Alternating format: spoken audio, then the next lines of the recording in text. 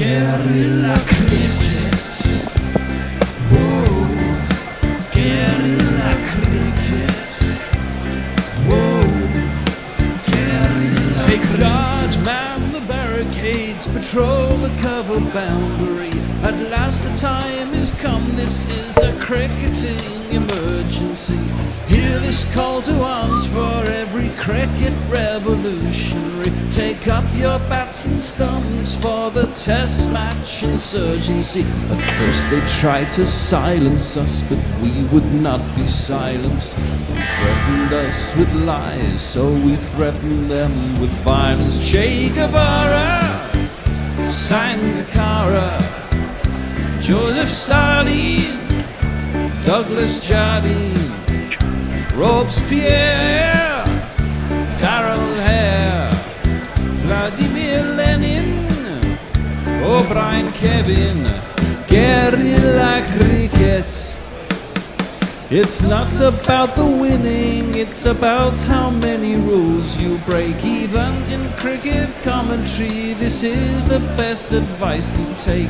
Pick guerrilla cricket, it's the finest choice you'll ever make. There's so much more to cricket than rev counters and a slice of cake. At first they tried to sanitize us and clean up our act, but people like it filthy, and we know that for a fact. Fidel Castro, Lenny Pasco, Carlos the Jackal, Umar Akmal, Mahatma Gandhi, Grant and Andy, Brendan Behan, Austin Ian, guerrilla cricket. Stick with us, cause you know we're not the kind of thing that you see on the TV and the radio. So vive la revolution. First they tried to buy us, but we would not be bought. Okay, we were, but then we ran away, and we will not be caught. Would not give up the ghost when they left us all for dead. They decapitated us, but we just grew another head. Chairman Mao, Jamie Howe, Ho Chi Minh, Asif Din, Václav Havel, Graham Saville, No Surrender, Percy Fender, Che Guevara, Sangakkara, Joseph Stalin, Douglas Jardine, Robespierre, Darrell Hare, Vladimir Lenin, O'Brien Kevin, guerrilla cricket. Another pretty good day for India has put them within arm's reach of the series victory they crave, and only a bunch of rapid wickets and Bairstow going Burko again is going to alter that. More likely, Rishabh Pant will go Burko this morning, and the Stokey-Cullum approach will be severely tested. Good morning, good afternoon, good dawn, good dusk, wherever you are in the world. Welcome to Guerrilla Cricket, the home of revolutionary cricket commentary. I am Guerrilla Hendo, Nigel Henderson, and alongside me are men of great wisdom and experience. The Rishabh Pant and the Rahul Dravid of guerrilla cricket. I'm not telling you which one's which. You can make up your own mind. But it's certainly the Bear is here. Good morning. How is everybody? Morning. And all the way from deepest Surrey in a little wood somewhere and a little fire stove outside a tiny little hut. It's Tony Bishop 1. I was just frying up an antelope for breakfast as we speak. That's a big breakfast. How are you doing? Good morning, chaps. Good morning. Where do we stand? Well, MM says this test will be over today on YouTube. I've got a funny feeling it will be. Yeah, wouldn't be surprised. Carry on. Anyone got any sort of good news for England? Well, my point is this. I think with a new approach, right, they're not going to hold back going for it. So, they might not win. If they're going to win, I don't think it'll be today, to be honest. But I just think eventually this has got to fail, isn't it? Bairstow can't score a ton in every fucking innings, and someone else has to stand up. Root stood up earlier in the series, and if he gets in, there's a possibility. But they are going to attack. They're not going to hold back. And I kind of think I kind of expect India to get to a 400 lead here and beyond, possibly. And there is no point in trying to bat out 5 sessions, because almost inevitably that leads to failure. Hardly anyone manages that, and this England side certainly isn't capable of it. So you might as well have a go and try and chase it down. I just think, finally the straw that broke the camel's back is going to be this test, and it's going to fail, and it is going to fail every once in a while, and the bigger the target, the harder it becomes. So I think when you I mean, we don't know what's going to transpire over the next 2 days. The game's not dead. Early wickets this morning, a target of anything up to 400, possibly even slightly beyond if there's plenty of time in the game. England will say they're not afraid of. I agree, it's definitely, forget the draw, because I don't think England are mentally, let alone physically, sort of set up to try and do that.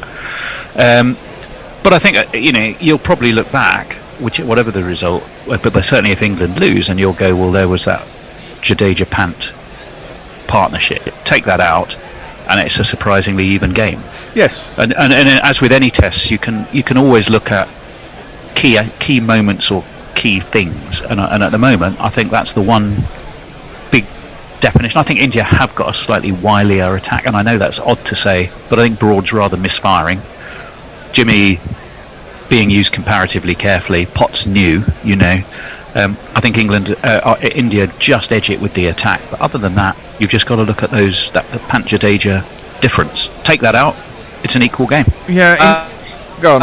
What is it? I mean, if you took Johnny Burko out, then wouldn't you say that India was still quite a way ahead? Yeah. I mean, is it a case of the two Burkos, basically Pant and Bairstow? It's a fight between the two. Well, I think we're all glad it's not John Burko. Yeah. That's true. Well, that would be awful to watch. Their Burko beat our Burko by 40 40 runs, and he got out Burkoed. He's probably going to go Burko this morning as well.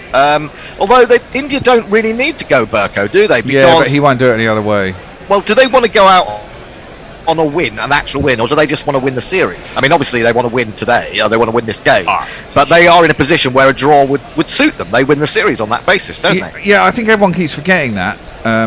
I mean, I certainly do, and I think if I kind of, again, my optimistic head, I just assumed India are a hell of a really, really good side now. That can play anywhere in the world, and you kind of think, my head still goes back even just 5-7 years where they just flail against a swinging ball and it would be easy for England, and I keep going back to that, and they're just not that. They are a lot more wily. No, they're not. And the bowling attack is so much better, and they are a fucking good side. Well, I mean, look at this team that we've got here. They're missing their two openers who were their leading scorers in the series last year. Rohit Sharma and KL Rahul. Rahul has come on leaps and bounds really as a batsman at Test level. We always knew he could do it at IPL one-day level, but he really has been a bit of a thorn in the side for England over the last couple of tours. And anyway, the batsmen are on their way to the middle. It's a contrast in styles. It's Che Pujara at one end, it's Rishabh Pant at the other. Let's jingle them up. Yeah, that's my job, sorry. Yeah. It's not your day off today. No, we got, Rishabh Pant, he's 5 seconds long. Rishabh Pant. And Pujara. Cheshwa Pujara's into bat, prepared to face 10,000 balls. Oh, Pujara just bats like he is old. Ooh, I like the way he's fitted those lyrics in at the end. Indeed so. Opening the bowling. Open the bowling, of course. It is gonna be. St. Jimmy's coming down across the alleyway, up on the boulevard like as if gun on parade. Lights on the silhouette, he's in some part of net, coming at you on the count of 1.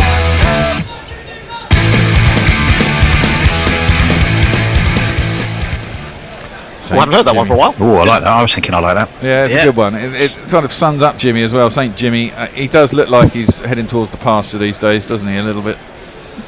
I think he rips out middle stump first ball. But if he does that, here he comes. Is it going to be a loosener, or is it going to rip out middle stump? It's going to do neither of those things. It's going to be just back of a length, and it's left alone outside the off stump through to Sam Billings. Now, I'd been thinking that Sam Billings had looked quite good with the gloves until yesterday when he nearly dropped Coley. Yeah. I mean, that was shocking, wasn't it? I mean, if that had gone down, I'd have smashed my computer in front of me.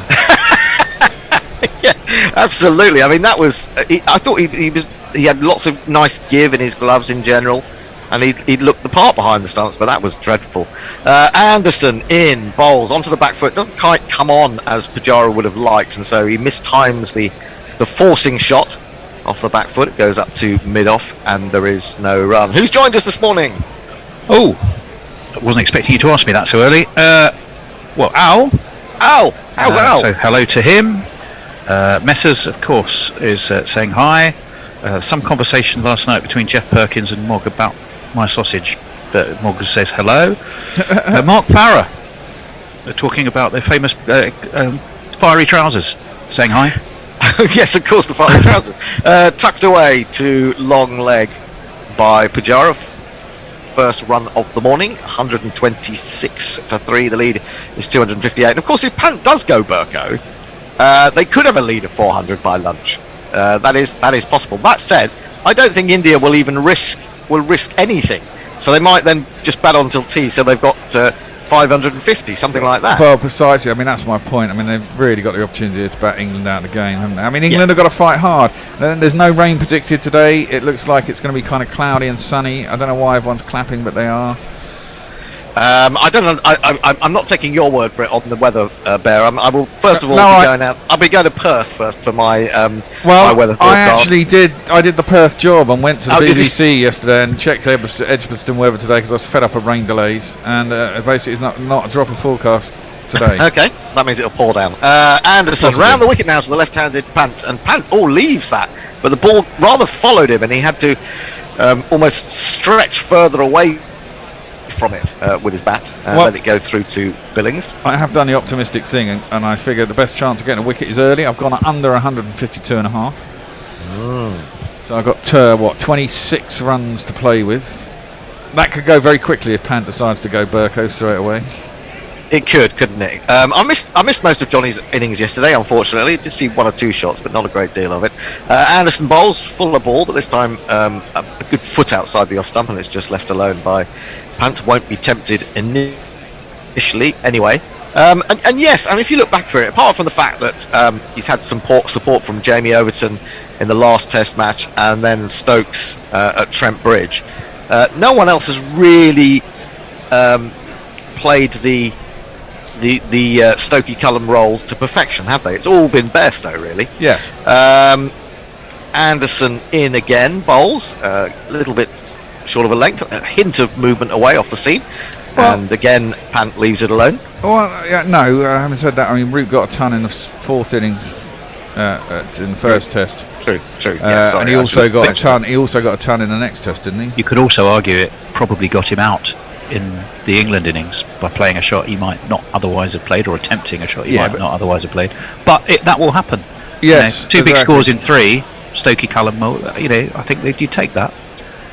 Well, that's the point, isn't it? If you get a 66% win ratio with no draws, you'd be the best England captain in cricket history. Yes, well, true. Yeah, exactly. True. So, interestingly enough, we're not going to open with Stuart Broad. We're not going to open with Matty Potts. We're not going to open with Ben Stokes. We are going to open with this man.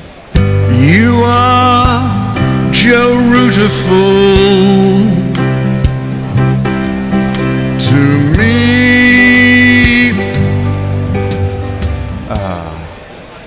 He is indeed a beautiful man, and well, he obviously thinks that Rishabh Pant is his bunny, having got him out on 146 in the first innings. But initially, he's going to be bowling to Che Pujara, and the steward. There's another steward in the way. There's too many stewards in the way. Do they not know? Well, no. Obviously, they should be given a sort of a brief electric shock. Well, there's that. Yeah, this is five down the leg side, and Billings tries to stop it with his legs and fails, and they're going to get byes, would you believe? A couple of them. I was going to say, you would think they would brief them on the laws of the game and say, a bit like the knowledge with taxi drivers. They should, all stewards at cricket matches should know all laws of the game. Well, that's a real fucking basic one, isn't it? Don't stand, against these white things. Yeah, I actually don't think it's actually in the laws of the game, is it? It's just something that's seen as something you shouldn't do. This is worked out to deep mid wicket, and they take a single. So Pujara moves on to 51. What was I going to say? Pujara, isn't he lovely to watch? I mean, he is quite boring, but there's something beautiful about Pujara as well. I watched him at Sussex He's just when I went down to just the game this season. Throwback beautiful to when to watch at Hove. Test cricket was Test cricket. And I imagine he scores at a slightly higher rate at county level as well. He does, yeah. He was. I was watching yesterday evening as Root is in again, and Pant leaves this alone outside the stuff around the wicket. And I was thinking that I couldn't remember a shot that Pujara had played that hadn't been a single down to long leg, and then eventually he did play one off the back foot. But the accumulation, isn't it? This one he waits for, and then just jets into the offside. I say he. It's Rishabh Pant, his first run of the morning. He goes to 31, India to 130 for 3. I already don't like this. Get it over with. Have this over. Get off, Rooty. It's first thing in the morning. You get your best bowlers on. It's the best time to get a wicket. People have got to reset. Why are you opening with Joe Root? It's the funky Stokey Cullum tactics. Root over the wicket, bowls to Pujara, who comes down the wicket and punches the ball up to mid-on. There is no run. Pujara is a very good player of spin, likes to use his feet. He'll score quicker against Root than he will against the fast bowlers. Root's in again, and he does. He works this away through mid-wicket to the right hand of mid-wicket. They might get 2 here as Leach is coming in off the boundary, but ultimately they decide not to. Don't risk the Leach arm, that's what they say. 131 for 3 at the end of Root's first over of the morning. He's bowled 4 overs, none for 10, and we've got the short leg helmet cam showing us Pujara coming down the wicket and working through mid-wicket. Let's have some tweets. Well, go to YouTube quickly. This test will be over today, says M. Morning to Suter Who. Morning as well to Convid, who says it's going to be a draw. Hello to Stephen Kelk, who says, well, hello, gorillas everywhere. Which we all say good morning as well. Is MM, I want to know if MM is, are you a Boys fan? A Boys fan? Yeah, the Boys on Amazon. What's the Boys? I'll tell you. Anderson in Celtic. Outside the off stump, left alone by Pujara. What do you mean Boys? Boys, who are they? The Boys is it's a very dark sort of superhero, dark comedy, weird thing. It's really good though. It's basically it's basically in a world where superheroes are actually manufactured, and they're basically branded. So they go around saving the world, but they're branded, and they're all twisted on their power and stuff. So it's got Carl Urban plays the sort of the hero trying to take all these superheroes down and stuff. It's really it's good. Defended, good length ball from Anderson, maybe slightly back of a length in fact. I have no idea what you're talking about. I presume it's some sort of computer game, but no. MM is saying yes. Right, there you go. There's your instant answer. It sounds like the Bears, right, and it's nothing to do with Celtic. No. Well, that's Boys with an H, isn't it? That's Boys with an H. Oh, yeah. Tony. Yeah. It is. You're right. Boys. Really. When Joe Root took that catch, do you think he was taking the mickey out of Virat Kohli? Outside the off stump, left alone, and goes through the keeper.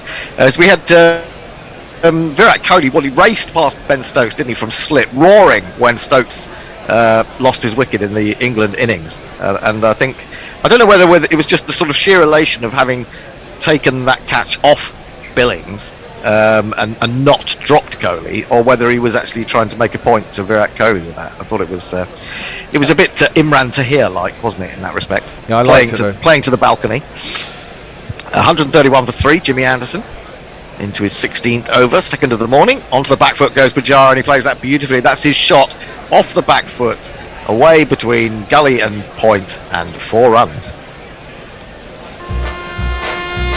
There's not one boy for me, I must have 2 or 3, I need 4. Now, has anyone been to the dentist during COVID? Because I need to go to the dentist, but I don't want to be breathed at by somebody who might have COVID. I thought about it. I have. And then, what do they do? Do they put you in a net? Masked, gowned. Oh, really? I mean, obviously, you can't wear a mask. It's very hard to burrow away at your teeth if you've got a mask on, but they are well and truly protected, yeah. Anderson pulls out right at the last minute. He was just getting into his delivery stride, and then I'm not sure whether it was because Pajara wasn't quite ready or whether he pulled away slightly. But anyway, it means that Anderson will have to go back to the top of his run. To the extent of which I did have to ask my dentist, lovely man who I get on really well with, but I did have to say, are you sure you can see what you're doing? Oh. Although it came out, but That reminds me of the skit from Michael McIntyre of Going to the Dentist. I don't know if you've heard of that one. It's absolutely brilliant.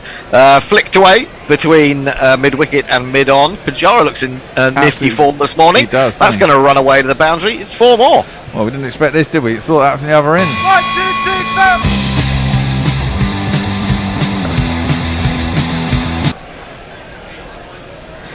Yeah, and a little bit expensive from Jimmy Anderson this early stage of the morning. He's always been, or in recent vintage, been very, very economical, even when he's not been taking wickets. But Pajara has come out and looks in great nick. Must be said, the ball is doing fuck all. Well, that's true. That is true. but there'll be another ball along in a moment, won't there, probably. Outside the off stump, defended down into the onside, looking for a single, but won't get it as Pope hurries in. We've had. that's why you're the boss. It's that kind of wisdom. Yeah. Ah, is it indeed? Oh, The no ball. It's a no ball from Jimmy doesn't Jimmy well know Anderson. balls. It's catching. Jesus, it is. No ball itis is catching for England at the moment. I'm sorry, Smokey. You were over the line. That's the foul. Do you think we've got a very what's the word? A hard-working third umpire who keeps? I get the feeling that maybe sometimes the third umpire doesn't really watch that closely for the no balls, but we seem to be getting so many today. I think, or in this Test match, I think that Marius Erasmus is particularly good and particularly strong on that. Vigilant. Vigilant is the right word. Thank you for that. Yes, I was searching for it.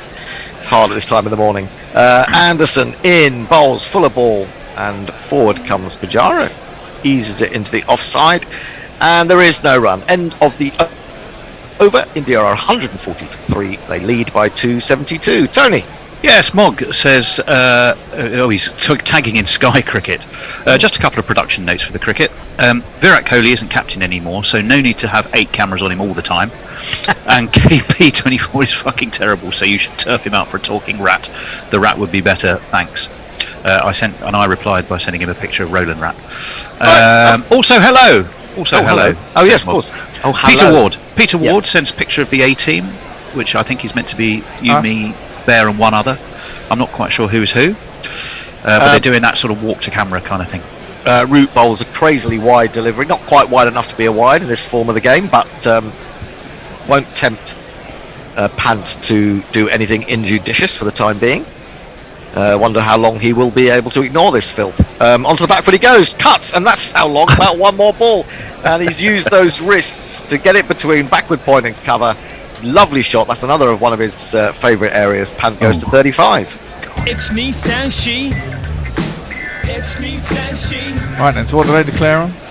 Let's get there. 550 needed, and we're not going to chase that down, are we? Even with Crawley at his best, which I'm being facetious about. In he comes again, onto the back foot he goes. A little bit of turn, a little hint of turn, but he's playing from the crease, and he punches that comfortably to extra cover. And there is no run. Can I send out a quick red alert to the spanner men? Get your spanners. Yeah. This one just keeps coming, doesn't actually turn, and Rishabh Pant just rocks onto his back foot and plays it very comfortably. And again, no run. I mean, I'll give you one example about KP. This is a full toss, which Rishabh Pant, well, eventually gets a run from, as the man at extra cover, who I think is Leach, dives over the top of it, and it's fielded ultimately at long off. Pant goes to 36. There was talk yesterday, I think there was a lunchtime talk, and one of the points being made by Peterson, and him being acclaimed for, as Root is in, full toss smashed by Pajara, flicked onto the stumps by Joe Root, but I suspect that Rishabh Pant is alright, although he might have broken a groin muscle. Yeah, nearly split his difference there, didn't he? He did indeed. What I was going to say was that he was talking about the fact that in being so aggressive, Ben Stokes is selling his wicket too shortly, and I think we've been talking about that for about a week and a half. And if he's a genius to have worked this out, KP, then I'm not sure what that makes us. geniuses that are even quicker than KP. I Gods. suppose.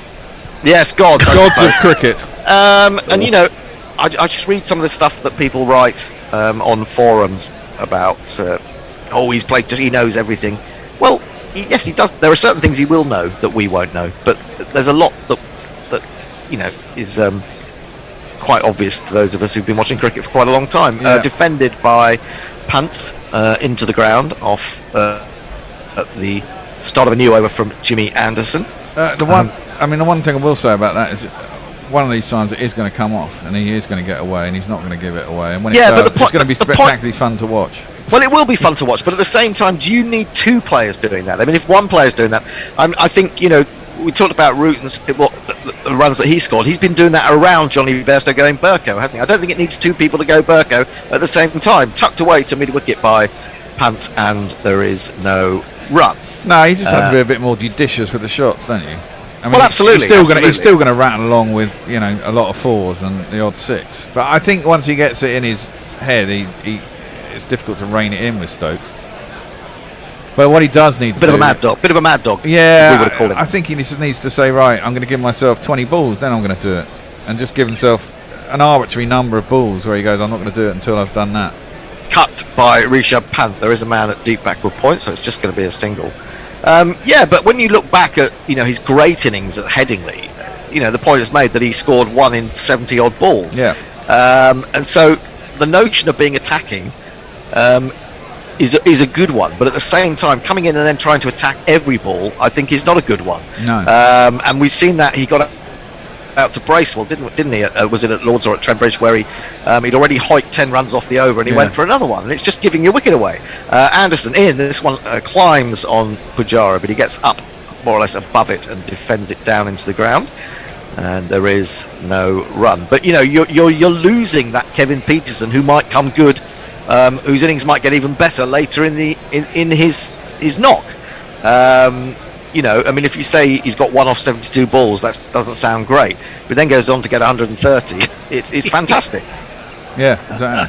So I think, you know, it is a waste. He is wasting his wicket a little bit at the moment. Dennis Amos is on view again. Anderson bowls short, and Pujara has to get up onto his toes and play that down into the ground. I was going to say, who's that? Who's that? Listen, he was before thousands of runs at Edgbaston. Yeah, there, but he Dennis was Davis. before my time, boys. I'm younger than you. Grace was before your time, but you've heard of him. Yeah, no, I've heard of Dennis Amos, but I could pick him out in a crowd, is my point. Oh, he's one of those that I could pick out of a crowd. Yeah, me too. Along with Boyks and people like that. That's because you're old. We're not that much older than you, Bear. Anderson in. Oh, he hits him on the pad as he brings it back a little bit off the seam, and has Pujara groping a bit, but no real danger. It's the end of the over. India are 146 for 3. Pant has 37, and Pujara has 61. The Spanner men have sprung into life. Naked HD has been popped back in their box. Stephen Kelk says, aha, Naked HD fun is back. Hello to Leah, morning all, she says. I think the interesting point today will be if India can keep piling on the runs, and if they can, when do they declare? Good point. Peter Ward says, morning, you were chatting about a replacement for Bazbores. It wasn't a guerrilla phrase based on yesterday's dismissals. Carry on. Is melange not more appropriate? Mayank says, morning all, I lost the battle. COVID seems to have won. Fever, aches, fatigues. Oh Mayank, sorry to hear that, quite strong. I need either a T20 display by India or England to knock these wickets out ASAP to lessen the pain of this scourge. Well, we're thinking of you. O'Neill Harris, morning Gorillas, intriguingly poised game. Hombre Nuevo, morning fantastic planet GC. I've got time for one more. Yeah, go for it. Mog, the Bear is a fan of the boys. I always said he had good taste. I thought you'd like that one, Bear. Root round the wicket to Pant. Pant goes back, forces. He does play that shot really nicely. He's only going to get a single for it because Leach is out on the cover boundary. Score moves to 147 for 3.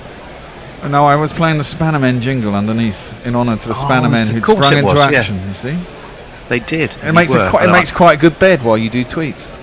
Root quite. Back over the wicket to bowl to the right-handed Pujara. Pujara goes onto the back foot, defends it back to him.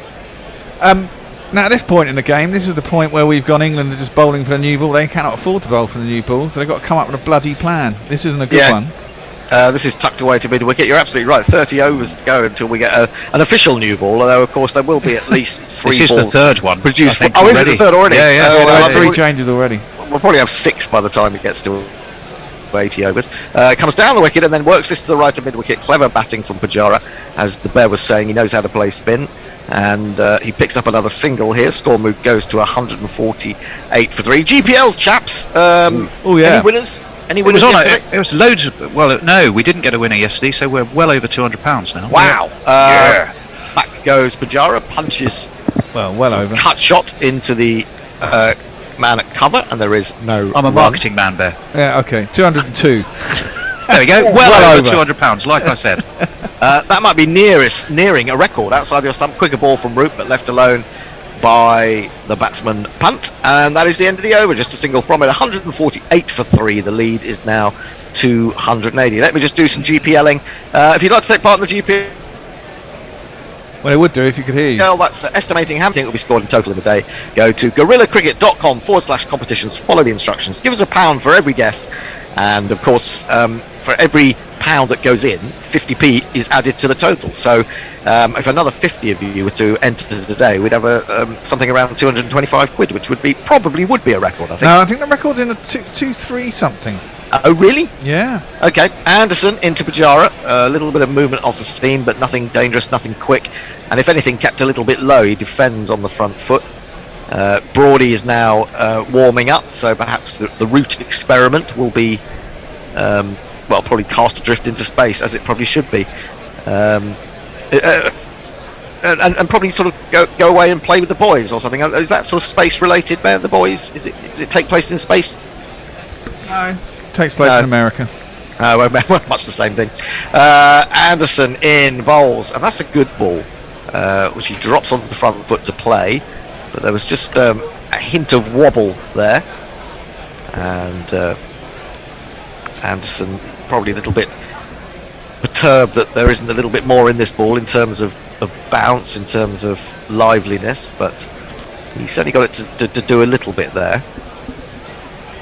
Jarrett now 62 from 162 balls, so added 11 to his overnight 51, and Anderson is in again. Short ball, he goes back, plays it comfortably down in front of him, rolls out into the offside, and again no run. 82 miles an hour, that last effort from Jimmy Anderson. England lacking that extra pace that they'd love to have from the likes of Jofra Archer or Mark Wood.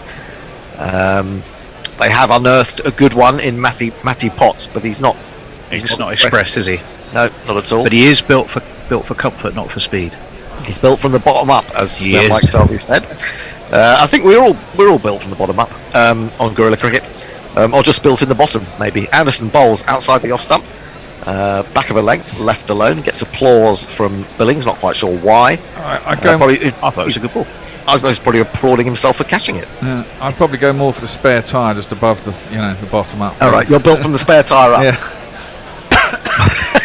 Which I got. I think the majority of us are. Panoramic vision the other day when I really? came up the Gorilla Tower stairs. Yeah, I certainly wasn't that's- expecting it. That's frightening. That's frightening. Anderson again then into bowl to Pujara. Onto the back foot he goes again as he puts it in back of a length, trying to get the ball to climb. There's not a great deal there, but he defends it well enough. I don't think that you're going to get Pujara out with this sort of attack. No, that's what I mean. They're going to get 550.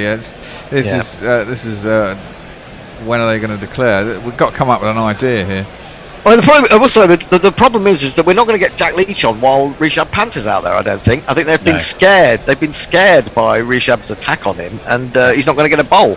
Whether he should or not is a Well, they might question. have to give him a chance, eh? Anderson, full of ball, finds the outside edge, but of course there's no third man. It drives me crazy. Leach is running after it. Drives him crazy as well. He's not going to get to it.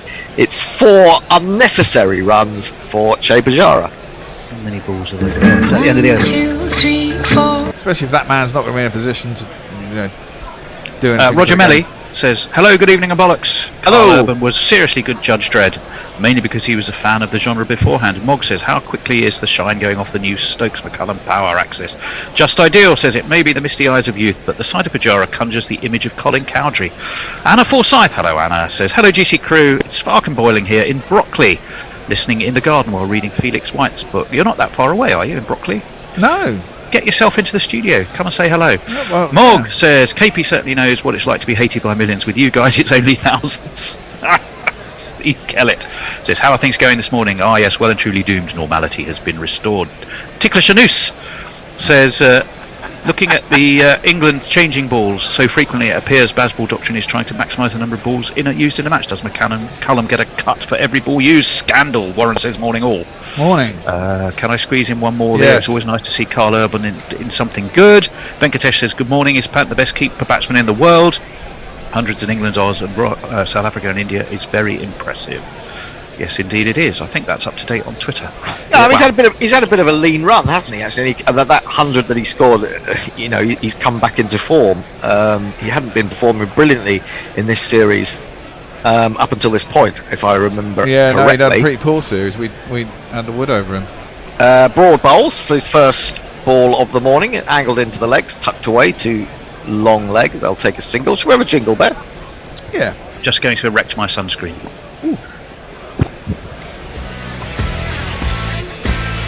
Sweep the leg, Brody. Got the best headband around. Something has got to keep her down. Got the best headband around. Your ego ain't gonna beat you down. Got the best headband around. Even though your hair is thin now. Here's a good Brody figures a 1 for 39 from his 12 overs before this one. He's presumably coming back over the wicket to Pujara. He is 2 slips awaiting. He angles it into his middle and off stumps, but the pace of the ball is of no concern to Pujara. He's getting behind it with plenty of time to spare and just turns it into the onside on this occasion. Santos 317 on YouTube makes a good point. He says, don't you think the Bazball is possible only because the latest Duke's ball does almost nothing after 35 overs? I think there's something in that, and this comes back to maybe conspiracy theories, or do England want to, there was all this talk of maybe using the kookaburra in the county matches to make it easier to bat and stuff, and harder to bowl. Onto the back foot goes Pujara, and would you believe it? Of all the men to get out halving to backward point, Pujara was not the one that you would have picked, but that is exactly what he's done. He's on his way. He's gone for 66. Broad has a second wicket. He strikes almost immediately after being brought into the attack, and one wonders why we bothered with Joe Root for 3 overs. The crowd says, the crowd says, the crowd says you're out. Yes, caught by Alex Lees at backward point. A most unusual dismissal for Che Pujara, who perhaps just got carried away with how easy it seemed this morning. And I think that I gave him a bit of a commentator's curse there, so that's working quite well again this morning. Good to know that the commentator's curse is in good order when you need wickets. So Pujara departs. What was my under? 150 something, wasn't it? 152 and a fucking half. What was it? What 153. They're unlucky. Motherfucker. So unlucky. But that's what happens when you gamble. Yeah, it's true. Never gamble, people. It's a bad thing. Except on the GPL. If you go to gorillacricket.com/competitions, you can enter the GPL, which is not gambling. It's a game of skill and understanding of our great game. Anyway, on the way to the wicket, I imagine. Hang on just a moment, Tony. It'll be Shreyas Iyer. Should we jingle him up? The bear's gone to sleep. Shreyas Iyer. Sorry, I was doing porn bot duties. Okay.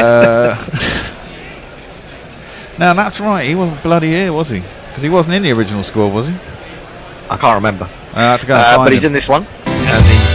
Diving away at the edge of the play, it's so tragic. Rolling in pain off the field again, it's tragic. And you and your burning desire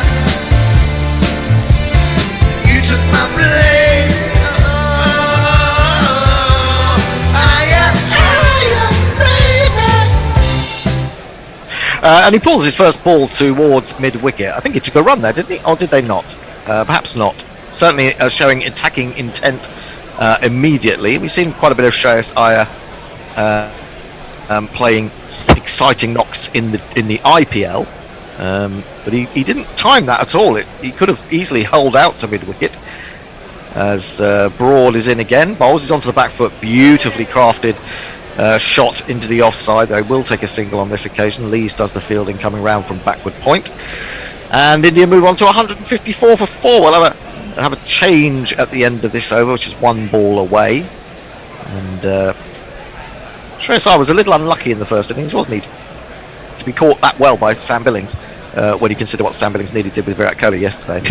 But as I say, he looks the part, Sam Billings. So I've been very surprised when he's dropped those important, mishandled those important moments. Broad into punt pushes into the offside. There was little hint of movement away off the seam, but he survives. India 154 for 4. Pant has 39. Shreyas has 1. England have a first wicket in the morning, and Tony will bring you some tweets, and then he'll start ball by ball, I believe. Well, yeah, I'm going to start by saying that Warren, fantastic chap that he is, would like to donate us some money, so in our honour, and he's going to do a match thing up to $500. So essentially, if anyone is prepared to donate, he will match that donation up to $500. So please, if you can help us, then there is a fantastic and generous offer from Warren. So let me mention that, and anyone who follows me on can carry on doing the same thing. Who else do I have in terms of tweets? I got distracted by that one. Try and sort it out. Hello to Dr. Claire Taylor. No, that's just on our general feed. But nonetheless, hello to her anyway, if you're listening, Dr. Claire. Yeah, hello. Jimmy Anderson's going to continue. Right arm over, he's in. And Shreyas Iyer just tickles that away towards point. There's no run. 154 for 4. Who's doing what from here? Forthy's joining you. I forgot to let him in, but I have now. You forgot to let him in. Sorry, Forthy. You're there. He was out, being kept outside for misbehaviour as undetermined as yet. You do need to put your mic on though, Forthy. You're in silent mode. Still can't hear him. No, hello. I'm here now. We can hear him now. I'm here now. I had to mute all sorts of... Jimmy over the wicket. Short, and Billings has to really fling himself away to his left, which he does. It seems to do the spectacular rather well, doesn't he, Hendo? Yeah, it does the spectacular well, and the not so spectacular not very well at all. No, he's just sort of economy of movement, and he looks athletic behind the stumps. I mean, that one he's grabbed in the webbing. Actually, I think it just tumbled out as he went to ground, to be fair. And it's a difficult one for him because he could be competing with Ben Folkes here. I'll come back. Anderson in, onto his toes, goes Shreyas Iyer, drops the ball down towards backward square, gently rolls, and they take an easy single. I should clarify the message from Warren as well, where the offer is still very much still there. It is in honour of Rosie Messi-Dojez's dog, which is an unbelievably sweet and kind and generous thing to do, Warren, and we are just hugely grateful.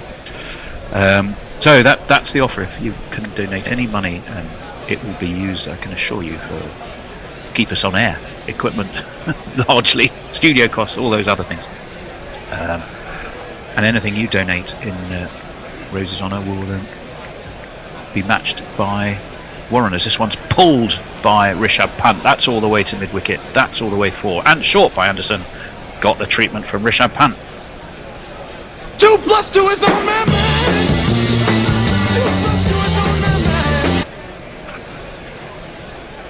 Absolutely nailed that, didn't he? Yes. Kumar Sangakkara did a very good piece on Sam Billings yesterday. I don't know whether either of you saw it. Oh, it's just about the way he sets up. Yeah, that's correct. Yeah. So this one's wide of the off stump, left alone by Pant. There is no run. Well, he comes from, let's say, a long tradition of wicket keepers, does he not? Being a man of Kent. I mean, it's a list as long as your arm of great Kent wicket keepers that he follows. So we've got yes, indeed. Godfrey I've got Les Ames, Hopper Levitt, Alan Knott, Geraint Jones. I mean, it's a fair old list. Godfrey Evans. Can you identify one of Leslie Ames' middle names, which I don't think I've ever come across anybody else having? Wide of offside. Left and through it goes to Billings. It's the end of the over, and no, I can't, Forthy. Well, I can. It's a cracker. It's a cracker because I did this. Yeah, I know this. Go ahead. I know this because it was a question in the initials round of the planned Guerrilla Cricket quiz that never quite got off the ground on YouTube, and it is indeed Ethelbert. It is indeed. What a sound. Ethelbert. Do you know Ethelbert? Yeah. What a name! That's a fantastic name. Well, he was a king. It's traditional sometimes to call your Well, I think of sons after Ethelred, English kings. who was famously unready, wasn't he? Well, unready actually means ill-counselled, unready, rather than unready. Not actually, just a bit late. Just a bit late. Scrambling to get his coat when everyone else is at the bus stop. As in comes Broad over the wicket. Driven sweetly actually through point, between point and backward point. He's going to get 2 for his trouble there. I don't think they'll come back for 3. It's not a bad theme. Interesting middle names of Test match cricketers. Oh, it's fascinating. It's fascinating. Robert George Dylan Willis. Oh, very well. We all know why that was the case. Yes, indeed. Bob Stephen Peter Devereux Smith. Devereux, yeah. I always want to burst into Devereux. Dave Edmonds.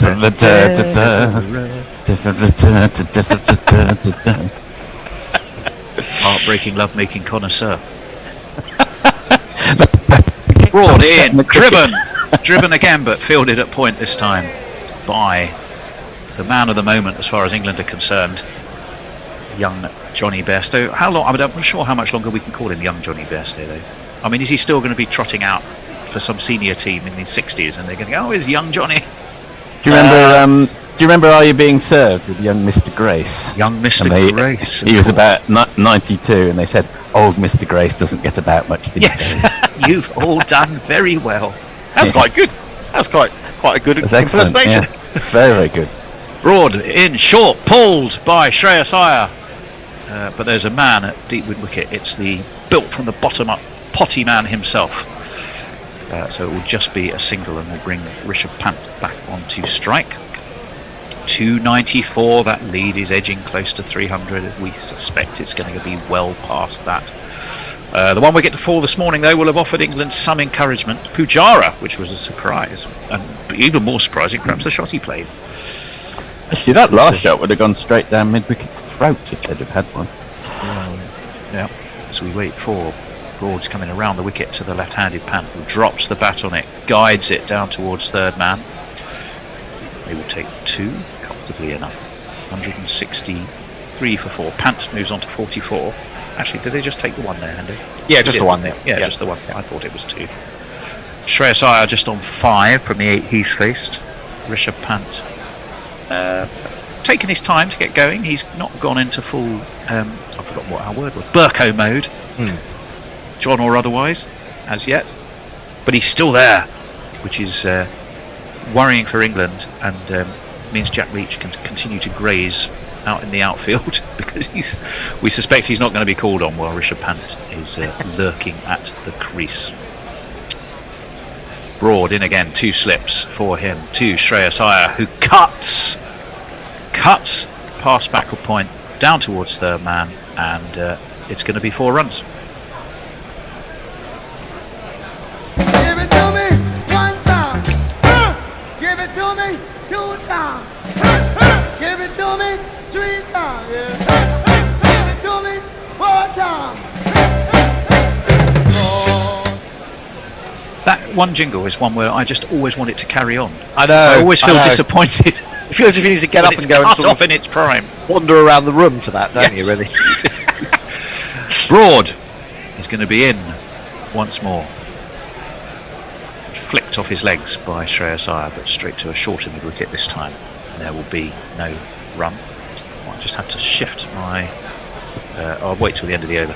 It is the end of the over. Screen. Oh, well, I'll let you do some social messages and I'll shift my sunscreen round. Oh, yours, Forthy. Mog, is it Athel or Eiffel in this very Anglo-Saxonian middle name? Well, that's a great question, Nog. There's no actual A in it at all, as far as I'm aware. I just thought it was Ethel. But people will know more about Anglo-Saxon Ethels or Ethels than I do. Peter Lloyd, since 40 is on air, a question in the Smaximum. You described the current incumbent of number 10 as the second worst ever. If he's the second worst, who on earth takes the title? That's funny, because Hendo asked exactly the same question. I did. When I got the piece, I said, who on earth could be worse than what we have now? I couldn't imagine it. But you have a contender. Personally, I know a lot of people will give it to the Iron Handbag Lady, but I would give it to Lord North, who in a fit of absent-mindedness lost the United States of America. Well, there we go. Interesting change of bowling. It's Potty time, but we haven't got a jingle for him. But Matthew Potts is going to be into the attack. Wicketless so far, although fair to say, I think going for just 20 and 8 overs, he bowled reasonably well. I thought he bowled really well. I thought he was unlucky not to pick up a couple of wickets, actually. A couple of LBWs, close LBWs. Well, he definitely was. From pots that the kettles are filthy black. As Pant just guides him away towards square leg, takes an easy single. Obviously, an unbelievable start to his county championship season. What did he take? 4 for 13 and 3 for 55 at Lords, 1 for 126 and 2 for 32 at Trent Bridge. And then another 4 wickets at Headingley. He got Williamson 3 times, and Mitchell, very much the New Zealand man at the moment, got him 3 times as well. So he has the knack of getting the big wickets at the right time, and that's just what England will be hoping for here. Shreyas Iyer is in his sights. It's full and it's driven, but it's driven straight to backward point. No run. 168 for 4. Not an out-and-out fast bowler, of course, as we were saying. I think this batting lineup of India's is actually very much linked to the notion of playing Stokey Cullen ball, because these guys have got even more experience of the IPL and sort of manufacturing shots than possibly any England players, apart from the likes of Johnny Bairstow and Joss Butler, should he be in the team at any point. So these guys know how to get runs quickly with shots that aren't necessarily ones you'd find in the textbook. Ring of 3 in the offside, as well as the 2 slips as Potts is in, and and it rather hurries up Shreyas Iyer, who got a bit doubled up and might have hit him on his way through 2 slip. I don't think there was any bat involved on it. Did you notice that rather interesting signal from Brendan McCullum up on the balcony there? Yeah, sort it of appeared to be thing, wasn't it? Well, it was a combination of one. It was putting up 2 fingers, the V for victory way around, shall we say. It was a cutthroat symbol, then followed by a rocking baby. Now, I have no idea. Well, if one describes the sort of, the putting your arms together and rocking it, that seemed to be those 3 things followed by each other. This one's wide of the off stump. Again, steered to backward point. Again, no run. So I have no idea what that meant, but presumably Ben Stokes does. You think wobble seam? No, I mean, there was definitely a cutthroat action involved, wasn't it? As in, take him off. I thought that's kind of signal for that's the end of a spell. But I mean, I didn't catch the bit where he was cradling the baby. So try and put those things together. It's quite tricky, isn't it? It is, isn't it? It's like watching. What was the series where you used to have to mime things? Oh, goodness. Whose line is it anyway? Yes, pulled by Shreyas Iyer, but pulled straight to. Well, he didn't get hold of it at all. It just dribbled really to mid on. Not where he intended. One ball. No, I think you're thinking of the. I think you're thinking of the Lionel Blair program. Yes, I am. My master Lionel Blair. That's our one. But what was it called? I'm sorry, I haven't a clue. No, that's the radio version. No, what was it called? Well, it is the radio version I'm thinking of. No. The mime on radio doesn't work, Forthy. Una Stubbs. Give me a clue or something. Give us a clue. In comes Potts. No, I don't think it was that either. Oh yes, it might have been, as this one's away towards cover. Again, there is no run. It's the end of that Potts over, just the one from it. It's 168 for 4 for India, 56 overs gone. And while we try desperately to remember the show in which mime master Lionel Blair excelled with his mime skills, we'll go to Forthy. Well, I mean, that's quite a nice segue, talking of Lionel Blair and Una Stubbs, because Anna Forsyth says, I'm not saying cricket is out of touch, but this is the indie stick it to the man comms, and you're talking about, are you being served? Yes, and give us a clue. Yes, give us a clue. Your point being? Yeah. That said, we were talking about computer games, weren't we, earlier? Boys, with a degree of lack of understanding and complete mystification for you and me, Hendo, but yeah. Indeed. And of course, we're quite capable of talking about computer games. Quite capable, thank you. In comes Broad. Oh, that one swings away and nearly takes the edge of Pant, who was completely foxed by, well, it was, I suppose, your leg. I guess it was a kind of an off-cutter, wasn't it, to the left-hander? Very well bowled by Stuart Broad. Yeah, that's gone off the really seam, got a bit of movement. It's a goodie. Now I wonder if the original new ball would have got quite the same degree of seam movement. I reckon what they should do now is just recycle them and bring them back out when they won't know that it was the old ball that they brought back they'll out probably again. we'll have that one. Yeah, exactly. Around the wicket again comes Broad. Pant just drops the bat on that. It dribbles in a rather indolent way. It's a merry task of going to cover, and there's no run. 300 though is the lead. 168 for 4. They've already well passed the highest ever run chase here, although England poo-poo any thoughts of highest run chases, but for the record it was 283 for 5 by South Africa in 2008, as in comes Broad, edged and I think dropped. It was dropped by Crawley. Ozak. He did take a couple of catches in the first innings, but I think that one has been shelled. It was diving away to his left. Went fairly low. Is the camera quick enough? Oh yeah, it was a drop. It was a drop, and you would have wanted to take that. It's a very difficult catch. He's only got one hand to it. Yeah, it's hit him in the wrist, hasn't it? He hasn't got his hand high enough. That's the problem. It's hit him on the wrist.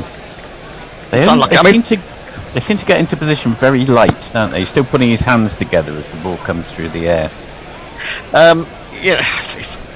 It's harsh to say that's a chance. I mean, if he's taken that catch, you say it's a brilliant catch. It would have been. What a grab! Sort of Straussian brilliance if it had caught that. As this one's short, and the right-handed ire, it just goes over his shoulder. It's taken by Billings, and again there's no run. 301. The lead now has stretched to. But England won't care, will they, about what's there to chase? They'll just go, well, that's what's there to chase. They won't be bothered in the least that 283 was the previous highest at Edgbaston.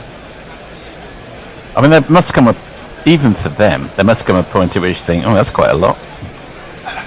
Well, yes, but you're not allowed to speak it, as this one's pulled by Shreyas Iyer. There's a man at mid-wicket, it will be Matthew Potts, I suspect. And they just take a single. 70 for 4. You can talk about sort of modes of attack, and I've got the feeling, just having watched Shreyas in his first few balls here, that it might be worth trying him out with a short ball on a regular basis, because he's played 2 or 3 pull shots that he's really not timed, 1 or 2 that he's almost lobbed up to where a mid-wicket would be, and I think there's a case for attacking a batsman rather than having a plan for the team. Watch Rishabh Pant, 2 slips for him. He reverses, or he attempts to reverse ramp sweep. I don't know quite describe what he was trying to do, but he didn't get hold of it, and it goes through to Billings in the end. It was a reverse, it was a sweep, and it was also an attempted ramp, so you take your pick how you want to describe it.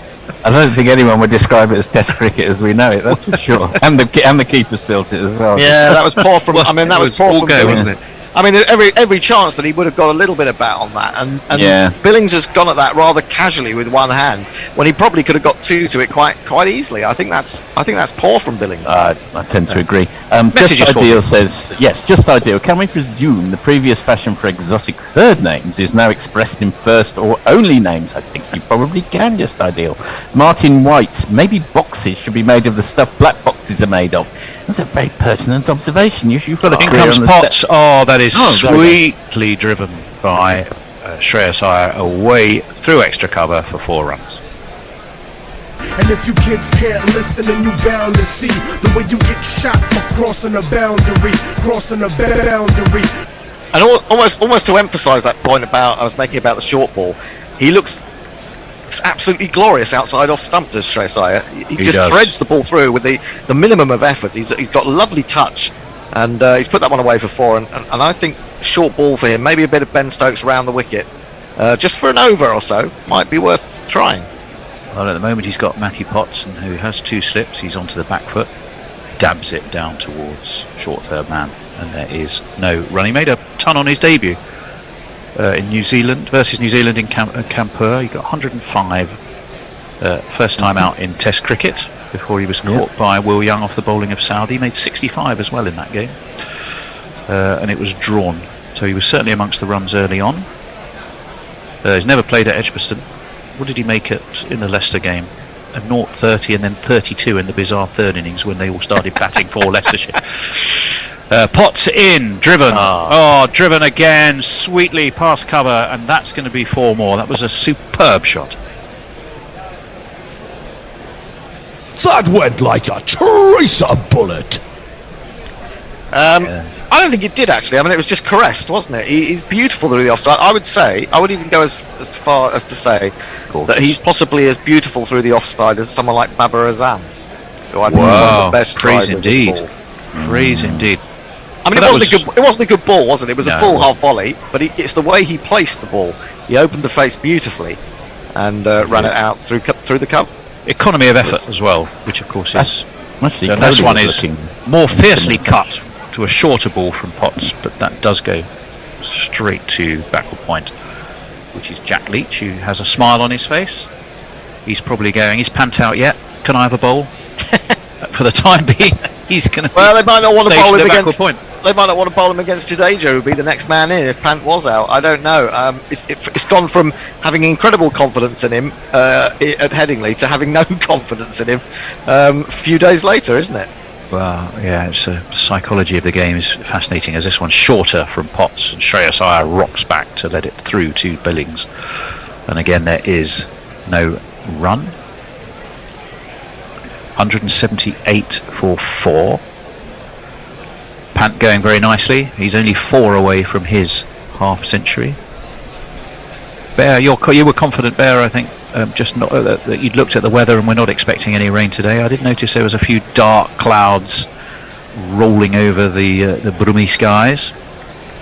Potts in, pulled by Pant, but pulled straight to mid-wicket, where it was kind of half-fielded but did the job. It's the end of the over, and we shall go back to 40. Yes, Mog simply puts Ethelbert HT at the end, but the A and the E are joined together in what I can confidently describe as a Latin diphthong, originally a ligature, which is usually described as an ash in Old English. So for all the Anglo-Saxon puffins if you prefer. Well, I'm not saying he's a bad player, just that he's not a Test match player, at least pre-Stokey Cullen ball. Sadly, I can't quite trace what that is a reply to, but we can probably work it out.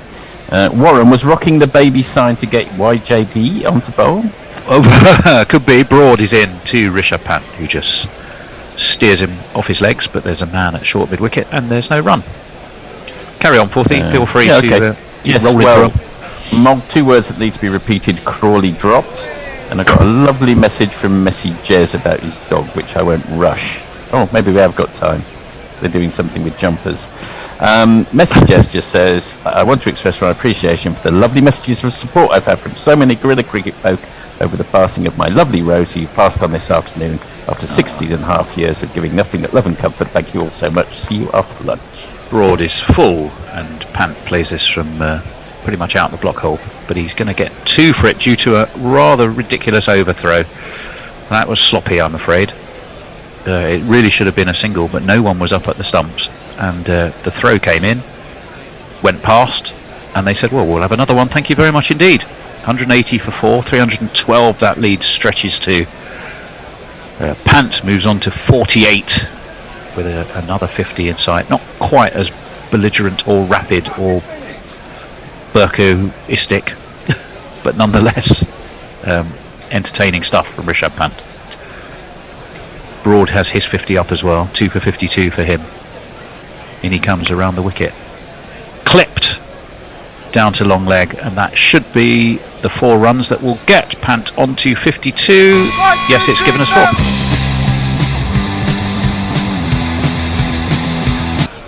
You know you lift me with your 50. Worth just a reminder that Messi, poor old Rosie, Messi Jose's dog, but wonderfully generous offer from Warren that if you kindly, anyone donates money to support and help the show and help us bring what we do to you, Warren will match that donation. So that is just a wonderful gesture in memory of Rosie, and we thank him for it, and we thank anyone who helps by giving us those donations. Thank you very much. 184 for 4. 316 the lead. That's his 10th Test 50 in 31 matches, and he has 500s. This one's wide of the off stump though, and he's quite happy to leave that through to Sam Billings, who again I don't think took it that cleanly, did he? I think he spilt it again on its way through. He is having a bit of a clumsy time, Hendo. Yes, he's on a bit of a mare. Yeah, yes. Whether it's the sort of impact of nearly dropping Coley yesterday, I don't know, but he's not looked particularly good this morning. Edgbaston, which has a distinctly Indian flavour today. They're always incredibly well supported here.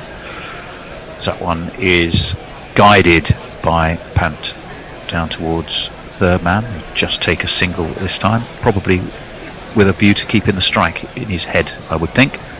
There's just the one ball left of this broad over, and he just eased that really down to third man. If in any kind of chase with any kind of time limit, they'd have been looking for 2, I suspect, on that one, but there didn't seem to be the urgency, nor really did they need to be. 146 in the first innings, of course, for Rishabh Pant. Broad over the wicket to Shreyas Iyer, and he pulls down towards fine leg. Leach does the fielding. Just a single taken. It's the end of that over. It's 186 for 4, lead of 318. We'll go back to 40. Yes, well, we've got, as you can imagine, some lovely messages of commiseration for messages. Vladask, feeling for you. It's damn hard. Peter Wood, so sorry to hear that, Jez. We'd be lost without our 13-year-old JRT, even though he gives joy and infuriation in equal measure at times. Rosie looks like a lovely dog. Bridie sends hugs. Mog sent a heart. Farong, you have a lovely smile, Rosie. Sorry to hear of the sad news, messes. And that is the news on the Rosie front. So that's nice, isn't it? Well done, everyone. It is. Well, Matthew Potts is going to continue. He's going to continue to Shreyas Iyer, who's bowling from the pavilion end towards that Birmingham City skyline. I saw someone describe it, Birmingham as, or Venice being the Birmingham of the South, given the canal complex that meanders its way. It is actually Birmingham. I spent a couple of occasions recently. I've been up in Birmingham. My original perceptions of it have been shattered by how well it has been redeveloped. This one takes an edge and is past Billings and is past. No, it was Byes, was it? I thought it hit something on the way through, but it's 4 Byes, I'm afraid. He was unlucky there. Imagine he's a short ball. It was a short ball. It's a short ball, and then it swung after going past the batsman. And that's very difficult for Billings to get to that one. I mean, not just on height, but also the amount of swing there was. Yeah, wasn't quite close enough to root, and it was too far from Billings, so it was about the worst possible spot. Did it just catch a bit of shoulder as well on the way? No, through not at all. It's just swung. No? It's just swung in the air after bouncing. Yeah, it's just swung as it's reached the sort of apex of its height. It's just swung, and not a lot you can do about that, I'm afraid. Well, some encouragement then, I suppose, for Potts. Let's see what he's got as he bowls to Shreyas Iyer, who's on 19. Short again, pulled this time, but pulled and straight to mid-court, would you believe? Straight to mid-wicket. And who said that? Who said that? Excuse me, who pointed out about his pulling? Hello? You, Hendo did. I can't remember. The sage of Wimbledon. Indeed. Looked into his crystal ball and said, he's going to pull and get caught. And that's what happened. I'm afraid Shreyas Iyer has gone. If you're Indian, if you're England, it'll be something of a relief. He didn't get on top of that at all. And it was taken quite low down and comfortably enough. But he has to go. It's another wicket for England. Just hanging on to India's coattails. They're up against it, but they're not rolling over. 19 is he's gone for. He's caught by Jimmy Anderson. Well caught too. He has to go. And we'll take the opportunity to catch up on some messages. Yeah. In fact, we've got to change at the end of this over. We have Warren. Actually, we've had that one. You took me unawares for a second. Mog, okay. 2 words. No, that's fine. Mog, 2 words that need to be repeated. Crawley and dropped. Done that one. And Yeah, we have, never have we. Farong, greetings from Marper. Hope everyone is well. We have that. Am I going back in time? Nearly clutching at straws. Going Time back for in England. time. You're caught in some strange wormhole. Put the ball through the handcuff to get another wicket. Interesting picture from 133 years ago about motorised rickshaws. Back to my team. Farong, he's in the team because of his catching abilities. About Crawley, Mog, Jesus wept. He's not happy. Warren Panty's looking more and more like Oliver Hardy. Just ideal. Sam Billings keeping like a white ball specialist.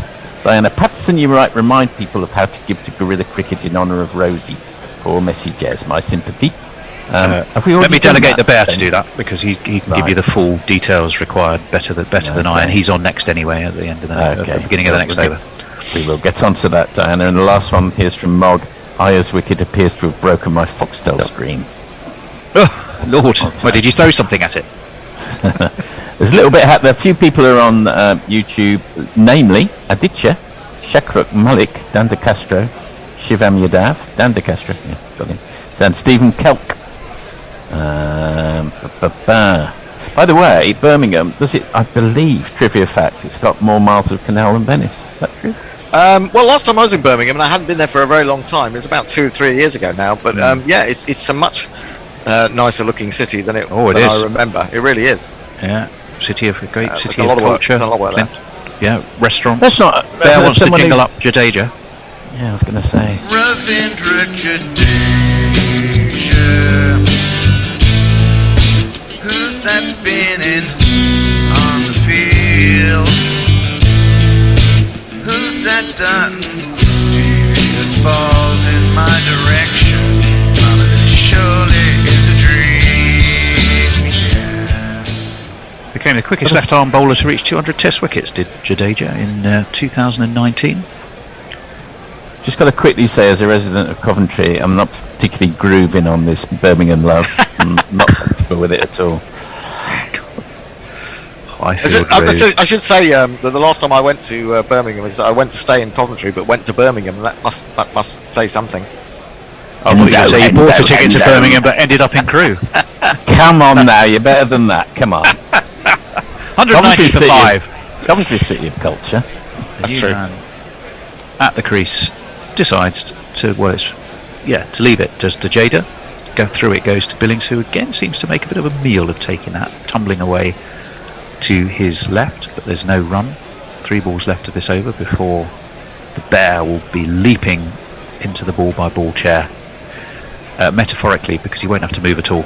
He will have to shift a couple of buttons, which he does so much more seamlessly, effortlessly and inconspicuously compared to me, who makes a right old production number of it. Round the wicket comes Potts, forward comes Jadeja, pushes into the onside, no run. Actually, talking of mammals jumping, as we were there with the bear, trivia question came up yesterday. What's the only mammal that can't jump? A tortoise? Does that count as a mammal? I've never seen a tortoise. I don't think a tortoise has got breasts, has it? Breasts? What's that Well, that's the definition of a mammal. What, is it has breasts? Is it? Yes! Well, I never knew that. An edge past second slip, and he's going to get 4 for it is Jadeja, but it was a pretty streaky old 4 down to third man. But India won't care, it's 4 to the score. There's not one boy for me, I must have 2 or 3, I need 4. Is that it? It's sort of a mammal lactates, as it were, and therefore that's what designates it as a mammal. Yeah. And I'm sure someone on social media will, I won't tell you, even if I go off there, 'cause someone on social media will write in straight away and tell us. So the question is, the only mammal that can't jump? Well, that was the question. Potts in. Oh, that was a waggle outside of off stump by Jadeja, but he misses it. It is the end of the over. Speaking of mammals, who I'm not sure how high he can jump, but I assume he can jump a bit. It's going to be the bear. High. He can do the star jump in Michael Caine's flat. Oh, yeah, I can do. What's he can? Yes. Now, mammals give live birth as well, apart from, of course, the duck-billed platypus. And, I've never seen a platypus jump. No. Well, maybe they can't. And also, it's not a mammal. Platypus is a mouse. It is not a mammal, is it? I'll just go off then. It's a marsupial. Okay. It's a marsupial. I thought They also have warm blood as well, don't they, mammals? Very good. Yes, but then so do birds. Yeah, I like the fact that obviously not Forsyth's mammal. reduced it to breasts, though, like a teenage Yeah, well- boy. well, having said that they're scared of putting Leech on, who's come on? I was going to say, you can't say you're scared of putting him on. Well, here he is. Here's a face that I know. It's Jack Leach. Now coming up is Jack Leach. Oh, Jack Leach. Oh, what? Ooh, I've just looked up the answer, but I'm not going to tell you. The only mammal that can't jump. Well, I'm sure Google's quite good at that one. Yeah, so that's why I'm not Leach gonna tell you. is in, and he's well outside the off stump, and Jadeja's come fucking right across and swept him from about 3 feet outside off stump to backward square leg. And this is That's quite a statement. It is quite a statement, isn't it? It's 4 runs. Now my end is going. Great guns. I hit the ball. 4 runs. I hit the ball and it went for 4 runs. I mean, Even funnier was the pose he adopted, having fallen over, laying down, and he just, as though he's sunbathing, he's lying back on, leaning on his elbow, watching it. well, So funny. Leach tosses it right up out there again. There's a bit of spin out of foothold. I mean, this is, you've got to back yourself here if you're Leach. You go, okay, he's going to hit me for a few, but I'm going to buy him. I'm going to get him out.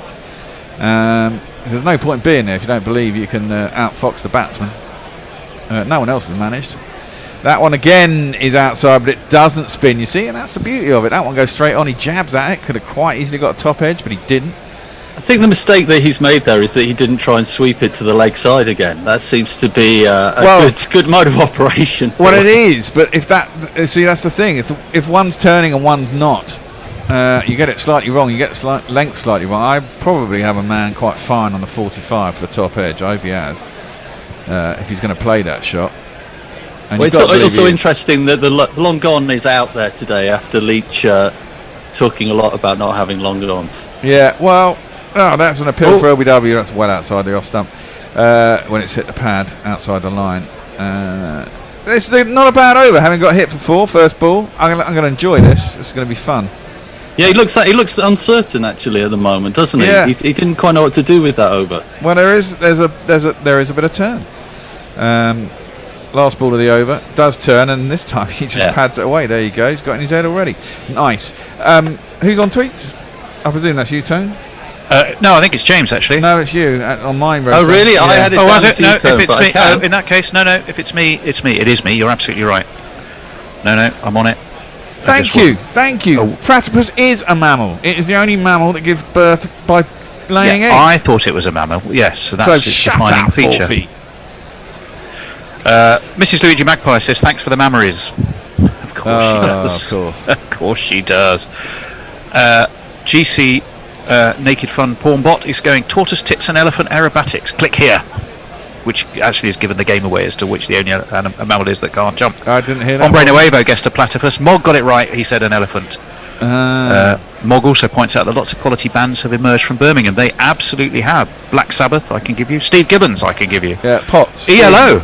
To the pads of Jadeja, who whips that one as a mid-wicket in. Duran, were they Birmingham? They were. They were, yeah. We're talking decent bands, I think Mog was meant. I just wanted to disprove your theory. That was no run out to mid-wicket, and there's no... Is Elephants Can't Jump, is there a book called that, or an album called that? That really rings a bell. There was a film called White Men Can't Jump, which was about basketball, but I'm not sure it was Maybe about there's an elephants. animated version of that with elephants. I'm now seeing Fantasia with elephants dancing. But, Potts is coming around a wicket to Jadeja.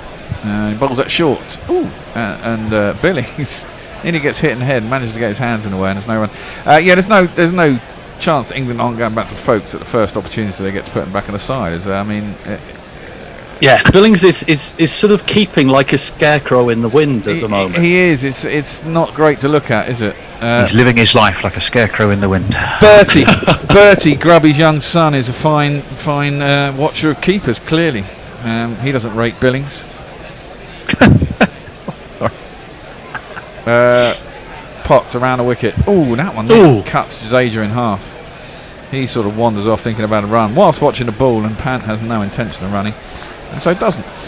And there is no 198 for 5. The lead is 330. Oh, that's what I was going to say. Yes, Diane Patterson said, poor passing of Rosie, Messi's dog. I think Messi is going to come on later, isn't he? He didn't want to sit home and mope, so that's good. We'll keep him company. You were going to tell people how to donate. Well, yes, they can go to if you go to our website, you can click on the PayPal link, and that'll take you through. You don't have to have a PayPal account. You can donate with a credit or debit card from that link. As that one carries on with the arm from around the wicket. Potts on the money again. Yeah, exactly. He generally is. He's pretty good. Goes over the top of middle stump, left on the length, really. Well, middle and off. Quite a bit of seam movement there as well. Yeah. He's getting it to do something. And he has quietened them down. You think they kind of go into a little bit of overdrive. Lead of 330. I mean, what would they think England can't chase, or do they just back themselves and go, they won't do it again? And this is the highest score they've had to face. I mean, chances are this, and normally you'd say this is enough. As that was left alone outside his Jadeja's off stump through the keeper, and there's no run. Well, I suppose the other view of it is because England are scoring their runs so quickly, however many runs they get, India can go on longer. Yeah. I mean, England's innings was only 60 overs to get 270 yesterday. I mean, we knocked off 300 in 54 overs or 53 overs. Yeah, so just keep going at the moment. Yeah. Oh, well, this is it. They've got all the time in the world. There's 2 days left, and today and tomorrow don't look like there's going to be many rain interruptions. So, and you've got a lead of 330. That's what I mean. I think they're going to get to 500. Well, possibly not. If we can get through this, if we can get Pant or Jadeja out and open it, well, Thakil can bat as well a little bit. That's through the keeper and there's no run. The ball is 62 overs old, so they've got 18 overs before the new ball to make hay. Have we had a change of ball this morning? No, not yet. I don't believe. Not yet. I'm sure they'll get round to it. Yeah, only minutes away, surely. We haven't had a change of ball for at least 20, 25 overs then? Because they had 3 in the space of about 12 overs yesterday, didn't they? Dan De Castro says Alvin Lee was from Birmingham. He says also that platypus is evidence that God has a sense of humour. Stephen Kelk points out that the editors are from Birmingham, and Sutahu rather left field says I'm going to a stage performance of No Such Thing as a Fish in September.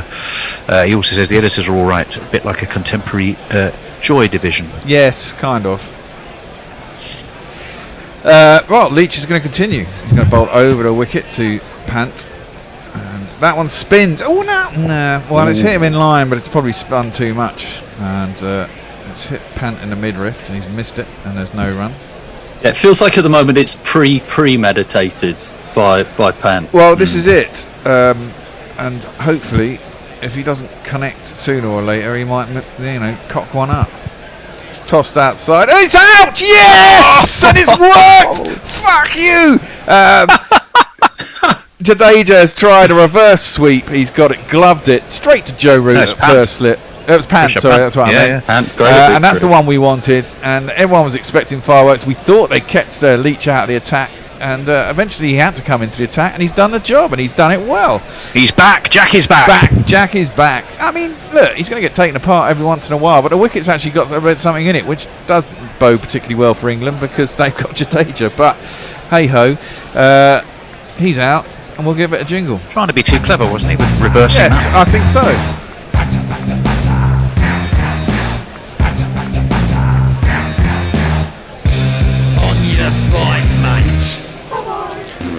Well, in the first innings, he was coming down a track at him, wasn't he? And getting to the pitch of the ball, whereas there, he was trying to play it from the crease and try and sweeps and reverse sweeps. Maybe he should have been coming down a track at him, I don't know. It was very odd, considering the amount the ball was spinning into him. He ended up playing the reverse sweep almost in the splice of the bat. He didn't seem to take that into account at all. He didn't get to the pitch of the ball. He played it very late back in the crease.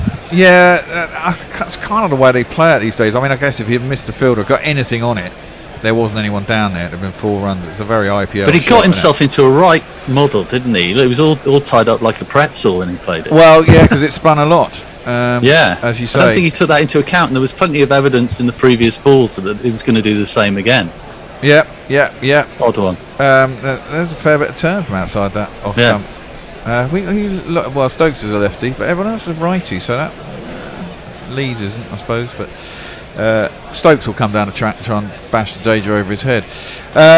We have the next man in. Well, we kind of got an end open, sort of, and it's this man. Now, suddenly, if England can get, even if they get the next 4 wickets, I mean, ideally for 35 runs, 365,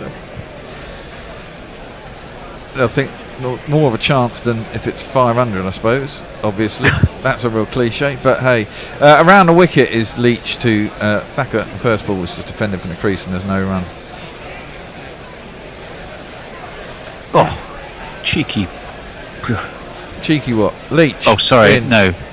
That's guided. It's a bit too short, and Thacker can just guide it down to the backward point, and there's no run.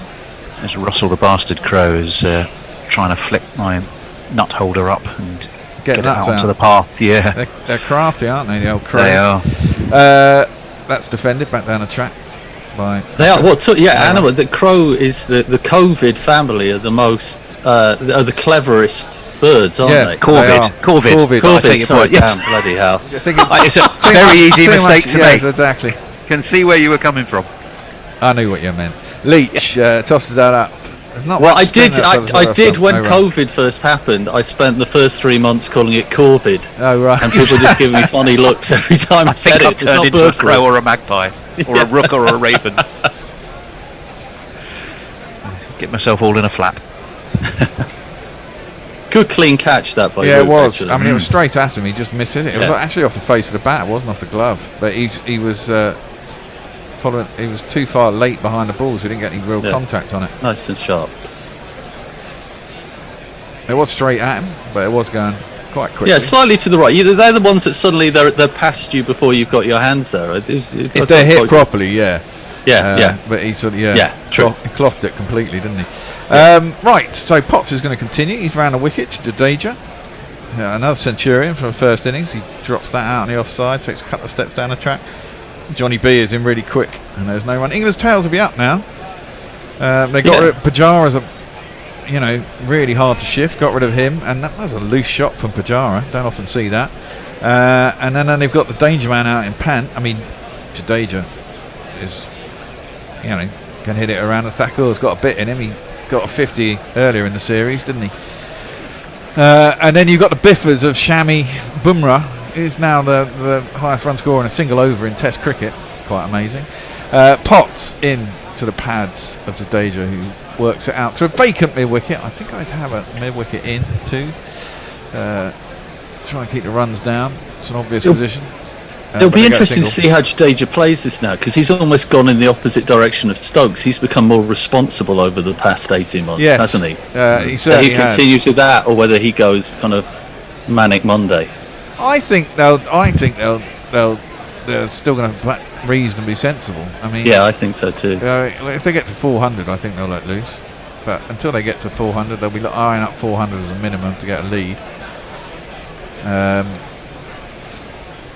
Does sensible mean that Bumrah will only get like 28 and an over?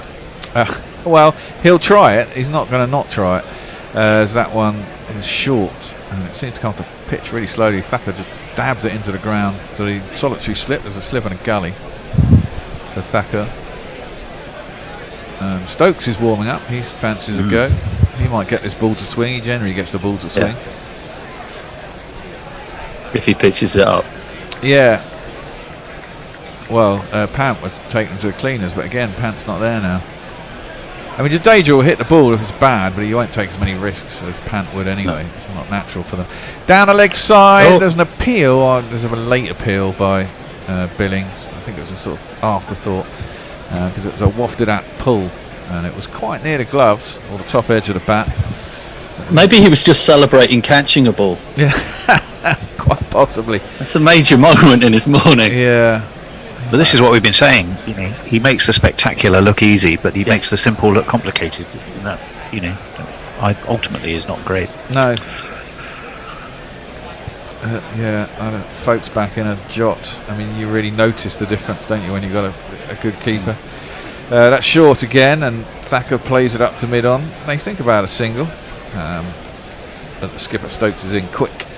But that's what they would say about goalkeepers, isn't it? The goalkeeper who pulls out spectacular saves all the time is just not in the right place. Well, he's doing it for exactly. Yeah, so it's similarly the Bob Wilson argument.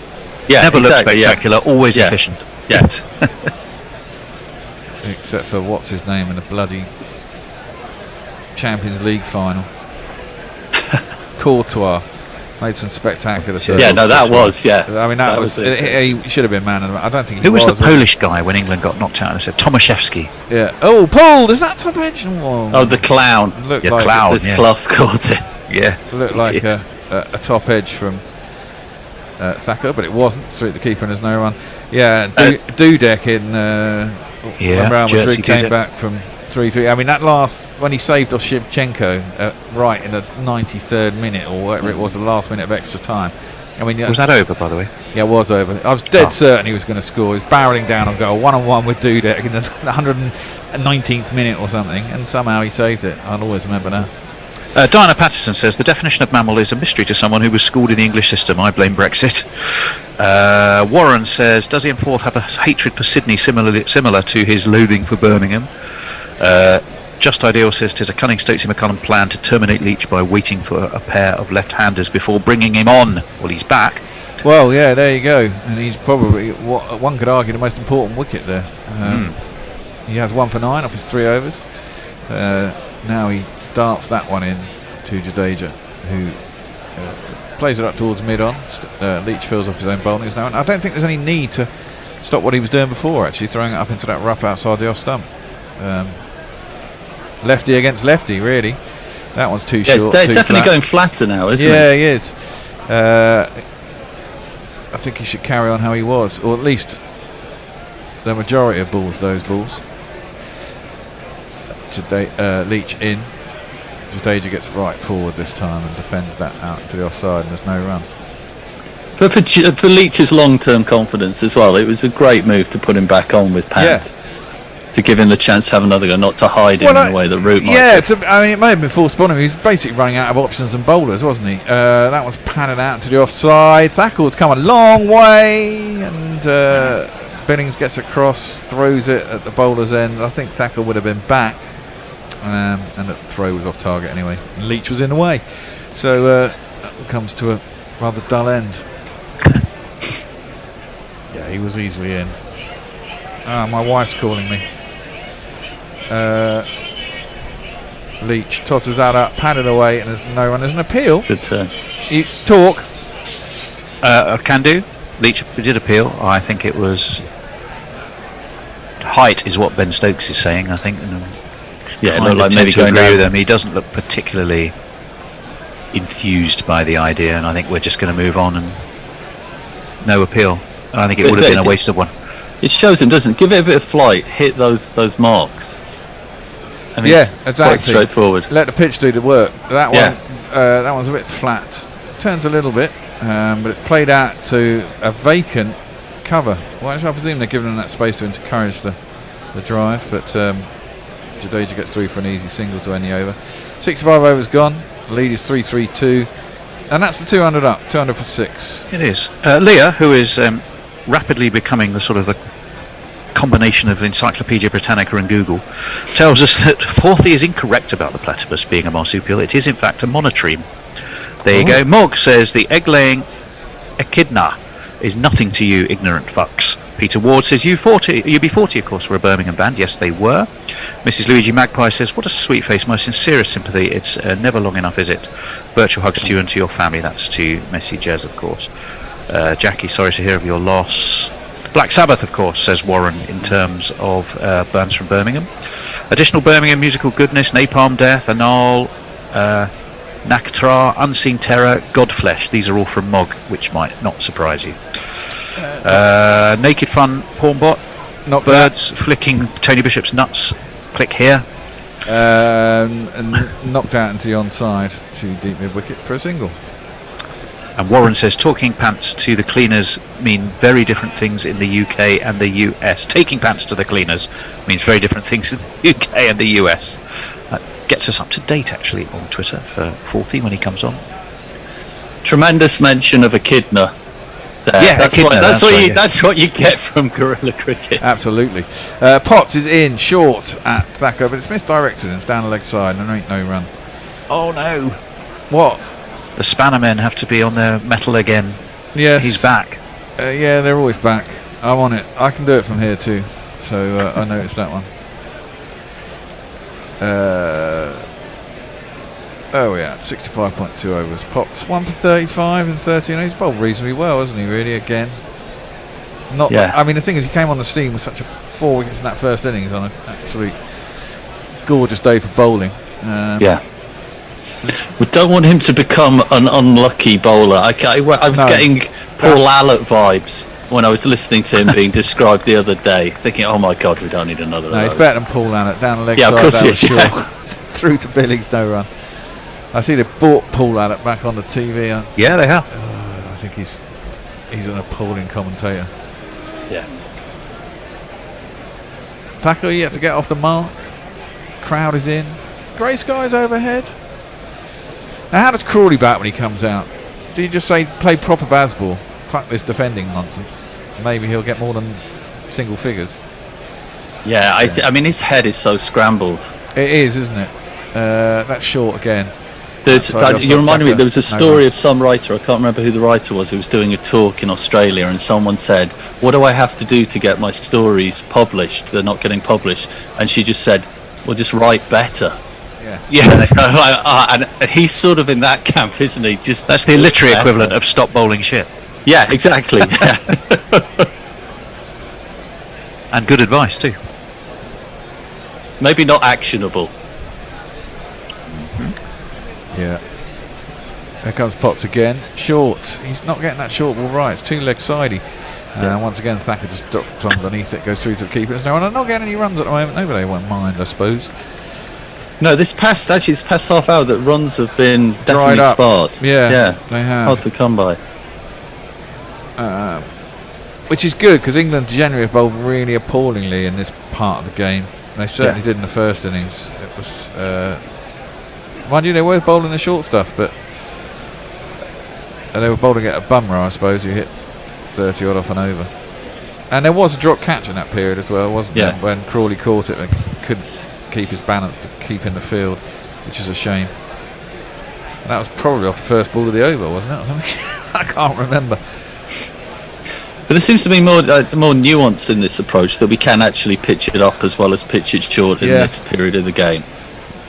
I think that's the thing that's sort of lacking from it at the moment, is it's not all binary, this or that. There can be some stuff in between as well. Ooh, funky field. They've gone for a fly slip, I think. Yeah, they have. They've gone for a virtual backstop. Around the wicket comes Potts.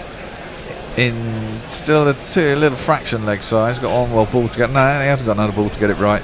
That's the end of the over. Is that for a ramp, or is that in case Billings lets it through his legs? No, I think it's for a fine top edge. A very fine top edge, basically just over the keeper. So Stokes was warming up. Do you think he's going to actually come on now? I think he'll give. Well, Leach having got the over, probably gets 2 more. Yeah. And then when he sees how it goes, I guess if Leach is keeping the runs down and threatening Jadeja's not able to take a risk against him, he might keep him on for as long as he can. Certainly, spin bowlers like to have long spells. He doesn't want to be on for just 4 or 5. He's bought his wicket. See what happens. That's tossed up. That's a decent delivery.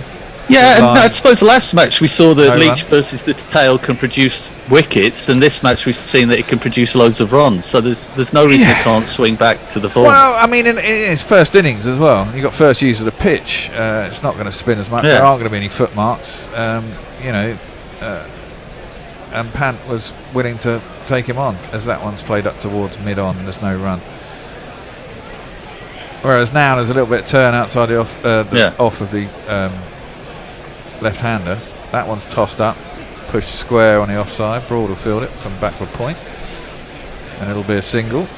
I guess we're And nice from Jadeja. Jadeja is giving him some respect here. He's playing proper cricket. He's not going the pant route of like he's on amphetamines. Yeah, no. I think much the same we were saying about Stokes earlier. I think pant was there's too much premeditation rather than playing a situation on the ball. Leach tosses that one up, defended well by Thacker. Was very straight back down the track. There's no run. We're due a change at the end of this over. Fred's coming on. 40's coming back, and I'm remaining here. And whilst we're doing that change, I'll tell you about Warren's kind offer today. Leach tosses that up. It's driven square out to cover. A little bit of a misfield, but they'd already decided there was going to be no run. Lead 3-3-4, 202 for 6. Leach and this is allowing Leach to get bedded in, isn't it? Exactly. That they're not taking him on. Well, that was always going to be the case. If Pant went after him and got him, he would have been out of the attack quite quick. Having got Pant out, he's put the brakes on a bit. He's earned his spell. That's clipped nicely by Thacker there. He'll get his first run after 16 deliveries out to deep mid-wicket, well, halfway mid-wicket. That is a single. That does end the over. Thanks, James. Are you back on later? Thank you. Or was that your one spell for the day? Tomorrow, I think. I think. See you guys later. See you later. Take care. Next tweet for Fourthy is going to be Leah, and then over on YouTube probably start roundabout with nasty one. Bob Smith. With Bob Smith. Okay. Bob Smith, thank you very much. Thank you very much. Hello again, and good morning, Fred. Good morning, Bear. Good morning, Fourthy. Good morning, Bish. Good morning, everybody. Good morning, everyone. Let me tell you about Fred. Let me tell you about Warren's kind offer. Warren basically decided, it said he'll match any donations to Gorilla Cricket to help us keep running throughout the day to the tune of £500 or dollars. I'm not sure. I'll get that clarified. As that's different. That's that's you. That's me. First ball of New Overton Potts. It's just nudged a point, no run. And so that's running all day, as well as GPL, which is you got on a half an hour for. And Diana Patterson was the first kind donatee this morning. And please get in; it helps us going. And it's a very kind offer from Warren, and it's all in commemoration of poor old Rosie, who died at 16 and a half. Is Messi Jersey's dog. God, wondered where that sentence was going. 203 for 6. The lead is now 335 as Tackle faces up to Potts, a shorter ball which he ducks underneath, and ducks underneath he spotted it early, ducked underneath quite comfortably. How are you, Fourthy? How are things on the other side of the world? They're good, thank you. It's very cold here for Melbourne, but it's also very dark. That's because it's 9 o'clock in the evening. Yeah, it's all good. 4 seasons in one day, apparently. So it's going to be bright sunshine by 3 o'clock in the morning. Yeah. I've seen it drop 25 degrees centigrade in half an hour in Melbourne. Really? Jesus, that's incredible. Sounds unlikely. As Potts comes in the balls, and this is a short ball which takes Thakur possibly. I'm not sure where it hit him. Did it hit him on the shoulder? I think it ended up coming up off his body somewhere. I think probably upper chest into his grill. Yeah, so that's what it looked like. He was certainly. Well, the previous one he ducked underneath comfortably, but that caught the glove, and then, yes, as you say, into the grill. He was lucky in that it then bounced down into the ground. It could, as terrible commentators say, could have gone anywhere, which is pretty damn obvious. As the next ball hits him again, he tries to duck. He ducks late. Potts apologises. I don't know why. No, he's just checking if he's all right, I think. Yeah, he sort of waves his arm as if to say, sorry, mate, but you've just bowled a short ball and he's ducked into it. Well, it wasn't quite as short as the previous one, and he decided to duck late, and he got hit on the helmet, and one of those little foamy bits which is on the inside of the grill came out. So he'll have to be looked at, and hopefully he won't have concussion, and they can bring Ashwin in. What's the protocol for Starling fast bowler metamorphosing into caring fellow human being? It's a fine line, isn't it? Well, you've just bowled 3 bouncers at the bloke. I think an apology is pretty redundant, really, because that's what you were trying to do. Well, you were hoping he'd it's an aggressive. It's a good show of aggression from Potts, actually. Well, Thacker doesn't seem to like it much, does he? So it's a good line of attack. It's a game of cricket, after all. Well, that's well spotted. It's a game of cricket, and the ball could have gone anywhere. Yes. We're full of cliches here on River Cricket.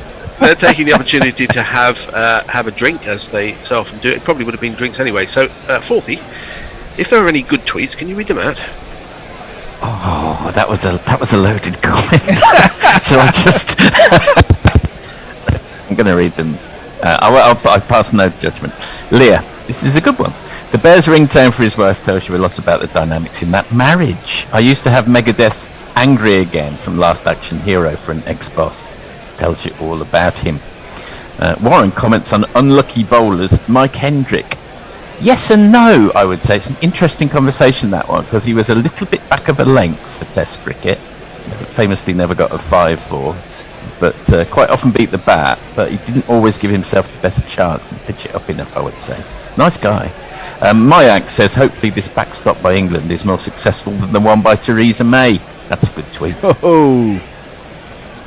Fred probably 2019 is back and is asking for its tweets back. I've got others. A bit like, Groucho Marx's principles. Don't like them. I've got others. Richard Sampson says, amateur photographer Platypus Pete from South Hobart, recently discovered that the platypus does in fact poo on land whilst filming Zoom, the platypus in the South Hobart rivulet. He captured this world first moment. That is fascinating, actually. These are real quality tweets, Fred. They're okay, aren't they? What is fascinating is coming into this without having heard what's gone on previously, the sheer variety of things that are being talked about. Why are we talking about platypuses? Well, we started off with what's the only mammal that can't jump. Then there was a bit of a stash to which I owe Bear an apology. Yes. For which he has kindly accepted, for saying that a platypus was in fact not a mammal, when it kind of is, although it is a monotreme. But I will accept that it's more mammal than it's not. a monotreme. It means it has one hole, which is used for multiple purposes. Let's just leave it there because we're pre-watershed. Exactly correct. Yeah. Yes, and when it was first discovered, when it was first academically chronicled, no one could quite believe that it was true. That's correct. Yes. They thought it was against all the principles of biology. And Mayank on the subject of Melbourne weather, we are running the gamut this morning. During Ashes 2017 Boxing Day Test Day 4 rain delay, Melbourne went from sunny and 36 to something like 17 in under an hour, and back above 30 and sunny 2 hours later. That's crazy. Why is that? Well, is it it's the weather because it's system halfway off the coast? Country. Well, obviously, but I mean, is it just because of the way the weather systems hit the coast? Potts is back. Thakur's back. It should be short. It is. He goes back and he pulls, but he finds the deepish mid-wicket. It was a bit of a, I wouldn't say it was a desperation pull, but he didn't look like he was fancying it all that much. No. Potts grins to himself as he goes back to his mark. No hint of an apology there. It wasn't the best directed short ball, actually, because it was outside the off stump. And it was a bit of a wild pull, which found its way to mid-wicket, but no run. One ball left of this over, which has been eventful and has taken quite a lot of time. Wow. Good to see Thakur's all right. There's one slip, a short leg, a gully, a short mid-wicket, a deep mid-wicket, and a very fine leg as Potts bowls again. A little bit short, but not a short ball, just back of a length. It's pushed into the offside. That's a good shot. Down to the extra cover region. They've taken one, they've taken two. I think that's Broad after it. Two is what is taken. 205 for 6, the end of the 68th over, and 40. Back to you. Well, I might just have a pop over to YouTube. I haven't had a chance to edit these beforehand. Always Jan worth Brand, having a read in advance. You are correct, of course, and I can see why I should have done reading one or two of them. But Suter Who says, I don't see the draw happening. Hardship handy. Dan de Castro, Suter Who, Danos. Yes, I see. Perhaps I should have checked beforehand. I think that we can open it up. 25 degrees, I'm sweating thinking about it, says Suter Who. But he does, of course, live north of Aberdeen. I don't know what the warmest temperature Colin's ever experienced up there is. There's some parts of Scotland that have a very weird microclimate because the Gulf Stream hits the whole. It's showing this idiotic camera in the helmet of the short leg. Helmet cam. it's just, I mean, there should be a warning attached to this because it's very, very difficult to watch. It's like watching the Blair Witch Project. Leach bowls short outside the off stump. Jadeja steps back and cuts.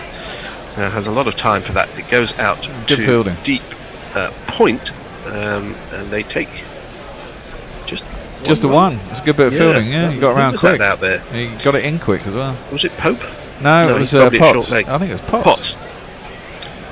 But they probably should have got more, unless he thought it was going for 4. No, they ran it pretty quickly, and he slipped. Okay, Jadeja slipped as he turned at the non-striker's end, and very wisely they decided not to go for the second. Leach round the wicket now to Thakur, comes down the wicket a couple of steps and plays it down into the ground and then back into the hands of Leach. The lead now 3-3-8, and it's getting to the point where you'd think that it was, if not impossible to chase, but beyond the realms of reasonable possibility. As Leach, who has 1 for 13 in his very small number of overs in this innings, bowls to Thakur, who plays an authentic forward defensive shot. I mean, there's a lot of talk about Leach, and he had a very good test match the last game against New Zealand. I don't think it's a question of whether you or I or the newspaper men rate Leach. I don't think his captain and his teammates rate him all that much, as the next ball is full on leg stump, and it's swishily driven out to deep mid-wicket for a single by Thakur, 207 for 6.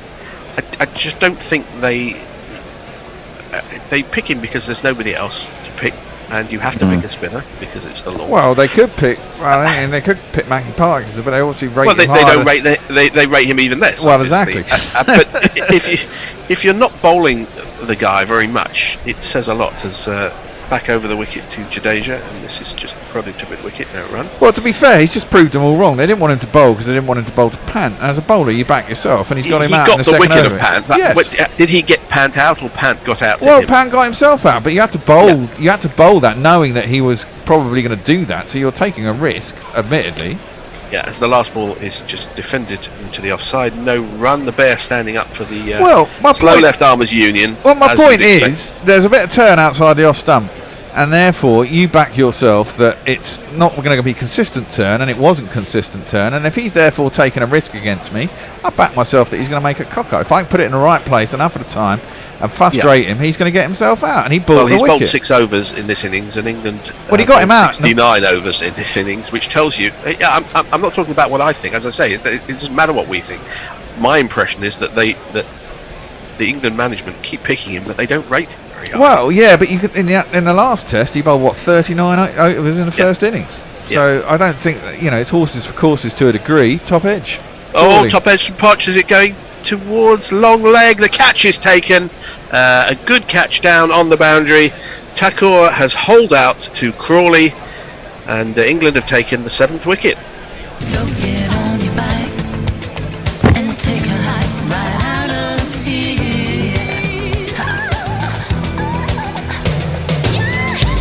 Your history, no good for me.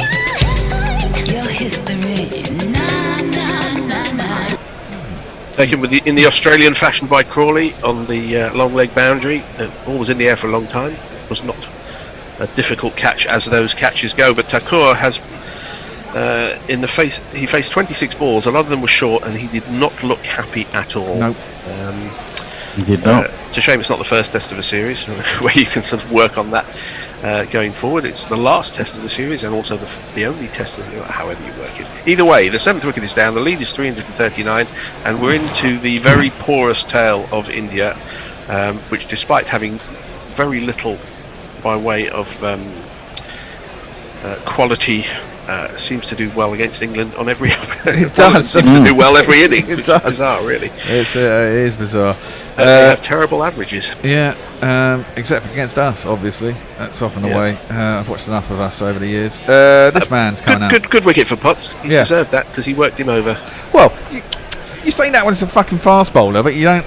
Man, you're a spinner as well. Pant decides to reverse a ball into the hands of first slip. Yeah, but he was always going to try and do that. Tell me the answer. He may be a bowler, but he's often injured. think the trouble with that panda spittle was that he didn't fall over. Well, he didn't do that either. Well, Mohammed Shami has 2 Test 50s, both of them against England. His average is 11, and nearer 12 than 11. What's that? England have certainly had better spinners than Jack Leach, Yes, but they've had they have. far worse ones as well. I can think of about 10 off the top of my head in the last 10 years. Well, Ian Salisbury was probably the worst. Kerrigan. Kerrigan, Yes, Borthwick, Kerrigan. Best. This is a short ball, which is beautifully well pulled. He rolled his wrist, got over the top of that, pulled it out to deep backward square leg for a single to get off the mark. Who was that guy? Was it Ansari? Or I think it was Ansari. Yeah, Zafar Ansari. He was their arm spinner. He had a good jingle though. He did have a good jingle, but he was a worse spinner than Jack Leach. Yes, that's a pretty low bar. There's a guy called Patel played that a couple of tests in 1996. He was terrible. Do I mean Patel? I don't know. I'll check In that. when? Patel. Min Patel. Min Patel. Min Patel. Min Patel. Yeah, he wasn't I don't great. think he was so terrible. He I had a long county career. I think he played till he was very old actually.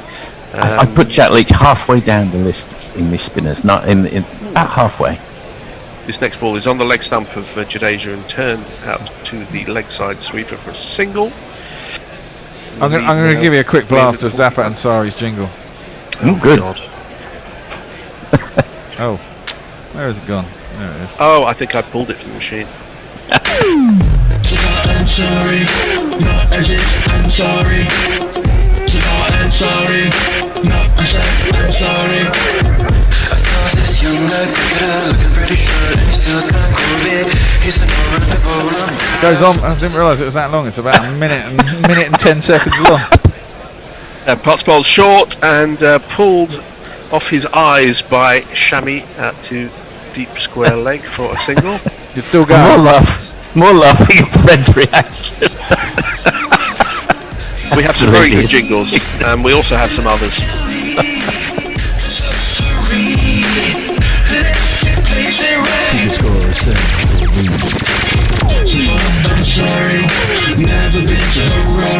See, Zafar Ansari has never been to Harare. Great lyric. Yeah, it's just full of terrible rhymes.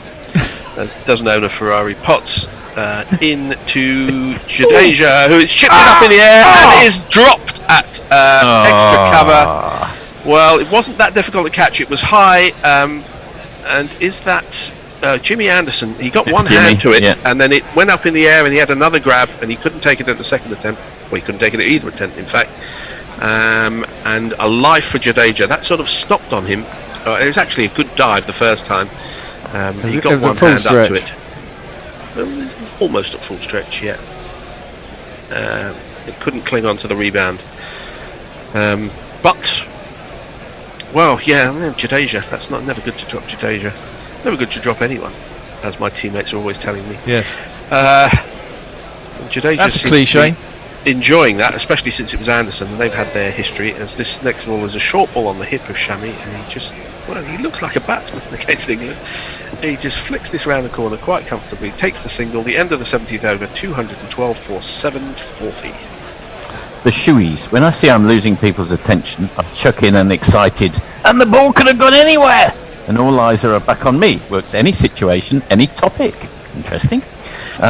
Adam Collins writes in on the subject of Messi's dog.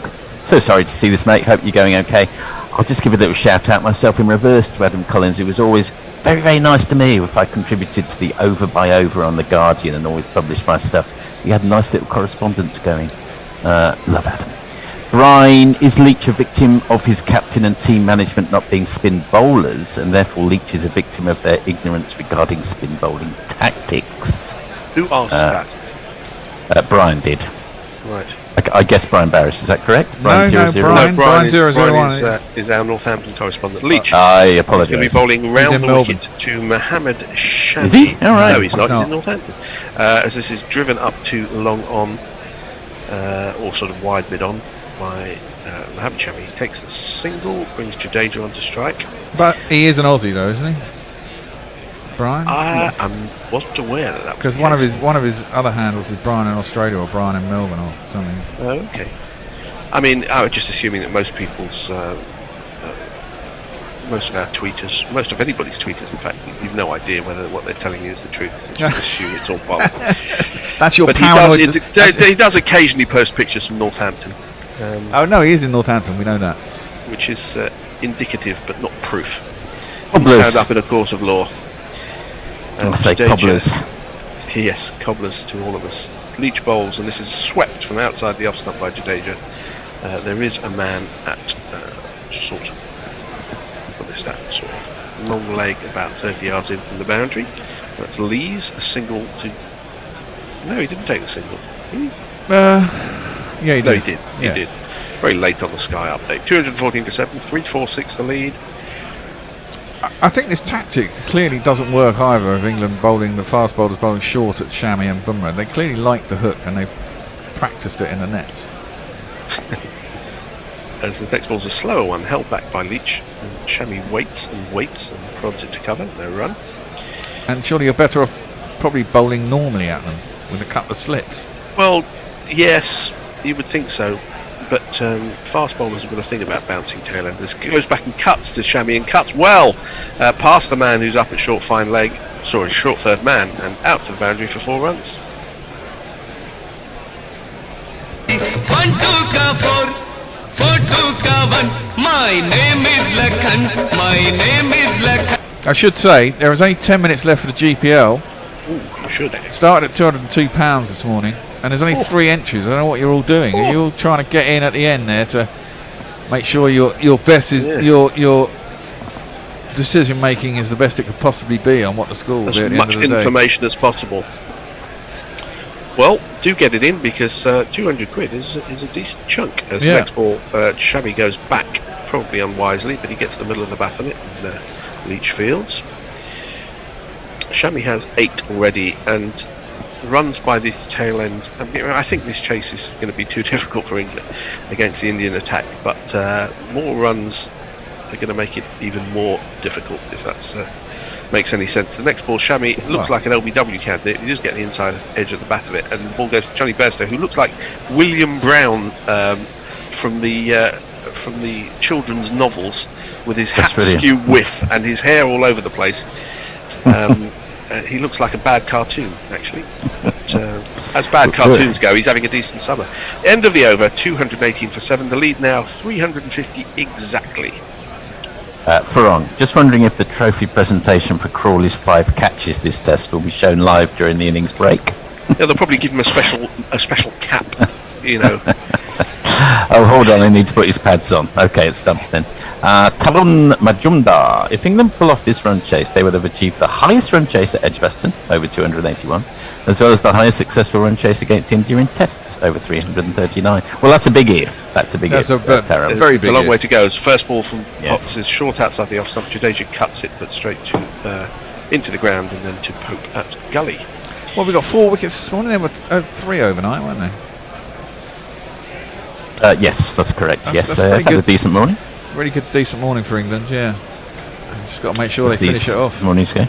Well, 7 minutes. It's probably probably only 2 overs after this. This is on a leg stump and it's a half volley and it's flicked out to Bairstow, who's fielding at mid wicket and gets the. Well, that was slightly dozy running from Shami because it was a very, very obvious 2. And I have the feeling that had that hit from Bairstow out at deep mid wicket. And you can't rule that out with the season he's having. I think Shami might have been on his way, but it was a bit of dozy running. Oh, he would have. He'd been well out, yeah. And wide-eyed Bairstow. A teammate of mine wanged the ball in from the boundary a couple of weeks ago, and as he let it go, he said, "This has got a chance." And it hit the stumps, and the bloke was out by about 5 yards. Wow. So you should say that every time. As Potts bowls short, and Jadeja doesn't have to play it because it's over his head. Yeah, that was close. I mean, it was good fielding. Bairstow is an excellent outfielder. We've seen him mostly in white ball cricket, patrolling the boundaries. He's very, very quick. Yeah, gets it off quick as well. And he gets it off quick. You know, why anyone thinks thought that he should be wearing the gloves. It's completely Yeah, beyond me. well, He's a brilliant outfielder. absolutely. Yeah. And he's a decent slipper as well. He took some good slip catches. He took 3 in a row against New Zealand in the first test as Potts bowls, and this is just fended down to third man, or where somebody races in from the boundary out of focus and wains the ball back in, a single. Who do you think's a better keeper, Billings or Bairstow?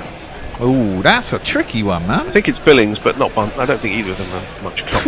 Yeah, I don't think either of them are much cop. I might, well, on this match, I'll go Bairstow. I mean, so would I.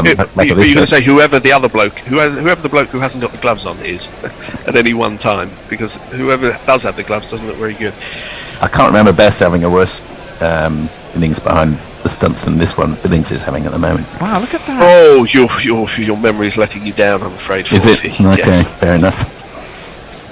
As Potts bowls and Shammy flicks, well, he tries to flick this into the leg side, and I think that must have hit his thigh pad, just dribbled out towards short leg.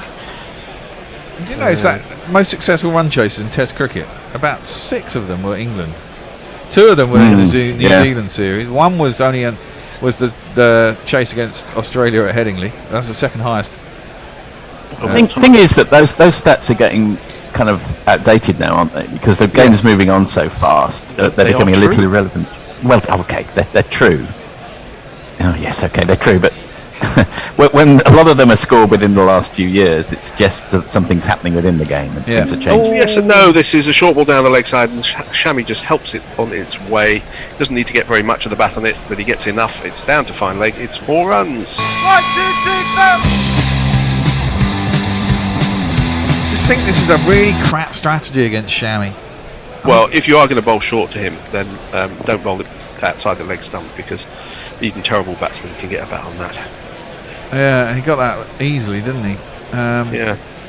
You know, play them into some form as well. Well, precisely, that's my point. And then they just get the red eye on and start trying to slog everything. And three big blows from both of these two can actually cause England. I mean, it's unlikely they're going to get 3-5-7. But what was the Headingley 2019 chase? Was it 3-5-7? 3-6-5 was it? Potts around the wicket to Jadeja, who just plays it back to the bowler, and that, I believe, is the end of the over. 225 for 7, lead now 3-5-7, and we are probably 1 over away from lunch, so let's hear some tweets. Leah, I would love to see Jimmy's face if Jadeja went on to make a ton. Leah, I do believe the Germans have a word for that. David Stump, why did Potts applaud that dropped catch? Bizarre. Looks like there's still a big bollocks hierarchy in England camp. Well, yes, but also he made a decent effort. He did. You'll usually get a good clap if you tried to take a very difficult catch and it hasn't stuck. And I think if I was Potts, I would have done the same. To Lord Jimmy. Furlong, Lord Thacker should be batting after Shammy and Boom Boom. Yeah, on the basis of this morning, it looks like not a bad score. Not the basis on their lifetime averages. 3-5-9. Probably the last over before lunch. 3-5-9 was it? Right. Yeah. Bowls to Jadeja, who just nudges this into... No, he nudges it into the offside. No, well. Actually, that's quite nonsense. This must have been something completely different, because there's quite a few scores above what England got. Yeah, this is... It's probably at Edgbaston, Bear, was it? It may have been in England. Flayed by Jadeja. He tries to hit it through the offside, gets the inside half of the bat and back to the bowler. It may have been in England, that... that's why there would be so many England ones. Because England tend to play in England, a lot of games in England. I think Australia, West Indies, South Africa, Sri Lanka certainly have all had There's big been ones. A couple of 400s chases in history as Leach bowls again, and a gap is found in the offside by Jadeja. He's taken 1, he thinks about 2, he probably shouldn't take it, and in fact he goes back. And the last few balls before lunch will... Well, the first of the last few balls before lunch will be bowled at Shammy, which I think Leach would prefer. 4 in Test history, over 400. 418 by the West Indies versus Australia. 2003. 2003. Oh, that was unbelievable. That was Lara with Courtney Walsh at the end. Yeah, they won by 3 wickets. 414 by South Africa against Australia at the Wacker. South Africa won by 6 wickets. 440. 470, as this is short and cut by Shammy, cut well, behind point. It's fielded by the deepish point fielder, who then overthrows the ball. But are they going to get a run? We don't know, because we're looking at Leach. The cameraman has decided not to show us what's going on the pitch. He's just showing us the personalities, which tells you all you need to know about media today. I believe that was just one run to Shami. 404 by the Australians in 1948. Yes. Yep. That was at Headingley, and then 403 by India versus the West Indies at Queen's Park Oval in 1976. That's a good chase back then. Yep. As the next ball by Leach is outside the off stump, Jadeja walks across, gets his body in the way in case there's a prodigious turn, which Leach hasn't really shown. But out of the footmarks, anything can happen. Either way, Billings takes. And in that one ball left, presumably before lunch, as Leach is up to the wicket and bowls, and that's just defended to... it's pushed to mid-on.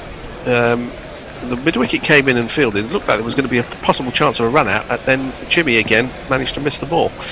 Either way, it's a single to Jadeja, 229 for 7, the lead 361. That is the lunch interval, and I cut off the bear in the middle of a sentence.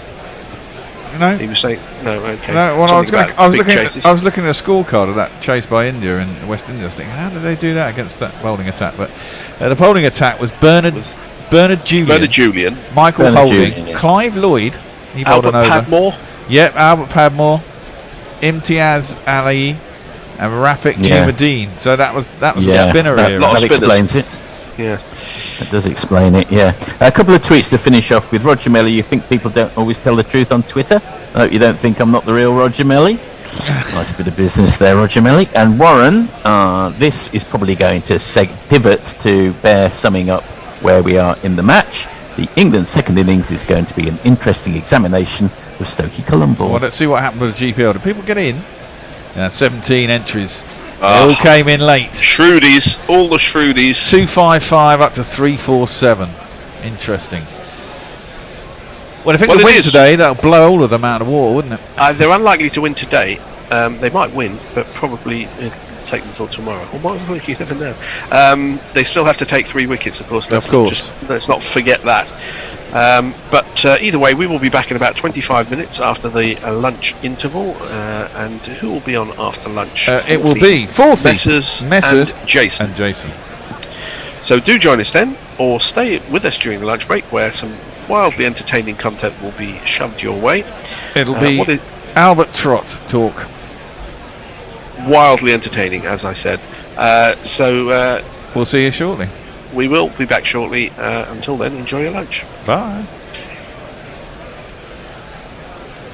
And started up talking at breakfast about how they regard him as the best player that kind of got him in the team, kind of got him across the line. But he was 1894. He was 21. Yeah. Just a lad. Yeah.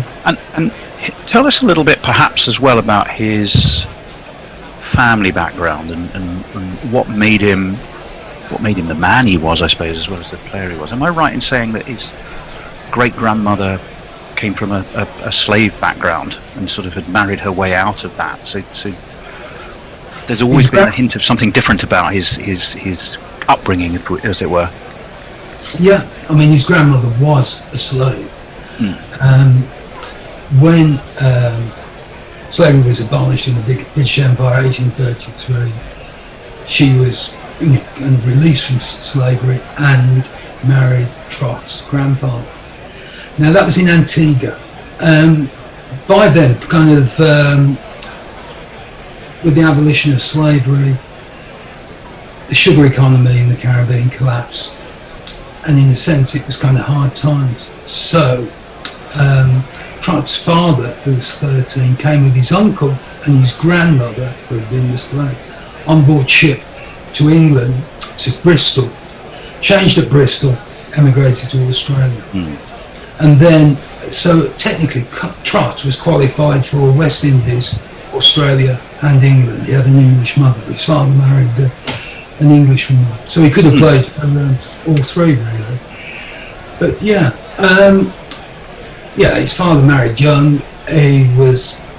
Trott was actually, I think, the 6th child, older brothers, but the father, Augustus Trott, was cricket mad and kind of got involved with it fairly early on. And his older brothers, Gus and Harry, they all played, as well as his sister Anna played for a women's team as well. So yeah, cricket mad family.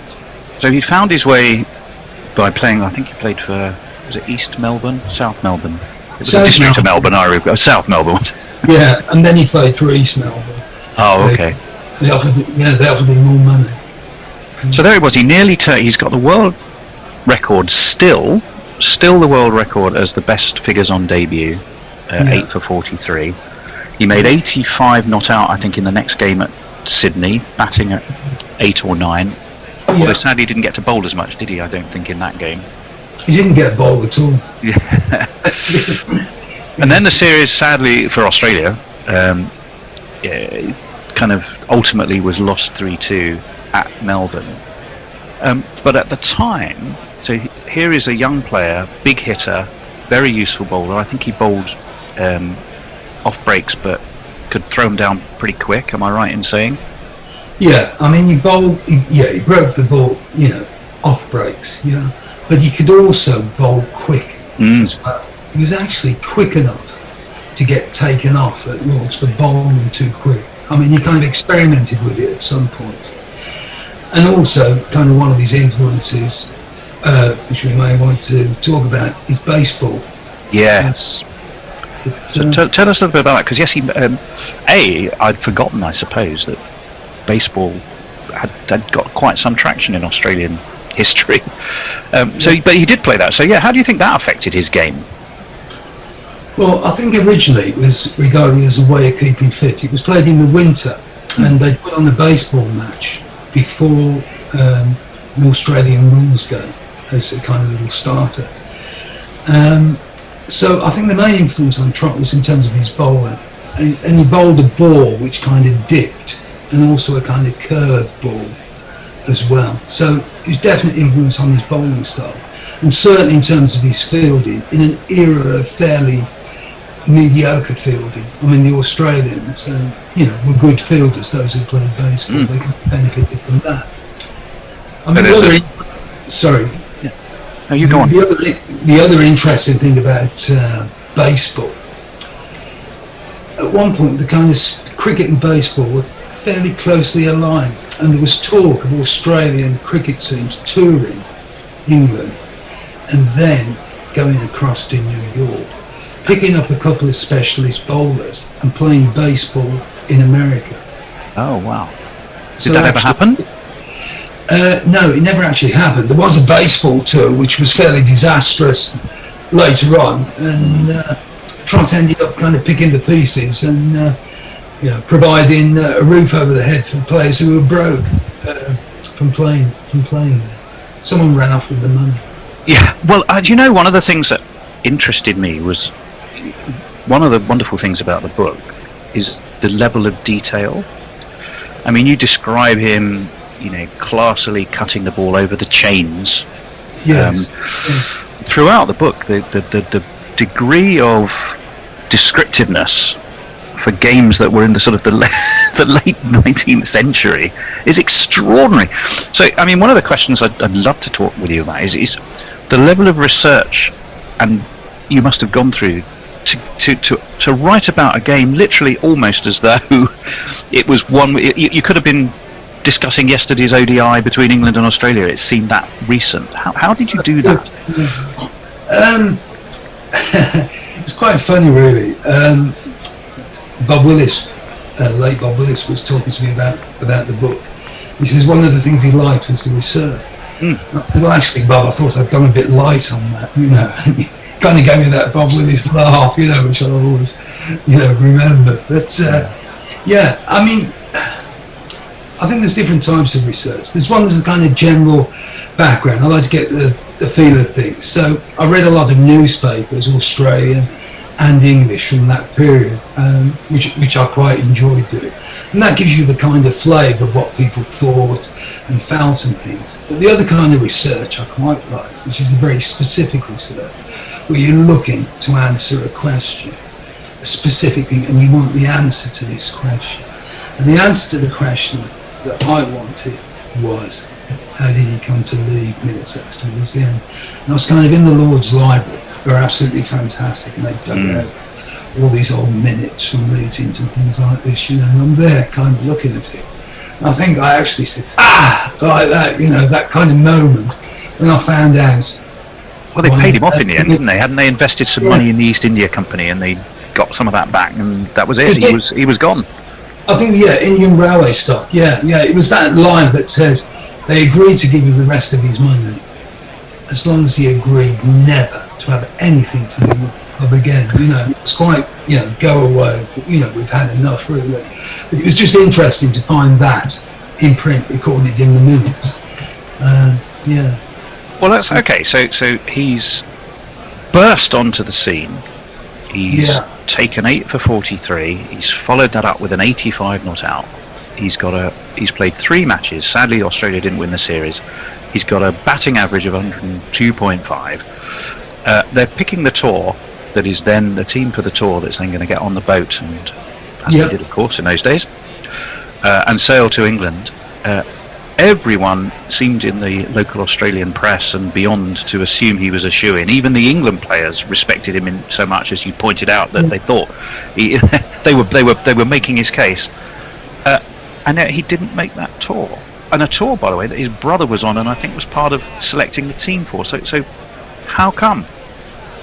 Yeah, I mean, his brother wasn't actually a selector on the team. What happened was there was the 3 main states at that particular point were South Australia, New South Wales and Victoria. And so a member from each of those made up the selection committee, including George Giffen. They found a very odd method of selecting, and they selected the batsmen, the bowlers, and people who might do a bit of both at the end. Right. And the touring parties only had 13 in them, 13 players. I mean, that's a full summer's tour of England. So Trott wasn't selected. They regarded him as someone who could do a bit of both, but by then they picked 2 fast bowlers. They were told by Billy Murdoch in Australia, living in England, that they needed pacemen, they needed something a bit different if they're going to beat England. And in fact, Albert Trott for a while experimented with the idea of becoming a fast bowler. I mean, he wasn't, quite there. So in the end, they picked 2 fast bowlers, Ernie Jones and Charles Eady, and not Albert Trott. There was an absolute outcry. He got a lot of supporters from former players, from his own club in East Melbourne, and it kind of went on, for months and months and months. The kind of arguments about whether he should go or not. At that point, he'd been offered a contract to qualify for Middlesex to a man called Jim Phillips, who played for Middlesex and was a kind of cricketing entrepreneur of the time. And he said, well, if Australia doesn't want you, Middlesex will want you, you can qualify and play for the MCC. However, before he got there, there was an agreement that said, well, maybe we could do with Albert Trott after all, so he could be the 14th man. So we went on the boat with the Australian team as if he was a member of the party, and he actually played with that touring team in Colombo in 1896. But when he got to England, he was kind of in trouble, really, because he wasn't a member of the touring party, and the touring parties at those times operated, I think as Gideon Hager said, like limited companies. So there were a manager, there was 13 players, all the receipts were divided up equally, except if you were a younger player, you might be on a slightly reduced share and things. So they weren't going to divide it up anymore, just on the chance that he might be called upon. So he went across to Lords and spent the summer there, and Australia didn't call on him, and that was his kind of end of his association with them. Well, yeah, actually, that's one of the interesting things that comes out in the book, the commercial nature of how tours were organised in the early days of Test cricket. And there's certainly a few stories in there of ways that extra money could be made, and the arguments over about how the money was shared. But he's on the boat to England. He needs to qualify to play for Middlesex. But then it's against Australia, or an Australian team, pretty much the full Australian team, I think. Isn't he playing for the Middlesex and Ground? And it's the 31st of July 1899, when he probably wrote his most famous line in history, despite everything that we've been discussing. Tell us a little bit about that day and what happened. Well, Australian touring team were over. The captain was Joe Darling, and Trott was highly rated in England. That season, he took 200 wickets and 1,000 runs. The first player to do that. That was his, and he did it again in 1900. So he did it 2 years running. But the Australians didn't rate it, and they kind of had this campaign, and they were kind of saying things like, "He may be good enough for you, but we know all his tricks. Gets away with it. He's never getting out. He's not good enough to play for us." And it there was a background of that also. Do you think the support of England, in a way, espousing him, actually worked against him in terms of playing again for Australia? Yeah, I mean, there's that kind of odd thing of people who are neither one thing or another. They kind of slip down the cracks of nationality. The Anglo-Australian. I think David Frith mentioned that recently. He talked about the anguish of the Anglo-Australian. So he's kind of too English to be Australian, too Australian to be English. So he falls into that kind of peculiar category there. But yeah, so they didn't like him particularly. And when he came to the Lords, he was up against Monty Noble, who came on to bowl. Now Monty Noble was the same age as Trott, and when Trott had been doing his 84-3, 8 for 43, Noble was playing for Sydney Juniors. So there was, in a sense, that Noble had kind of come in and taken his place in the team. So when he came on to bowl, he bowled in a kind of similar style to Trott. So he had a go, and he just went after it. I mean, there were a couple of biggish hits before that. One that went into the main pavilion, one into the professionals' little pavilion on the side. But it was his last kind of hit at it, went up and hit the chimney, the right-hand chimney, and fell into one of the dressing room attendants' gardens at the back. I can't remember the So name. he didn't get 6 for it because he didn't go out of the ground. He had to go clean out the ground to get 6 at that. He only got 4 for it, so it's always... Is it the most famous 4 ever struck? It has to be right up there, doesn't it? Yeah. And just to be clear, this was the Thomas Verity Pavilion that we know today. So in terms of height and distance, because I know other players have tried it. I seem to recall in 2016 you had the likes of Owen Morgan and a few professionals going, well, give this a go, facing a bowling machine for hours, and none of them could get close. Yeah. I mean, it is difficult. I mean, there's players like, was it Mike Llewellyn from Glamorgan? Yeah. And a few others, I think, have got into the third tier, kind of towards the top. But he actually made bigger hits than that, which hit. There's that MCC crest on one of the towns. Yeah. He got that once, which was higher than the chimney. So he did that. Well, he sort of warmed up, didn't he come close against Sussex as well, and was just beaten by hitting something that stopped the ball going all the way? Yes, yeah. I mean, he'd done it a few times. I mean, he can't be close. I mean, he was also only the second ever person to hit the ball out of the ground at Trent Bridge. Which he must have got 6 then. Yes, he did get 6 for that one. Yeah, but I mean, there's certainly a lot of power in Trott. I mean, one of the ones I always like about him is his drives. The Australians call them carpet drives. They still do it today. It's Shane Warne commentating because all along the carpet, like that. Yeah. It's so hard, kind of drove it, perfectly. It hit the rails in front of the pavilion and came back onto the actual wicket. So it hit it and came back. That's how hard it hit it. There was a lot of genuine power there. But I think it's kind of interesting if you think about him and his career. Because I rather think well, here's the question then, I guess, is without that hit, even though he was a really interesting character, even though he had those amazing figures and still the best ever debut figures in a test match anywhere, even though he had the phenomenal history, career with Middlesex, even though he played for both teams and did pretty well, I think, when England went into South Africa, and the book and the story really wouldn't exist, would it, without that one moment that happened on that day? No. I mean, when he arrived at Lord's, apparently he looked at the pavilion. The pavilion was built, I think, 1890, 91, something like that.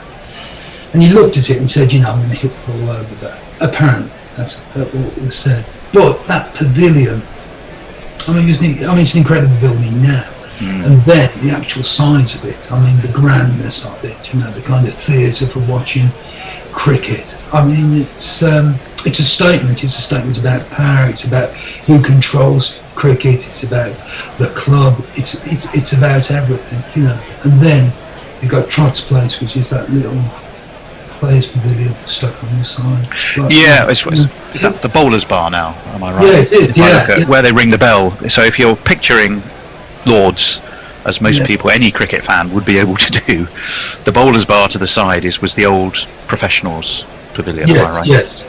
Where Albert would have hung out when he wasn't batting or fielding.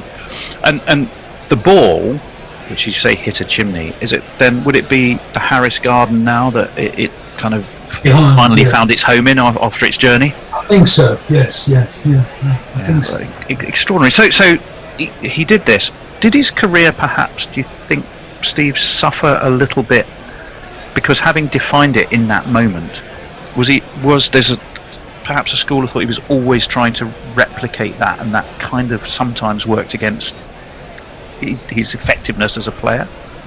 Very much, I think. Yeah.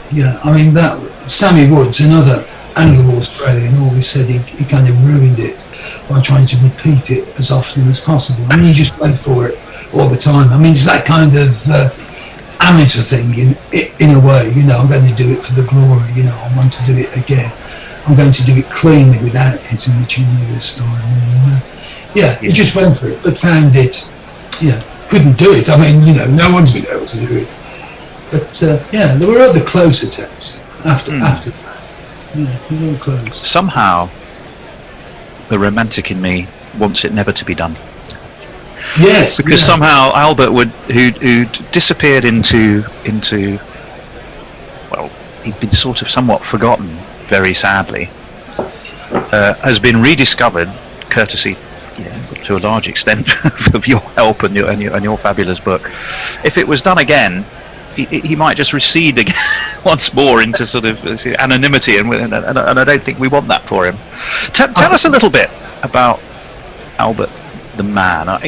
It's really interesting reading the book. You sort of slightly fall in love with him, but you can see, I think, a bit of a flawed personality.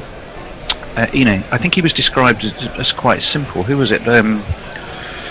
Plum Warner described the perversity of genius, but there's other kind of crazy stories about him, like rolling up paper and spitting pellets at players, or taking a hairbrush to somebody. There's a quirkiness, or if one's being kind, about him that suggests he was an unusual character, to say the least. Can you tell us a little bit more about him? What made him what he was?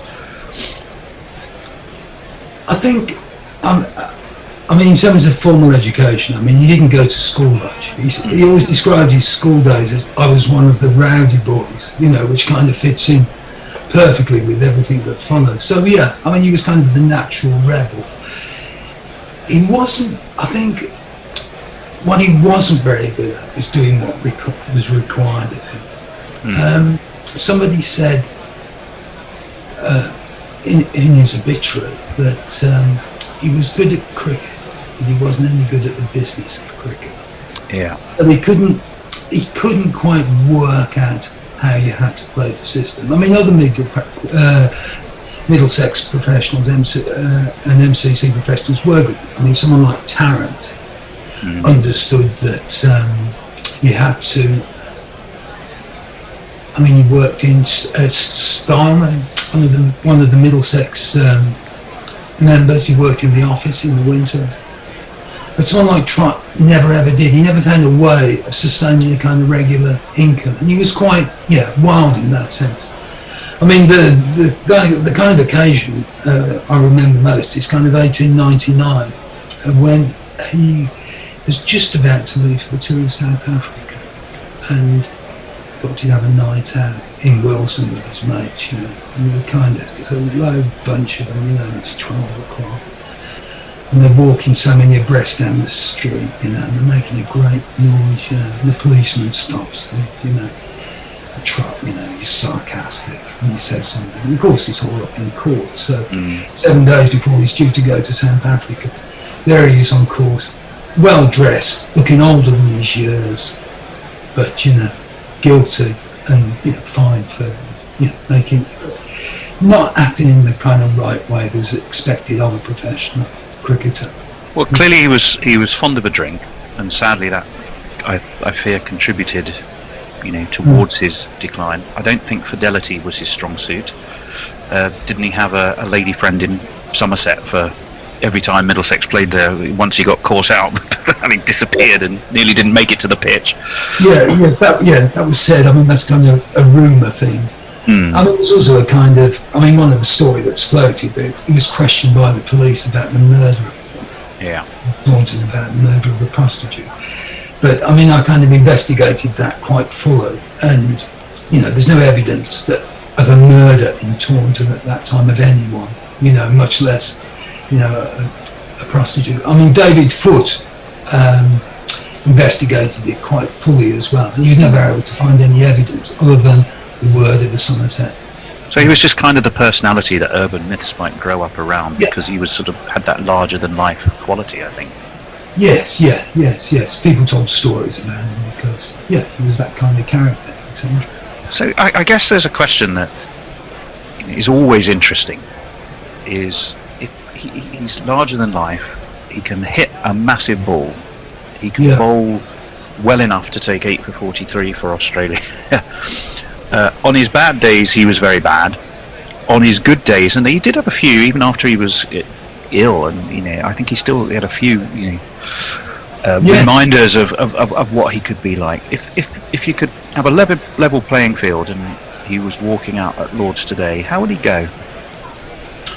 I mean, there's kind of one theory that says, if you look at kind of modern fitness, drinking amongst players has virtually stopped these days. Very few do it. The days of a tray of drinks at the end of the day, it's high nutrition drinks and things like that come out. So kind of with modern training methods, the kind of argument would be that he kind of would be tamed, that if you look at the different formats, Test, 50 over, T20, he would be particularly good in the shorter forms of the game, because the way in which he bowled, he got that fast ball which he could deliver, and it was the loss of that fast ball which kind of contributed to his decline as a bowler. He bowled, so he could be very successful.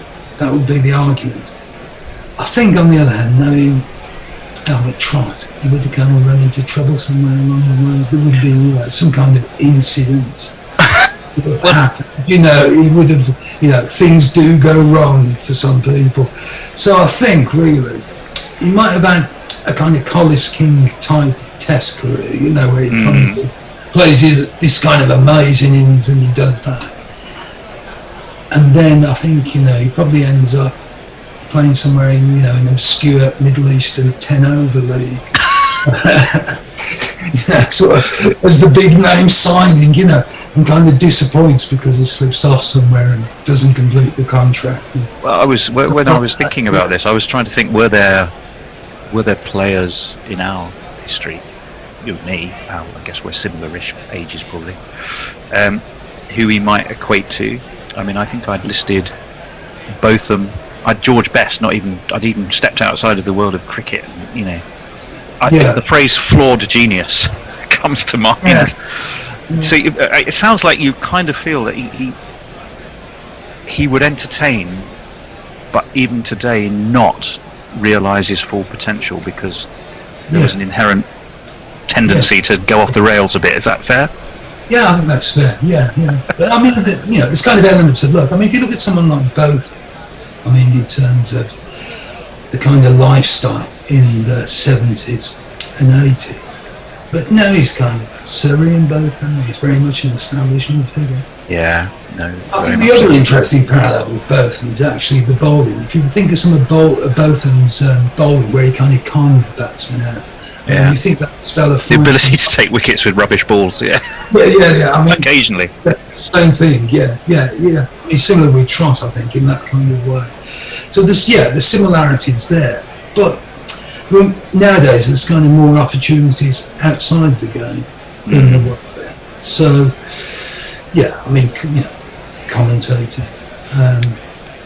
media, that kind of thing, books, agents, all that sort of stuff. A decent player can make a good living from it. I think it was again Plum Warner who described him rather unkindly as none too bright. I think perhaps that was a little harsh, given everything that we've said about him, and probably Plum's background might have encouraged him to said that about a few people. Yeah. But do you think that's unkind and unfair, from what you know of Albert? He certainly wasn't educated, but he's kind of, as a person, he was what he was like as a player. I mean, that was, that's the kind of important thing, what he was like on the field. I mean, when we watch sport, we kind of watch it for the unexpected, what's going to happen. We kind of construct our own narrative and things. But we want to be surprised. And like, whenever Trott comes out, we want to see what happens. I mean, that's the kind of important thing. I mean, intelligence, perhaps, that doesn't matter so much, in kind of the formal sense. I mean, you think of someone like Andrew Simons. Yes. I mean, you can point to a certain amount of parallels there, in disappearing to go off on a bender to,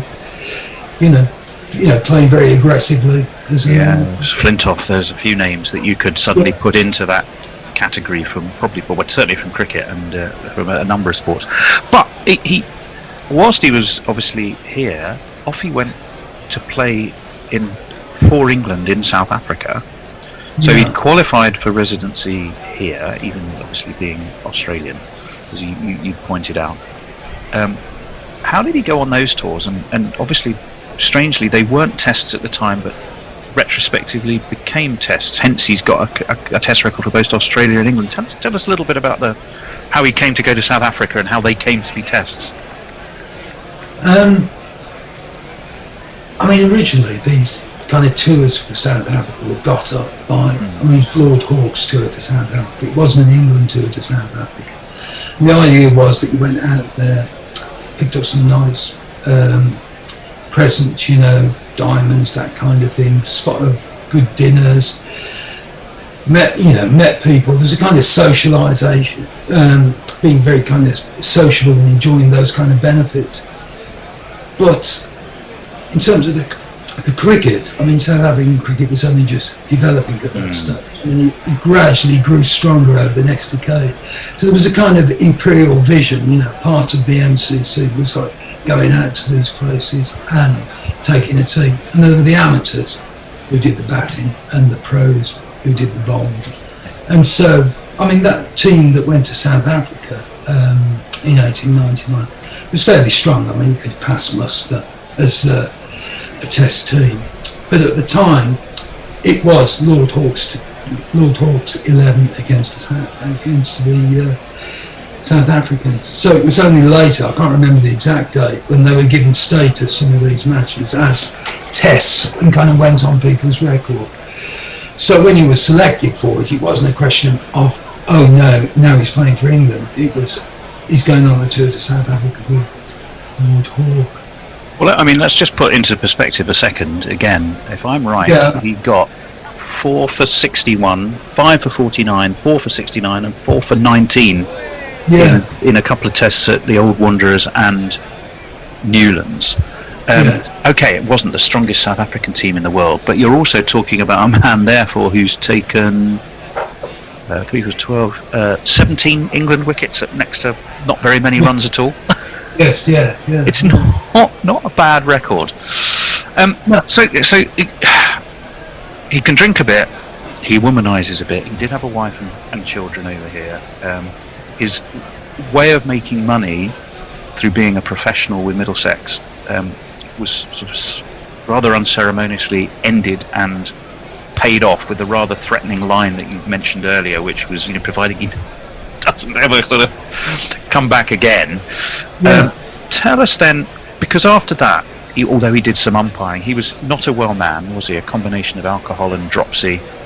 I mean, there's one horrible line you have that describes him being dreamed of about 1.5 gallons of fluid.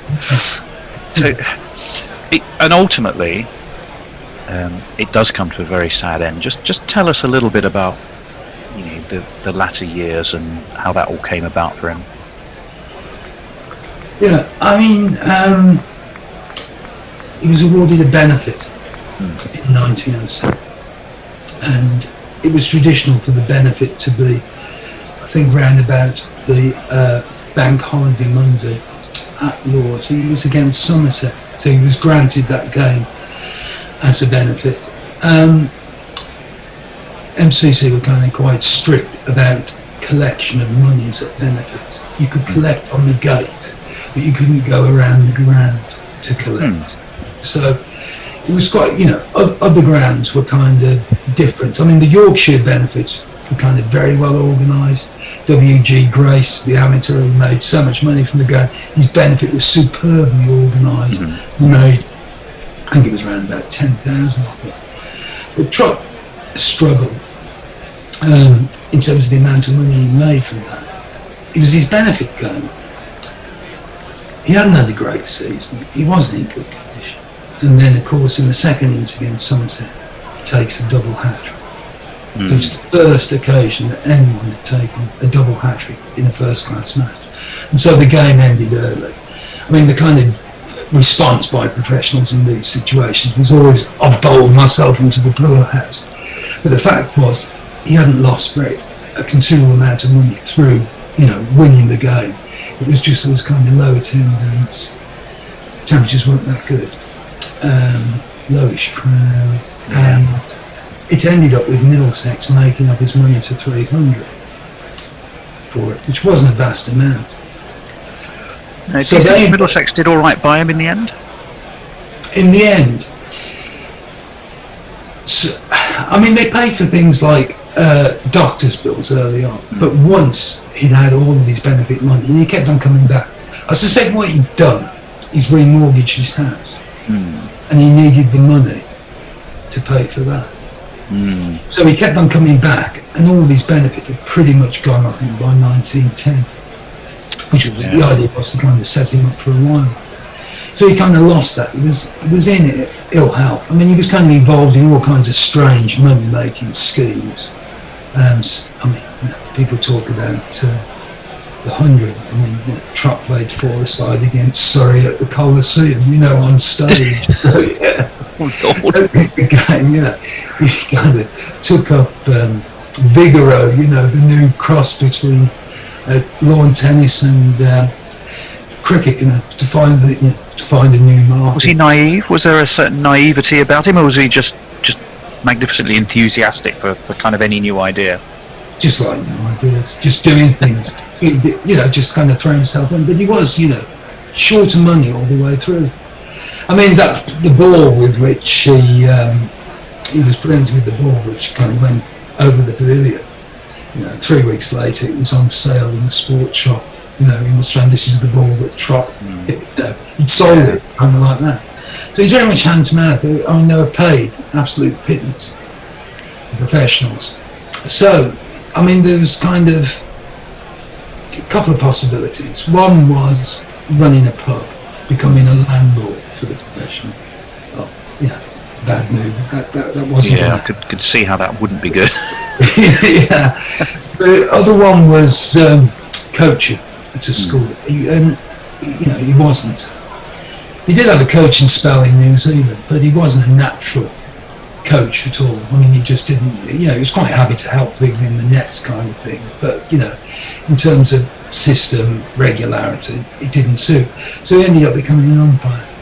And it was that when he was, that was his main source of income towards the end. But the other problem was his wife left him and took 2 girls to Australia. And it may have been that he was going to follow them.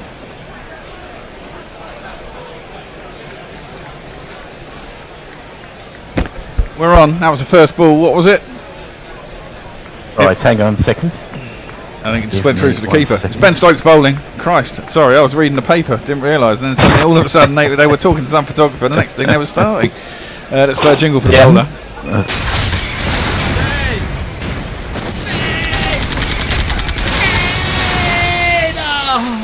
Ben Stokes. Hello everybody. And have we got Jason there? We've got Jason, we've got Messi.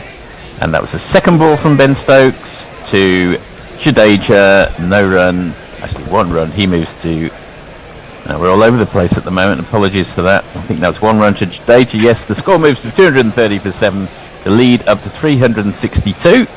Welcome to this afternoon session to Jason. Hello. Hello there. Yeah, gotcha. Got the sun right behind you, but it makes you, I don't know. Yeah, that's good. That's good. And to Messi. Hello, Messi. Hello. Welcome from very cold Perth. Very cold Melbourne also. It's 4 degrees, and it's 8 o'clock at night. That must be some sort of a record for Perth. That is cold for Perth. It's cold for Melbourne. Can you hear me? That one's dug in. Yes, we can. That one's dug in short by Ben Stokes. It flies past Shami's nose. He shapes the hook, but thinks better of it. This short pitch barrage to Shami has survived the think tank from the lunch break. What do you think of it, Jason? I'm not impressed. I think they've still got more bang for their buck by pitching it up and trying to make him play outside the off stump. This didn't work with Bumrah in the first innings, so I don't see why it would work with Shami in this innings either. That one's hooked, it's in the air, it goes to the man 45 behind the wicket, and it has worked. Jason! Jason, for your service. I'm sure that wicket wouldn't have wouldn't have fallen without that analysis. And a bit like monkeys at a typewriter, sure enough, sooner or later they're going to get a top edge, and thus they have. So the 8th wicket falls.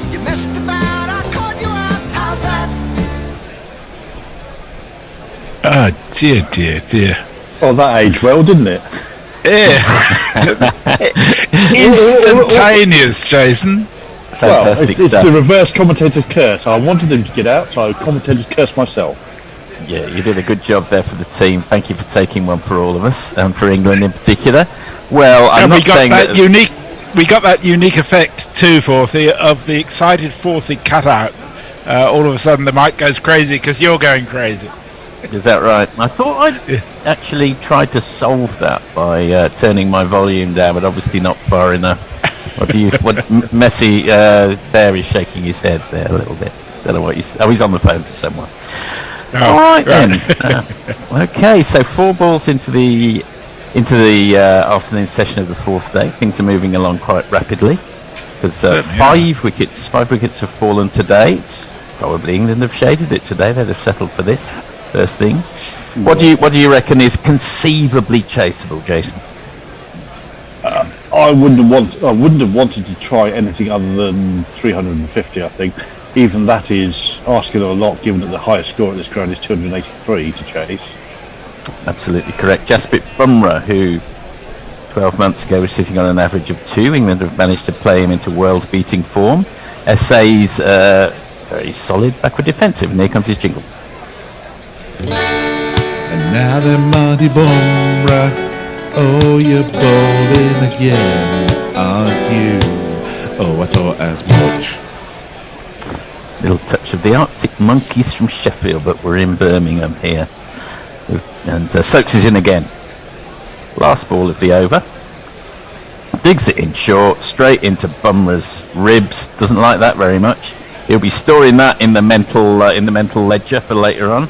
And at the end of the over, India 230 for 8. Bumrah yet to get off the mark. Jadeja on 18. Messi on this very sad day. Over to you. Thank you. Thank you to everybody for their messages too.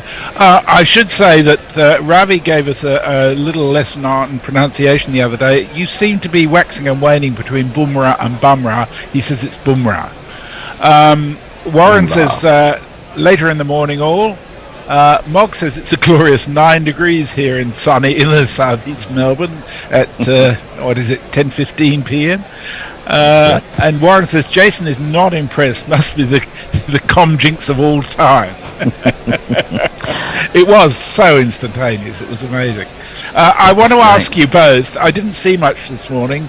I was in a 2-hour meeting, but I got the feeling that the ball rose a couple of times quite sharply without any notice. Is that fair? Get back to that in 1 second. Might hand over to Jason on that one. Forward defensive from Jadeja to Leach's first ball over the wicket. What do you reckon, Jason? I can't really comment because I haven't seen any footage until now because I've been out and about working and going to the hospital. So okay. Well, I'll get back to that after this ball from Leach. As he just hesitates to off of his run, goes a little wider on the crease, throws it wider, but Jadeja smothers it by going forward. Yeah, there have been the odd one that's dug in and reared up. Kohli was a victim of that yesterday, and we had 1 or 2 of those this morning. His trip doesn't particularly bode well for England's 4th innings run chase, it's fair to say. And why is England Premier spinner only bowling his 9th over? Is that a rhetorical question? I don't know. Well, I don't know. It seems crazy to me. Well, they were protecting him from some of the big hitting pattern. He actually got panned out, as it turned out. Yeah, in comes Leach, and that is swept from very wide of off stump down to the man at deep 45, as it were. And they come through for a single. Jadeja moves on to 19, the score to 231. Yes, we had the semi-farcical scene last evening of Root bowling to Pant wide outside the off stump, and Pant was just going as he propped forward and left it yet again. Some slightly tedious stuff going on late last night. It is true. Leach round the wicket to Bumrah. Bumrah, studious in defence, comes out. Was the particularly threatening ball, it's fair to say. He's got a big chunky sweater on, must be chilly in Birmingham as well. Leach blows into his hands. Last ball of the over, round the wicket. We wanted to have missed that one, but he plays a forward defensive well enough, right on middle of the wicket. Bumrah survives those 2 balls, the score 231 for 8. Now, Messi, one thing I will say is that over on YouTube, we've had one of those pledges we sometimes get, so you wouldn't want to miss that one. I missed it just before. Oh, wow. Yeah, Mog, disinterested hand job, is paying $100, although he says the fucking paywall's being a prick. Yes, I had some issues with that at one stage. Thank you, Mog. That's fucking fantastic, mate. You're a genius, and a generous genius at that. Stephen Kelk says, in terms of com jinx, does that beat Tony's Lees is doing quite well? One from the other day. I think it does. I think it's into the lead. Stokes round the wickets. Digs it in short to Jadeja, of course he does. Shapes the pull. That's called a wide, which slightly surprises me. Must have been overhead high. I'm not particularly surprised by that. It did look very tennis ball-y bounce, though, so quite slow bounce. So he's obviously banged it in quite close to his feet. Indeed, yes. Well, there's plenty of time for England to get these runs if they can wrap up these last couple of wickets. Again, even that's a big if, because Jadeja's still low. Scored a century in the first innings, lest we not forget, and has already been dropped by Jimmy Anderson. Quite a hard chance, but he would have expected to take it. Yes, an hour of Jadeja in this session could probably put it beyond England's reach. You would imagine way beyond reach. Yes, absolutely.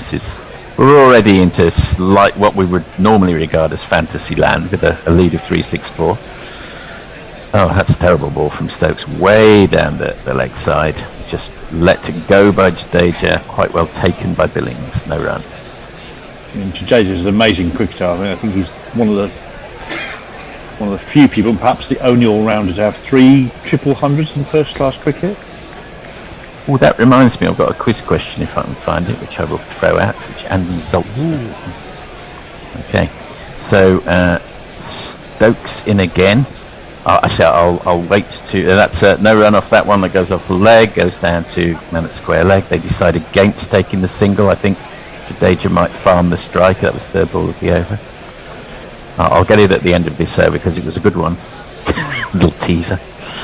One wonders, given the bounce of barrage to Bumrah yesterday, why he's particularly farming the strike. Bumrah seemed quite capable of hitting it out to the ground. Didn't he? Jadeja rocks onto the back foot, plays a nice shot down to the man at deep point. Comes through for a single because that's fourth ball of the over and allows Bumrah to be exposed for the last 2 balls. Score moves on to 2-3-3, Jadeja to 20. And there's a studious jump off the pitch by Jadeja there after all the warnings that were given yesterday to Pujara for running along the danger zone. It's almost theatrical, wasn't it? Look, I'm nowhere near the middle. Stokes in again. Close to the wicket with that one. Gets very tight in. That's on leg stump. Played to the man at square leg. No run. Quite nicely played, actually, by Bumrah. He used to have an average of 2 this time last year. Just looking up his average now. He's moved on to 6. He's tripled his average in Test match cricket. That's pretty good going, isn't it? I mean, it's still only 6.2, admittedly, but actually, it'll be quite a bit higher after the first it's 7.3. Yes, it's exactly. 7.32 now. Yes, it's gone up another digit. That one goes in short. Bumrah rides it quite nicely at the end of the over. No run. India 233 for 8. Bumrah on 0. Jadeja on 20. So Roger Malley has a tweet which raises an interesting question for me. He says it was an interesting interview about Albert Trott. Yeah, it's a good interview, that one, isn't it?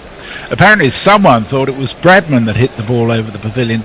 If they knew their cricket, they'd know that Bradman didn't hit a single 6. He famously said, if I don't hit the ball in the air, I can't get caught. But not true. I think he scored 7 sixes in his career. But he never. Yeah, that's what I thought. He never hit a 6 in Test cricket, I think is what they're saying. No. The Cricket Info shows him as hitting 6 sixes in Test cricket. I think he scored 7. I had it in my head as 7, but okay, 6 it is. That's not true about Bradman. Right. There, a myth sorted. Right. Where are we? Oh, we've already missed one ball from Jack Leach. Nothing happened off it. That's played quite nicely by Jadeja. Very nicely, actually. To the man at wide mid-off. They come through for a single. He is quite happy to let Bumrah take 4 balls from Jack Leach. That quiz question. Jimmy Anderson's 100th catch in Tests this morning. He became the 6th player to achieve the treble of 1,000 runs, 100 wickets and 100 catches. Can you name the other 5? 1,100. England players or all international? All international players. Sobers? Big appeal for that one. Alan Dart not interested. The England field is somewhat interested. They're coming together for a conference. Ben Stokes is barking questions. Is it missing leg? He's asking. Billingsley says yes. And also I say yes to Sobers, Bessie. Sobers is one of the 6. Callis. Who, sorry? Chuck Callis. Callis. Yes, Callis is one of the others. You've got 3 others to get. Jack Leach round the wicket. And it's a not particularly elegant looking shot by Bumrah, but it's effective enough. Just squirted out into the offside, no ends. Alan Border? Not Alan Border, no. Michael Clark? Not Michael Clark, no. Not enough wickets, so to speak. That's an interesting one. You see, that appeal would have been out. It would have been out. It was very tight, pitch leg, and would have hit leg, and fulfilled all the criteria, so England missed opportunity there. As another dot ball goes by, we get to the end of this over with another forward defensive from Bumrah. In India 234 for 8. Jadeja on 21. Bumrah on 0 at the end of the 77th. Lovely size then. How about Jaya Surya? Not Jaya Surya, no. Imran Khan? Not Imran Khan. Yeah. Is Jason doubling down on his com jinx, or have I gotten onto Guerrilla Cricket version of Groundhog Day, says Warren. Mark Zip says Botham. Yes, Botham. 2 to get. Good one, That Mark. was going to be my next guess. One's obvious, the other is not. Botham round the wicket. Digs it in short, of course he does. And that's flash through point, where there is no point. And Stokes. that is... Stokes is not one of the answers. And they come through for 2 runs? 1 run, surely. Or they don't take a run at all, of course, because Jadeja is farming the strike. That again. Stokes round the wicket. That one's on leg stump. Jadeja plays it nicely. Would have maybe even considered 2 there to man on the boundary, but eschews any runs at all. Viv Richards. No, very intelligent guesses, all of these, but not correct so far. Still got 2 to go. Well, somebody has played enough tests possibly to get 1,000 runs. I don't know. Mirror or Not Warren? Litteran. Warren is correct. We've got 1 to go. That's going to be harder. That one is pitched up by way of variation by Stokes, but Jadeja is not put out by expecting the short ball. Plays it quite nicely off his back foot. No run. And the field is spread to all corners of Edgbaston. He can take a single wheresoever he wishes. There is a slip and a gully, but that's it for close catches. Okay, here's one from left field. W.G. Grace.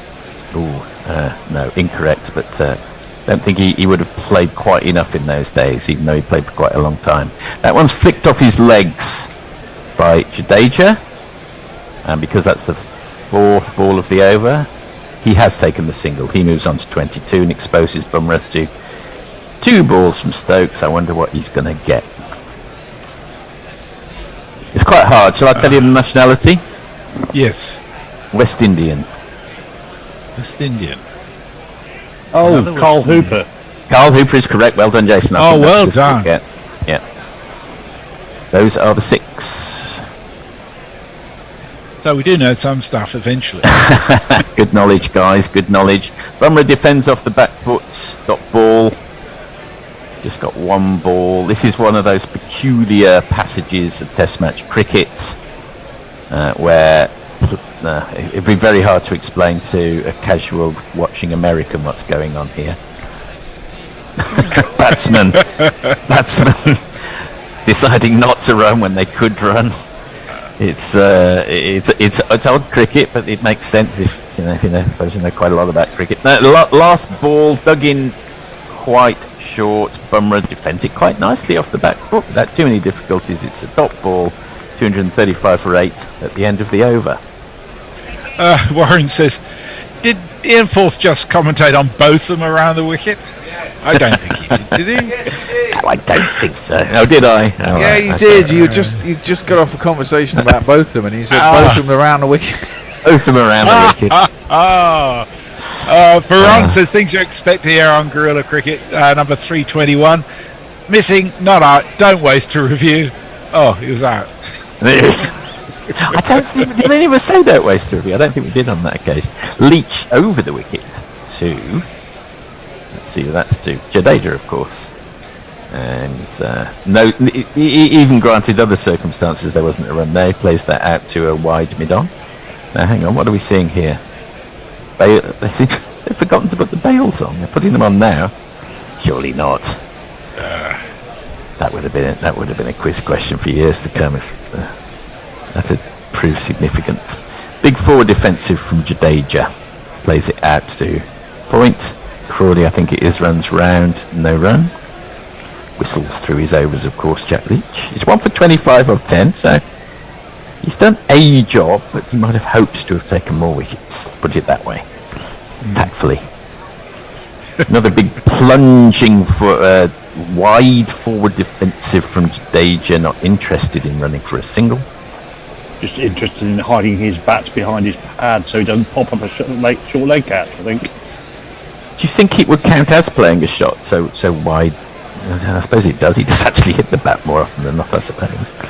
Yes, he does.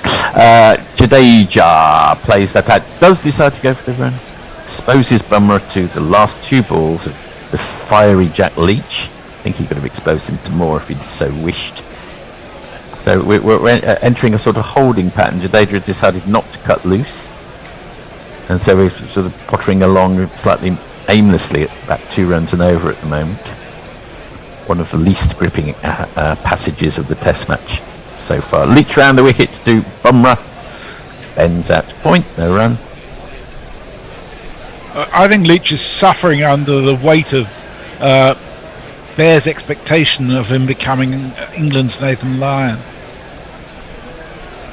I think Nathan Lyon was about sort of Leach standard this far into his career, do you think? Is that a slightly controversial thing to say? Maybe a little better. Jack Leach round the wicket.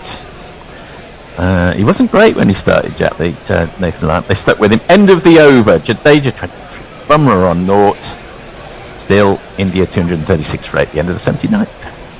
The thing Leach had, Lyon had, was a supportive captain. Mog says, I guess the way England burns through openers and breaks bowlers, both are making a comeback, isn't entirely out of the question. Ian Barker says, I predict England's second innings. Stokes hits a 34-ball century. Crawley carries his bat. Anderson scores winning run late on Tuesday. England win by 1 wicket. Yeah, and the pigs flying overhead will shit on everybody. Stokes round the wicket, and that's a nice flick from Jadeja, but to the man a deep square leg. Johnny Bairstow does the fielding. They won't come through for a run. Interesting question, Jason, that was raised there. Do you think that England burnt through any openers during the last few years that they should, with retrospect, have stuck with? It's hard. I think Carberry got quite harshly done by when he went on tour to the West Indies. Not West Indies, to Australia. Australia, yes. Stokes round the wicket again. Oh, it's played on. I hope that didn't smash the microphone difficulties and everyone heard that clearly. Oh, apparently, according to Bear, it was okay. So, Jadeja has played on. We're moving into the end game of the Indian innings. They moved to 236 for 9. He's out for 23 off 58. England probably win that little mini battle of the minds, and there we are. Yeah, that was well bowled. Stokes has bowled well.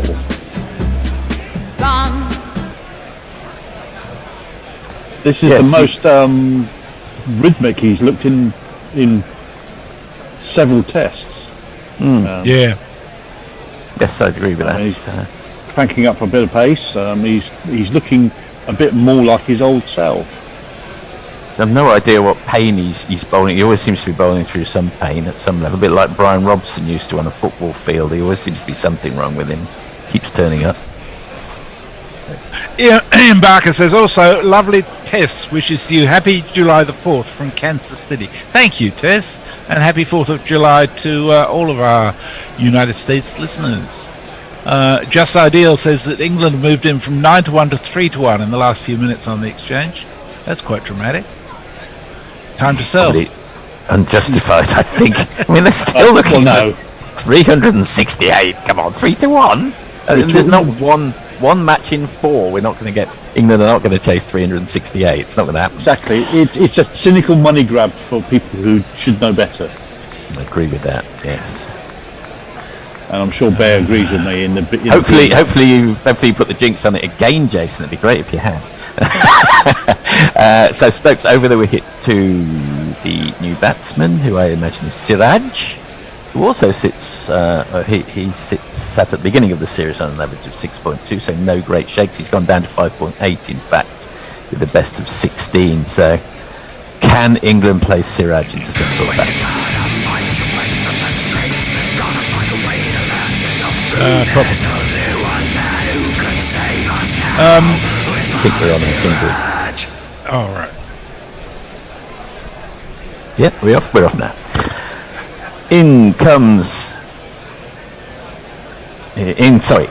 got thrown by a tweet there. In comes Stokes, and that's a short pitch ball. Of course, it is to Siraj, who rocks back on his heels quite nicely and watches it sail past his chest. No run. Both batsmen yet to get off the mark. Obviously more noted for their bowling than their batting. But what can England do to get them into some sort of form here? Is it me, or has this pitch just quickened up a touch over the couple of days? It's certainly quickened up over the first 2 days. CricViz gave us some analysis yesterday that showed it increased dramatically over 1, 2 and 3, so I expect it's done the same today. Sorry. It's alright. Siraj takes a step back, has that wahoo at that one, misses it completely, and it sails through to Billings, no run. Just seeing a replay of Jadeja's wicket. No heroics for him this time round. Relatively sedentary, 36 I think it was, off 58 balls. In comes Stokes again, digs it in short, not quite sure why. They do come through for a... What's going on out there? Why have they got the players all so far back and letting them have the single? Am I going mad? Anyway, the second new ball is due with 1 wicket. Those are 2 very different questions. Yes, that's true. India 237 for 9 with a lead of 369 over to Messi. Perko says, it's the leech, not the lion of the swamp. And Warren says, how many microphones does Forty get through? You do give him a hard time. Roger Melly says also in that interview, baseball was mentioned. Apparently in 1948, after the Ashes tour, Bradman's Invincibles played a demo game of baseball in the US where Stan McCabe hit everything out of the park. He said later, it was easy, they were all full tosses. That's quite funny. Okay. Siraj is taking strike. Shouldn't last too long, but he has at least got off the mark, someone. Each round the wicket to him. And without any discernible foot movement, he nonetheless plays a pretty orthodox defensive shot. No run.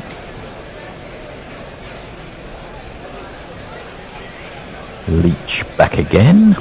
Siraj eyeing up cow corner, just out the corner of his eye, but plays a nice backward defensive shot. No run. Might as well have a bit of a wahoo, surely. Not much to be gained. Otherwise. Third ball of the over from Leach. Another defensive shot. This is, I'd say, slightly baffling cricket from all concerned at the moment. Why not try and put a few extra runs on the board? But they see it differently. Leach round the wicket. Well, finally. Siraj comes way down the wicket. A massive appeal when it was hitting Siraj about 4 yards, 5 yards down. I don't think it could possibly have been given out by Alinder. So maybe I slightly exaggerate, but it would have been missing leg anyway, I think. And Siraj does what I suggested he should have been doing all along. Comes down the wicket and smashes it to the man at mid-on. They come through for a single. What do you think, England? What do you think will happen in the England innings now? You put the jinx on them, Jason. Of course, Crawley's going to get a good one early on. Always he does, doesn't he? That one's played for a single. Can someone explain? Well, Jason, why are all the men thrown back? Am I missing something here? We've got the 10th and 11th men in. I really don't know. It's a mystery. 239 for 9 at the end of the over. The only thing I can think of is that they are going to not take the new ball and trying to get Leach to get some form, despite the fact he got 10 in the last game. But that seems counterintuitive because new ball essentially for runs to be scored quickly off it, certainly with Bumrah batting. It's a head scratcher. In comes Ben Stokes. There must be some method in the madness. Again, I'm going to say something controversial. Yeah, go on, Messi. There's no run off that ball. Yeah. In my view, the English are very gentle with him. I think Ben Stokes, strategically on the field, in terms of field placements, bowler selections, and when he's batting, is a fucking awful captain. He's brainless. I'm gonna after this ball, I'm gonna throw over to Jason to see whether he agrees. I don't think I entirely agree. There's different types of captain. He's a man motivator, and he may be a bit short on tactics. Would be my overall take. As yet, sometimes they improve, of course. Ben Stokes in. Line of length ball, played quite nicely off the back foot. What's your take, Jason, on Stokes? I think for setting the tone, yes, he's a great captain. For tactical nous and working out the nuances of the game and when and how to attack, probably is a bit lacking at the moment. Certainly based on his own personal performances when it was being captain, he seems to be a bit too gung-ho, and possibly for some of his bowling changes a bit too conservative. So you're so much more polite than I am. Stokes, the aforementioned Stokes in, and that one is just too short to really do any damage there. It hits Bumrah on the hip, he has a wild swing at it and misses completely. This is not a particularly what's the word? Not a particularly memorable period of Test match cricket, put it that way. I would have thought a much better game plan would have been to get the world's leading fast bowler with a new ball at number 10 and 11 straight away. Whoa, that's a bit radical. You might have thought. In comes Stokes again, a short one. It's hoiked high into the air and high into the stand for 6. Pointless runs as far as they're concerned. What is the strategy here? Don't get it.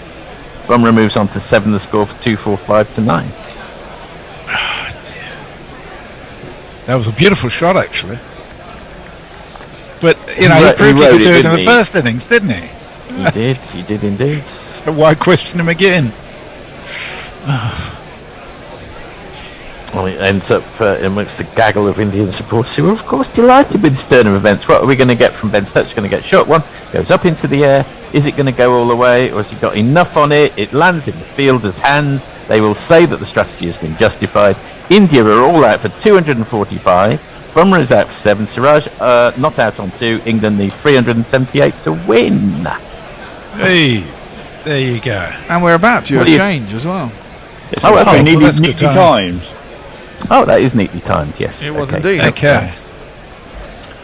Who's on tweets? Forthy's moving on to tweets. That is me. Forthy, so Warren is next with Did Jason Say? There you go.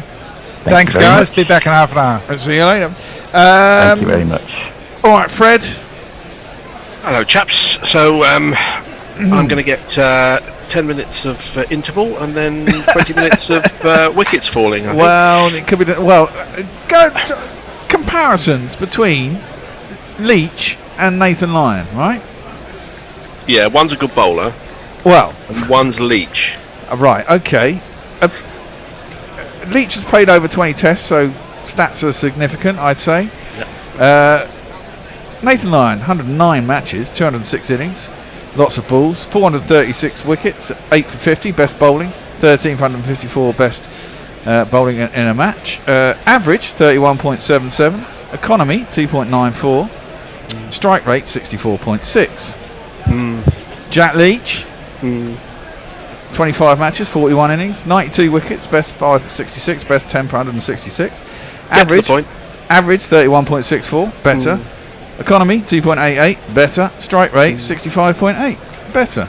Yeah, well, the difference is that the average score in a test match in Australia is an innings total is about 30% more than it is in England. So a lot more runs are scored in test matches in Australia, which you have to take into account when you're comparing people over countries. But you know, it's a fair point. And also the difference is that well, we all love Nathan so Lyon. Much now Leach plays pretty much every game, but there was a time when he played sort of when the wickets were more likely to assist spin. Look, I'm just. Well, everyone gets series on. More importantly, I'd like to correct Forthy on his willful. I mean, for the second time today, he's made a catastrophic error. When somebody tweeted him and said monotremes. Yeah, now betting. The fact that the odds available on the exchange, important word, and you can now get 2.85 to 1 for England to win, but you can also lay them at 2.9. Oh, so lay. It's not a question of money grabbing. When it's on the exchange, you can go either way. So that is the midpoint. So if you think that is an absurdly short price, which you may well do, I see why you would think that. you would you don't say, well, I'm not going to bet. You just go the other way. Well, Fred, I may or may not agree with you, but I will say I did not use the word money grabbing. Jason did. Yeah, no, Jason did that. Yeah, no, but you suggested it was an absurd thing. But the thing about exchanges is that the people who are setting the prices are actually the people who are betting, rather than a bloke from. I would lay that. A betting company. Okay, well that's fair enough. I don't know anything about betting. Let me put it that way. And monotremes. Can we make a list? Somebody keep a list. Message us all the things. Can we keep a list of things that Ian, imaginarily nicknamed Fourthy Fourth, is ignorant of? I'm sure it'll be a very short list. I'll tell you what. All right then, Fred. Okay. Calm down. I'll tell you what. Let me just give you a few bands from Birmingham, which we were riffing on earlier this morning. ELO, there's only one good band from Birmingham. Is ELO? You tell me which of these you've heard of. Come on, Robert Lloyd. Yes or no? I'll take that as a no. Robert Lloyd. I don't know anything about bands, especially ones in the last 40 years. Swell Maps, Opez, Dexys Midnight Runners. I've heard Dexys Midnight Runners. You've heard of them. Yeah. Is he from Birmingham? Steel Pulse. And how do you decide where a band is from? Well, in a greater borough of Birmingham, I presume, or Greater London. One of them, some of them.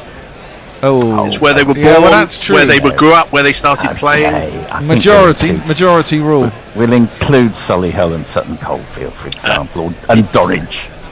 Well, that's a different county. That's like in Worcestershire, isn't it?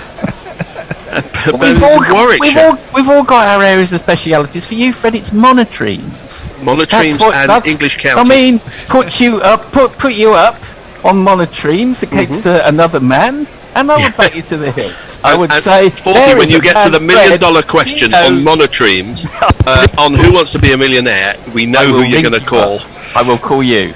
There is a man who knows his monotremes. You could say, I'm a monotreme monomaniac. Shall we get back to the cricket rather than you two pickering like children? Yes, let's do that. Yes, quite right. What's going to happen? Is it going to be bad ball? Well, we're obviously going to. I'm going under. I'm not going to for the fall of the first dignify that preposterous, nonsensical term with. I hate it, but I can't like using it.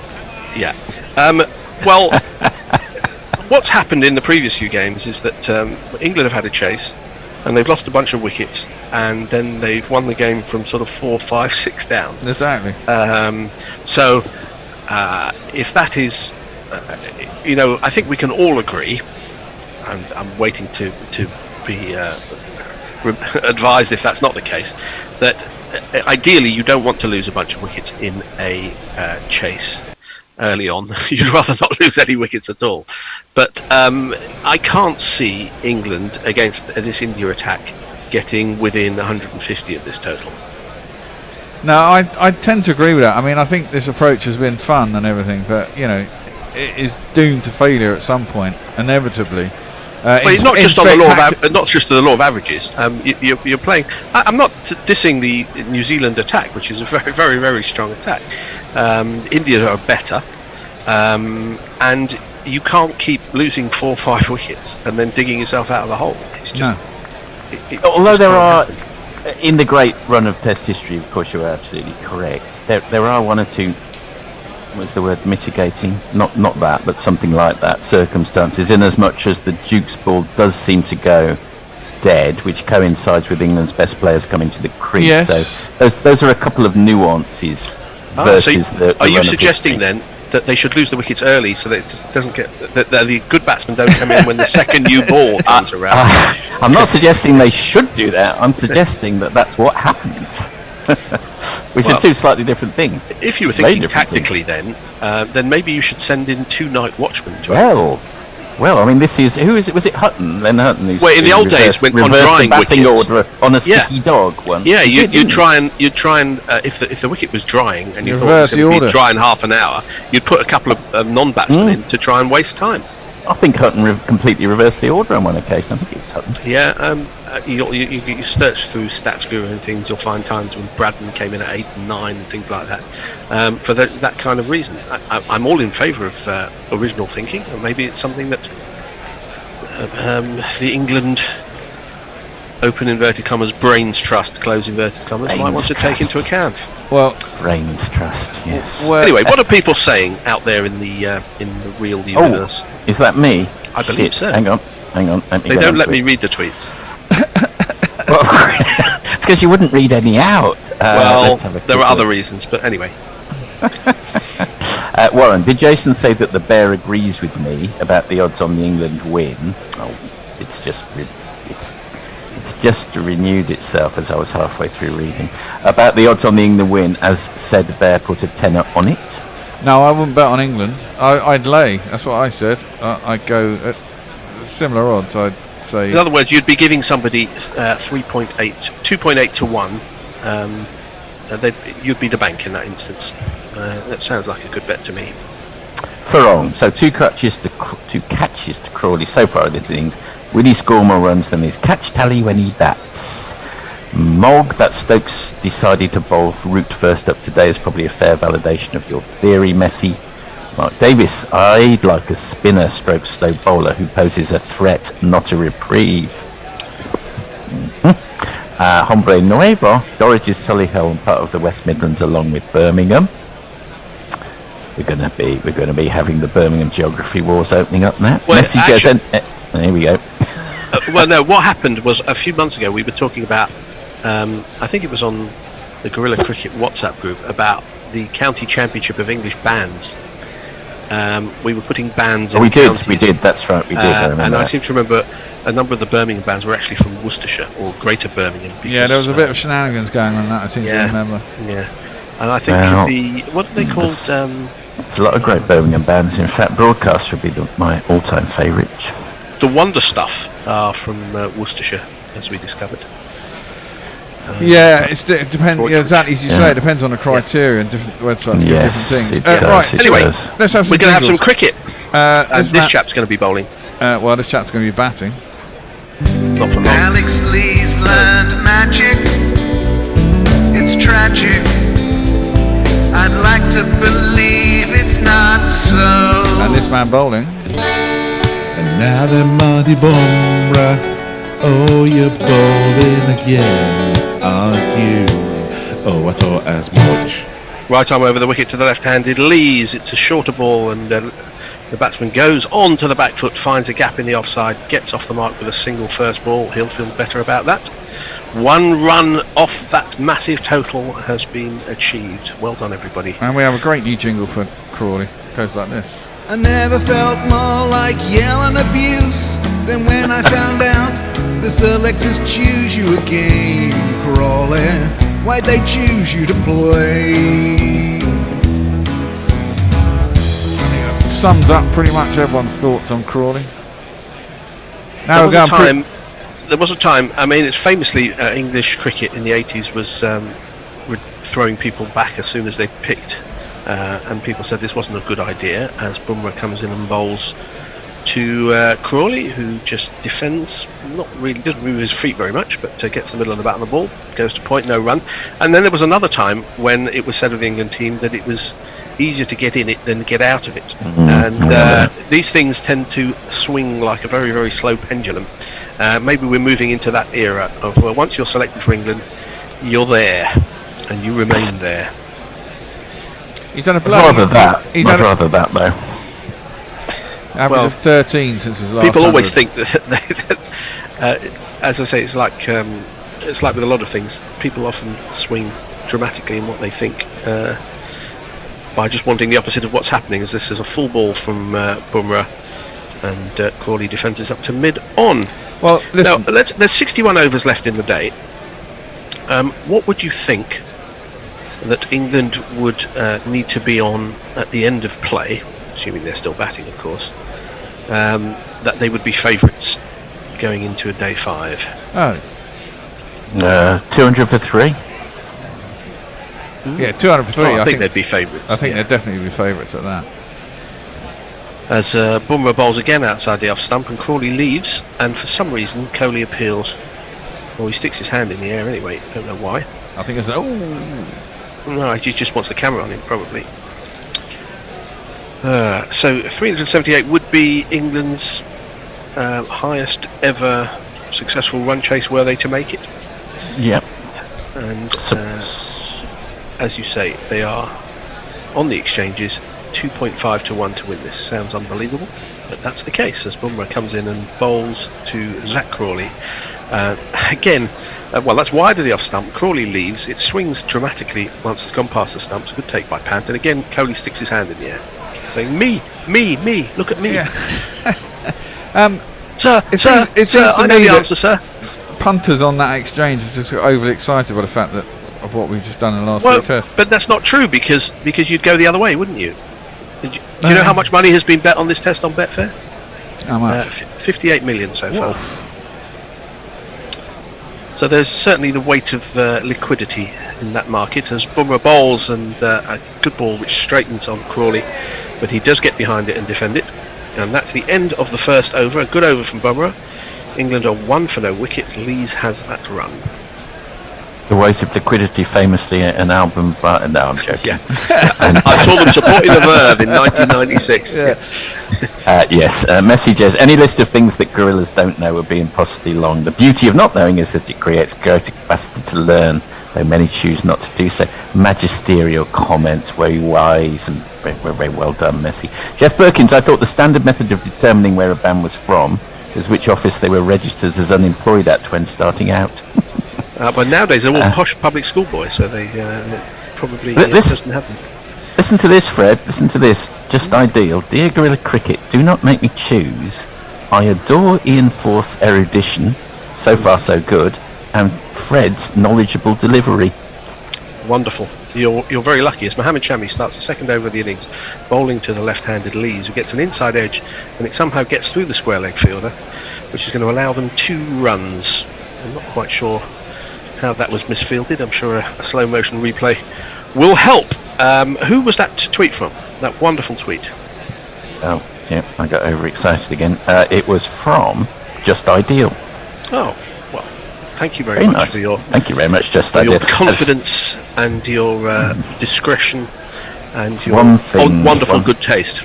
One thing me and Fred can definitely agree on is Just Ideal's taste in matters. Yeah, he's left the bear out as well, which is also very that's Lees faces up to Shami. He took a step and a half forward, and he's tried to drive that straight.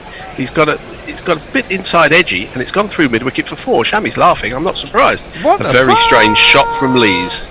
Wow, Bazball, man, Bazball. 1, 2, not 3, 4. Is there some kind of technology which bleeps out that word whenever it's mentioned, or that compound word? I was thinking Bazball as well then. That's the problem, you're compelled to say it, even though you know it sounds ridiculous. I think Andrew Miller invented it, did he not? Did he? I don't know. Yes, he did. Yes, he did. claims, Well, I'm pleased for him. Claims he but, invented it. As wide from the crease comes Shami, and this is left by Lees, and it goes over middle and off stump, and not very far over either, and it's taken well by Pant down the leg side. I'm not sure what the hell is going on. At the risk of sounding like Fred Truman, what on earth is Lees doing? Well, what is there are only going on out there? Cliche alert, there's only 2 types of leaves, Fred. Yes. He would have left that one, ones, and it would have hit the top of leg stump. That cleared the bails by about 4 inches, and it was over good judgment. middle Good and leg. judgment. If that was Bajari, you'd say that was really good judgment. I don't know what's happening. Anyway, I should just try and tell you what's going on and hope for the best as Shami bowls again. And this vaguely resembled cricket as Lees plays a forward defensive shot and it goes to cover, no run. The thing about Crawley, right, is actually the next test against South Africa is not until the 18th of July, 18th of August, the first test against South Africa. So there's a good period of time for everyone to forget that Crawley was in the side and then to completely pick a new squad with a new opener. That's true, but is there any cricket for him to play in that time? Oh, well, probably, but I mean, the point is whether he plays or not. He shouldn't be in the fucking side. So just take the month and a week or 10 days or whatever it is to go, well, we're not going to pick him for the next test. Well, it's Lees, the new incarnation of Paul Sterling, is facing up to Mohamed Shami, and he's found an authentic cricket shot. He's pushed it through the gap in the offside, and he's timed it well. They've taken 2 runs. That's all they're going to get, even though Crawley would turn for a 3rd. So Lees has all 9 of England's runs now. and I'd like to say he's looking good, but he's looking odd. He's looking odd. He's just trying to be aggressive, isn't he? Well, there's aggressive with that- shots there's that only- you can there's only- play, yeah, but- and there's dancing down the wicket to the new ball and trying to hoik a fellow straight over his head. But he's only done that once, and he didn't try and hoik him over the head. He tried to play the shot into the leg side. He just got a thicker inside edge than the face of the bat. I think you're being. Shami goes past the outside edge, and it wasn't far past the outside edge. It sort of died on its way through Japan, so he took it very low, took it well actually, leaning forward. So 2 overs are complete, 9 for no wicket, and the target is still 378 because it will remain. No, is that going down, that target figure?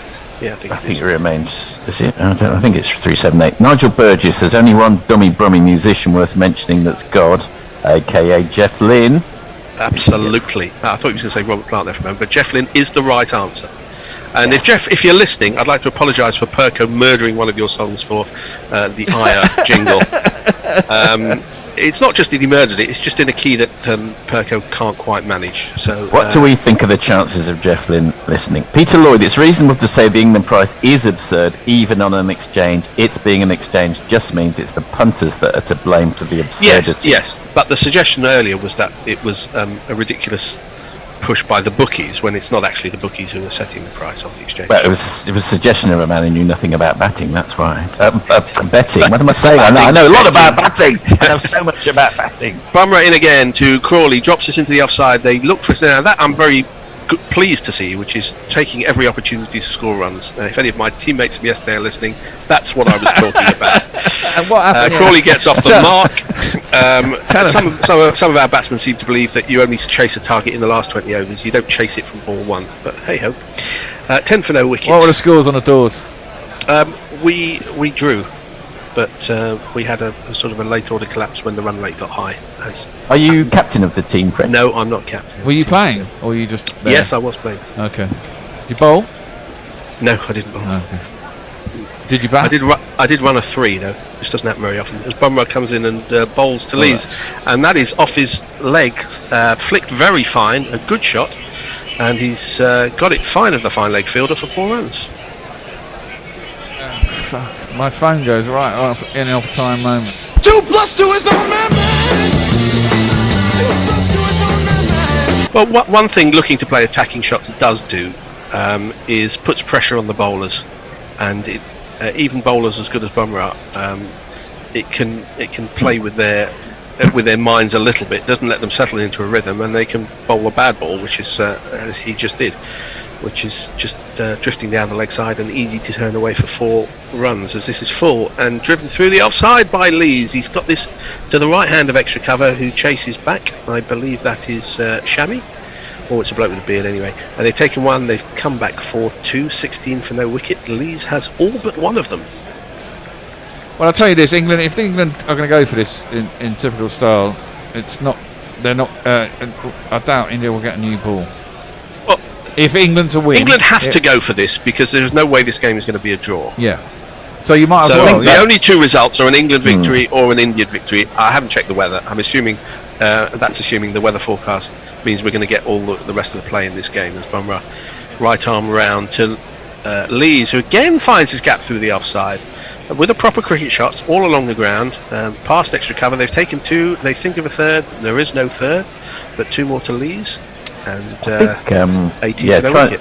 Trying to eliminate the effect of the second new ball is one of the founding pillars of baseball, if I can put it that way. I think you're right. That's what I mean. You could put it that way, but you shouldn't. I.e., if you go at the hard ball, the new ball, A, you're going to get runs quicker, and B, you're going to put, open. There on the exchange, England are 2-1 to win. Yes. That's fucking way too short. Well, lay them at 3.05 then. Well, yeah, I would do, but I haven't got any money on an exchange account. I've only got a bookies account. It just takes 10 seconds, doesn't it? Yeah, I have actually got one. Bowls to Lees, shorter ball. May have been a slower ball as well. Lees leaves. Not easy to say, but I did it. Yes. 1 ball left of the 3rd over, and we're going at over 6 and over because it's 18 for no wicket. Warren says I'll pay to see Ian Forth and not Fred in an MMA cage match, by the way. That'd be interesting. Why would you? We're both They'd be lovers both of out fighters. be out of breath in about 10 seconds. I'll tell you Wheezing what, on the canvas at each other. I'd put 10-1 on Fred. This is a drive from Lees. He drives inside the ball. It may have moved away slightly. Either way, it missed the outside edge. It was taken by Pant. The end of the third over, 18 for no wicket. I will say about the crowd or the reaction to the way England are playing Test cricket is that it's fine. It's all well and good. Good luck. Just be prepared that there are going to be times when they're all out for 78, and accept it with equanimity. Because it's the other part, it's the other side of the coin than the way they're playing. It's going to happen sometimes. To be fair, and at that time you shouldn't say no. This innings we should have played like Jeff Boycott. Don't say that, because if they're going to play attacking all the time, then fine. When it comes off, it comes off. Enjoy it. When it doesn't come off, say, well, that's just the nature of the game. Exactly, and the point is that we've been out for under 100 in second innings of Test matches over the last 2 years, an awful lot of times trying to play sensible cricket. So I'd rather we go out swinging, as it were. You mean because they're not good enough to bat? Yeah, well, maybe they're not, but maybe they figure they can do it more often like this, Shammy bowls. First ball of a new over to Crawley is vague shape away. And Crawley watches it go past him. That's baseball for you. El Presidente says, watching Crawley manfully leaving a few wide ones is like watching every addiction movie ever made. Sooner or later, it's going to end horribly. What was that one with Nick Cage? That was harrowing, wasn't it? Oh, was that the drinking Leaving one? Las Vegas. Leaving Las Vegas. Leaving Las Vegas, yeah. Is it Elizabeth Shue in that one as well? Yeah. Everyone remembers her, yes. Shammy bowls, and again, Crawley plays inside the ball, which is outside the off stump. It's a really you don't remember depressing Elizabeth film. Shue? No. You ought to. Yeah. There was no... Is a strange narrative arc in Leaving Las Vegas? Yeah. I went and saw it at cinema. Well, it was more the performance by the Cage. Nick Cage, his gradual descent into which He has been in a colossal amount of films. Absolutely amazing number. I think my favourite is Pig, which came out last year. It's not a cartoon, is it? The Sham is wide of the crease, and this is angling into the legs of Crawley, who does get something of a bat of it. It goes to short fine leg, and they take a single, which brings Ian, Terence, Botham, Garfield, Sobers, Lees onto strike. Roman Polanski's son-in-law as well, isn't he? Cage. Oh, I thought you were going to say Lees. Now that would have been a great fact. Yeah, and he does magic. He does magic as well. Yeah. What I can't remember who it was. It said, who are we talking about? I'm getting very lost. Lees. Lees. He does magic. He Someone does said, magic. Can he make? I think it was Jacob. He makes wickets disappear. Can he make Zach Crawley disappear? Well, England are 19 for no wicket. What's their highest opening stand of the this summer? Somebody look it up. Shabby bowls, and this is driven by Lees. Full face of the bat shown to the bowler. It goes up to mid-off. No run. We're going to have... No, we're not going to have a change yet. We're probably going to get another over in before the change. Yeah, we'll get another over in. And the next change is who? Me? No. You... no, it's going to be... Josh. Messers and you. And me, yes. Yeah. I'm on after that. I won't be reading tweets. Don't worry. As Lees looks behind him to see that he's lined up correctly. Always a categorical error as he plays his next ball from Shami to cover point. Here's an interesting question for both of you. Ian Barker says, what is a better investment, a guess on the GPL or a bet on an England? Yeah. It's too late to enter the GPL. So you only have one option at the moment. But generally speaking, from a mathematical point of view, it's better to back England. Because you're not going to get any GPL target which is 3-1 or better, or 2-1 or better anyway. As Lees faces up to Shami, a full ball, shows bat and pad close together, plays the ball back to the bowler. The end of the fourth over, 19 for no wicket. Have we any messages on YouTube, Instagram, TikTok, and anything else that the young people are playing with? Well, Roger Melly, he's a young person. He says the best name for a band I've heard is Free Beer. They had no trouble getting gigs at pubs, as they could put up a sign saying Thursday night, free beer. That reminds me, actually, I went to a gig on Saturday night, and I saw this when the bands were playing, and it said 8:30 doors. I thought that's pretty good for $20. Well, it must be a modern lineup because for most of them are dead. Yeah, well, it was just it was just when the doors open. Warren, there are two types of leaves and leaves. Just ideal. Cover your ears, Fred. Surely Bazball is not the first zeitgeist guerrilla cricketers of evinced considerable disdain for. Oh no, there's loads of them. I think Messi's got a list. As this is first ball from Bumrah is down the leg side, an easy get off strike single from Crawley as he just turns this round to a long leg. 20 for no wicket. Well, who'd have thunk it? I've got half a run and then I'm out on my under for the fall of the first wicket. I'm not sure whether that's the biggest jinx of all time or, well, time will tell. There's two people nestling under an umbrella, which may disappoint some England fans, but they're using it as a parasol because it seems to be sunny. There are some white fluffy clouds around, but at the moment all the players have shadows accompanying them as Bumrah comes in and bowls on the hip, and that's a good take by Pant. Did he get some bat on that? He didn't, because they're not going up. A very good take by Pant, jumping up to his right hand side. It looked like for a brief moment there may have been something of the strangle involved, but not. Allow me to say very quickly, Fred, like Cliff Richard, who had the shadows accompanying him. Yes. But then they went on to a very successful career without the Cliff. They did. Without anybody I hate singing. the shadows. I fucking hate the shadows. Hank Marvin. Things that guerrilla cricket people hate, as this next ball is outside the off stump and Lees just drops this down to Point, who's basically saving a single but can't save the single, which will annoy his captain. But it's good running. Just basically twangy guitars. In a not yeah, very and good you know way. the thing about the Shadows is they played the song and then they played it again, but exactly the same.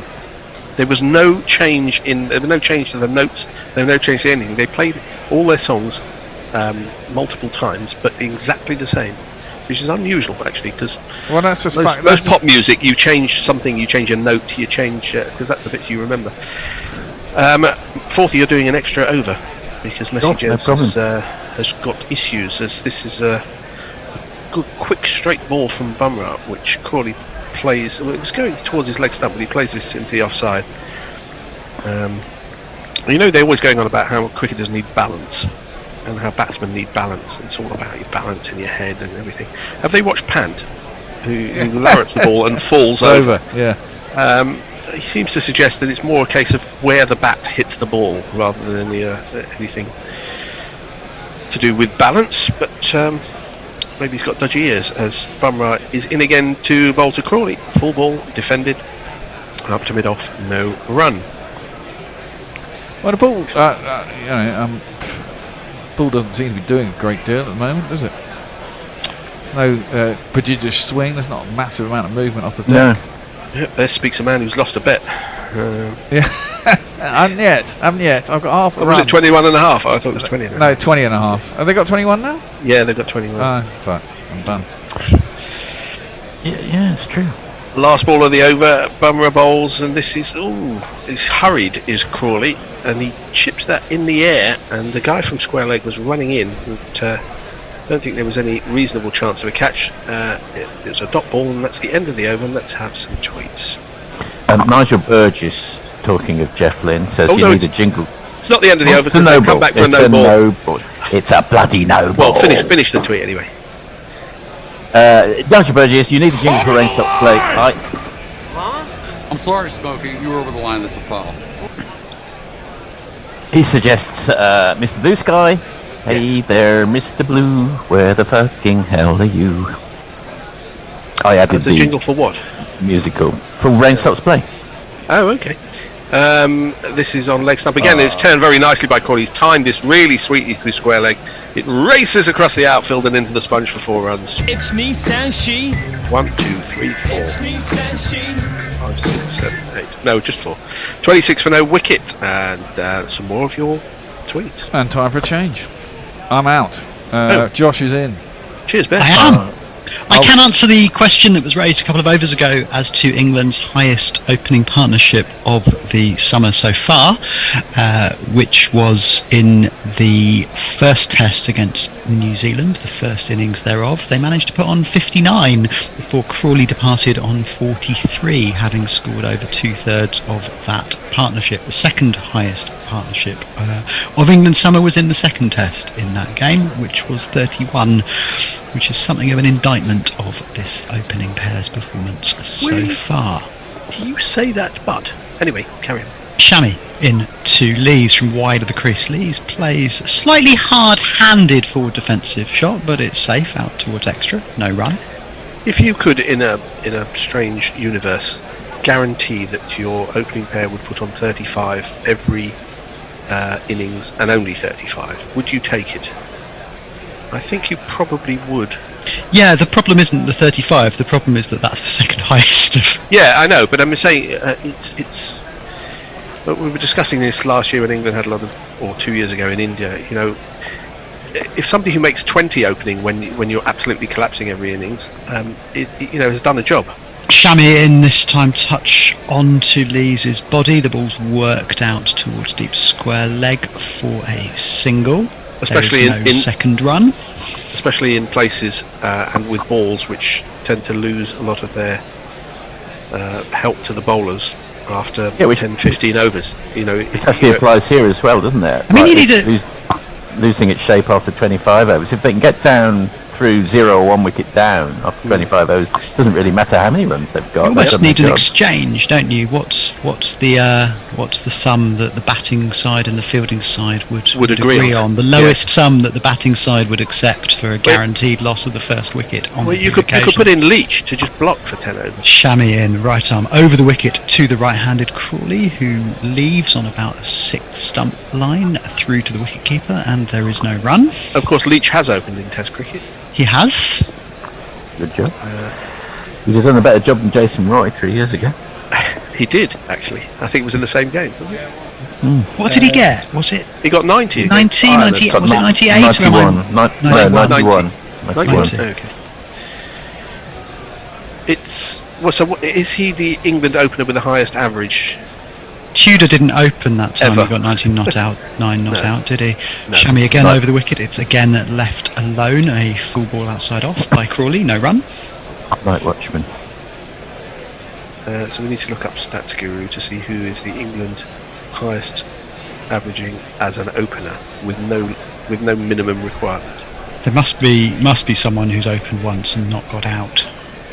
Yeah, but then he wouldn't have an average. He wouldn't have an average. Sorry, Josh. Would have an average of infinity. Would have an average of infinity, but Therefore what's infinity?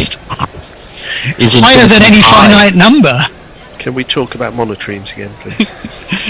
Shami in to bowl penultimate ball of the over. This time it's jabbed down, not entirely convincingly, but safely past gully out towards the wide third area. Good The running. batters come back. Nice bit of running there. Was that? I thought he was trying to leave that, actually. Third? Third, yeah, they took 3. Yeah, took 3. It was a long chase. I think you're right. I think he was trying to leave it. I think he was trying to get his bat out of the way, and in doing so, I guess that meant the hands ended up, or at least the effect was that of soft hands. Let's watch this again.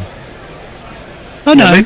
Well, he did sort of remove it. Maybe he actually middles the ball better when he tries to leave than when he tried to middle it. It was a sort of checked it's not even a checked follow through, it was a checked downswing, as this time again from wide of the crease to the left-handed Lees bowls Shami. It's pushed out towards extra cover, no run. That completes the over. England have dropped their scoring rate from 6 after 3 to 5 and over after 6. They are 30 without loss.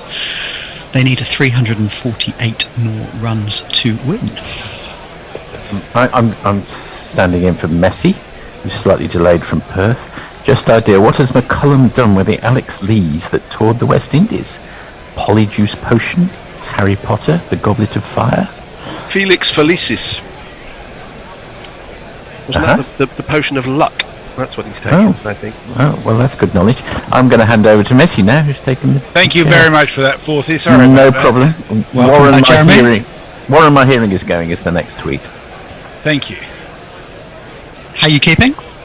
As well as can be expected, I think is the way it normally goes. Thank you very much, Josh. Bumrah shuffles in. It's angled onto the legs of Zach Crawley, who pushes it out past mid-wicket for a single. They're on the lookout for a 2. It ain't there. There is no second run.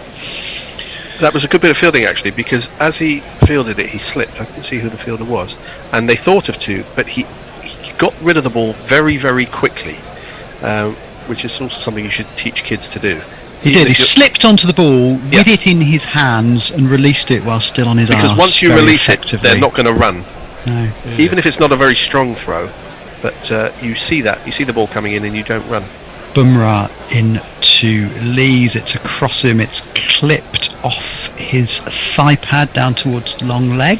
Might have been 2 on offer. They did not take them. Again, throw was in nice and well. They're going at 5 and over. Have there been any boundaries? Yeah, there's been a couple of boundaries. But it's not all boundaries. It's not. It's mostly not good Jason running Roy and between the Alex wickets. Hales, smashing the ball over the top, is it? No, nor is it Bairstow and Overton. Yeah. Oh, that famous partnership. Bairstow and Overton. Hobson, Sutcliffe, Bairstow and Overton.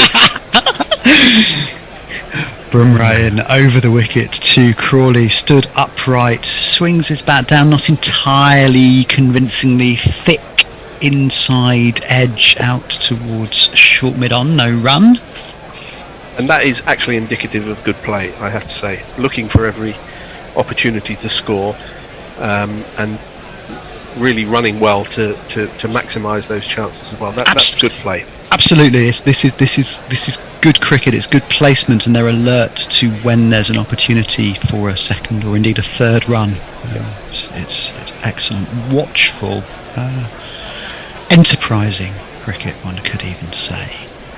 Bumrah in again over the wicket. This time it's a hideous full bunger to Crawley, who can't quite take advantage, clipping the ball out along the ground to deepish mid-wicket for a single. And that's actually exemplifies, well, not exemplifies, whatever it is. The fact that there is, you have 2 English openers, and neither of them who are in any great form, one of them who's in really bad form, and you've got Bumrah and Shami bowling to them, and you've got a man at deep mid-wicket, which means that there are all kinds of areas available to score runs that there wouldn't be if you weren't. If you had a more sensible you were just field. looking to block. Bumrah in to Lees. Checked drive back to the bowler, no run. The batsmen have moved the fielders around and have created space for themselves, which is what the great batsmen have always done. But you don't have to be a great batsman, and even if you're defending the ball in that situation, you can defend it into a gap and take an easy single.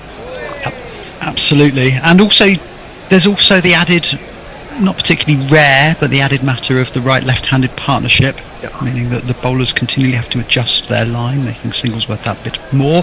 Ooh, horrible, hideous full toss. Might even be a no ball there from Bumrah. It's squirted out on the offside behind point. They'll take 2. Shami is not quick to release the ball. A touch of spice there possibly from Lees. I wonder if we'll have a look at that for height. I didn't think so. I think it was just below his waist. Yeah. Oh, well, it was waist height actually. So it was waist height when it made contact. Yeah.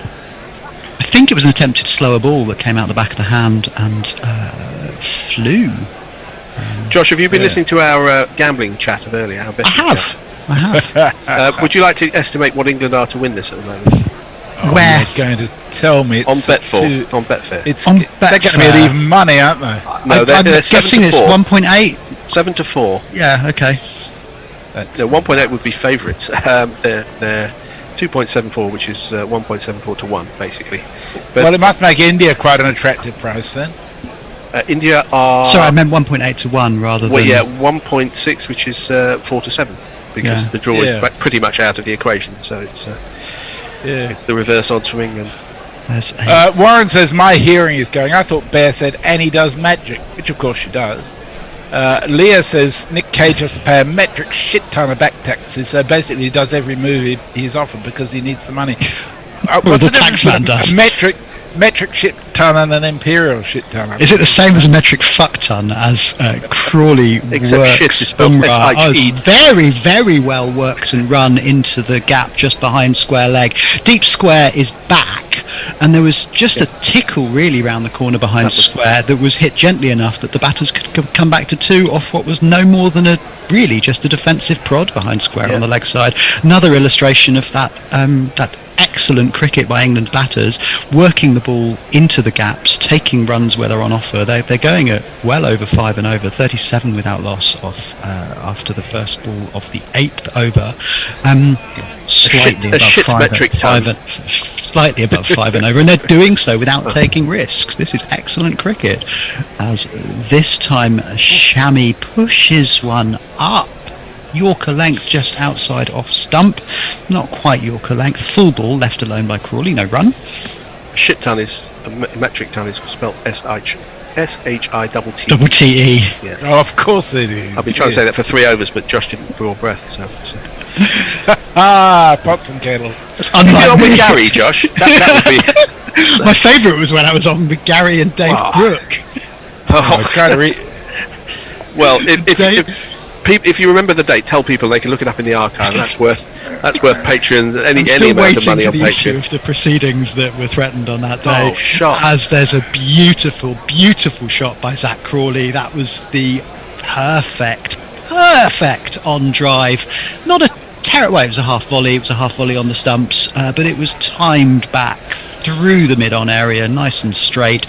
That's as good an on drive as you'll see at this level. 1, 2, 3, 4. Just straight enough to beat mid-on.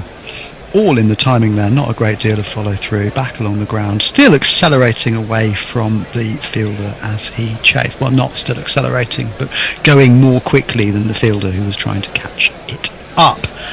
This time back outside off stump. Crawley leaves alone, slightly extravagantly, no run. England 41 without loss. I'm looking forward to the great Indian commentariat and fan base complaining that it's so hard for bowlers in England. You can't get the ball to move, and it's just a batter's paradise. You just like to poke the bear, don't you? Well, we all like to poke the bear, but you know what I mean. It's the only one Fred doesn't like to poke. I'm not sure we're going there. Shami into the 5th ball of the 8th over. England 41 without loss. Over the wicket he bowls, drifts onto Crawley's pads, who clips the ball. Lovely piece of timing out past mid-wicket. Will they come back for 2? They ought to. It's in the gap there nicely. They have indeed come back for 2 runs, 43 without loss. I think Lees was on 19 and Crawley was on 1 at one point, and now it's 22 and 20. Indeed, Lees has 22 off 23, Crawley off 20 off 25. And we're going at above 5 now there. Indeed, still. Nearly 5.5 actually. 40 at the end of this over would be 5, so not quite 5.5. Well, yeah, but there's still a ball to go now. 44, yes. Oh, no, he said about, it'll do. It is about. It's actually more than. It is at this stage. Shami in to complete the over, this time with run rate drops below 5.5 of it over. It's left alone, taken behind the stumps. No run. I couldn't take tweets, Jeremy, tweets. Warren says let's not talk about balance back. No, let's not. 53 overs remaining today, 350 runs for victory. Can we be wrapped up tonight? I mean, who needs 140 overs to score 350 more? I mean, the extra half hour is available if either captain thinks they can make a case for completing the game within that time. Well, Spanglish is not quite that optimistic. He says, so we'll either have won this one by lunchtime tomorrow, or we'll be all out before the end of play today. I think that's probably not a bad call. I mean, that's fairly accurate. I mean, and as I was saying, England fans should actually appreciate that and appreciate both those outcomes, because they are two sides of the same coin. Well, interesting change of bowling. Rough introduction. Who's that spinning on the field? Who's that done? Devious balls in my direction. Well, it surely is a dream. This is England's second highest opening partnership of the summer. I Ever. presume it's also Alex Lees' highest contribution to an opening partnership so far this summer. He's No one 22 cares. without loss. England 43 off the first 8. Well, this is going to be interesting to see whether they can manipulate Jadeja into the gaps in the same way as they did the seamers. It's going to If be they a can. completely different technique required. I mean, this is. I would say this is good captaincy, bringing on Jadeja at this stage. Either that or desperation. You say tomato. Yeah. Well, I mean, no, it is a good idea because it's a very different game. And Crawley, for obvious reasons, won't have faced a lot of spin recently because he's not been in long enough. They're tweaking the field. They've got a short leg and a short mid wicket as Crawley comes down the pitch and belts the cover off the ball through long off for 4 runs. My mistake. My name is Lakhan. My name is Lakhan. Left-handed Lees, my mistake, I'm sorry. Intent there, gets to the pitch of the ball, drives it past mid-off. I mean, with a short leg and a short mid-wicket, the gap is there to be hit. Jadeja again, left arm over. This time Lees goes down on one leg looking for the slog sweep or the mow over cow. Doesn't quite make contact. Ball squirts out into the offside for no run. Are they trying to hit Jadeja out the attack? That'd be wise. I don't think that's the thing to be doing at this stage. I think they should be looking to milk as this time. That's what they do off this. The third ball, Lees just clips the ball out towards point for a single. That's, I think, how they should be playing Jadeja, looking for the singles and the twos when they're there, not trying to manufacture boundaries off every ball, but of course punishing the boundary balls. Maybe going after him occasionally, but mostly just trying to knock him around. We've got a nice in-out field. Just as they change it to the right-hander, we've got a deep cover and then 3 fielders more or less in the ring on the offside. Slip, short leg as Crawley defends. Soft enough hands into the leg side. It's fielded by that short leg. No run. England 48 without loss. Does anyone remember how Crawley plays spin?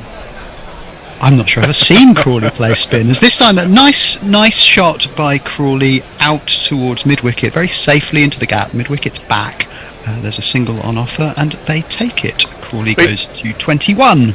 He did hit 270 yard against the West Indies a couple of years ago. I'm sure they faced some spin in Must that. have faced some, or at least some slow bowling in that. Yeah. Was that 2020? That was, wasn't it? Yeah.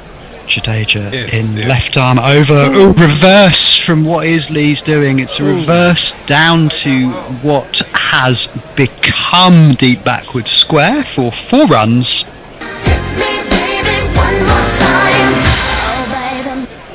Regardless of what you think of the idea, the execution was perfect. The execution was flawless. Yeah.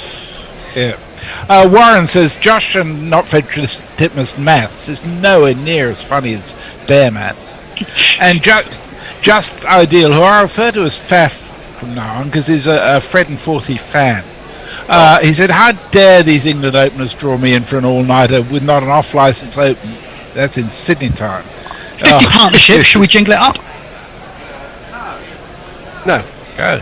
No. Can't be asked. 53 without loss. Shami is continuing to bowl from t'other end.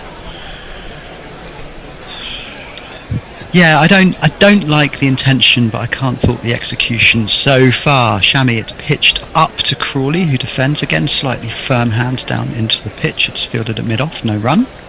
Let's check the odds. I'm wondering when England are going to go favourites. I mean, on the English market, they will be favourites before long. Well, it's a global market. They're 5 to 4 England. 2.28. What's the lay? Well, 2.29. Well, 2.3. Is there any money in it? Shami again. 50 million, yeah. Right arm over to the right-handed Zach Crawley, who looks to work the ball through the leg side. It's fielded by short mid-wicket, no run. There is 11,000 to back at 2.28. Wow. You can back India. I mean, there's nearly 50,000 available to back them at 1.78 if you want. Gee. Well, it's a pity I've got no money in Betfair. Well, all I'm saying is that it's certainly a liquid market, so it's not an Yes. anomaly. Other betting markets are available. Yes. Betfair's the When most you're looking at sensible actual of real the odds, ones. it makes sense to look at the exchanges rather It than does. what the bookie is setting. What the bookies are offering. Chamois in over the wicket to Crawley. This time it's left alone on about a 4.5 fifth stump line. No run. Yeah, the exchanges are a very good indication of what the punter's money thinks is good value. It's 1,000 times better than CricViz. Absolutely. If you want an accurate prediction, just look at Betfair. Yeah, well, there's a very strong vested interest in it, which drives information, really, in a way that CricViz does. Also, it's much more of a market in the sense of generating an accurate consensus view of many people, as this time it's jagged in back towards Crawley's stumps, not close enough to threaten them. Taken by the wicketkeeper, no run. Well, have we had a mention recently of Patreon by any chance? We have now. Feel free. Well, it's just that I'm worried about Hendo's health. We haven't had a new Patreon since the beginning of this test match, and Hendo, basically, he is sustained by the love that comes through new patronage. Chamois really in over the wicket. Ooh, that was a touch closer to Crawley's stumps. Left. Got away with it. Could call it a judicious leave. Could call it fortunate. Did threaten the stumps. We're showing a montage of Chamois bowling in a similar line. He's generally been moving it away from the stumps, but that most recent one just went on in. It still missed them. Would have probably missed a fifth and certainly missed a fourth stump. It was either he knows very well whether his off stump is, does Crawley, or he got lucky. This time it's floated up towards his block hole. Crawley can't quite take advantage, looks to drive, but is fielded at short mid-off. No run. Was that a maiden? I think it was a maiden. It may have been, yeah. England, after a maiden, are still scoring at more than 5 and over. 5.3 after 10. The target 378. They therefore need 325 more runs to win. We're up to date on Twitter. There's a battle between the Spanner gang and the Pornbot going on YouTube. Stephen Kelk is there saying, perhaps they said, Zach, if you had another double time, we'll consider your contract fulfilled and you're free to go. Yeah, I don't think that's not going to be easy to hit a double ton, but it's... What you drinking, Bear? Do you mean, Fred, do you mean not easy to hit a double ton given how many runs there are to play with? Yes. As Lees goes down onto one leg, plays the slog sweep, 1-2 bounces into the deep mid-wicket boundary for 4 runs.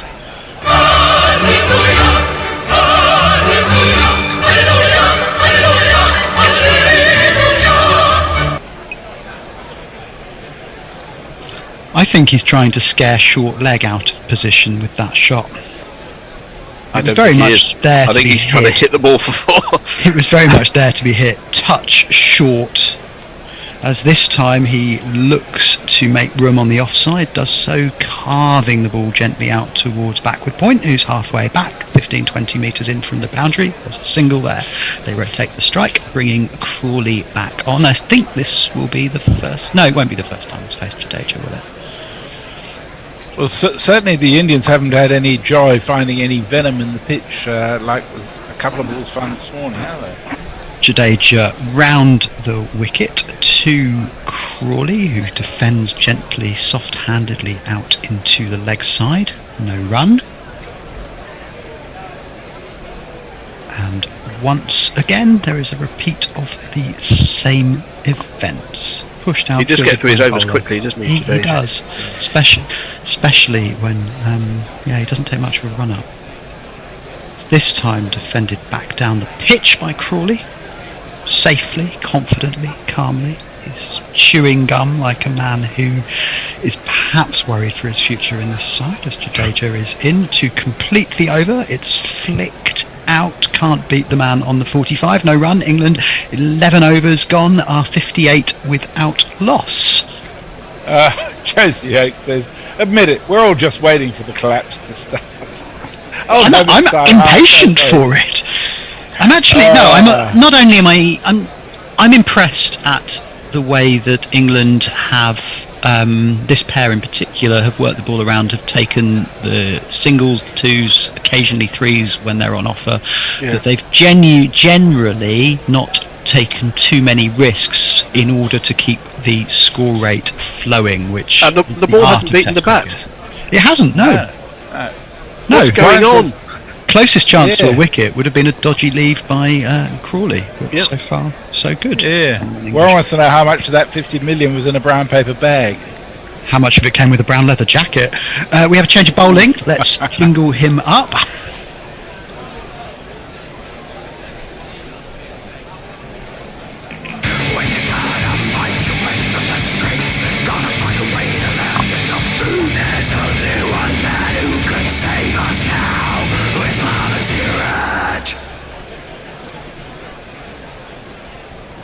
Well, the last time England scored this many runs in an opening partnership this summer, they were bowled out for 141. Cheers, Josh. Mohammad Siraj in over the wicket to the left-handed Alex Lees, who prods the ball out to extra cover for no run. They're down to 2 slips. Well, the thing that will be gnawing at the mind of the Indian captain and coach is that the batsmen aren't in yet. And I'd hate to see how they look when they are. the longer it takes for that to happen, they will be getting very scared.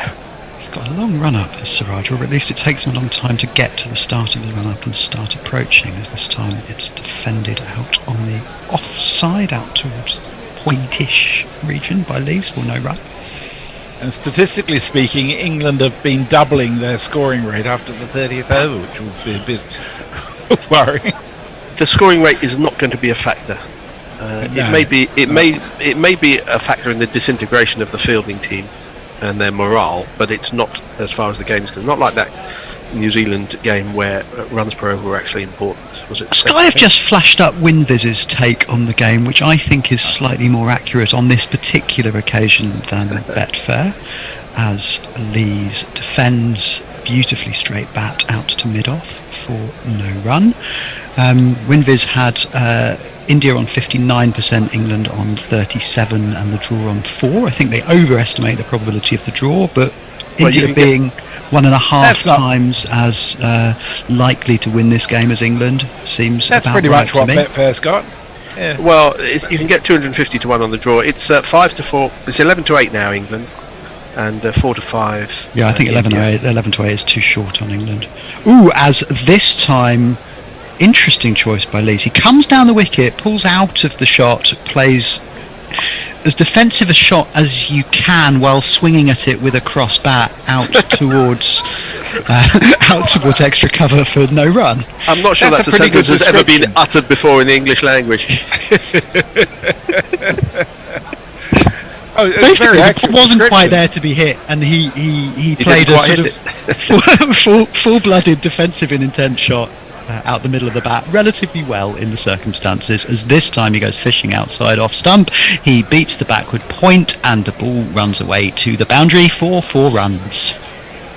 Now my innings going, great guns, I hit the ball, 4 runs, I hit the ball and it went for 4 runs. Fred, your hand signals, are they telling us to change or telling me to hurry change at the end of the over? Change at the end of the over, excellent. Sorry, I'm used to that meaning get to the fucking point, you muppet. You're used to every hand signal aimed at you being that, I think. Not entirely unreasonable. Followed by a stabbing motion. And the words, you Bradman. Yeah. Siraj in over the wicket to Lees. can't quite beat the fielder mid-off with his sort of checked forwardish push. Completes the over, rate back above 5. England at the end of the 12th are 62 without loss. That's the end of my commentary stint. I will be back later this afternoon, and meanwhile I'll Can give you someone back stay to the on? bear. Because Michael's not here. Yeah, I'll stay on. Okay. What do you want me to do? Just yap then. You're on summarising. All right, I'll happily summarise. Really interesting state of play, this. It's very interesting state of play. I'll try and keep my Dr. summarises Jai. short. Dr. Jai is the next tweet, Forthy. Okay. Thank you very much. Thank you very much, Messi. Well, it is an interesting state of play. I like it. I like it too. It's entertaining to watch. They look quite confident, and immediately, to be fair, they do seem to have somewhat flummoxed India's opening bowlers a bit, haven't they? Well, they've gone for Jadeja, and Jadeja, he hasn't yet generated chances. No, and Jadeja's around the wicket to Crawley. He defends that on the offside, and there's no run. And he looks comfortable, does Crawley, so far? Yeah, well, famous last words. Well, it is noticeable that he's actually left at quite a lot that normally he would fish at. Yeah, absolutely. And only one of those comfortable. looked slightly dodgy, and even then it would have missed a fourth stump. Yeah, Jadeja around the wicket into down the leg side, and Crawley has a fish at it. Doesn't get anything on it. Punt takes it. Cody kind of appeals, but there was nothing on it. Are they playing for stumped off a wide? No, it's not a wide for a start. It's not a wide. It's not a test match. wide. It was a long way down leg though. Jadeja floats that one up, worked into the leg side this time by Cody? Fucking hell, Crawley. With a little flick at the bottom hand, goes out to a wide mid-wicket. He's quite deep, and it'll be an easy enough single. Highest opening partnership of the summer for England. Wow. Well, I thought you said it was 60 something. Are we on 60 something? It was 59 in the first test against New Zealand. They were on 63. Was that when Crawley got his 43? That's full, and Yes. attempted faster, maybe even attempted Yorker by Jadeja. It's 59 miles an hour, but guided square by Lees for a single, and it's no run. And that means that if they actually want Crawley to play, they're going to have to bowl at him, and he's pretty good at the clip. And they haven't bowled it. There's not. I mean, the one thing for Crawley here is that the ball doesn't seem to be doing much in this second innings off the seam, whereas when he was up in the first innings there was a bit of swing and there was a bit of movement off the pitch. Not so much now. Interesting. Jadeja goes over the wicket to Crawley, bowling it into that rough outside his leg stump. He just defends that, and there's no run. He's taking LBW out of the occasion, isn't he, bowling over the wicket, and means it's much easier to defend and look for the opportunities to work the ball out when they're there. Well, yeah, but it can spit. I would have a second slip in, or a gully probably, if I'm going to bowl. I'd also have a leg slip. Yeah, possibly that too. There is a short leg. There is a short leg, yeah. That one's flatter, and Crawley intimates that maybe he could have gone back and cut it, but he didn't, and that ends the over. 13 overs gone. 64 in 13 overs. England are rollicking along. They have got 378 runs to play with. But so you can afford to have a more attacking field than this for a little bit longer, I think. Yeah, they can do, but the ball has got pretty soft pretty quickly. I mean, if England get to 30 overs without losing a wicket and rollicking along at this pace, they'll be on what? They'll be on 30 overs. You'd they'll be expect about them to be 140. Yeah, 140, 150, somewhere around there. Yes. Yeah, if I completely agree with you. If 30 overs are down and there's only the loss of one wicket and the score rate's unchanged, you might rethink. But they seem to have gone too defensive too early. Little hint of Rudyard Kipling from Josh there. Dr. Jai London Whaley, England 123 all out today. I thought more of a hint of Primo Levi, to be honest. Yeah, just ideal. Splendid line of Patreon advertising attack messages. I may be faff, but my hook was Gorilla Hendo delivering his morning sermons, which we all love. Yeah, the two things that keep Hendo alive and well are pastries and Patreon subscriptions. Indeed. And today is a one-time offer in honour of Messi Jess's dog Rosie, who had to be put down sadly. Age 16 and a half, good innings for a dog. And Warren has offered to match anything up to $500 worth of. Oh, hold on. Lees has carved that up. Safe. Oh, has that gone for 6? Oh, it has. He ramped it. No, it's gone for 4. He ramped it up over the sort of the gully region. There's no one down there, and it's quite an easy shot. And I do not. Does like Lees that in a play test ODIs match. and stuff for Durham? 'Cause I it looks do like not he's- like that in a test match. I don't mind that at all. It's actually a reasonably safe shot. It's a very safe shot. There's no It one is if down there's there. no third man or backward point. Well, I there still isn't. don't- He knows. Well, that. No, you're right. So There it was- isn't, but it's so easy to get wrong and send it straight to third slip. Not that sort of shot. That's away from the body. It's quite high. That one's on the legs, and he clips that quite sweetly down towards long leg, and it'll be a single. I mean, he's moved on to 45 or 37. I mean, I'm going to have to look up his ODI stats. Presumably he plays for Durham. Let's have a look. If I can get this It computer. was very, very late on that shot. It was almost, he was watching it sail through to the keeper and then thought, you know what, I'm just going to guide this down out towards the deep backward point boundary. Good shot. Yeah, I don't know what You know, you're- it I is, don't know it's what good you're seeing. execution. It wasn't late. I think he was. No, fair. I'm applauding how late Oh, he made right, the decision. okay. He was I thought you watching meant it, he was late watching on the ball. No. Think the decision to go for it, to play the shot after all was a late one and enterprising. I just would rather, Defended. Back down to the bowl and there's no run. I don't know. I think, look, strategically, what's wrong with that shot? I mean, nothing you're at unlikely. all. You're unlikely to get a little feather because you're kind of whacking it from underneath. You'd Yeah, be and it's too close, and it's too close to you, so you get tucked up, and therefore you can't free your arms. And Maybe I'm Right about- overgeneralising from my own rather mediocre skill level. I think you might be right. Oh, now that's where Crawley does get out. He's actually finally been tempted in one of those booming drives outside his off stump. Good ball by Siraj, and he misses it completely. He was off balance, and lucky not to get an edge on that one. It was a scrambled seam. Scrambled seam. It did go away a little bit after it hit the scrambled seam. It beat the outside edge. It's a good delivery from Siraj. Gripped a little bit. It was a lovely ball. Well, from wide of the crease, angled in, just straightening enough to beat the bat. If that had done a touch less. Well, Alex Lees' List A career, he averages 40.28. Strike rate 78.25, perfect for a test match. That's left alone outside the off stump by Crawley. And there is Touch no low run. and continued in towards the stumps. Did that one. Nice variation from Siraj. He plays T20 as well, so, you know, strike rate of 120 in T20. He's played a fair few of those. Presumably they're all for Durham. I quite liked what I've seen of Lees generally. He's never got.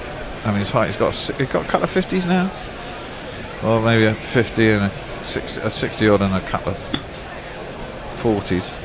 That's full. That's driven by Crawley, but he can't beat mid on. He's pretty straight, and there's no run. It's Thacker. He's the only bowler that hasn't been tried so far, isn't he, Thacker? Yeah. Presumably he gets a go next if they keep going with Hmm. Jadeja. I better do some tweets. Are a bit behind. Peterwood, Albert Trott's story is so tragic in many ways. That was the episode we had over the lunch break. Suds, much love, Jez, to you and Rosie. Hope you are holding up well. She would want you to be happy, I'm sure. Thank you very much. We all Suds. want Jeremy to be happy, with the Absolutely possible we exception do. of not Fred Titmus, who wants Well, nobody to happy. Even not Fred today. Warren, PSA, this session was brought to you by Betfair. Just ideal. Who is this more than a runner ball, Alex Lees? Yeah, well, he looks quite comfortable in this skin, I'd have to say. It looks better than him. Does. Looks a lot better than It when does. he's prodding about. Gets forward onto that forward press, confident shot, just guides it square on the offside, and they'll get through for a single. I should say on that. Nice bit of batting there. Just watch the ball Yeah. and then just let it run off the face of the bat down. Backward point is back. There's a single on offer when they want it. Exactly, it's positive intent, isn't it? Rather Exactly, positive intent while not taking risks, Too while many just risks. guiding the ball out where you can for the Yeah, singles. exactly. This is exactly what Not Fred was praising on And then- his previous stint. All shot. And then he's mistimed that back to the bowler. Got a mistake. toe end of it. Yeah, it's calculated risk when he takes them as well. Like the reverse Yeah, sweep is a good agreed. shot. Sits in a crease, Crawley just bunt it out to cover, and there's no run. And what Crawley doesn't have to do here is worry what Lees is doing. Lees is knocking around Yeah. quite nicely. Crawley can get himself in. We know he can expand his game and he can score quickly as well. Pads that one away from outside his leg stump. That's what I don't understand about Jadeja bowling over the wicket to the right-hander. Crawley, if he wants, can just kick the ball away all day. Exactly. Well, that'll just if he does that enough, he'll probably have to go around over the wicket, won't he? Bowls that reasonably straight, and Jadeja is knocked out to mid-wicket by Crawley for no run. There's no doubt that Lee's pace, 47 or 39, is really helping Crawley here. Yeah, totally, and that's fine. You know, I mean, this is a good pace. He's gone for a reverse sweep. That's out, I think. I thought he under-edged that into his foot, and it bounced up off his foot and was caught by Woodby's short leg. Alim Dar is putting the hand up to say wait. I don't know if that means it has been reviewed. The question is, by whom? Dar is conferring with the square leg umpire. Don't know what they're asking about. Well, no, because they're asking whether when he hit it down into his foot, did it go from his foot down onto the ground and then up, or did it just come up off his foot? I thought it just soft signal is out. I thought it just I'll came off his foot. My problem with this is when the soft signal is out, they give the out off the reaction of the fieldsman. The more confident they are, the umpire gives the soft signal out, and then there's not enough evidence, even though it probably isn't out. I'm not saying this one is or isn't, but we saw that yesterday with that catch, which was almost certainly out that Root had his fingers under. But because he was honest enough to say... that's not out. It's not out anyway, because he's hit it down into the ground. Yeah, it's not out, and they made the right...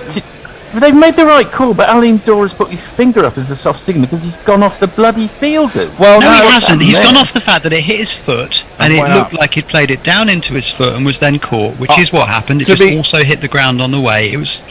To be fair, Porthy, I thought that was out. I thought it was out too. I thought he hit it straight into his foot and it gone up, and it's a stupid way to get out.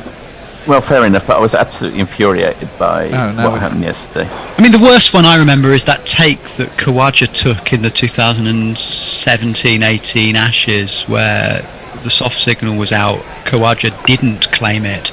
He said he didn't know what had happened, but the ball on the replay, it was entirely covered by Khawaja's body as he dived. It's highly unlikely that the ball didn't hit the ground underneath him before it emerged in his hands, but because the soft signal was out and there was no evidence of it hitting the ground, it had to be given. What are they looking at? It's clearly gone into the ground, for fuck's sake. It has gone into the ground. Exactly. And they will give it why are they endlessly looking at it? Why are we still looking at it? It makes no sense. I thought they were going to give it out for a minute there, the way they were looking at that. That's crazy. It's clearly gone into the ground. It's not Would out. have been crazy. Might also be an opportunity for Zach Crawley just to have a breath of fresh air. Exactly. He's got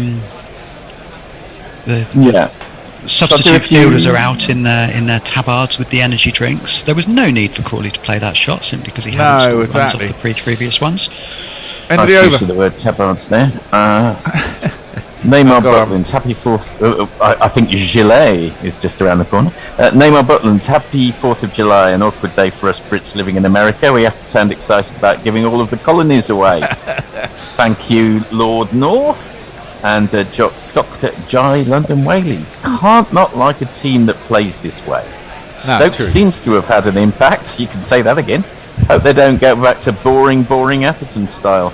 Well, it's fair to say, though, that most teams around the world played Atherton style in the 1990s. It's the way that Test cricket was played. I don't think he was the exception.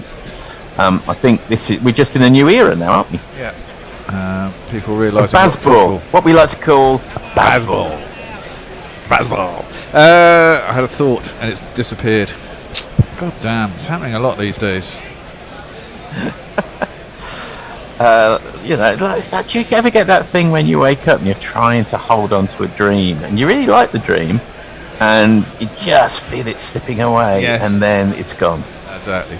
No, this is what I was going to say because I can't remember what I said. It's come back. So so Warren, so we've had $125 worth of donations to be matched by Warren, and he said it'll match up to 500. So come on, peeps, help us out, and in memory of Messi Jersey's dogs, and it'll keep us going for longer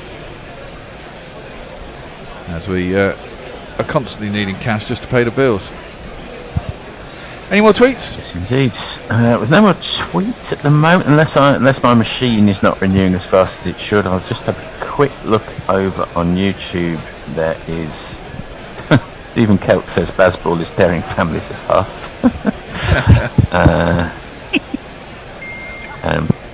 What does Googleism say for Bazball? Bazball is on there again. Odds on for another ton. Bairstow ton says Dara Azizi. I feel like it's Stokes' turn for one. Unlikely, given the number of ones required. I presume, is this drinks? It can't be drinks. There's 10 minutes till tea. Surely not. But this is cricket. We never know what's going to happen next. In the era of Bazball. There's no strategic timeouts after. Fortunately, but yeah, why are they showing us the highlights? Is there some weird field change? Is someone injured? I've got another tweet from Jeff Perkins. Soft signal was out because it was Crawley, wasn't it? Yeah, probably. England. I don't know. I think they just bloody well guess. It's soft signal most of the time. I do not like the soft signal. Ultimately, if you don't have a DRS, the umpire has to make a decision. If he's asking, if there's that much doubt in his mind, if he has to confer with the opposite number, surely the soft signal has to be not out. If they can't confidently say that it went from bat to hand without hitting the ground, I think that's I don't think the problem is having a soft signal. I think the problem is the fact that the soft signal was out when it shouldn't have been. The thing is, Josh, we've gone full circle and we're effectively taking the fielder's word for it. Yeah. Because if he confidently appeals, he influences the umpire who gives the soft signal. The technology very often isn't good enough to overturn. And we've come full circle saying, OK, well, the fielder thinks it's out. Yeah, but also the fielder doesn't know whether or not it's hit the ground after leaving the bat. I mean, he can tell you he caught the catch cleanly, but he can't tell you whether or not it was a bump ball. No, exactly. That first ball was just driven nicely by Lees out into the covers, though, straight to the man. There's no run. Siraj is around the wicket to him now. First ball was over. He decided to come around the wicket. Lees is on 47, and he drives that sweetly down the ground. Bumrah is mid-on. He's pretty straight and reasonably deep. He gets across to cut it off. Ain't no run. More of a prod to my mind than a drive. That was a nice drive. He's looking good, Lees, I have to say. I hope that's not, touch wood, the curse. But, it's looked good. He has looked good. And look, in 15 overs we've got 70 runs. Blunted the new ball. Well, before you know where you were, the target will be under what it was for New Zealand in the last exactly. match. We wouldn't have lost a wicket. That's defended back down the track. It's down to 308 so far. Yeah, exactly. What was it against in the last test? It was 290 something? 298, I think. 298, yeah, that's right. It was 298. That's right. 10 more than that with 10 wickets in hand. Plus, a ball that's 15 overs old rather than a new ball to face. Well, exactly. At this rate, they're certainly not going to get through to a new ball, are they?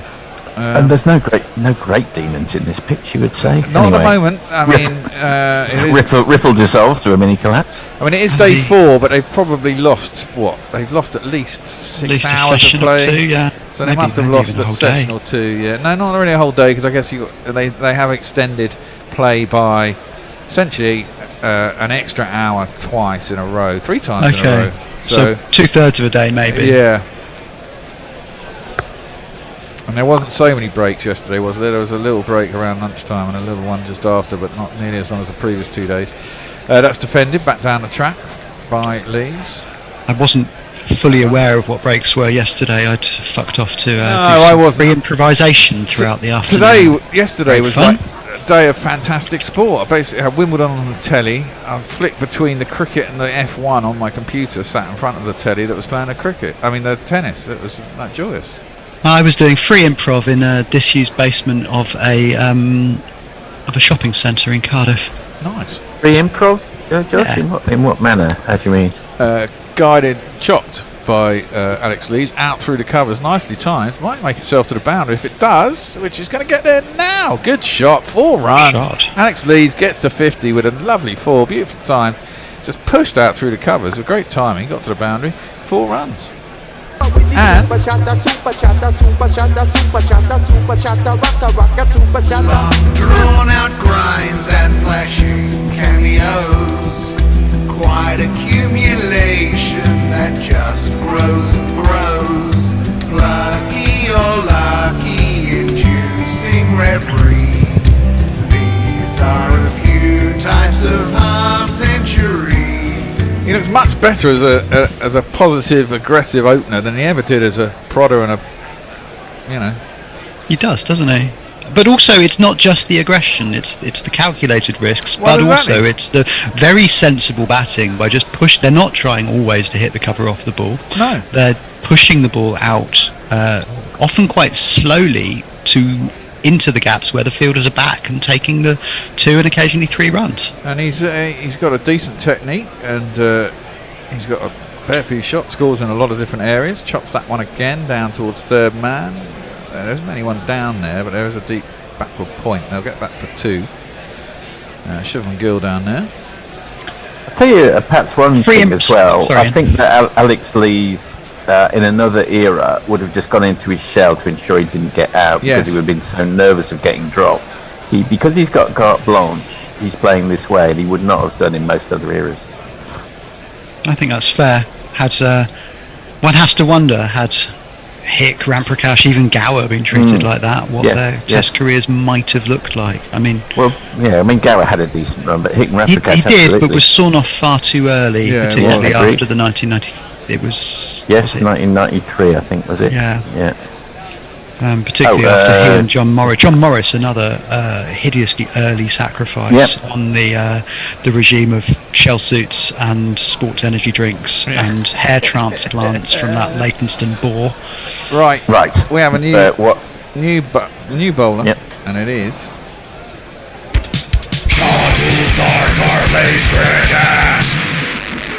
There you go, Shardul Thacker.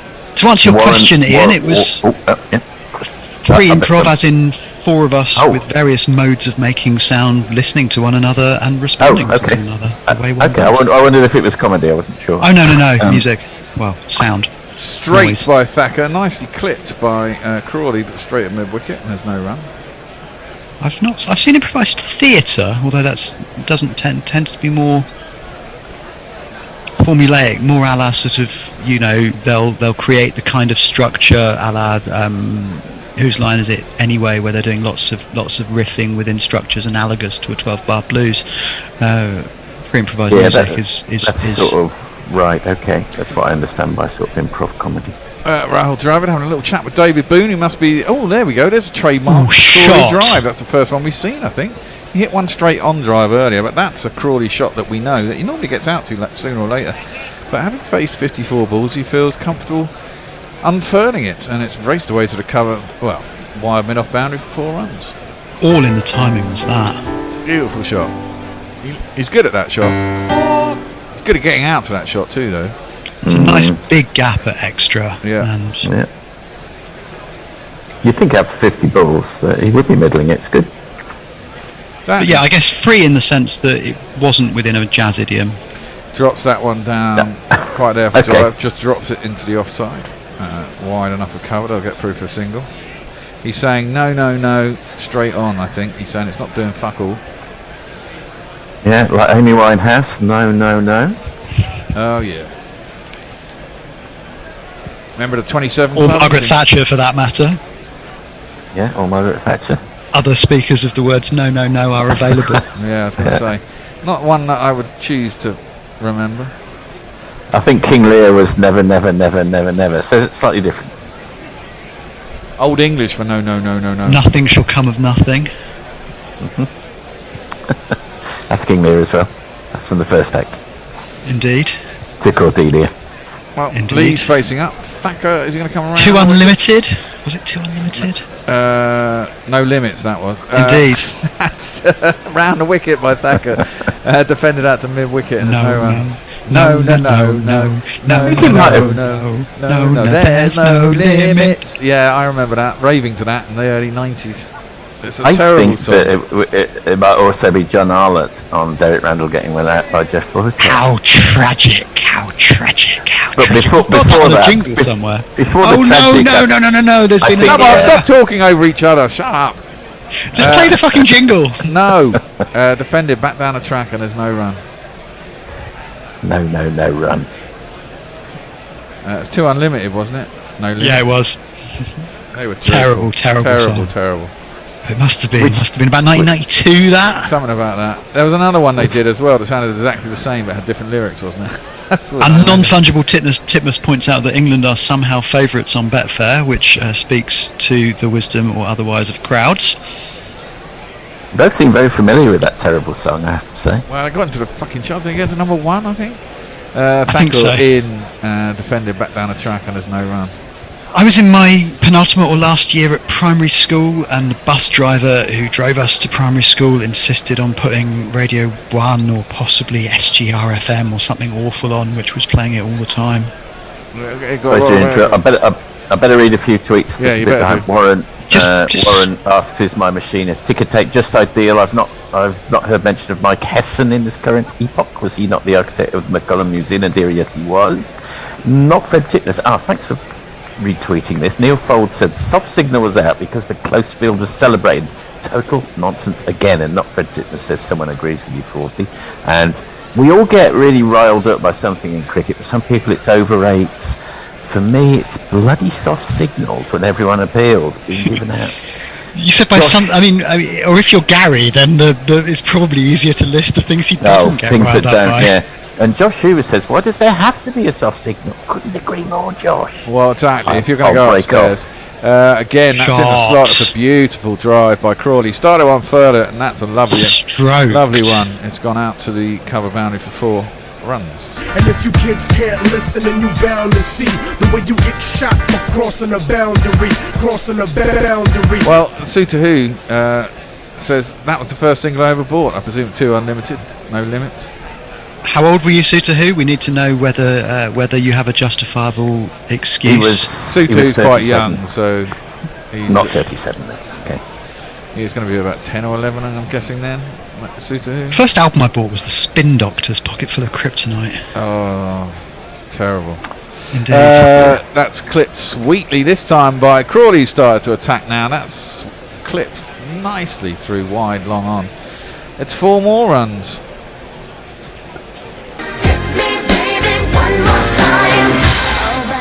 First album I bought was Help by the Beatles.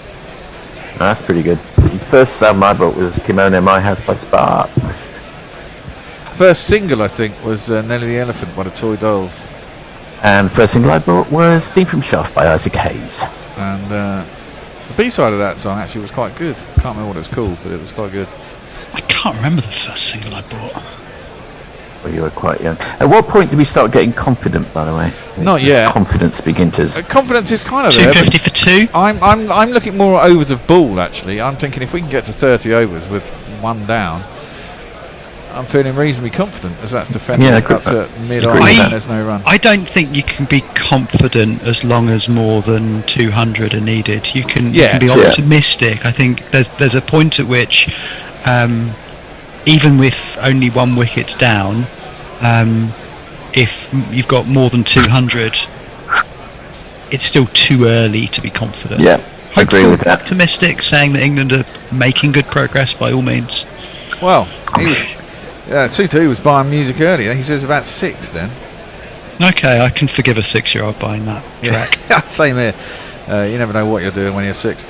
Clipped again by Crawley out through mid-wicket. They look at 1. They're going to go back for 2. I don't think they are. They decide against it. It's a single. But there's already been, 12 off this over? 13 off this over? Roaring along. The first song I remember was when I was about 6 was Simon Smith and his Amazing Dancing Bear by Alan Price, and that is a bad song. Interesting the pacing of Crawley's innings. He got to 20 off 25 balls and then spent a long time on 22. He was still on 22 after 52 odd balls, so another 27 balls for the addition of 2 runs, and he's just started to accelerate again. He had a quick start and then he's taken the time, possibly with a bit of frustration around that one that he didn't quite give the chance off, the one that he swept into Yeah. with a looping catch. I think that put him in shell a little bit. Alex Lees defends that up to mid-off, and there is no run. But also, he hasn't tried to compensate for that by trying to score too quickly. He's allowed himself the opportunity to play himself back in before accelerating again. What's he at now? He's pushing 40 now, isn't he? 36 he's on. 6 off 59 or something like that. Yeah, that's fine. It is fine. It is fine. It's just it's interesting the variation in pace with which he's scored them. Yeah, well, laudable even. Well, what, they got 7 minutes till tea, so this over maybe 2 more. In fact, 2 more, because that's the end of that over the 18th. And that over Jadeja and... There's no run. When is tea? 3:10. No, 10 past. Game okay. started at 10:30, didn't it? So tea's 10 past instead of 22. I make it 3:14. I make it now. 14 minutes past, so I'm confused. Maybe this is tea. Oh yeah, it is. Maybe that is tea then. Yes, it is tea, I think. Yeah. I mean, that might well have been an over. That it was Siraj, wasn't it? It might well have been an over. He's so slow getting to the top of his run up that it may well have started. 10 past 3. And there were quite a few fours in that, so I imagine that is tea. England are 90 without loss after 18, still scoring, or once again scoring at exactly 5 and over.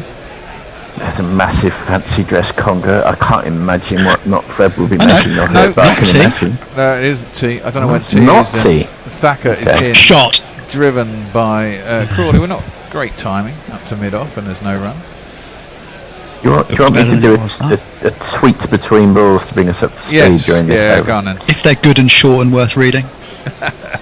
Yes, they all are. Josh Hoover, in a run-out, they often review with no soft signal. Why can't an umpire say, no idea if only off the foot or also ground, replay, make your best guess? Agreed, Josh Hoover. Well, we'll just carry on till tea then, I guess, because then we'll start up after tea. That short wide hit hard by Crawley, but can't beat. I think it's a Fahari at backward point. Shakes his head. Looking frustrated is Crawley. A little it's a bad bit. sign. Well, yeah, just rein it back in. Jeremy's telling us that the session has been extended and the finish is late tonight. Is that to make up for time lost in the game hitherto? Yeah, presumably. So when does this session finish? Yeah. I mean, they're not going to be short of light, so Obviously, a long Tony session didn't think plus about the extra that. half hour. That's beautifully driven That's back down the ground. much better Beats, placement. Thacker on his follow through. He might have got taken a little bit of pace off with his fingers, but it's a nice drive by Crawley, and that's back down the ground for 4 more. 1, 2, 3, 4. Neymar Buckman says, Warren's matching funds, trying to come up with a gag involving asking rabbits for money, but can't manage it. Answers on a postcard, please. And Not Fred Titmus posts the betting odds, which I don't fully understand. Someone else can have a look at those and explain them. We still need jingles for my cat, so we can jingle up the change of cat on my lap. Yuko has just evicted Lila. Oh, is Yeah, that that's what, important. are they Mog jingles that were sent in yesterday? That's I dunno. to back down the track and there's no run. I got asked if I could put jingles in yesterday. Oh, maybe they were. If Mog has done jingles for the cats, then I'm very, very impressed. No, they're not. There was just 2 jingles, a new one for Stuart Broad and a drop cats jingles. You can tell that my partner's working not from home today because all 3 cats are even more interested in my lap than they might usually be. Warren's not a big fan of free improv, I can inform you, Josh. Sorry about that. Well, he doesn't need to be. It was great fun for the 4 of us playing and the 0 people in the audience. That's driven nicely by Crawley once again. He's certainly started to expand his game now. That's driven out to extra cover beautifully. 4 more. Give it to me 1 time. Give it to me 2 times. Give it to me 3 times. Give it to me 4 times. It's quite a long 4 jingle. It's longer than the Hendel. Oh, it is. It's 20. No, it's 14 seconds. Right. So I'm presuming if this does go until lunch, as 3:30, as Messi seems to imply, we'll just start up the session after lunch with the timings that were originally set for the after tea period. Anyway, as that's defended into the leg side, and there's no run. England are 98 for none of 19 overs, just under. Well, no, they're going at 5 and over. Just over 5 5 and over. And This is extraordinary. This is great stuff. Neil Foles, maybe with a soft signal of not out, There's still time to overturn the Wayne Phillips Court Garibaldi Edmonds dismissal from 1985. Yeah, I can still remember that one.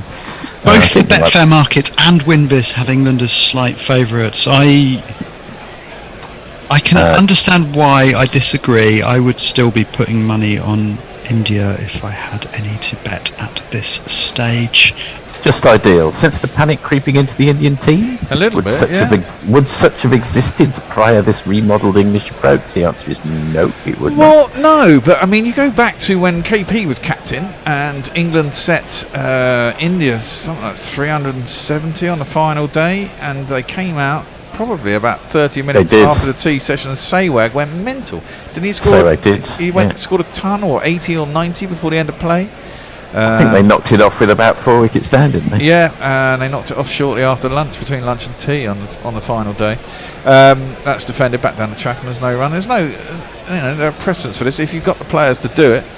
The thing is, you don't see it happen all the time, but England seem to be willing it to happen all the time now. Which I like. I mean, test match cricket is under such threat that I think this is a valiant response. Indeed. Siraj is in and gets Crawley on the pads, but squirts out on the offside. It'll be a leg by, but it was pitched outside leg, hit him outside leg, probably wasn't hitting leg stump, and not a lot going for it really. So, Bear, what you're saying, we're scheduled. What you're suggesting is that we keep the rotor as it is and just add 20 minutes to each time. Well, so if we just go on till tea exactly, happens, but then the session after tea, which is scheduled for 3:30 till 4, actually that'll be 3:50 till 4:20. So we keep everyone where it is and add 20 minutes. Precisely, Josh. See, great, quite simple. It is very simple. I will send a message to everyone now to that effect. Excellent. Whilst I look for. Is there nothing in there? No, there isn't. I can't find anything. Okay. Right, Siraj is going to come in. He is what? He's over the wicket.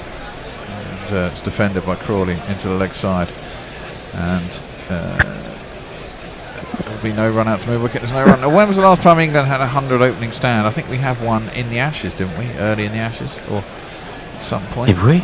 We had one recently, because I remember this coming up in a conversation.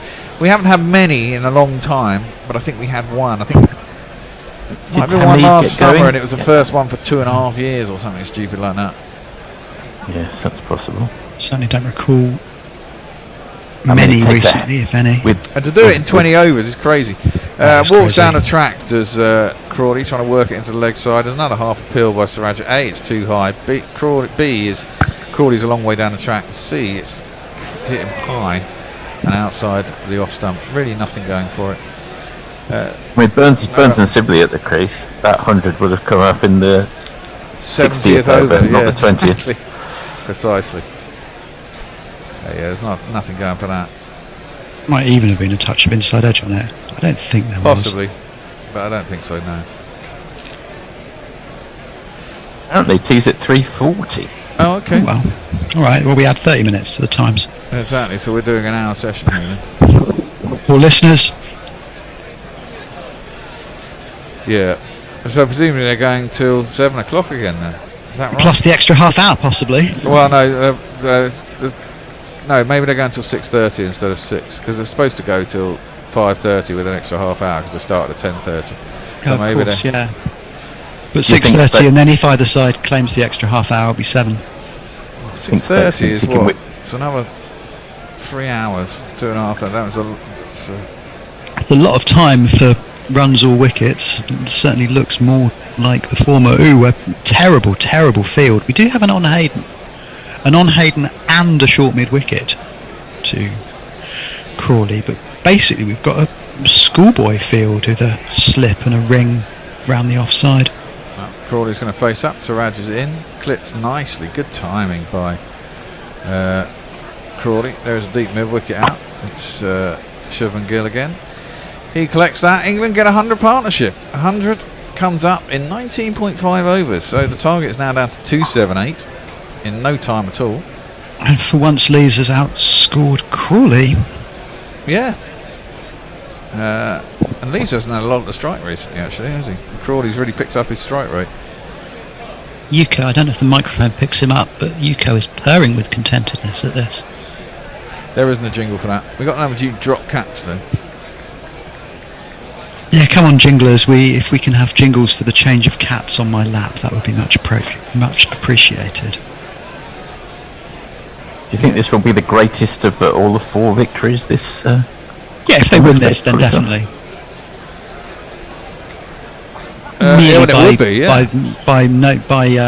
By virtue of the size of the chase and of the first innings deficit. Indeed. Round the wicket and just guided very far. Was that off the pad or was that off the bat? I thought it was off the bat. I think there was a touch of bat in it. No, it's been giving us leg byes. But you know what? It's 4 of them. There's an on Hayden to Lees as well. 1, 2, 3, 4. So we've got it's also fair to say that the it was bat. Mistake there. I thought it was bat. Yeah, it was.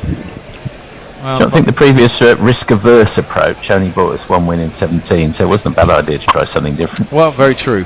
I mean, the thing I do like about this 4th innings performance, as opposed to the 2nd inning performance, is that they've tried to keep the scoreboard ticking over. They've done so not simply by trying to go over the top and hit boundaries, but by playing very sensible, albeit somewhat enterprising cricket strokes, and by running fucking well between the wickets. Agreed. Leah says, that kid going to an India-England match in a Pakistan shirt is kind of weird. And the Jersey Jingler says there's already a rain jingle based off the Beatles, When the Rain Comes. And Pirate Badshaw prays for Josh's cats from Dublin, 12 points. We've only had 2 of the 3 cats on my lap so far this afternoon. I wonder if Minnie will join or replace them, more likely to replace. Thacker in, clipped nicely by Crawley. There is someone out in the deep, it'll just be the 1 run. It's Vihari out there. And they're going to move on to 105.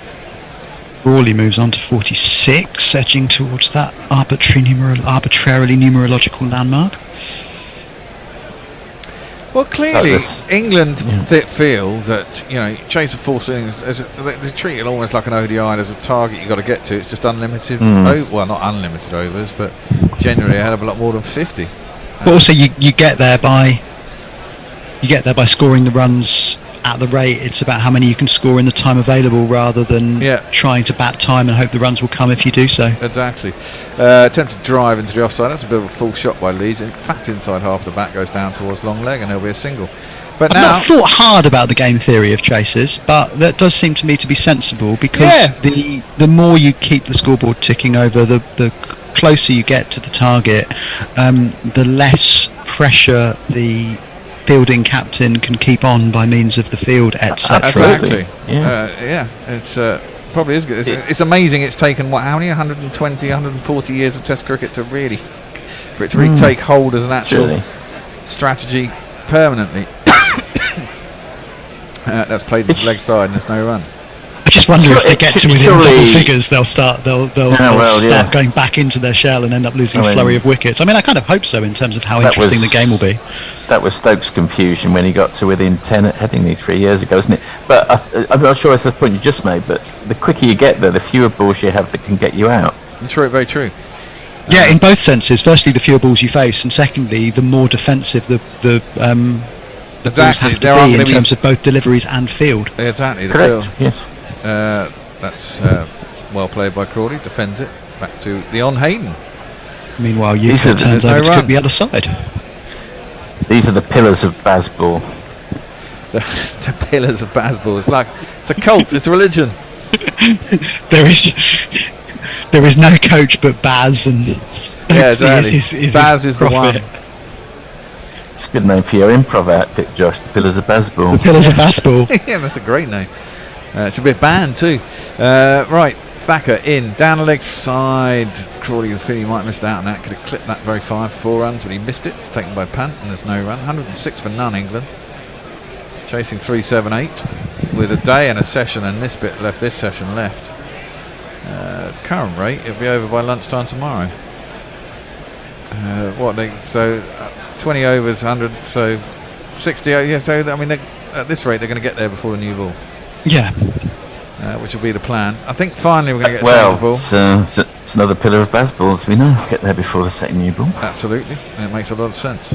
I mean, whether or not it's before the second new ball, the aim is to be so close by the time that the second new ball comes that it's at best or at worst immaterial, and at best actually an advantage to the batting side. Because if you're within 30 odd, then the risks of taking that new ball with a few wickets in hand are that the runs will just fly off the outside edge down to third man for 4 runs a few times, and everything will be rosy. And they are going to change the ball. The box of balls has come out. Box comes out. It looks like one of those boxes of pastries you might get from a fine patisserie. Yeah. They're looking at a 20 over old ball. They don't look as tasty. There's a lovely Danish bakery near Sophia Gardens called Broad that sells the most delicious. Oh, Jeremy, thank you. What a statgasm. England's quickest ever century opening stand in Test cricket. Wow. Oh, that's great. Records that's are tumbling this year. That's brilliant, actually. Oh, was it the first time first time ever in Test history, wasn't it, in that series against New Zealand, that three successful chases in a row have been done over 250? Yeah, there were lots of records. Steve Kelly. How many opportunities have there been to chase down over 250 3 times in a 3-match series? I imagine fair few. Just trying to get through a few tweets. Steve Not that we're trying to stop you, Forthy. Yeah. Well, I'm doing a manful job and failing. Steve Kellett, T at 340. They made a bloody good job of hiding it. Josie out are now fixated by the GC Cats. You see, you let me read them out. Praise for the Cats. Neymar Butlins. Oh, I've got to break off. Hendo's not. He's going back to his runner. Looks like Hendo's made an executive decision to come on. Is that right, Hendo? Thacker is in. It's defended back down the track and there's no run. Literally an executive decision. Hendo, you know you're on screen. You've got your picture on. Are you supposed to be on screen? You can speak, you know. We can't hear you though. Is he muted? Maybe you're muted. I can't even see him. That's because there's loads of names in the box. He's right down the bottom. Are you there, Hendo? I'll just read this while we're waiting for Hendo to come in. It's like Schrodinger's cat, this. It's Henderson's cat. Neymar Butlins, it's interesting hearing you boys figure out the rota. It's like watching people cook your food in a restaurant with an open kitchen. Only without quite the sense of anticipation. And Steve Kellett says, first record I remember badgering my parents into buying was an EP of selections from Peer Gynt. First album I bought with my own money was If No One Sang by Dave D, Dosey, Beaky, Mick and Titch. At 8 or 9 I couldn't even blame the drugs. Hendo is there, but we can't hear him, even though he doesn't look like he's on mute. He's just joined the chat to say that his mic is not working. He's going to try logging out and on again. Okay, cool. Try unplugging and replugging your mic too. That one is just work around the corner by Lees, who'll get himself a single. Failing that, bring your laptop into the bear, who'll sort it out. No, I won't. Have you ever looked at Hendo's computer needs a good clean. And I say that as a Is it worse than the Jingletron and the Tweetomatic? Warren has said, I'll make my match donation $600 if there aren't cat jingles. Well, there aren't so far, so we'll take that. As long as there are none by the end of the day. Hello, Hendo. I'm here now. You are here now. Can you hear me? Yes, I can hear you. Yes, and can see you. Oh, very good. Okay. For some reason, I was getting a message saying your mic isn't working, and I couldn't work out why it is, so I went off and came back on again. And now it is. But I believe I'm supposed to be on now. Well, yeah, but you are, but we haven't yet had tea. But we haven't yet had tea. Well, do we have any idea when tea is going to be? Yeah, about 5 minutes time. 3:40.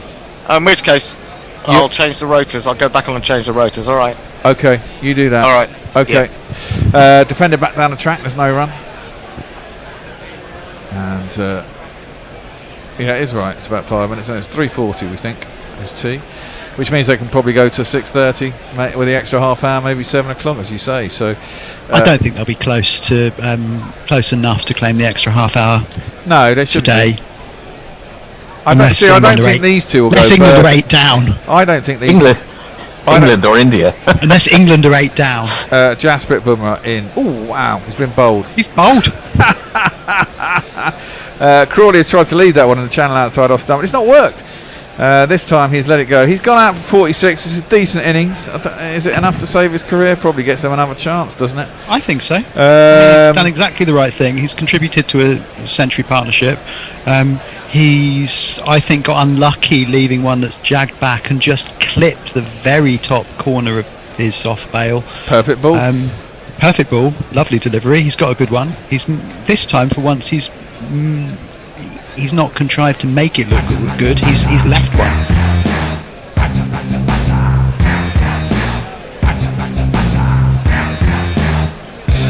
On your bike, mate. But to be honest, if you're still there at 100 odd for without loss, 100 odd for one, getting out, you've got to say job done. Yeah, I'd say that. However, you always look stupid when you leave one and get bowled. It means you didn't pick up the line quite right, but hey ho. I think he did. It just jagged. It did a little bit more than he expected. Yeah, it did come back. In terms of where it pitched, it was leavable, and had he nicked off to one that had pitched in exactly the same place, we'd be criticising him. Yeah, it's funny, isn't it? You do look more culpable if you leave it, and more culpable than if you snick it to first slip for some reason. Just looks wrong. Yeah. Warren, do we now have to revisit all recent ex-openers with a Stokey Cullum lens? Do you want to play a jingle, Josh? Bear? No? I can't play a jingle. I can No, put not my you. mic up to Yuko's mouth while he purrs. Not you. We gotta poke, take a good hard look at Solly Poke. It's Solly Poke, it's Solly Poke, take a hard look at Ollie Poke.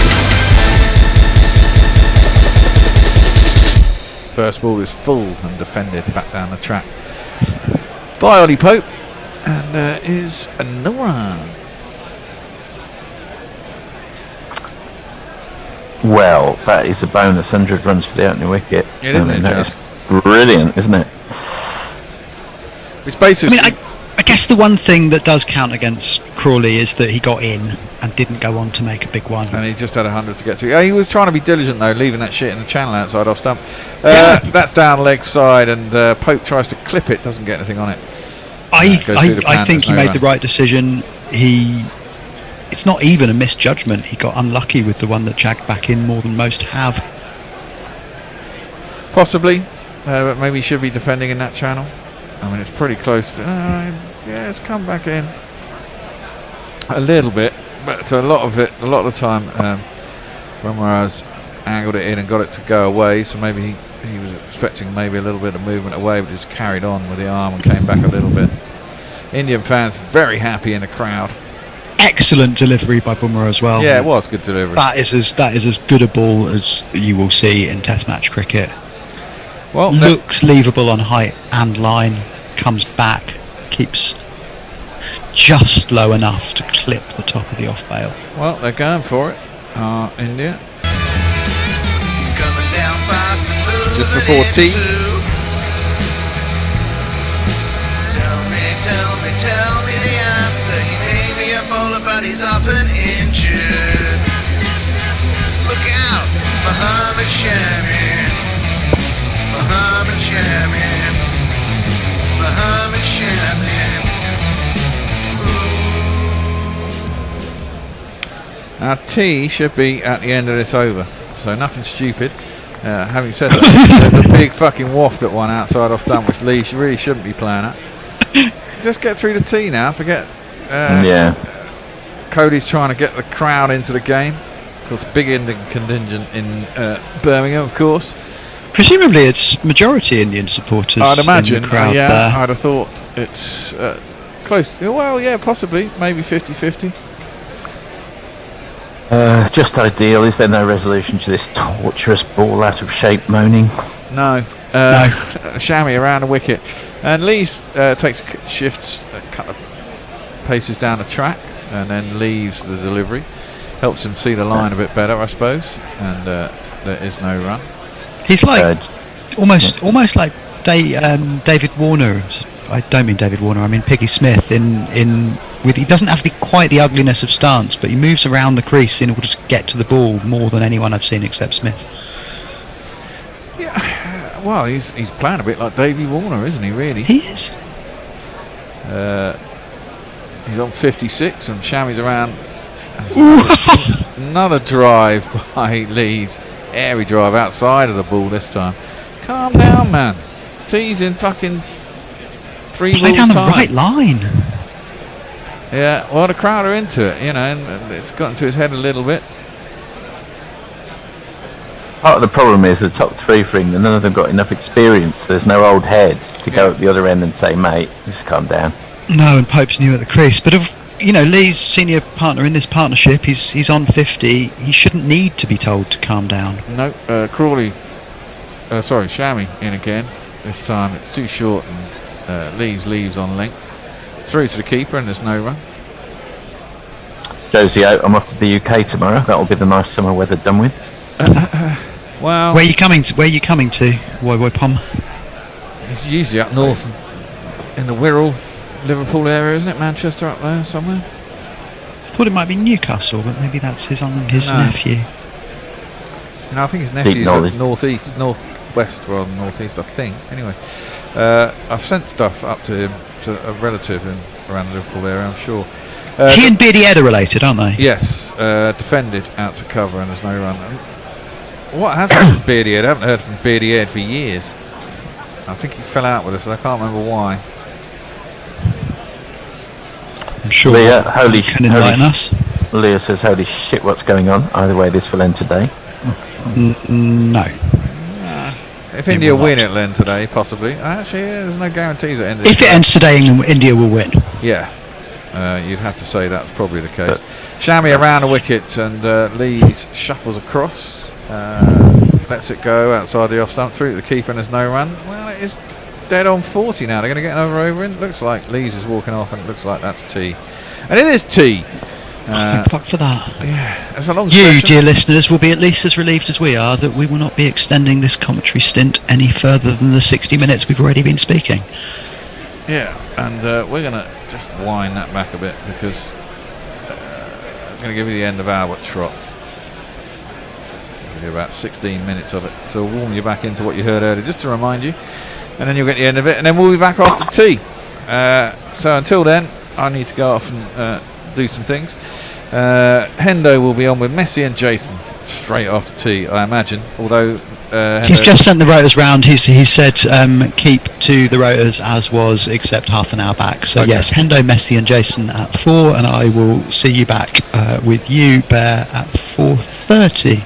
Is that you done for the day, 40? Do you want to say it is, and wise words in parting?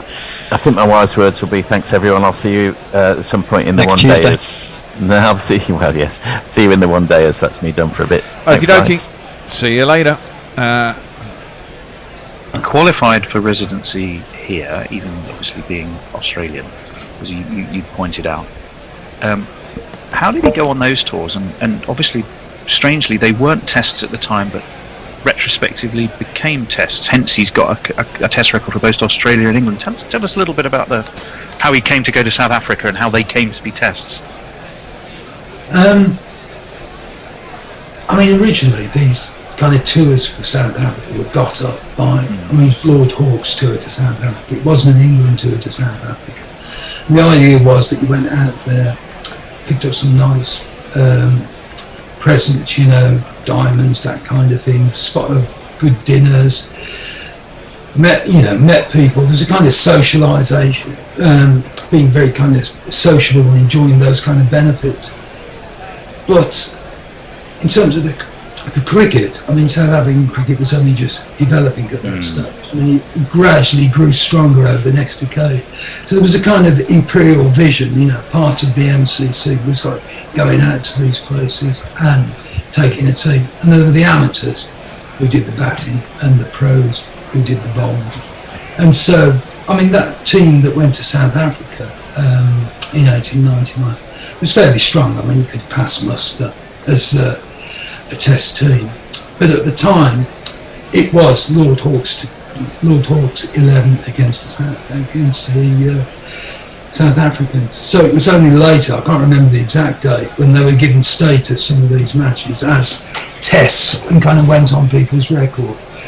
So when he was selected for it, it wasn't a question of, oh no, now he's playing for England. It was, he's going on a tour to South Africa with Lord Hawke. Well, I mean, let's just put into perspective a second. Again, if I'm right, he got 4 for 61, 5 for 49, 4 for 69, and 4 for 19 in a couple of tests at the Old Wanderers and Newlands. Okay, it wasn't the strongest South African team in the world, but you're also talking about a man, therefore, who's taken 3 was 12, 17 England wickets at next to not very many runs at all. Yes, yeah. It's not a bad record. So he can drink a bit. He womanises a bit. He did have a wife and children over here. His way of making money through being a professional with Middlesex was sort of rather unceremoniously ended and paid off with a rather threatening line that you mentioned earlier, which was, providing he doesn't ever sort of come back again. Tell us then, because after that, although he did some umpiring, he was not a well man, was he? A combination of alcohol and dropsy. I mean, there's one horrible line you have when it describes him being drained of about 1.5 gallons of fluid. So, and ultimately, it does come to a very sad end. Just tell us a little bit about the latter years and how that all came about for him. Yeah, I mean, he was awarded a benefit in 1907, and it was traditional for the benefit to be, I think, round about the bank holiday Monday at Lord's. It was against Somerset, so he was granted that game as a benefit. MCC were kind of quite strict about collection of monies at benefits. You could collect on the gate, but you couldn't go around the ground to collect. So it was quite, other grounds were kind of different. I mean, the Yorkshire benefits were kind of very well organised. W.G. Grace, the amateur, who made so much money from the game, his benefit was superbly organised. He made, I think it was around about 10,000 of it. But Trott struggled in terms of the amount of money he made from that. It was his benefit game. He hadn't had a great season. He wasn't in good condition. And then, of course, in the second innings against Somerset, he takes a double hat-trick. So it's the first occasion that anyone had taken a double hat-trick in a first-class match. And so the game ended early. I mean, the kind of response by professionals in these situations was always, I've bowled myself into the poorhouse. But the fact was, he hadn't lost a considerable amount of money through, winning the game. It was just those kind of lower attendance. Temperatures weren't that good. Lowish crowd. And it ended up with Middlesex making up his money to 300 for it, which wasn't a vast amount. So Middlesex did all right by him in the end? In the end, so, I mean, they paid for things like doctor's bills early on, but once he'd had all of his benefit money, and he kept on coming back. I suspect what he'd done is remortgaged his house, and he needed the money to pay for that. So he kept on coming back, and all of his benefit had pretty much gone, I think, by 1910, which was, the idea was to kind of set him up for a while. So he kind of lost that. He was in ill health. I mean, he was kind of involved in all kinds of strange money-making schemes.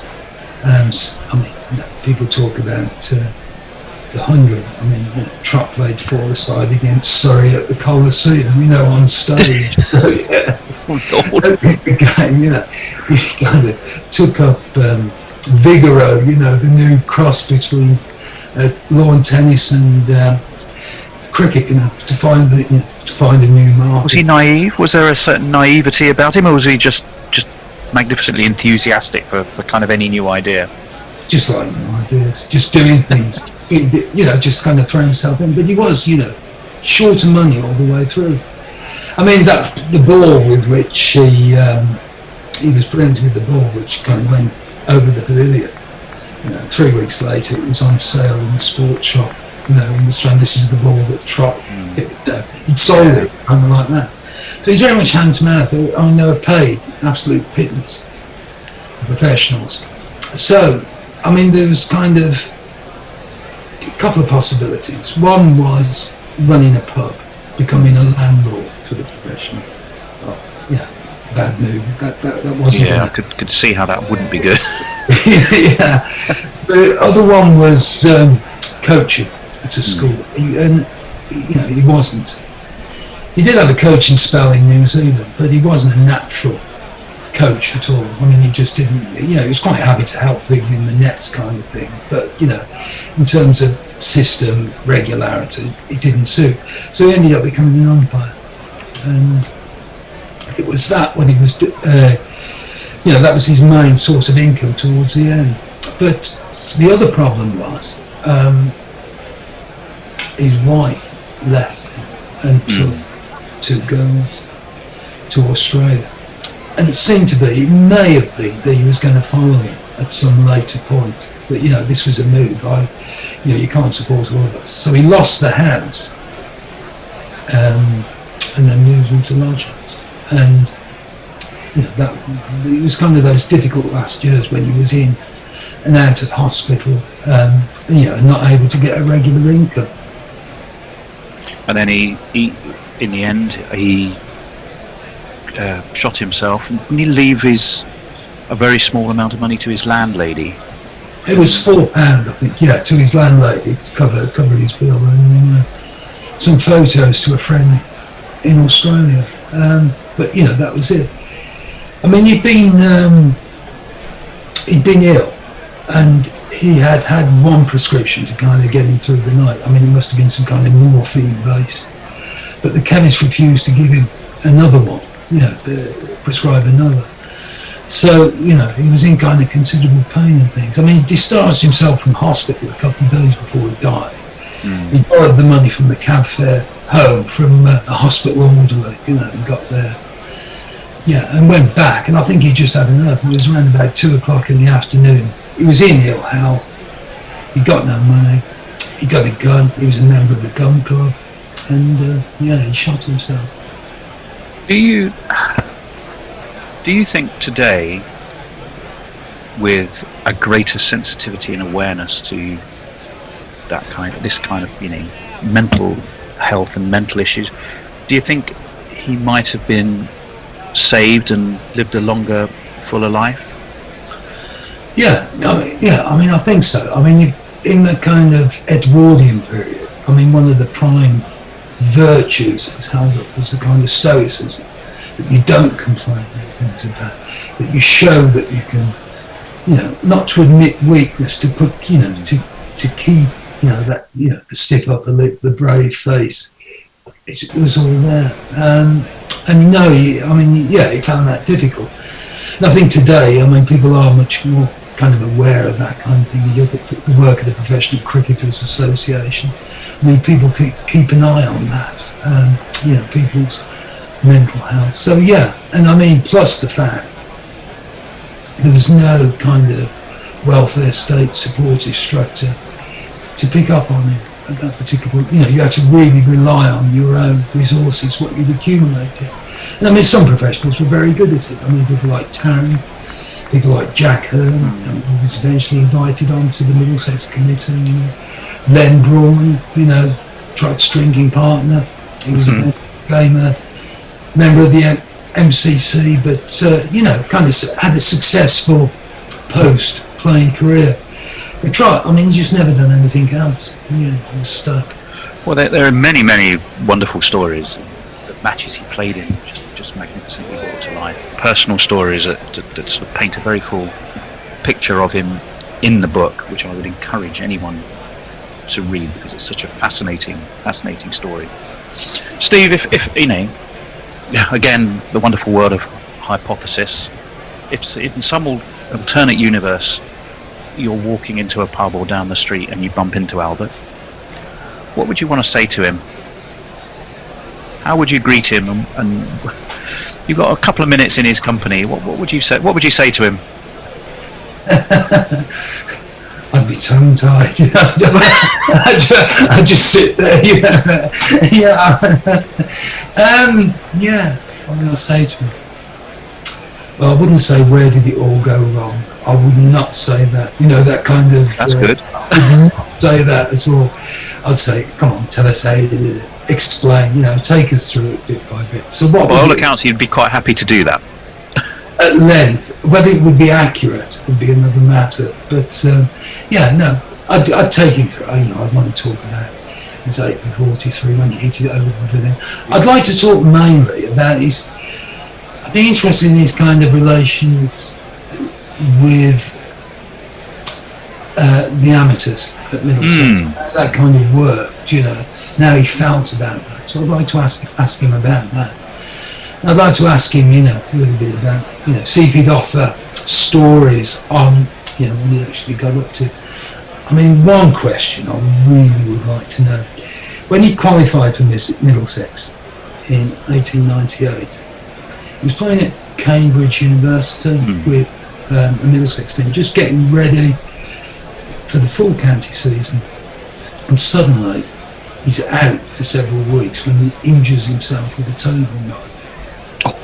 Now, I don't know, I mean, how do you have a major injury with a table knife? I've no idea.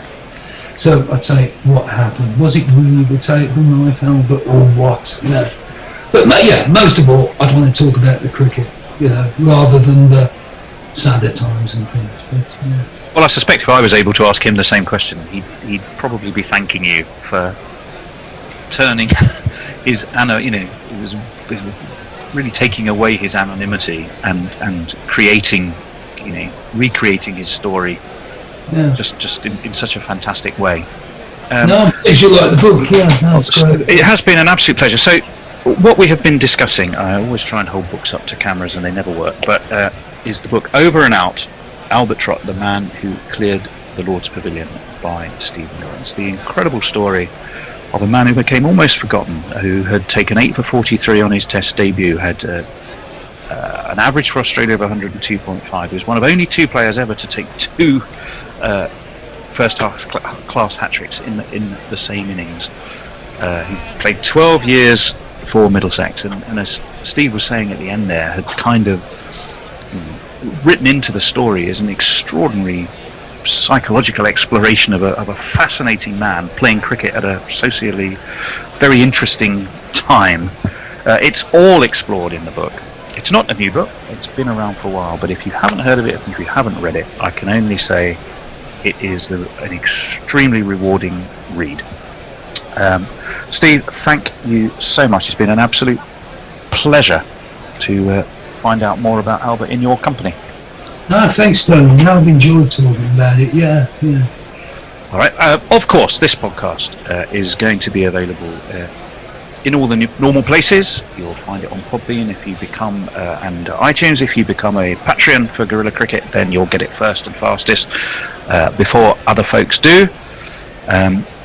We thank you for listening, and we will, of course, be back with you soon. Take care, everybody.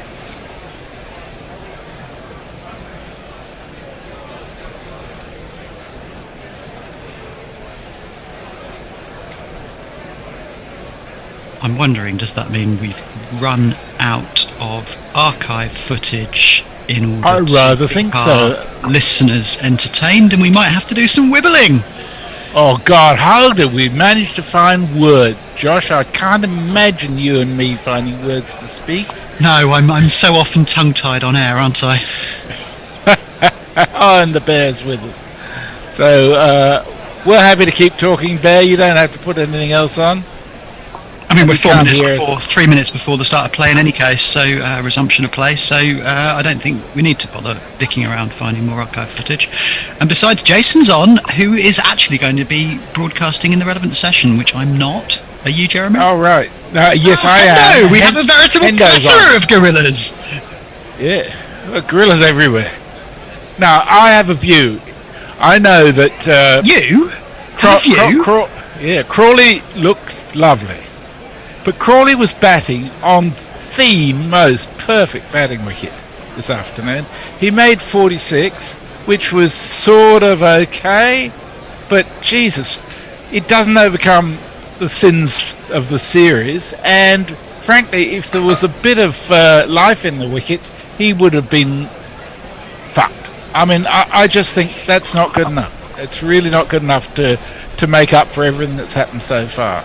And we can keep playing that jingle because I'm sure he will be picked for the South Africa series because Kent, all that, you know. I just... So I don't disagree that he's not had a good summer running the team so far, but the ultimate question that really matters is there someone else who'll do better? And I'm not convinced there is. There is no one for whom you can make a compellingly strong case. There's no one knocking on the door of this side in an opening batting slot, and I think he did the job he needed to do today, and I think he got out to a ball that would have been very difficult not to get out to. But he didn't play at it. No, he didn't, but had on the same line... Well, come on! Had he swished at one on the same line that had just held its line or moved away and got caught at second slip, you can't win with a ball. It's a ball that... I'm not copying that. I am refusing to accept that a decent ball that he didn't play at would have got him out if he had played it. Jason, what do you reckon? I think you can't have your cake and eat it too. We're complaining about him, playing expansive shots and getting out. So when he's playing in a more defensive mode and he gets out, well, I can't really, to a good ball, we can't really complain about that either. But that wasn't playing a defensive mode. That was bad judgment. No, I don't think it was. I think it was. Given how much that ball did, how low it was a reasonable. Given where it pitched, it was a reasonable leave on both line and length. It kept a touch low, just low enough to clip the bails. Anyway, I'm going to fuck off out of the way because I'm not on for this session, and also I had my piece during the last hour-long stint, so off I fuck. Okay, see ya. Hendo's here. Hi, Hendo. Are you soundless or no? He's still soundless. Oh fuck! So Hendo's going to commentate in sign language. Shall I interpret for him? Yeah. He's got two fingers up at the world at the moment, and he's really not a happy ender. There's a rant, but we can't hear it. Fuck me! That's such a waste of a good rant. We are watching Marcel Marceau do a perfect Hendo rant. Anyway, Bumrah is going to resume the bowling to Pope, who's hopefully refreshed after tea. And he's aborted his run-up for some reason. Sounded like there was something wrong with his feet. He's looking suspicious at his boots as he walks back. Jason, you going to do ball by ball? I was hoping that Bear was going to come in, but I'll do. You or I could do ball by ball. I'll come in. Bumrah, first ball. Ooh, there's an appeal for caught behind. It's been given. First ball after tea. Pope is gone. Oh dear, oh dear, oh dear. And papal demise. I didn't even get to play his fucking jingle, did I? Let's just give him a jingle to send him off.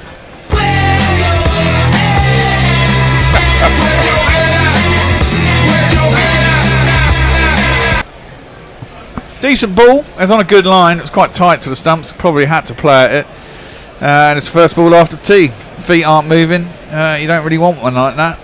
If I'm being nice. If I'm not, he gets out like that quite a lot, much like Crawley, fencing at stuff outside the off stump. However, he has to go, and I'm going to try and admit Hendo again. Yes. Oh dear. 300. There should be a good rant coming when he arrives, though. Yeah, that's the beauty of it. 300 lots is looking like a lot now, with 2 wickets gone. Yeah. It's putting a lot of pressure on the golden child, in every sense, Johnny Bairstow, to get another score. Hendo, can you hear us? Well, I think so. Can you hear me? Yes. Good. We're back. Well, what a wonderful time to be alive. I thought to myself when I saw that I was back on at 3:30. I thought about 20 past 3. Don't worry, India. Let me come back on. I'll take some wickets for you. And it's one before tea and one straight after tea. Absolutely shocking from Ollie Pope, I'm afraid. I felt a bit sorry for Zach Crawley, because I felt there he was trying to leave everything, and having sort of got out so often by not leaving, to actually then leave and get out was pretty tough on him, I think. Outrageous to think that England were 8-11 favourites to win this about half an hour ago. Root into action straight away, and he clips this away past mid-wicket for a single. So England get up and running. They've lost 2 wickets around about the same scoreline. And suddenly it's a different game, isn't it? Still 270 required to win. Yes. I think. Sorry, go ahead. I was going to say, I agree with you. I feel sorry for John Crawley as well, because Zach Crawley is tarnishing the name of Crawley. That maybe. I mean, I think he batted pretty well, but I do take the point that you were saying, Messi, that he's batting on a lovely wicket, and he was able to come down that wicket and play shots slightly across the line, take the ball off the stumps, which you can't do a lot of the time. But yeah, he will get another go, won't he? But around the wicket to Lees, and if he gets out, it's all over. Defended to mid-wicket, and there is no run. We were asked on the internal Guerrilla Cricket Discord channel by Warren, how do you see? How could I get on the Discord channel, Enda? I don't know. You tell me. I put. Am I there because I'm a Patreon? Well, oh yes, of course. By being a patron to start with, yes, absolutely. But then how you get on it, I'm not quite sure. Become a patron.com/Guerrilla Cricket, and that's how you get in there. But I'll tell you what we were speaking about. Bumrah into Lees, and Lees defends a little bit uneasily. The ball drops down off the toe of his bat, and suddenly India are a different beast. There is Virat Kohli still thinks he's captain, and he's really encouraging the team on. I was going to say his team, but obviously it isn't his team. Such it is Jasprit Bumrah's own team. 2 for 24 he now has in an over and a half of his second spell. He didn't do anything at all in the first spell, but now you would have to say he's on top, and he could run through this England team. He's in, he bowls to Lee, he's on leg stump, hits him on the pad. There's a ridiculous appeal from Kohli at first slip. It's going to run down to long leg, and they will take 1. Yes, I was asked, Warren was asking what we all thought for the final session. I said 218 all out. I don't know what optimistic as ever. He said 130 for 4, I think. I said England will lose 5 wickets in total by stumps and score another 130 runs. So it'll be interesting. Well, there was a little bit of chat between Kohli and Alex Lees as they were going off at tea time, and I mean, he is making it quite obvious his intensity and aggression. Yeah. Every time there's a wicket. Anyway, here comes Bumrah into bowl to Root. It's right up in the block hole, and Root does well to get down on that really testing delivery and squeezes it out towards square leg. And there is no run. End of another successful over. Bumrah was up at 90 miles an hour with that final delivery, so the adrenaline is coursing through his veins. England chasing 378 or 109 for 2. And Bear's going to play a jingle. Okay. Alex Lees learned magic. It's tragic.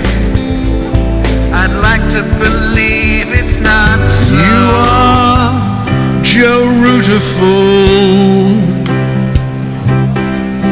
to me. Rough introduction.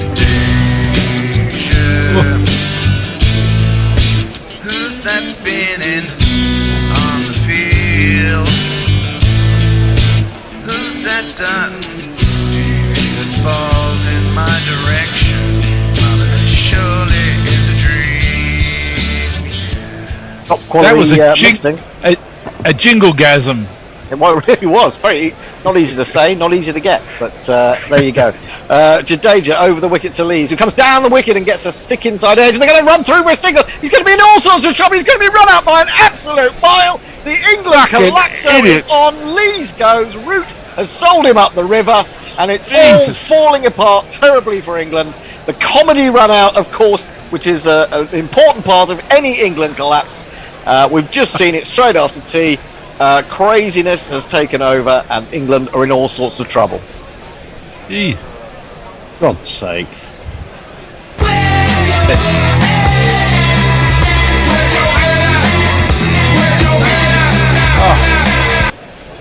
Well, what are you going to say? I mean, Alex Lees has now been run out in second innings. It was Crawley who did for him at Headingley, and it's now Root that has done for him. I don't quite know what happened, whether Root called or didn't call or just came. It went down to short fine leg.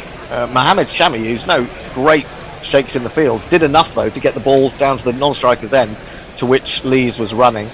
There's a big thick inside edge. He's looking around. Root has called him, but he's set off too late, and he's out by miles. Really disappointing.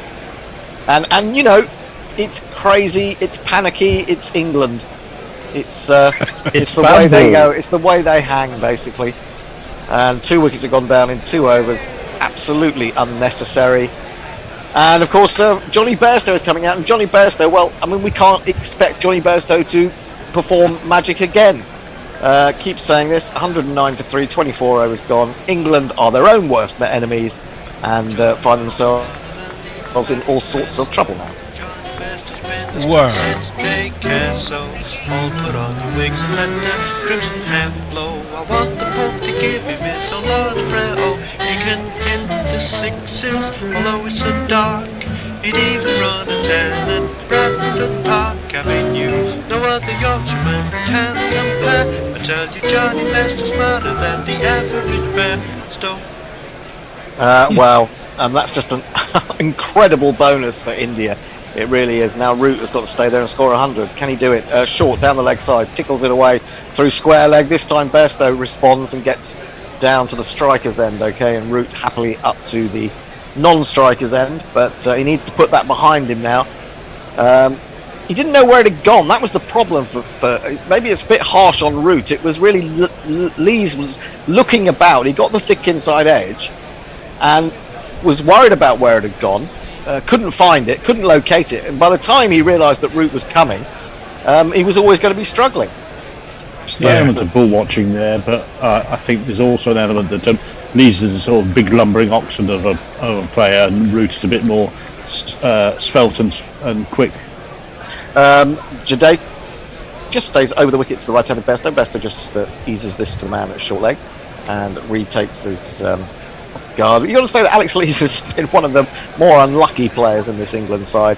A couple of times he's really looked like he's getting going. He's played beautifully for that 56. But run out he is. Onto the back foot goes Bairstow. Forces it past a rather slow Mohammed Siraj backward point. And somehow, without any effort at all, that has run away to the boundary.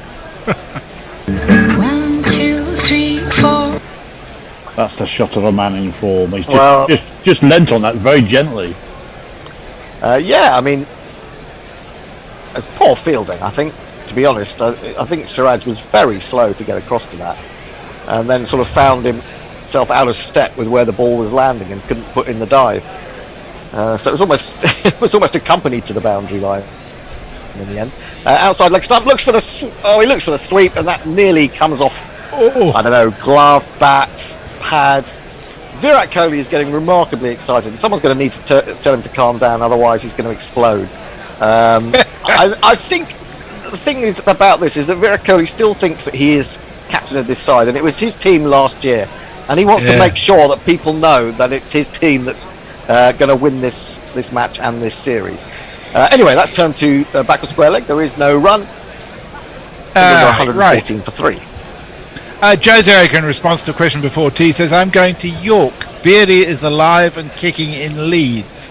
Well, yes, we'll wait the rain you're going to bring with you, Josie, or England does. Neil Harris says, Messi, why would you drop a man after his best innings of the summer? Yeah, best is always relative to what's gone on before, isn't it, Neil? Steve Kellett says, well, that was grimly predictable. Yep. Warren says spectacular jingling, which it was. I thought the flow was perfect. And Josie, of course, says, I said the collapse is on. Yeah, 3 wickets for 2 runs is very England, isn't it? Very England indeed. Steve Kellett says, and there we go. If you need me, I'll be over in the corner banging my head against the wall. Yeah, I will say one thing about Crawley in a minute, but let's see if England can get through the next couple of balls without losing a wicket. Bumrah in, bowls to Root. Root plays almost with one hand. And they're going to take a run to a misfield. I mean, when you've already had a run out, running to him midfield isn't the best idea. And I do remember seeing Root run Bairstow out in that test at Lords against Ireland in 2019. So these two have got a bit of history between the wickets. You'd think they'd know better, given the fact they both play for Yorkshire. Well, yes. Would have played a lot together. Well, maybe not so much in the recent past for Yorkshire. Maybe a lot for England, or quite a bit for England. But maybe it's their calling. I mean, Yorkshire haven't been very good at getting their language right, have they? Yeah, well, that's true. That's true. 115 for 3. Bairstow comes down to face Bumrah. You could say the same about Lees and Root as well, because of course Lees used to play at Yorkshire as well. Yeah, and I was listening earlier. The talk was that this is much like the Lees that used to be at Yorkshire. This more attacking Lees that we've seen at times. Bumrah in, looks for the Yorker, ends up being a big full toss, which Bairstow just strokes into the offside for a single. England moved to 116 for 3. And I was trying to recall what I was going to say about Zach Crawley. There was a thought that I wanted to convey to you all, but it's for the moment it's escaped my memory, and so we should do some tweets. Spangley Sai says, the look Root was given after that run-out was vicious, just vicious. That's not uncommon in run-out situations, is it? O'Neill Harris says, even though you guys appear as a bunch of old farts, you guys are tech savvy. Twitter, Facebook, YouTube, Crick Tracker, WhatsApp, Zoom, Patreon, podcasts and Discord. Guerrilla Cricket Radio is amazing. Yeah, thank you, O'Neill. It's good that somebody noticed all of that. It's a bit of a shock to us too, to be honest. Well, Root is on 3, and we are going to start again because Root needed a new bat. I think he'd cracked the old one somehow. Probably an annoyance at running out Lees. This one is a good ball. Comes off the outside part of the bat, and Root is holding his hands towards Bairstow, saying, surely there's a run here, come on. And eventually Bairstow responds, but that could have been more trouble involving these two. Last 27 balls, 11 runs, 3 wickets. So it's all gone horribly wrong since just before tea for England. But this is the way cricket goes. It flows and then it ebbs, doesn't it? Yes, indeed. Especially in cricket. And at the moment, for England, it's ebbing at the moment. They prefer to get back into flow if they possibly could. There's Bumrah now, 2 for 27. Comes in to bowl to Bairstow, and Bairstow leaves this one that then scuttles through a little bit, makes it hard for Pant to take, but he does quite well, and there is no run. 117 for 3, the target is 378. I think the one thing you've got to be wary with this England side and playing this way is that we don't really have a number 8, do we? We don't have a number 8. We have a tail that starts at 8. Yeah, they've only got Stokes and Billings as recognised batsmen to come in after this pair. So India must feel really confident now that they've found their way into the belly of this England side. I think Gary would describe it as 2 10s and 2 11s, and I think that's fairly accurate. Yeah. My worry is in going for this Baz Ball, Bayliss influenced one-day attitude, that they are going to give themselves chances to get one-day complete and utter collapses every 5 or 10 tests. Possibly more often than that. In again, onto the leg stump, and he tries to turn it. Unfortunately, he doesn't get anything on it, Bairstow, unless perhaps there was a bit of boot. Well stopped by Pant, diving away to his left. And Virat really needs to have some chill pills because he's completely out of control at the moment. Anyway, he's wandered down to the other end. I was talking about this with someone earlier about captaincy, and is it difficult to no longer be captain once you've been captain? And I think for someone like Kohli, I think it probably is very difficult because he's such a dominant figure, isn't he? I mean, others, the likes of Joe Root, maybe just happy to have got rid of it. It's one thing off their list of burdens. Reverse sweep from Joe Root, plays it well, but there's a man on the single, so we won't get a run. He's trying to play Jadeja from outside leg stump. He's bowling over the wicket into a little bit of rough. He's in again, bowls to Root. Root plays this more sensibly, defensively, back up the pitch, and there is no run. Josie Oak wants to know why you're wearing a mask at home, Hinder. Well, you can never tell, can you? All sorts of people come trooping through my lounge. Jadeja in, bowls, Root strokes neatly enough into the offside to Pujara at extra, and there is no run. The Bear did make a point that a collapse every 5 or 10 test matches would be better than the previous system. Possibly. This one is very flat indeed. Root just rocks back and almost just taps it into the ground and into the man at short leg. 61 miles an hour, so he's very quick through the air at times, is Jadeja. He brought out the reverse sweep, then decided it wasn't there, so just pads it away, and I suppose that's the best way to do it, because he can't be given out LBW. Obviously figured that he hadn't quite got there and was in some danger, so just padded it away, so it's pretty well done. Pads the next one away as well. It's the end of a very quick over that Jadeja has got through. England are 117 for 3. More tweets. Spangly Eye says we should point out that the Bear refused to play the oh dear, oh dear, oh dear jingle earlier. Surely now is the perfect time for it. Ian Barker sends a very nice condolence message. Thank you, Ian. Leah says, yes, this is more like it. The Pawn Bop says Root's rubber looks ribbed. Barong says tea leaves have predicted a collapse. Refer previous tweeties must be at the tea stand.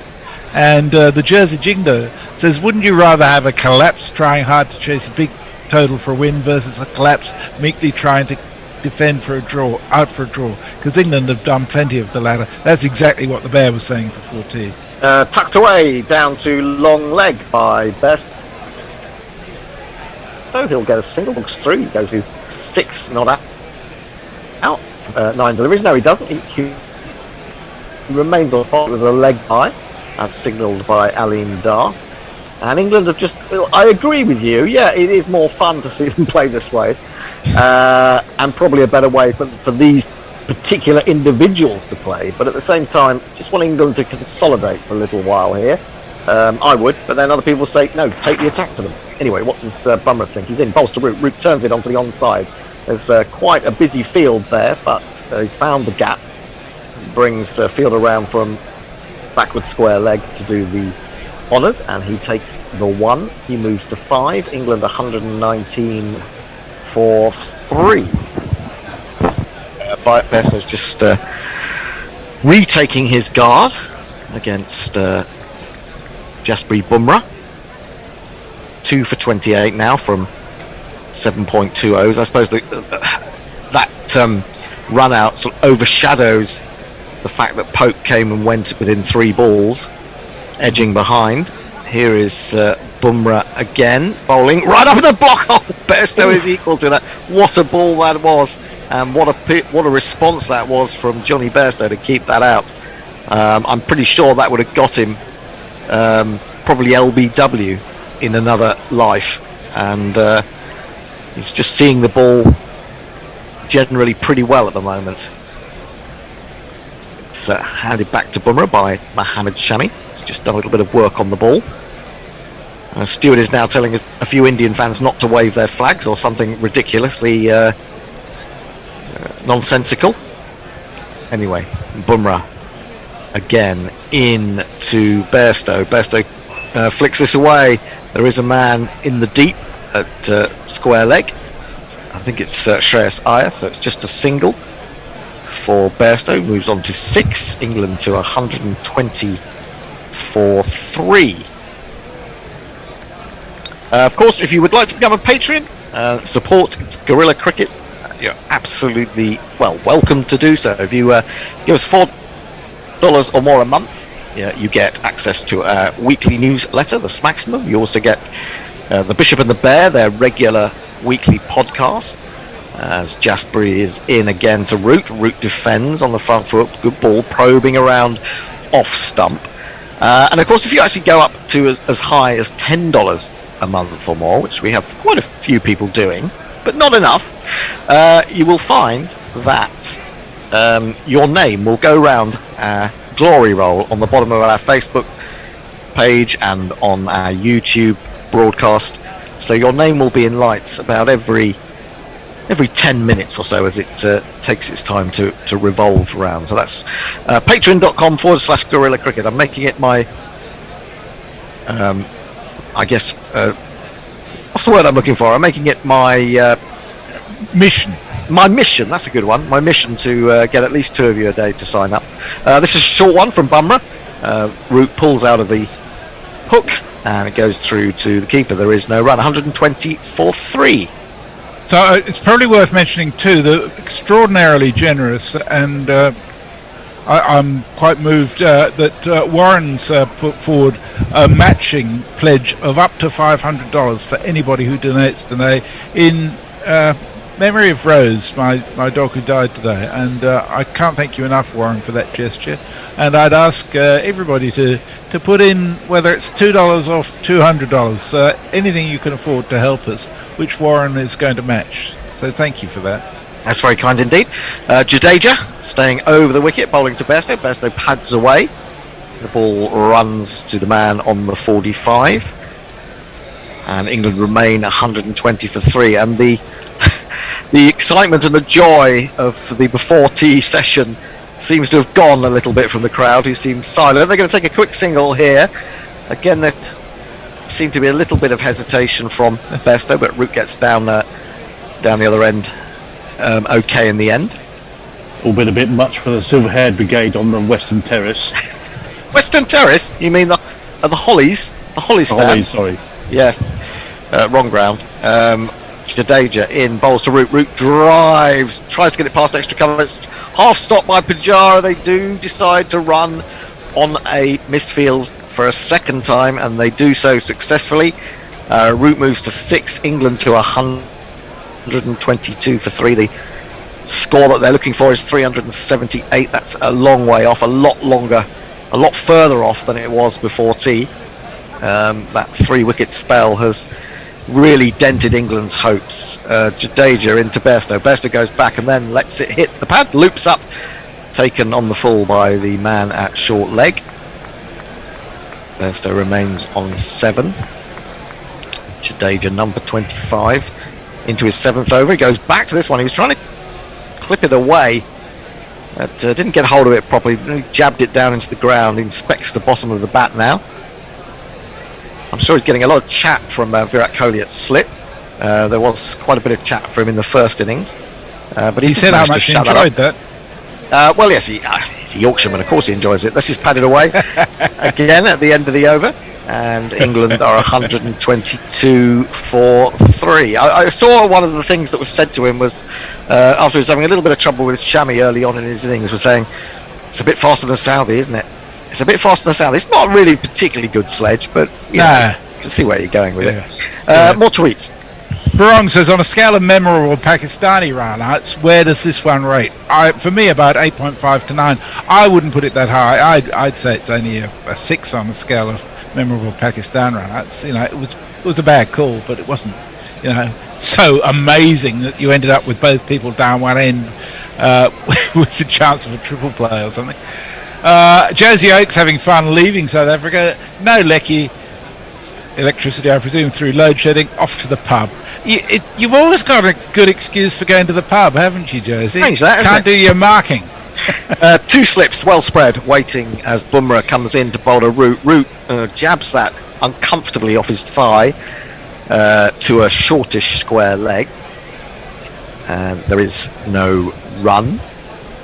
Quite a lot of bounce on that, and what you think that was a bit of an effort ball by Bumrah. He dug that in and got a little bit out of the pitch.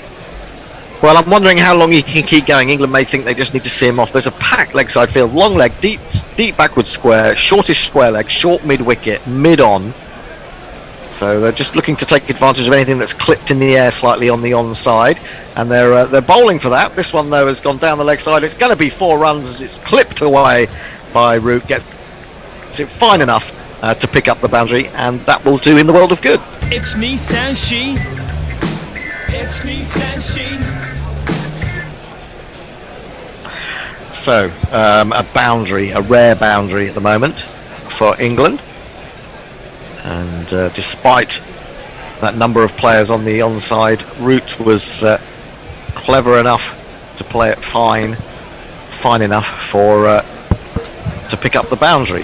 Bumrah again into Root, and Root opens the face of this one and defends it from just outside off stump down into a backward point area or a slightly deep gully, and again there is no run. Bumrah looks like he's a man with purpose here. He's walking back, he's stomping back to his run-up start, ready to have a go at it. Well, you know, there's nothing like 3 wickets for not very many runs to get your blood flowing as a fielding side and as a fielding captain. And Bumrah is continuing. Quite a strong breeze, it appears, as he runs in. Bowls full, driven by Root, but straight up to mid-off. Pujara coming across. A becapped Pujara, staying there in the Indian cap. And most of the players have got a cap on, haven't they, the Indian team, which is a nice look. And in the meantime, Kohli, just incessant chatter continues from his position alongside Rishabh Pant at slip. 126 for 3. Root just waiting for the Indian captain coming in to bowl. I thought he'd been beaten by that one, but it doubles him up almost, comes back into him, and somehow he manages to turn it away behind square leg for a single. He goes to 11. Just one ball for Bairstow to last in the 9th over from India's new captain. Never knowingly captained before, as far as I can establish. Maybe at a lower level, much lower level. I don't know, a schoolboy level he did. I don't know. It seems a strange one, doesn't it, Chase?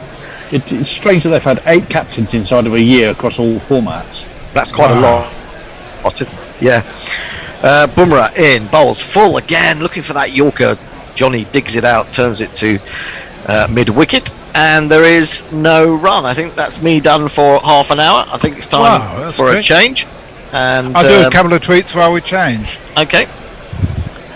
So Warren says, not to get back to the Betfest discussion, but will the New England put an end to the draw? Quite possibly, although rain may have a say in that. He also says, sorry for the diversion, but tune-in ads can fuck right off. Yeah, they're a pain in the ass, aren't they? Nitin Bajaj is with us. Hello, Nitin. Good to have you aboard. Hello, folks, from sunny Denver, Colorado. Long time no here. On a road trip across the US. And haven't been able to follow the game much. What a great game of Test match cricket. We're on for a 1-wicket, 1-run win here. Squeaky bum time.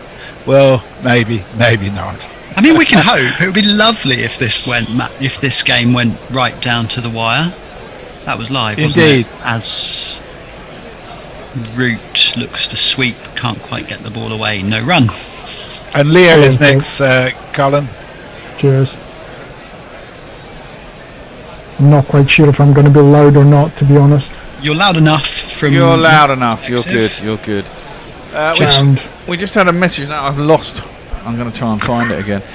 Someone listening at Greek airport. Excellent. It came through on Facebook Messenger. Greece has many airports. Jadeja, left arm over the wicket to Root. He does not look comfortable against Jadeja, does he? As he prods the ball out into the leg side. No run. Somehow I missed a ball in there somewhere. 3. Day 5 free entry as well. Once again, Jadeja in, getting through this over very quickly. Root looks to sweep, can only edge the ball into his pad. There's a big shout that seems to ignore the inside edge. Pitched outside leg. In any case, they're actually pondering whether to review. Maybe they're thinking it's Root, it's worth it. They have decided not to, or rather they have not decided to do so within the and that is as close as we're going to get to a pause for breath in a Ravi Jadeja over all balls into... I know they have reviewed it, my bad. Have they? Seems a fucking waste. Here he is, left arm over. There's no way that has pitched in pitched line with the outside stumps. You can see his leg stump. Probably the stupidest review you will ever see in Test cricket. Unless they're saying it caught his glove. Did it catch his glove? Could be for a catch. I don't know. It's nowhere near bat or glove. Original decision not out. It's not gone anywhere near. It's pitched. It's missing another stump outside leg. Yeah. The only person who makes reviews as bad as that is Stuart Broad. On-field decision of not out stands. England remain 127 for 3. 4 balls into the 31st over. I guess it's easy to miss another the 251 runs. Sorry, Colin. I guess it's easy to miss the decision reviewed since cameraman never went on Bumrah at all during the whole of it. No, indeed. Indeed not.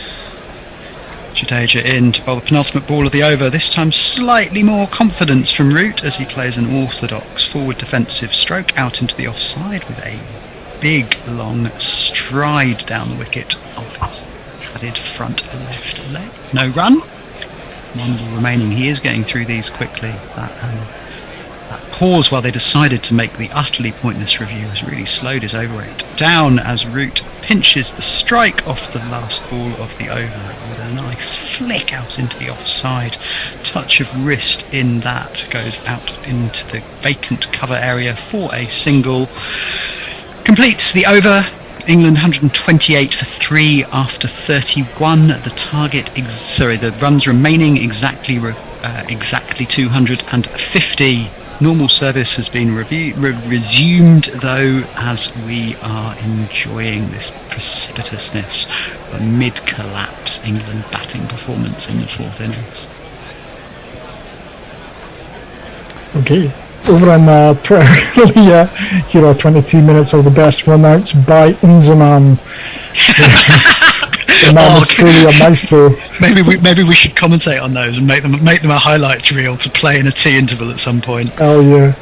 Let's jingle up the change of bowler. It's this guy. He's coming down fast and moving it too. Tell me the answer. He may be a bowler, but he's often injured. Back he comes into the attack with this 31 ball over old ball, back of a length outside off, and is imperiously dispatched out to the deep backward point boundary by Joe Root for 4 runs. Finally found our message from our man in airport. Fucking Facebook. Excellent. I fucking hate Facebook. He's listening, It's Michael Walton. Hello, Michael. He's listening. Michael what? Michael Walton. Walton. He's listening in Copenhagen Airport. Delayed flight. Copenhagen, Greece, is that? No. Yeah, see, I got it wrong. That's why I need the message. He has a delayed flight. He says, thank you so much. Just found your excellent coverage. Cheers. Well, where'd you find our excellent coverage? I'm only aware of this one, as Shami is in this time slightly fuller. Looks to repeat the shot. Can't beat the short orthodox backward point for no run. Well, Josh, we're only as good as the people doing the commentary, eh? Well, precisely. That's my point. And you can talk about yourself as much as you like, but you know. I am talking about myself. I'm bad enough to ruin anyone's commentary stint. No slight on any of my co-commentators. Let's have a look. That's me fucking ruined now. England are 7-4 now. India are 2-1 on. Oh, Jesus. As they should be. Shami in over the wicket. Oh, that's out. Jags it back in. There's a big shout. It's high. There's no point reviewing it. They may do. If they do, it will make the game perhaps even more interesting because they are thinking about it. They will lose their review if they do. I thought that was a really good shout, but I thought it was going well over the stumps. Oh, okay. Well, it might be too. Maybe I'm wrong. They have reviewed. No, well, Pant's not the captain. So, Pant is not the captain. No, maybe they've given Pant the decision-making capacity for the reviews. I mean, it's not bad for the wicketkeeper. I didn't think it was that high, but maybe it is. It certainly jagged back and caught him right in front of the stumps. It did. Agree with that. I thought it was going well over, but I may be wrong. No, actually, you're right. That's well over. No, that's high. It's hit him as high up on the pad as you can still be pad. And he is up on his toes as well. Up on his toes as well. He's not a good way forward actually. There might even have been some inside. No inside edge. No. But that is unless that's coming back down, that is missing. Impact in line, and it's missing the wickets. Sailing half a ball again over the top of middle stump. Well, you know what? Not as bad a review as I thought, but still bad on height. Well, it shows something, doesn't it? They're worried about Root here. because are. they've reviewed twice things that don't look quite right. And they have how many reviews remaining? We just one now. They've lost 2 in 3 overs, haven't they? Oh, is it 3 you get now? Yeah, you get 3 because 3 for now. you got 1 home umpire, haven't you, and 1 neutral umpire, so they've given it 3. And interesting. So, I mean, that's been the case since the pandemic. I wondered if they were going to change it after the pandemic and go back to 2 neutral umpires. But I think what they've decided worldwide is that A, there might not be enough panel umpires, and B, they spend so much time travelling that actually only having 1 on the It's series. nice also to be able to see Richard Kettleborough umpire in a test in which England are playing, as this time it's pitched up by Shami, and Root clips him beautifully out through deep mid-wicket for 4 runs. You can't bowl there to Root. There's not one boy for me, I must have 2 or 3, I need 4. Bit up down. Change of length wasn't a bad call, but it drifted too far onto his pads. Oh, beautiful poise from Root, leaning forward into the stroke and just really easing it through mid-wicket. Perfect timing as well. Beautiful, wasn't it? Absolutely. It was all in the timing, wasn't it? Yeah, I mean, this is the thing. I mean, Root is a danger. He only got 30 in the first innings, and if he averages 50, that's 70 in the second, isn't it? If only his averages and probabilities work like that, as this time Root looks to mirror the shot out on the offside, but times it very well, but only into the hands of extra cover for no run. England, with 1 ball remaining in the 32nd, are 136 for 3. Well, that was a bit of an anomaly in the first innings, actually, because Root generally, when he gets to 30, he doesn't get out in the 30s much these days. You know, if you get him out early, you get him out early, but if he gets in, he rarely gets himself out at the moment. Mark of a class player, isn't it? That he will go on when set. Shami in to complete the over. Good, determined forward defensive from Root down into the offside. Completes the over. 32 gone. England 136 for 3. Let's go to Colin to hear what our listeners say, be they interested ones or otherwise. Elixir of Basil, crawling in my skin. Lee's wounds, they will not heal. As he plays a pun on words with Crawley and Lee's. I can't remember the band that sang that. It's one of those. Wounds will not heal. It was new metal in the noughties. I can picture the lead singer, but I can't remember. Limp Bizkit? No. No, who the other lot? Korn. Korn, yes. It's a lead singer died young. Nirvana. Never mind. I'll come back to it. I'll remember that was eventually. their first album.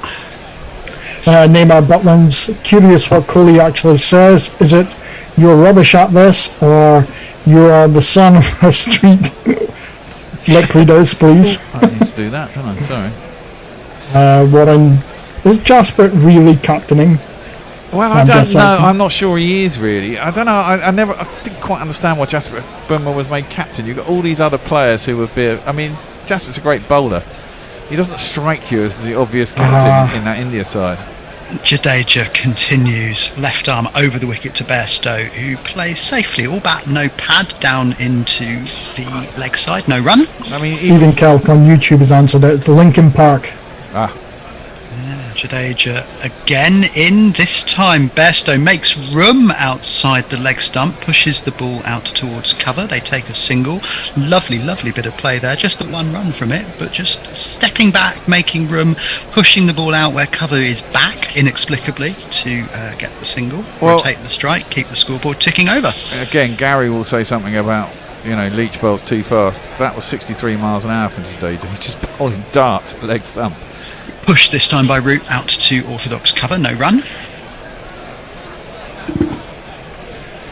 He does get through his overs quickly as well as pushing it through. Well, does he not? yeah, they might get in again, as this time there's a stroke by Root. Looks beautiful outside off, but can't beat the orthodox cover, no run. Just trying to find that gap. Looking to find that gap. Yeah. Either side, covers in relatively short. Extra is back. This time very beautifully soft-handed dead ball back down into the pitch, no run. 1 left in the over. England 137 for 3. They need another 242, 241 to tie, as this time it's pushed well outside leg stump by Jadeja. Root doesn't decide to kick the ball away, lets it turn back towards the stumps, but it does not threaten them. Finger spinner can't get anything like the rip that a wrist spinner might have done. Yep. Completes the over, England 137 for I'm gonna go and 3. get a beer. Are you going to go and get a bear? Then the beer is going to go and get a bear, and we are going to go and hear from the erudition of our listeners, or as close as they can get on Twitter. Warren Davies, how long till the spider cam strings someone up? I've certainly only seen it once where the cables were hit. I think that was in a big bash league match a few years back. Farong, in terms of biryani, goat, lamb, beef, no chicken, bugger. Went straight over my head, that. Yeah. Bear, what you got this time? It was Holston last occasion. And cheap shit. It's Foster's, man. Oh, my God. word. As Bairstow pushes Shami out into the offside, again, just gently. Cover is still up. It should be on the one, but can't cut it off. He's just taken the pace off the ball as Bairstow, padding the ball down into the ground before it's fielded by Cover. Got there slowly enough that they can take a comfortably quick single. Nice bit of running there. Good intent. Continuing this stage in the innings. It's what Hendo brings round. I don't know why. Hendo brings Foster's. I don't know what a fucking brings Foster's. Lovely yellow piss.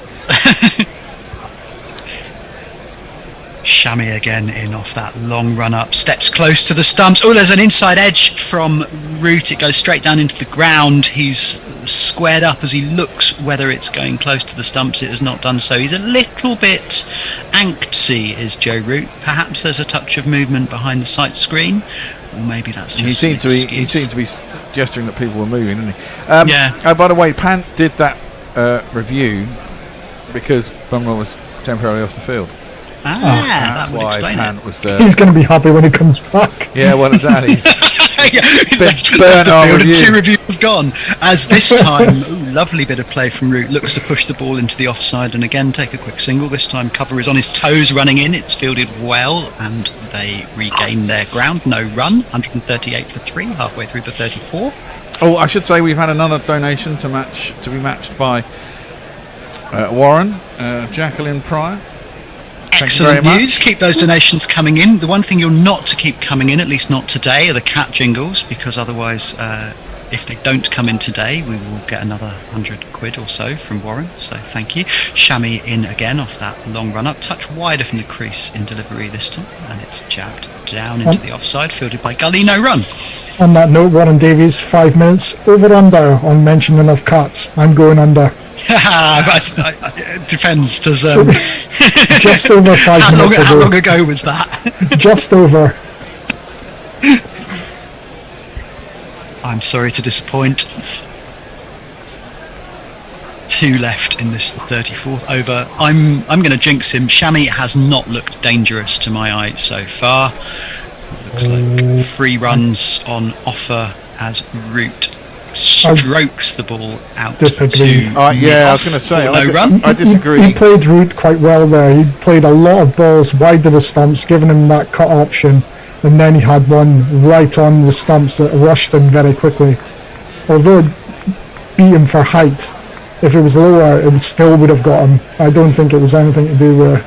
Yeah, I think this is a major play by India. They've got the 3 wickets around T, and they want to try and push now. I mean, they want Root, don't they? Yeah, they want Root. That's what I've reviewed twice. Coming in to complete the over this time. It has squared him up again. It's going over. There's a big shout for LBW. It's probably going down as well, as Bear, I think, rightly says. I don't think they're going to review it. If they do, they will lose their review again. Punt is looking very interested. Signals are asking about height, asking where he hit him. Bumrah has, I think, decided not to, rightly so, sensible man. Punt is very, very interested, overly interested. The timer has, I've talked it out. I think that was going down. It's going down and high. It's hit him in line, but it's going down. It's coming. I think Shami's bowling really well. I think you've got it wrong, actually. I think Shami's getting a little bit of in duck. It was missing. You're right, Bear. Ooh, missing the height leg. would have been okay on height, my bad. They did not review it, so the review is not lost. Pant playing village cricket, everything is out. Village cricket, unless the umpire's on the batting side, as is usually the case, in which case nothing's out. I don't know, we had one that basically gave it out on how loud the appeal was.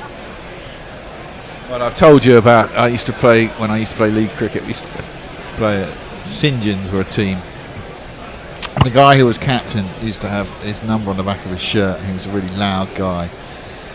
Jadeja over the wicket to Bairstow, who doesn't look quite comfortable, but lets the ball safely cannon into the pads. No run. He had his name on his back of his shirt in village cricket. Well, it wasn't. It's league. It's league cricket, but I mean, it was kind of second 11, fourth division type shit by then. Jadeja again over the wicket, pitching it outside Bairstow's leg stump, looking to tempt him. Bairstow has a look and just flicks the ball out into the leg side to short mid wicket. No run. His gardener was the umpire, basically, even though it was league cricket. And anything that hit the pads was LBW and it was out. It was just fucking ridiculous. There was so many trouble with that side. Jadeja again, this time drifting towards Bairstow's stumps. He plays the ball late with soft hands down into the ground, just following the ball with his bat, keeps it out very well. Lovely bit of batting by Bairstow, nice and safe. Jadeja in again, this time more of an orthodox defensive by Bairstow down into the ground. No run. So he had a home umpire while batting, and it was his gardener. No, while bowling. While bowling, sorry. I mean Jadeja again. This time, Bairstow looks to make room through the offside. Only finds cover too quickly this time to take a cheeky single. No run. I wonder when they're going to unfurl some sweeps. I don't think they are from that line. No. I think this is a pretty attritional thing that's going to happen. Bear called it. There was the attempted sweep by Bairstow. He goes down on one knee. He misses the ball completely. It was there outside leg stump to be hit, and therefore safe when it collided into his body. No run. England 35 overs in, are 138 for 3. They're still scoring at almost 4 and over, but that means the rate has dropped quite considerably after getting through 19 overs at over 5. They've got loads and loads of time. B, they've just lost 3 wickets. They've lost 3 wickets, and that line is a very defensive line. Bowling left arm over into the rough. I mean, it's not massive rough. It's not turning sharply and bouncing and really inconsistent. It's just quite a defensive line, which says something about India's thought processes, doesn't it? I mean, they've had Jasper on just after tea. He's got that wicket. Shami's on now, and then they've got to go at Siraj, and they've got to go at Thakur possibly as well. Well, if they keep Jadeja on at one end, they're just going to. But he is occasionally pushing it across towards the stumps of the right hand and moving it away, looking for that outside edge. It is defensive, but it's not threatless. It's a lovely bowling by Jadeja as Shami continues, pitches it up to Root, who can't quite get the ball away. It goes straight down the wicket and is fielded by mid-on running round. No run. A bit of late swing there. Yeah, exactly. He's getting late induct, and that's quite dangerous. Nice wobbly seam now. Yeah. Lovely ball that was. And he's caught Root a couple of times on the crease, on the pads. Both times it's not been out. If he keeps doing that, one of these might just sneak through. Wasn't enough to beat the bat, but was enough to put Root off his timing as Shami comes in again, this time close to the stumps in delivery. It's clipped off his pads by Root. You cannot bowl there to Joe Root. There is a deep backward square out, who will keep it to 1. Root remains at the non-striker's end. Bairstow back on strike. He has 9 off 26. Root has just gone to 21 off 43 balls. England 139 for 3 after 2 balls of the 36th over. They need another 239. This, I think, could be being set up to be a really interesting finish. 7 or 8 down with 30 runs needed. That would be fascinating. Wouldn't it just? Shami in this time. Just keeps going. Oh, swing and a miss from Bairstow. It's always hard when there's no sound. Indeed. it was the kind of sort of ooh in the slips rather than the full-blooded appeal or celebration. But yeah, swing, big swing, he's and a miss. Near it, really. He's not got near the ball there, but Rishabh Pant threw the ball up in the air almost as if in a celebration, more rueing the fact that Bairstow could not get closer to it. Very, very loose. Not even a shot, a loose swing. That's how he's going to play in Bazball. Shami in, this time onto Bairstow stumps, and he clips the ball out towards square leg, doesn't quite get hold of it, but mid-wicket runs round to field, has to cover enough distance that the batters can easily scamper a single. Root back on strike, Bairstow moves to 10, England 140 for 3. Let's have a tweet between balls. They're still eagerly looking to try and, to rotate the strike, aren't they? Which is a good thing. They are, as they should be. I mean, that was the great thing about that opening stand. Even with Jadeja bowling that negative line, if they can hit it into a space, they're quick off the mark. Absolutely. Shami in again over the wicket to Root this time, who plays a beautiful off drive. Again, can't beat that. Not short cover, but cover who is very much there on the one. No run. Spangley Sai, Hendo brings Fosters and causes England to lose wickets. Someone needs to have a word. I mean, Hendo, we'd rather you bought pastries than Fosters. He's the fucker who's buying it, for fuck's sake. Why? I have no idea. I'll ask him when he goes. Hendo, do you drink Fosters? Well, clearly he does. Maybe he just likes weak, pissy beer. Maybe he doesn't want anyone else to drink his beer, as this time there we go. Works the ball out behind square on the offside. It's fielded by deep backward point running in. Backward point is probably 2/3 of the way back, and the batters complete a single. It's the end of the over. Let's go to our tweets. Roger Melly, getting run out because of poor communication is absolutely fucking unforgivable at any level of cricket, because it's 100% preventable. If it's a freakish bit of fielding, fair enough, but not because of fucking schoolboy stuff. It's hard to see what the issue was there. My sense was that Root called and Lees was not responsive enough. My sense, watching. Yeah, my sense. Lees we was don't know.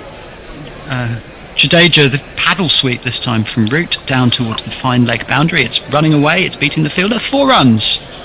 That's more like it. There's not one boy for me, I must have 2 or 3, I need 4.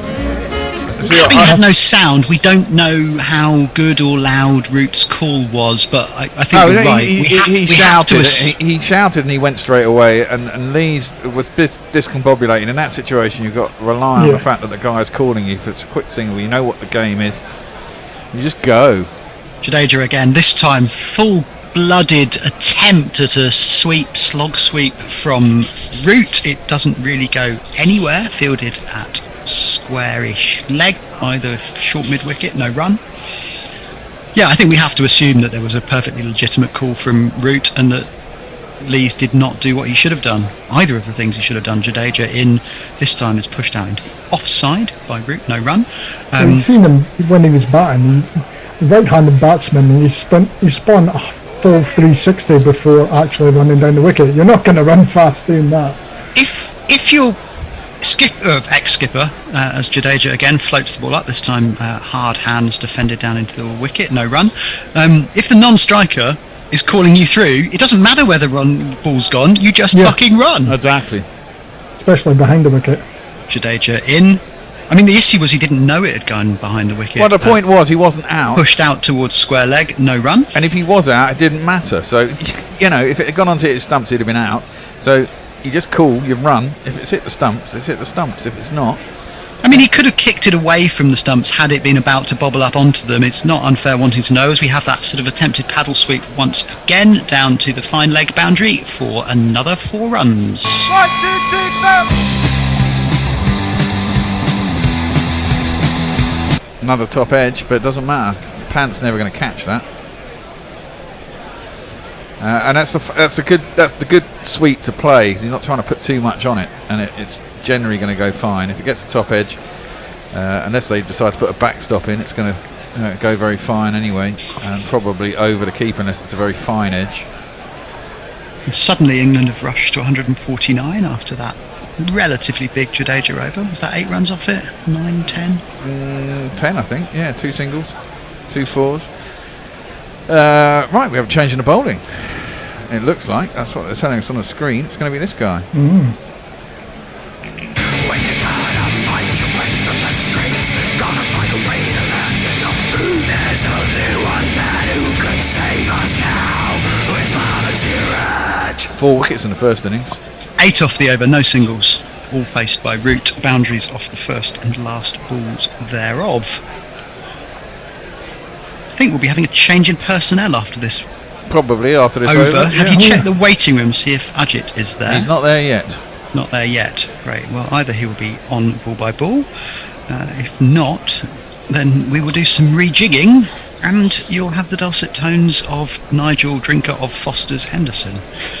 Siraj in full, clobbered through the covers by Johnny Bairstow. That's 4 runs out, 2 extra. Beautiful shot. That was a lovely shot, wasn't it? It's Nissan She. It's Nissan She. And that is England's 150. 153 runs for the loss of 3 wickets. They've got there in the 37th over. So after 37 times 6 plus 1 balls. At a run rate of 4.03. Siraj in that cantering run out this time, touch fuller, touch straighter, and is pushed out firmly by Bairstow towards mid-off for no run. Josie Oak has sent us a picture of a beer from Brewhogs saying got here without a wicket down, much to my surprise. Well done, Josie Oak. Well, on who was complaining about Josie Oak always having a good excuse to go to the pub? I mean, the pub is open. That's a good enough excuse to go to the pub in my book. Yeah. Argument is, what's your excuse for not going?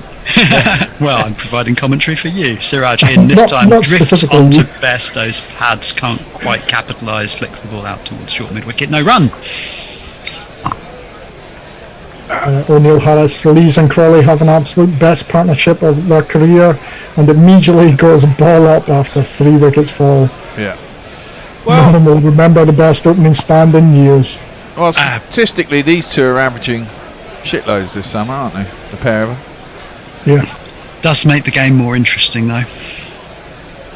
Siraj in again to Bairstow, wide of the crease in his delivery. Oh! There's an edge. It's just about gone through second slip and down to the deep third. There's no other third. Down to the third boundary for 4 runs. 1, 2, 3, 4.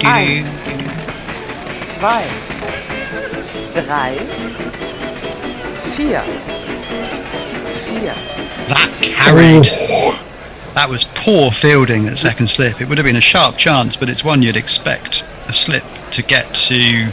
Oh, it's gone through his hands. 3-4 times out of 5. Terrible. I went straight to him. It did go quickly. It was a sharp chance, but you'd expect a slip fielder to take that more often than not. Looking decidedly sheepish, more sheepish than the boned leg of lamb in my freezer, as Bairstow pushes a ball from Shami out just to the offside of the pitch. No run. Look at Bairstow. You're right there, Colin. Sorry, it was just a look of. Go on then. Go on through it. That's poor. Watch that again. That was terrible slip was fielding. terrible. Like, to be fair, it flew quickly. He flashed hard. Reasonably hard. He fenced at it, really. I mean, that should have been taken. It should, absolutely. As this time Bairstow looks to drive through the offside, can't beat cover, doesn't quite time it. No run. 38 overs gone. England 157 for 3. Right, I'll do a quick couple. Neymar Butlins is a resident of LA. I would like to offer my services as executive producer of the Ventures of Spider Cam, like green lightless. Into the Spider lunch. Camverse.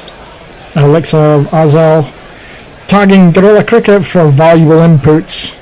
Well, who's the best test wicketkeeper batsman? Ajit has not turned up yet. So I guess. Okay, well I'll jump in. I'll hang about and keep you company. Messi's due on, and if Ajit turns up, I'm on for the rest of the day if I do this session. But it's quite enjoyable. I've already volunteered to summarise, but if you need to sit there and do jingles, well, I'd rather talk than just sit here. Talk or not, great. I'll fuck off then. Oh no, Ajit's just here actually. Oh, fantastic! I'll fuck off either way. All right, see you all later. You ought to do the first ball of that. Jadeja. I didn't see what happened, to be honest. I was looking It was a reverse sweep by Root. He missed it. Oh dear. Through the keeper. All right. Actually, it's not. He's not live yet, by the looks of things. I hope I am. Oh, you are now. Right. You are now. Oh, right. Okay. Over to you then. Sorry, some last-second internet issues. Took me away for a second longer, and I should have been here a minute early. Then comes Jadeja. This one's, well, plotted into the covers, and before the fielder can get it, they cross through for a single. This is the priced pair, but, well, about 10 minutes ago when I was following, Root looked a bit angsty. Does he continue to be angsty still? Does he look more settled? Oh, he looks more settled. I mean, he's had 2 close LBW shouts. Really good balls from Sammy. Neither out, but yeah, I think he's all right. I'm more worried about Bairstow.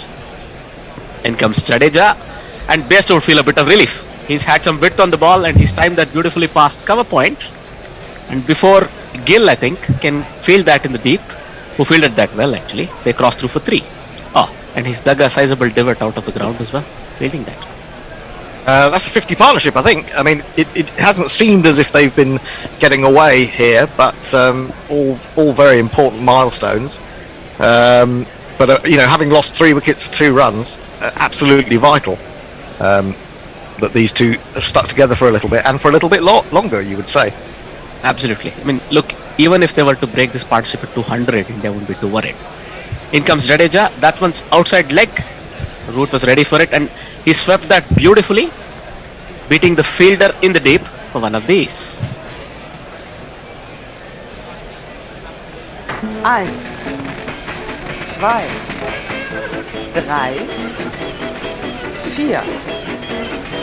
4. Bit of a gimme ball, because it was just short enough in length that Root could judge that comfortably and hit it on the top of its bounce and still pick a spot in the deep. Gave him a lot of time with that ball. Hit Jadeja. Let's see if he can get one back. In comes Jadeja. That's again outside leg. I don't quite understand what Indians are bowling at here, but Root is able to maneuver that into the empty space at square leg, and they run through for another single. And it's quite interesting. They put a guy in at leg slip. I mean, I think that's to sort of make them think twice before adopting the paddle sweep, because he's quite fine there. But I would prefer to see Jadeja coming round the wicket. Remember that wicket he got of Hasib Hamid when he really turned one last year? Much more tighter at the stumps, but still pitching outside leg. Bairstow happy to play that back to the bowler. That's the end of the over. Yeah, and going back to that, I can't remember which test match that was in actually, but the ball hadn't turned at all, and then suddenly he got one to just go off the middle of the pitch to Hasib Hamid, who was batting very well at the time, if I remember. So this leg side line to me doesn't make a great deal of sense. But I think, you know, Bairstow's possibly the one who's got to look out. I mean, he got very lucky with that drop catch, didn't he? It was a really a pretty horrible shot outside the off stump. But that said, you know, he's done. Can't be too critical of Johnny because he's done so well of late. No. Will law of averages catch up with him? Is it this series or the next one? One wonders. I mean, if you're an India fan, you would want it to be this one, right? But yeah. Yes. Before we continue, I think a word of condolence for Messi. I heard it later than I would have liked. Hope you're Thank you, Ajit. Appreciate it. In comes Siraj now. Wow, he's got that one to duck in appreciably, but Root was ready for it. It didn't rise up all that much, but he's flicked that to fine leg, and they run through for a single. Anyone? Yes, indeed. Well, Venkatesh says he believes Jadeja is bowling that line to get the ball to reverse. He's done this in the past as well. Really? Diana Patterson, on your taste for Foster's, says perhaps Endo remembers when Foster's used to sponsor the Oval. And is well, I do. No, not particularly. I'll come back to that after this ball. In comes Siraj over the wicket. Again, he's getting the ball to come in, but Bairstow times that beautifully, wide of mid-off, and there's a wide mid-off in place, so cuts it off. It's the captain Bumrah, and they run through for another single. It's not a great love of Foster's at all. It's just that in my local supermarket there isn't a huge choice, and I much prefer bottled beer, and unfortunately it's hard to get hold of in there. Yeah. Alright, Root settles in. Awaits the bowler. That one's more fuller, but Root's up to the task. He's hit that wide of mid-wicket, and before the fielder from the deep can come in and converge and pick that up, they've taken 2 more runs. Interesting camera work on that. We got to see the fielder in action for a while, but we didn't see what was happening in the middle of the pitch. I was looking to see whether it was 2 or 3. Probably someone trying to run someone else out. I wouldn't be surprised. But yeah, That was something. Yeah, the run out of Lees. But he's a bigger unit than Root, no doubt. But Root actually harkened back to one of his forebearers, certain Len Hutton, I suppose. They said, right, when Len Hutton called you for a single, it was always basis for further negotiation. Well, in comes Siraj, and interestingly, because he's getting all that induck, there are 2 mid wickets, very much a la Lakshman in a certain vintage. For a fast bowler running in and bowling in at the stumps with a little bit of induck, there are 2 mid wickets. That's not a bad move. I mean, you do every now and again when you're playing that shot, although it's one of the easier shots to play for your legs, you may just sort of slightly get your balance wrong, and you sometimes do just chip it when you're trying to play on the ground. I think that's quite a useful field position for them. Wow! In the meantime, I think Root's been attacked by a. He's been attacked by a bee, hasn't he, or something? Something fell in Root's eye. Something in his eye, yeah. Siraj is loading up to bowl, and Root is furiously blinking away. He's taken his helmet off. I'll do a couple of tweets in the meantime. Roger Melly says, I think in terms of this run chase, we can look to the immortal words of Lord Nelson at Trafalgar. England expects every man to do his fucking duty. Pretty sure that's what the semaphore said, anyhow. Jersey Jingler says, indeed.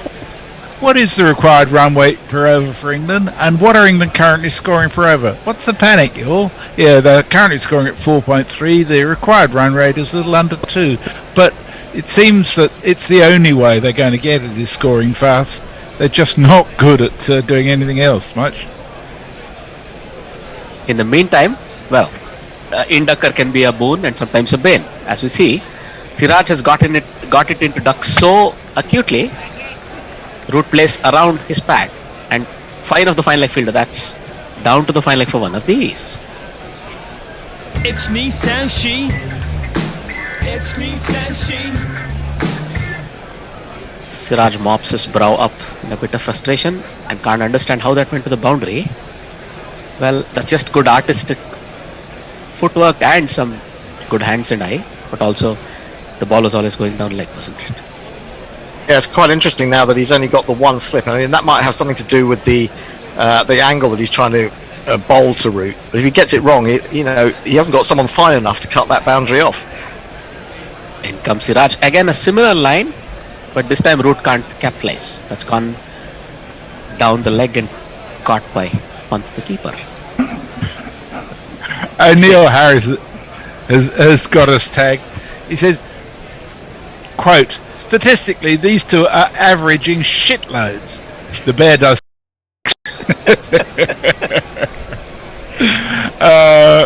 Warren says, was that Siraj jingle from Perco? I can't remember it now. Was it a Perco one, Bear? He's not listening. The Formbot says, here we go with the full ball bag. And also says, why is the camera person obsessed with Root's helmet? Hey. Yeah. Boom, boom. Over on YouTube, Emily Elizabeth says, hello, Emily. Hello to everyone joining us. Enjoy the cricket. And Frank Rockefeller's cricket is like marriage, an ordeal. Oh dear. Depends where you're coming from. I don't know if you heard of the matching pledge from Warren, Frank. I know you've been a great contributor to us in the past. Warren is matching all donations up to $500 today in very kind tribute to my dog who died today. So if you feel so inclined, by all means click the button again. And thank you for your contributions in the past too. Alternatively, people might like to join Patreon at patreon.com/Gorilla Cricket. And I think we're about to resume, are we not? Absolutely. Yep. And there's a change. We have a stocky, well-built, fast man who's been given a peerage by his fans, I understand, running into ball. He's hit a good length. Johnny Bairstow's happy blocking that back down the pitch.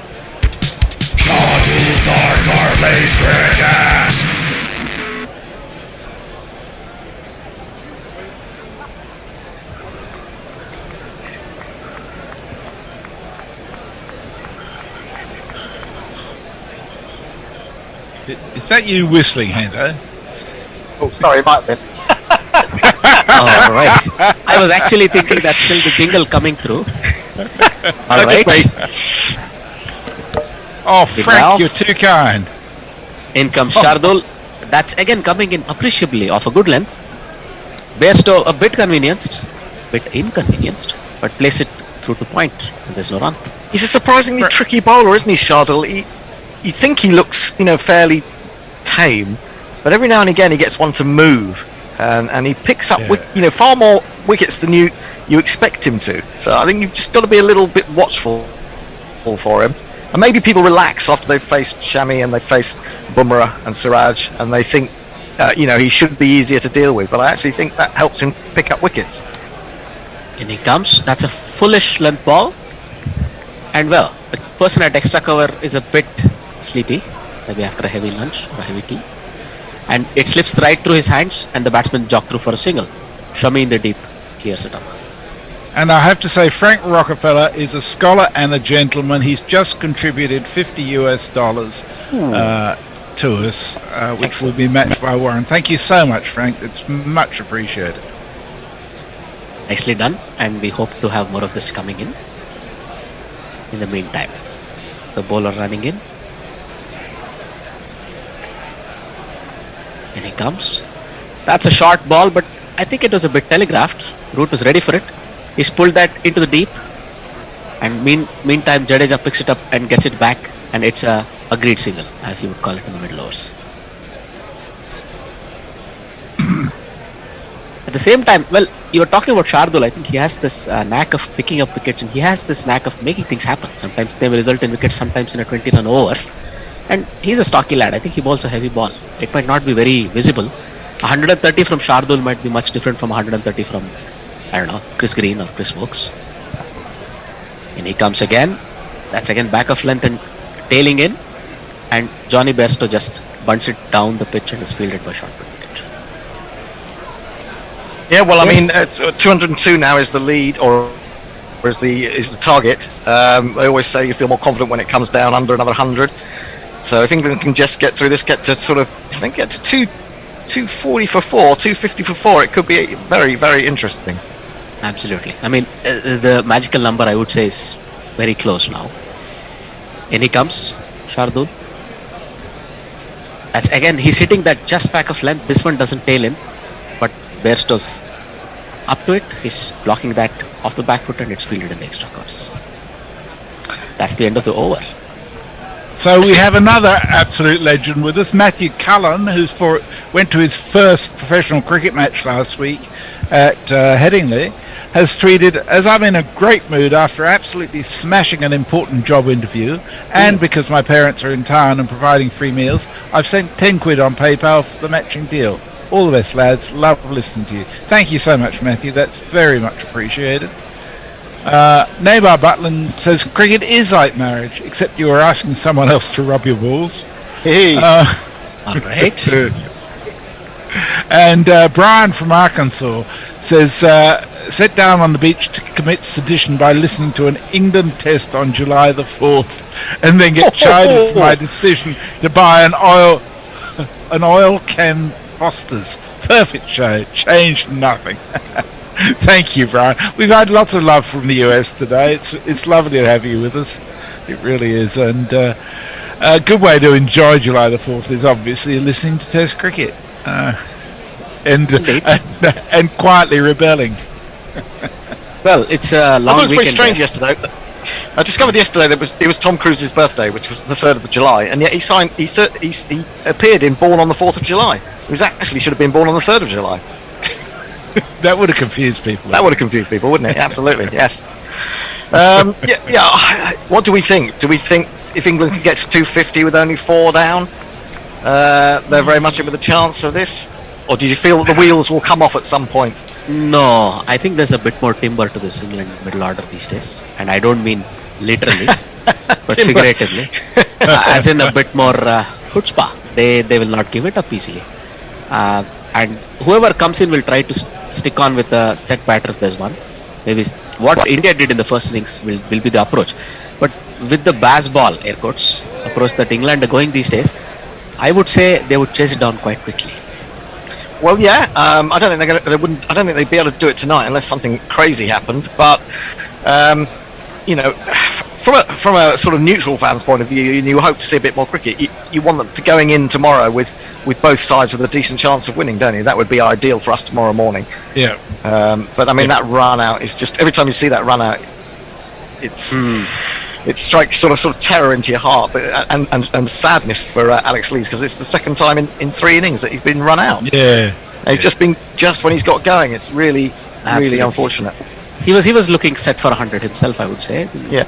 I mean, I missed the last part of the morning earlier and the early part of the afternoon when India lost their last 4 wickets quite quickly, it would appear. Well, I felt the way they went about the game this morning was a little bit haphazard and a little bit chaotic. I think they maybe they were sort of lured into thinking that they'd got enough, and I think they played perhaps a little bit in too attacking a manner, really, because they could have battered England out of this game quite easily. Exactly. I mean, at the start of the day, I thought you should still target 250 runs. Make sure you get to a lead of 500. There's enough time. Yeah, make sure England have no chance. After all, you lead the series 2-1 as well, right? Exactly. And then there can only be one team that can win this, potentially, the match and the series. But I think they were a bit lax. I think Pant, he's very impetuous, but he gave it away after, there were 12 dot balls in a row. I remember that. 13th, he tried to lap it. It was so well telegraphed, I could sense it looking at the TV.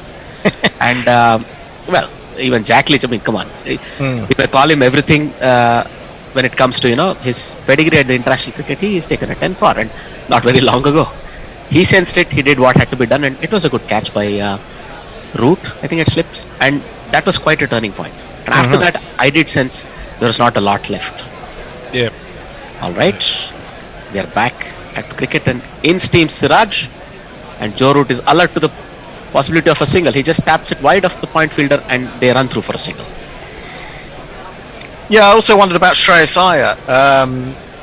He came in and he tried to play a few pull shots, and he didn't seem to be timing it at all. And I said at the time, and I thought that they should try more short balls against him. He was playing beautifully through the offside, but the pull shot he just didn't seem to be getting hold of.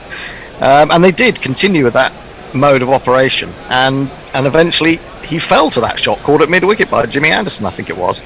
So that didn't seem incredibly sensible. No, indeed not. In comes Siraj, that's just short of length, and Johnny Bairstow's comfortably dabbing that, and there's no point fielder for Johnny Bairstow, interestingly, and that's a single. One of these days I'll call him Johnny Bravo, but we'll wait until that moment.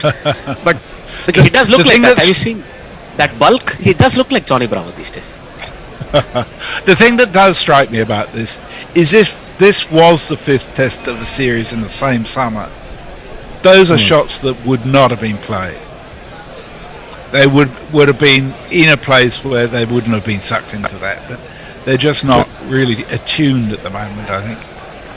There may be something to do with that, but I'm also that you've actually got to look that maybe if this game was played last year, Rishabh was in nothing like as good form, was he? He was really struggling on that tour, and it wasn't really coming off for him. But that break and time away seemed to make him, more determined, and he's picked up the best part of 200 plus runs in this test. Yeah, true.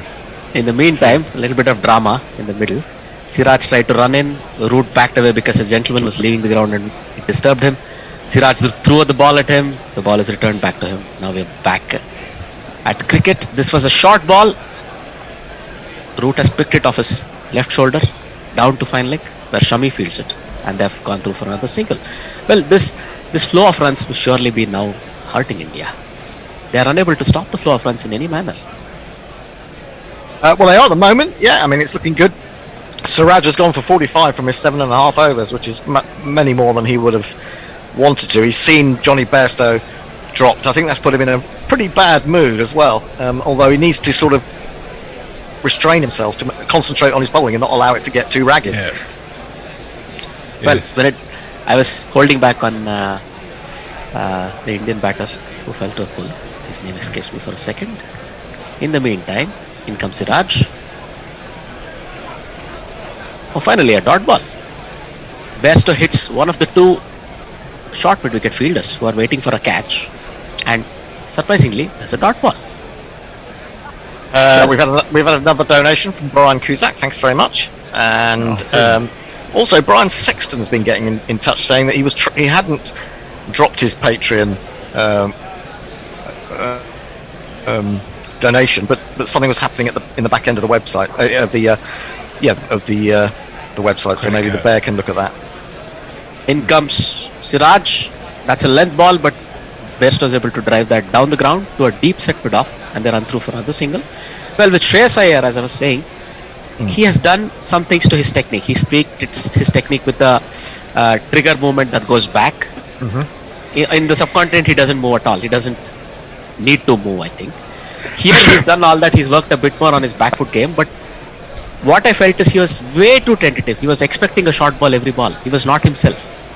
No, he wasn't. Absolutely.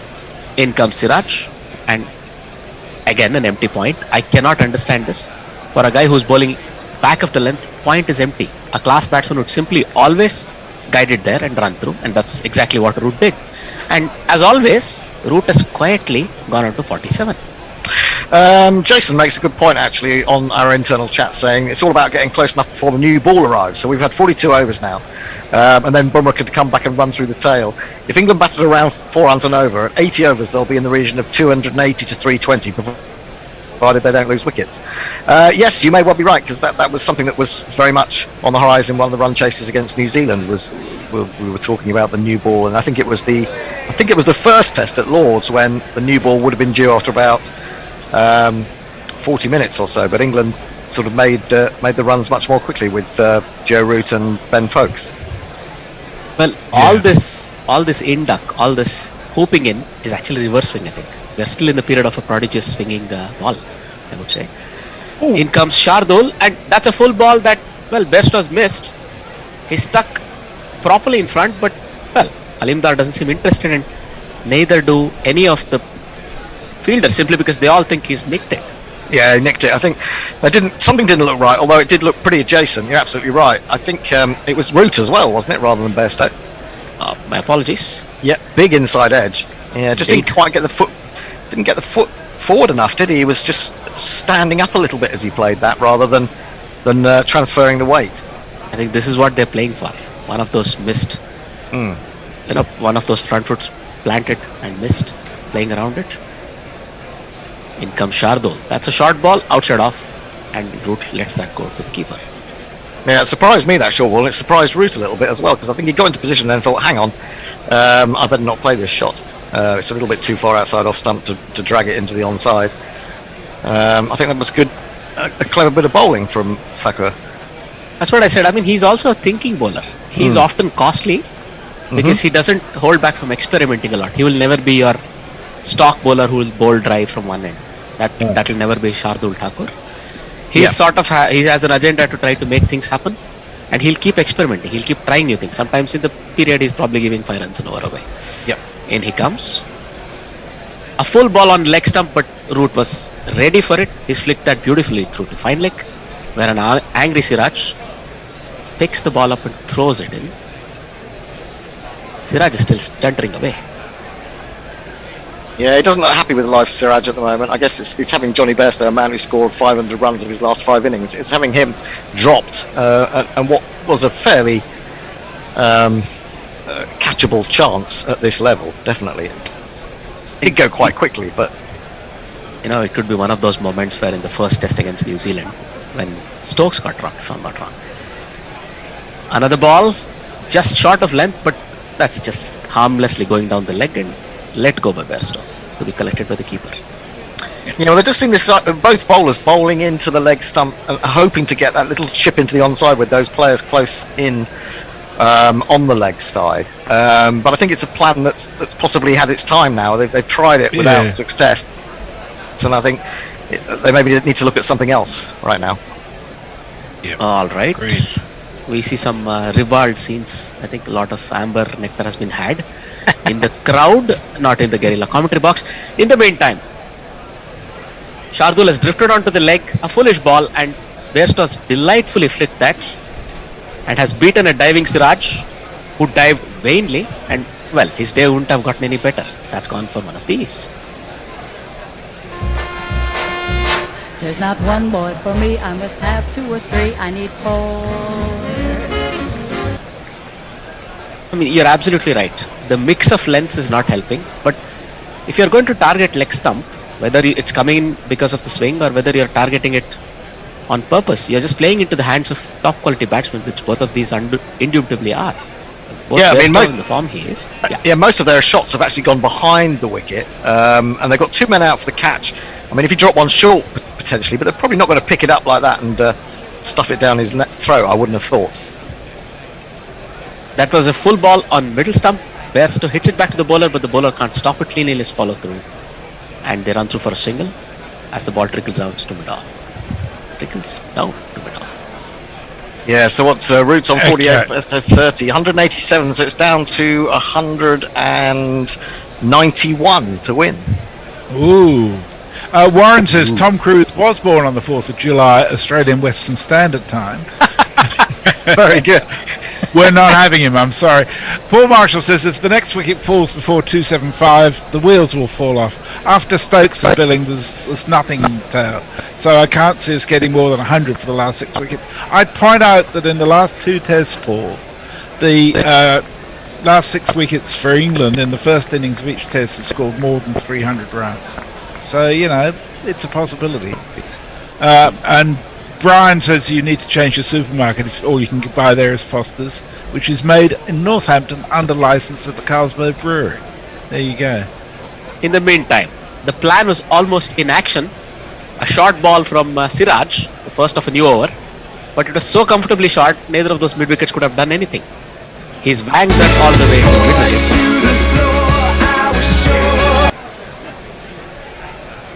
Yeah, that's a good shot. It's a good disdainful pull off the front foot. Good God. Yeah. I think really I need more coffee or less alcohol. One of those, or both of those. I don't know. All right. And well, he gives him a stare. He gives the batsman a stare, and Bear says, "Like, what are you looking at?" That was interesting. Raj very nearly had his man. Good God. That one swung in beautifully off a full length, and Bairstow was playing at it loosely, and he was really lucky to have inside edged that. Otherwise, that would have hit the stumps. And he instead edged that and was stopped by the keeper behind him. Bairstow has got on his side. Oh, he's edged it onto his back more or less onto the back of his pad, and it's then gone back off his pad and missed. Yeah, off his back leg. Yeah, extraordinary. Must be said by a tiny margin. Less than a half a foot, I think. And yeah, a bit of bad luck there, but a bit loose from Bairstow. Well, Siraj bowls a full ball. He targets the same leg stump, but that's been played down to mid-on comfortably by Bairstow. They run through for a single. Do we think that perhaps this is something about the inexperience of Jasprit Bumrah as captain? By continuing with this leg side attack, was angled into leg stump. I wonder if it's just showing his inexperience a little bit. That said, he's got Kohli there if he wants some advice, so I'm sure he's getting it. I wouldn't be surprised. In comes Siraj. That's a good length ball that's just coming in from the off stump. Root plays it into the covers, but there's no run. I can't see Kohli not offering his advice, whether asked for I think or not. So. Well, you know that Kohli will start getting vocal again if another England wicket goes down. That's for sure. He's not. He certainly knows how to rub it in. But maybe we said this about England's attack, the short ball attack in the first innings, and then it did ultimately pay off. I suppose it depends how many runs you concede in the process. Yes, I still think it was stupid. Well, another full ball on the middle stump. Root drove that beautifully. Just missed the wickets on the non-striker's end, but that's been tidied up by mid-on fielder, but he can't stop a single. Warren has an excellent idea. We'll change at the end of this over.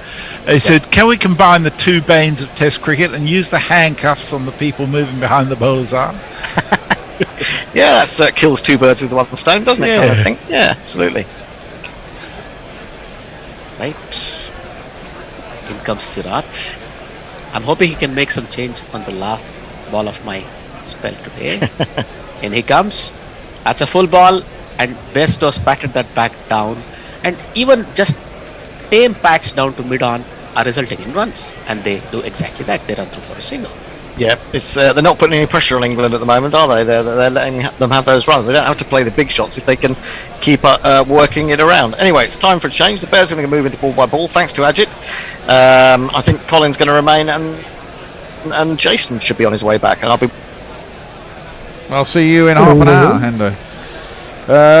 Yeah, boys, it's getting exciting, isn't it? It's getting testy. Definitely game on. It's we're basballing again. The only worry I have is that one brings 6 potentially. Well, yeah, potentially it does, and the thing is, it's all a question of when India get that wicket, can they force 2 or 3 wickets, because they're going to carry on playing this way. And the thing about the way they play here is that if you do get in, it's very easy to put the opposition off, isn't it? Because you're kind of playing it.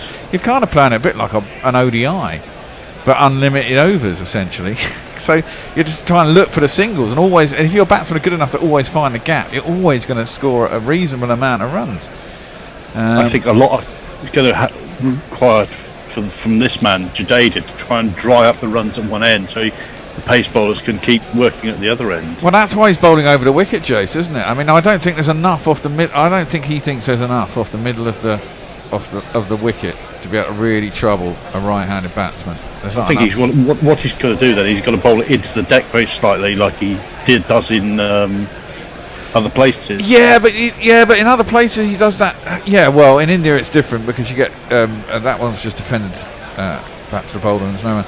In India you get more inconsistent bounce and inconsistent turn. The wickets don't break up enough here really to offer that. As that one's just worked out to deep mid wicket and there's no run.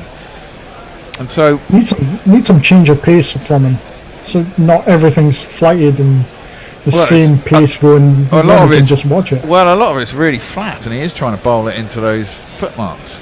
But I mean, he's never going to get an LBW from here. As an attempted reverse sweep by Root comes off his knee of his pad down towards what would be man on the 45 to him. Ended up being a short third man.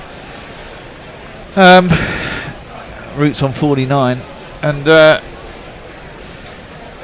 therefore if they still working the singles off him because he's bowling it a little bit too short, and now they're getting used to the turn and the pace of the deck and how it's coming out in the footmarks, that's defended the leg side and there's no run, and they realise that it's pretty consistent, makes it easier to play.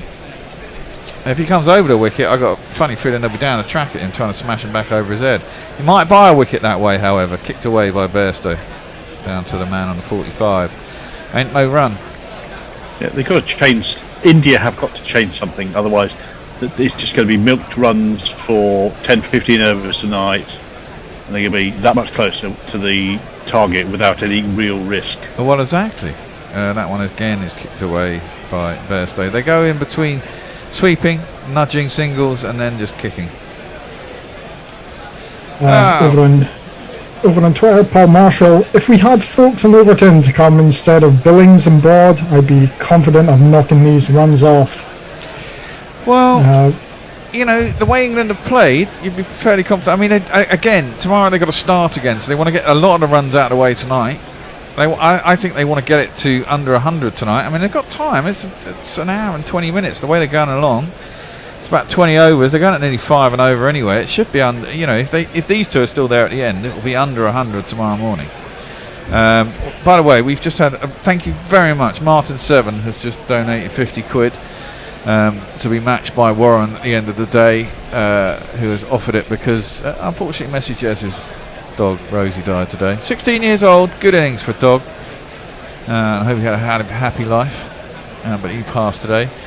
So Warren has offered that in condolence and to help keep us afloat. So that's just dropped into the offside again by Root, and again they run through for the single. Always looking for that quick single. That's got, you know, it's good, and that gets Root through to yet another 50. Oh, we haven't had this one for a while. 50 runs, your 50 runs.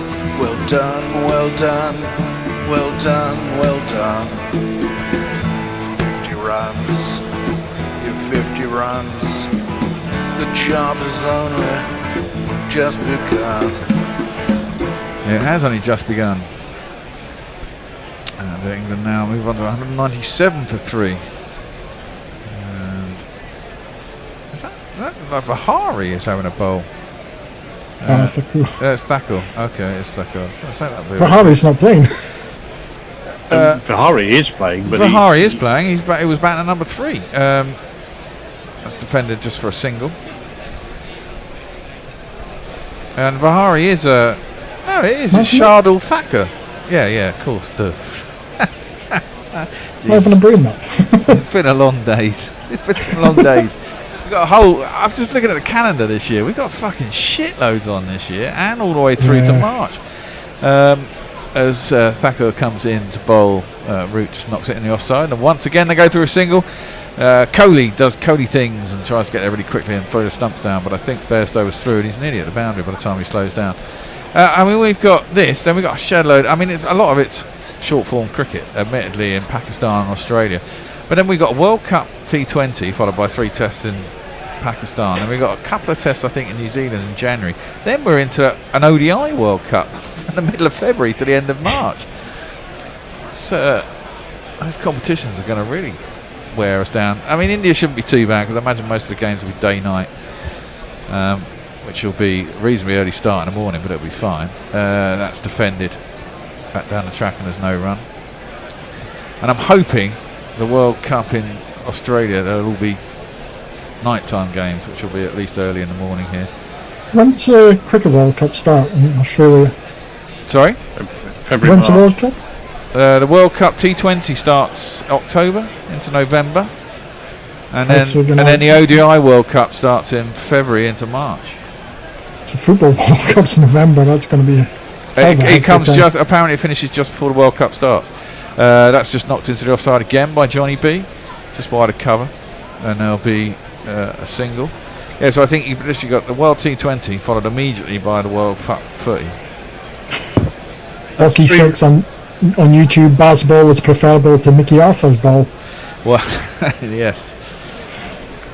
I don't get why Jadeja is not patrolling at point, trying to cuff these singles now. It seems very strange that he's not there where he's, one of the best fielders in the world, and they're just picking runs off there. Yeah, true. Well, it must be getting to India a little bit now. They're getting a bit testy. Thakur, none for 27 in just 5.5 overs, so nearly 5 and over he's going at. Comes in full and on Root's legs, he just clips that sweetly out to man at deep mid wicket. Kind of run out of ideas, India, haven't they? They've thrown everything in it and it's not working. They've had a couple of close, cool LBWs. Single to end the over. 201 for 3. They're not really trying anything new. They're always just no. It didn't work for the last ball. Let's see if it works this ball. It's very very neutral. If anything slightly negative, captaincy. Well, what they haven't tried is the short stuff, but I think they're a bit scared of that because if Johnny gets going, that's gonna, there'll be a lot in the stands, you reckon? But it could get him out. Equally, it could get him out. I mean, he'll get a fair few away. He can't. I mean, can he get away? I suppose he's been dropped already. So there's one chance they've had at him. I mean, maybe the answer is to bowl an occasional bowler like Bihari. Yeah, true. That's defended back down the track as Jadeja starts another over. Or a partnership breaker like Root have for England. Yeah. Who have they got who can do that? Well, Vihari bowls off spin, I think. Does he? I'm thinking of someone else then who's kind of medium pacer. That's thrown up outside the off stump of Root, and because he's bowling a leg stump line, there isn't the deep cover out there. Root's a quality batsman, and that's gone all the way down to the cover boundary for 4. And if you kids can't listen, then you bound to see the way you get shot for crossing a boundary, crossing a boundary. I think someone's having a barbecue around here, or starting something like, or someone's flat's on fire, which I hope it's not. Jadeja in, and again Root trying to play inside out and thread it through the covers. It's quite tightly locked up there. Oh, it's next door, they've started a barbecue. There's a cover, and then there's a wide mid-off / extra cover. Root's getting attacked by flies or gnats or something. Midges. Must be mid-season. Yeah, but midges go around water. But they only last for about 2 weeks. They're a pain in the arse. Remember going to Scotland holiday, as that one is fast and into the pitch and spits a little bit en route, sort of drops his hands and let it hit his pads, and there'll be no run. Hopped a little bit, came off his pad and onto his bat, but his bat was facing down. It went straight down into the ground. Sweeps that hard. There is a man out there for that. It'll just be the single down there. Stacko. He's got a big fat woolly jumper on. I guess it's quite cold at 18-19 degrees for the Indians, even though as an Englishman it's tasty, just about right. Very artistic by the director of this ball. The old spider cam. That's just patted back down a trap by Bairstow. Ends the 47th over. I mean, how many? I mean, they're getting through the overs reasonably quickly, aren't they? With Jadeja on. I'll go on to Twitter. Brian, India are losing control of this innings. England should win from here. Root and Bairstow going along nicely. Warren. Well, does Kohli Khan get paid by the minute? Well, you wonder. I think there was more cachet in Kohli Khan when he was captain. Probably more dollars in it as well. Even though everyone loves watching him now, I kind of feel he feels a bit lost not being captain. You know, all his histrionics and stuff. When he's captain, it's kind of leading the team, whereas now it's kind of weird. There's only 11 overs left in the day. Minimum overs 11. So I don't think we'll go on till 7 o'clock. Probably go on to just beyond 6:30, I'd imagine. Messages tells us about the T20 World Cup. 5 group stage matches, 1 at 2 p.m, 1 at 5 a.m, 1 at 9 a.m, and 2 at 8 a.m. Okay, we're going to have to pick them carefully. I don't want too many 5 a.m s. That one's angled in at leg stump, middle stump for Root, who clips it up to mid-on. Long on, sorry. Oh, well, mid-on. He's a bit deep, but he's not long on. And there is no run. Same with the World Cup, but the World Cup will only be able to cover one day game anyway, because it's an ODI, so we'd always pick the, unless England are playing at 2 o'clock. But I imagine most of them will be 2 in the afternoon till in Indian time, which will be, what, 10:30 in the morning? Maybe 9:30 in the morning, so that's not going to be too bad. In fact, it'll be quite nice, as that's worked into the leg side and there's no run. It'll all be sort of work hours per se, nothing late. Those were the T20 World Cup times that Messages told us, not the 50 over World Cup. Yeah, I know, but the 50 over Cup World Cup, they're pretty much, I imagine they'll all be day-nighters pretty much. Although that's going to be interesting because obviously the G factor at that time of year is quite big. That's a really nice shot by Joe Root. They almost ran on the shot. He hit it too well up to mid-on. He set back. He spent too long pausing. Sorry? He spent too long pausing after the shot. Instead of running. He got there in the end. It was an easy enough single. It was a lovely shot. And England move on to 207. So at 128, they're only 150 behind, aren't they? Yeah. More bats being bought out. Do we know? Have we done the maths yet on the GPL? Yeah, there's 120 runs scored by India today. So currently we're on 327. 327. Let's have a look at the GPL. Well, is that right? Yeah, Omri Nuevo is doing the sevens. He's kind of taken Messi Jez's sort of theory and run with it on the sevens. So he's the only man left in it with 327, which is where we are now, and 347, which is in 20 runs time. Possible, but I doubt it. In 11 overs, not the way England are playing. Not unless there's a wicket. No, and there's still 30 odd overs till the new ball, and that must worry India, because if England carry on at this rate, exactly that point is that you want to get most of it done before the second new ball, and most of it will be done if they carry on like this. 5 and over, 30 overs is 150. That puts them on 357 or whatever. Down leg side, a little bit of glove on it from Pant to slowed it down sufficiently. They're going to come back for 2 though, and that's well run. And Pant couldn't stop it sufficiently. I think it was leg bars. Did it come off the bat? I think it was bat. I think it was 2 runs saved there by Pant. He actually did okay, a it was really off the good bat. job. Root's gone on to 58. No, it can't have been Root because Bairstow's facing. So it must have been Bairstow. I got that wrong, sorry. Bairstow moves into the 40s. And it was Bairstow. No bad to me, well, it would have been a catch then if it was bat. Actually, wouldn't it? Because it was on the full to Pant. It would have been a fantastic catch. Bairstow guides that out down to third man. And there'll be a single. I mean, they've got a one-day field here, haven't they? So, and England are playing kind of one-day cricket. India have got to be a little bit more aggressive here. India have got to bowl some one-day balls, and they're not. Yeah. Yeah, I didn't see any bat on that.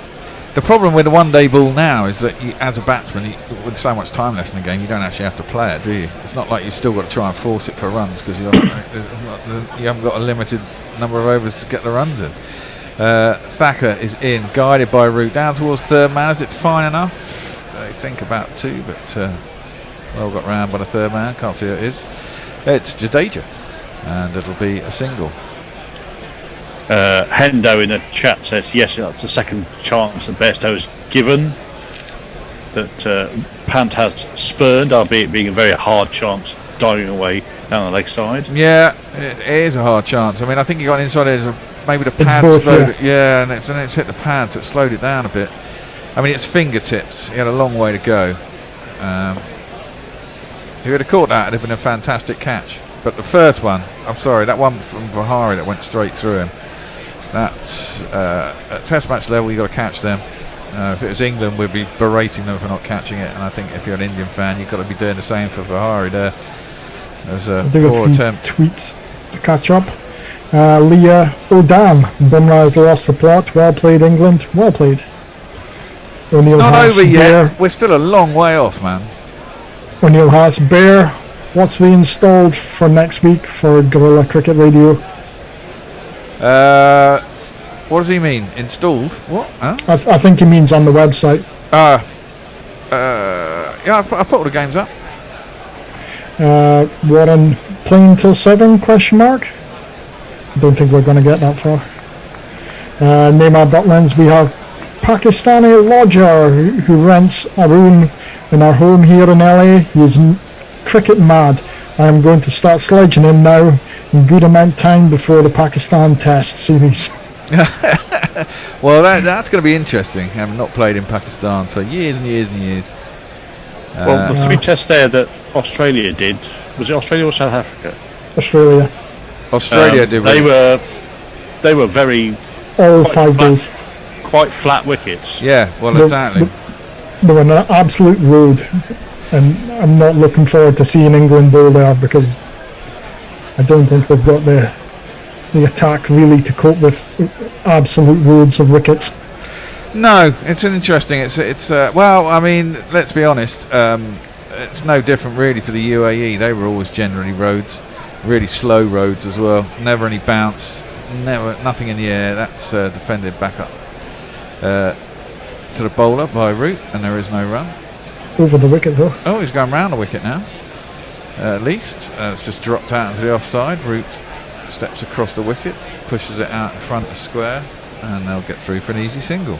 Now, will Bairstow try and impose himself on Jadeja as he comes around the wicket?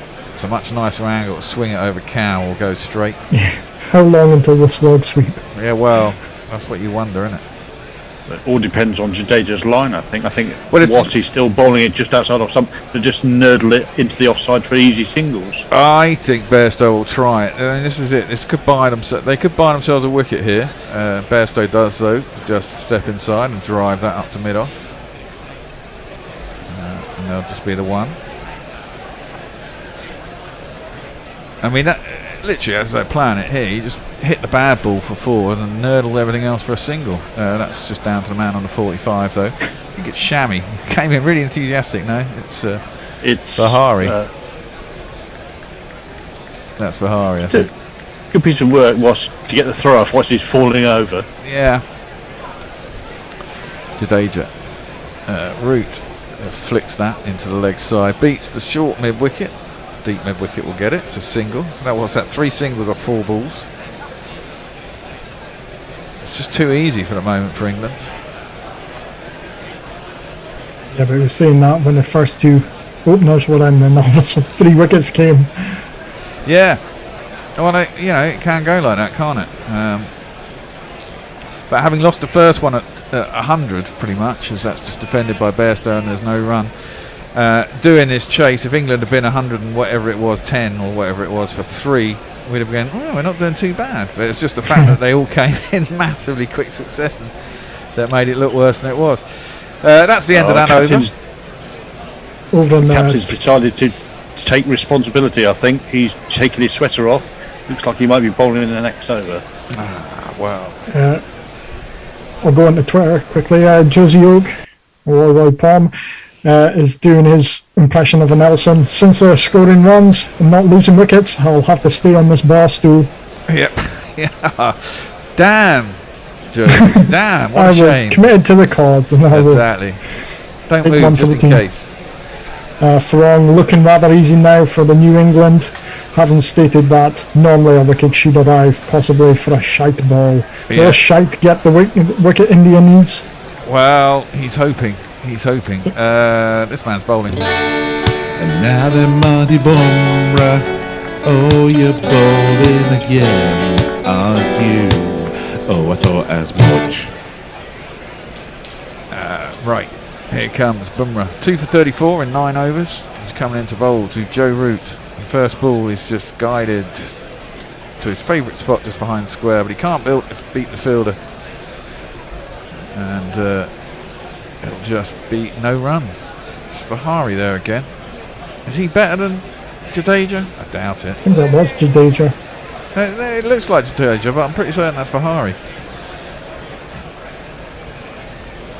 Slightly different beard, slightly different looking. He set a deep backward point, deepish backward point. That's angled in at the stumps by Bumrah. Defended well by Root. He's on 61 off 88 deliveries. I mean, he's set. Dangerous man when set recently. Bairstow's having a time of his life at the moment. He scores 865 runs already this year, Bairstow. Yeah, he's gone over Kawaja for the year.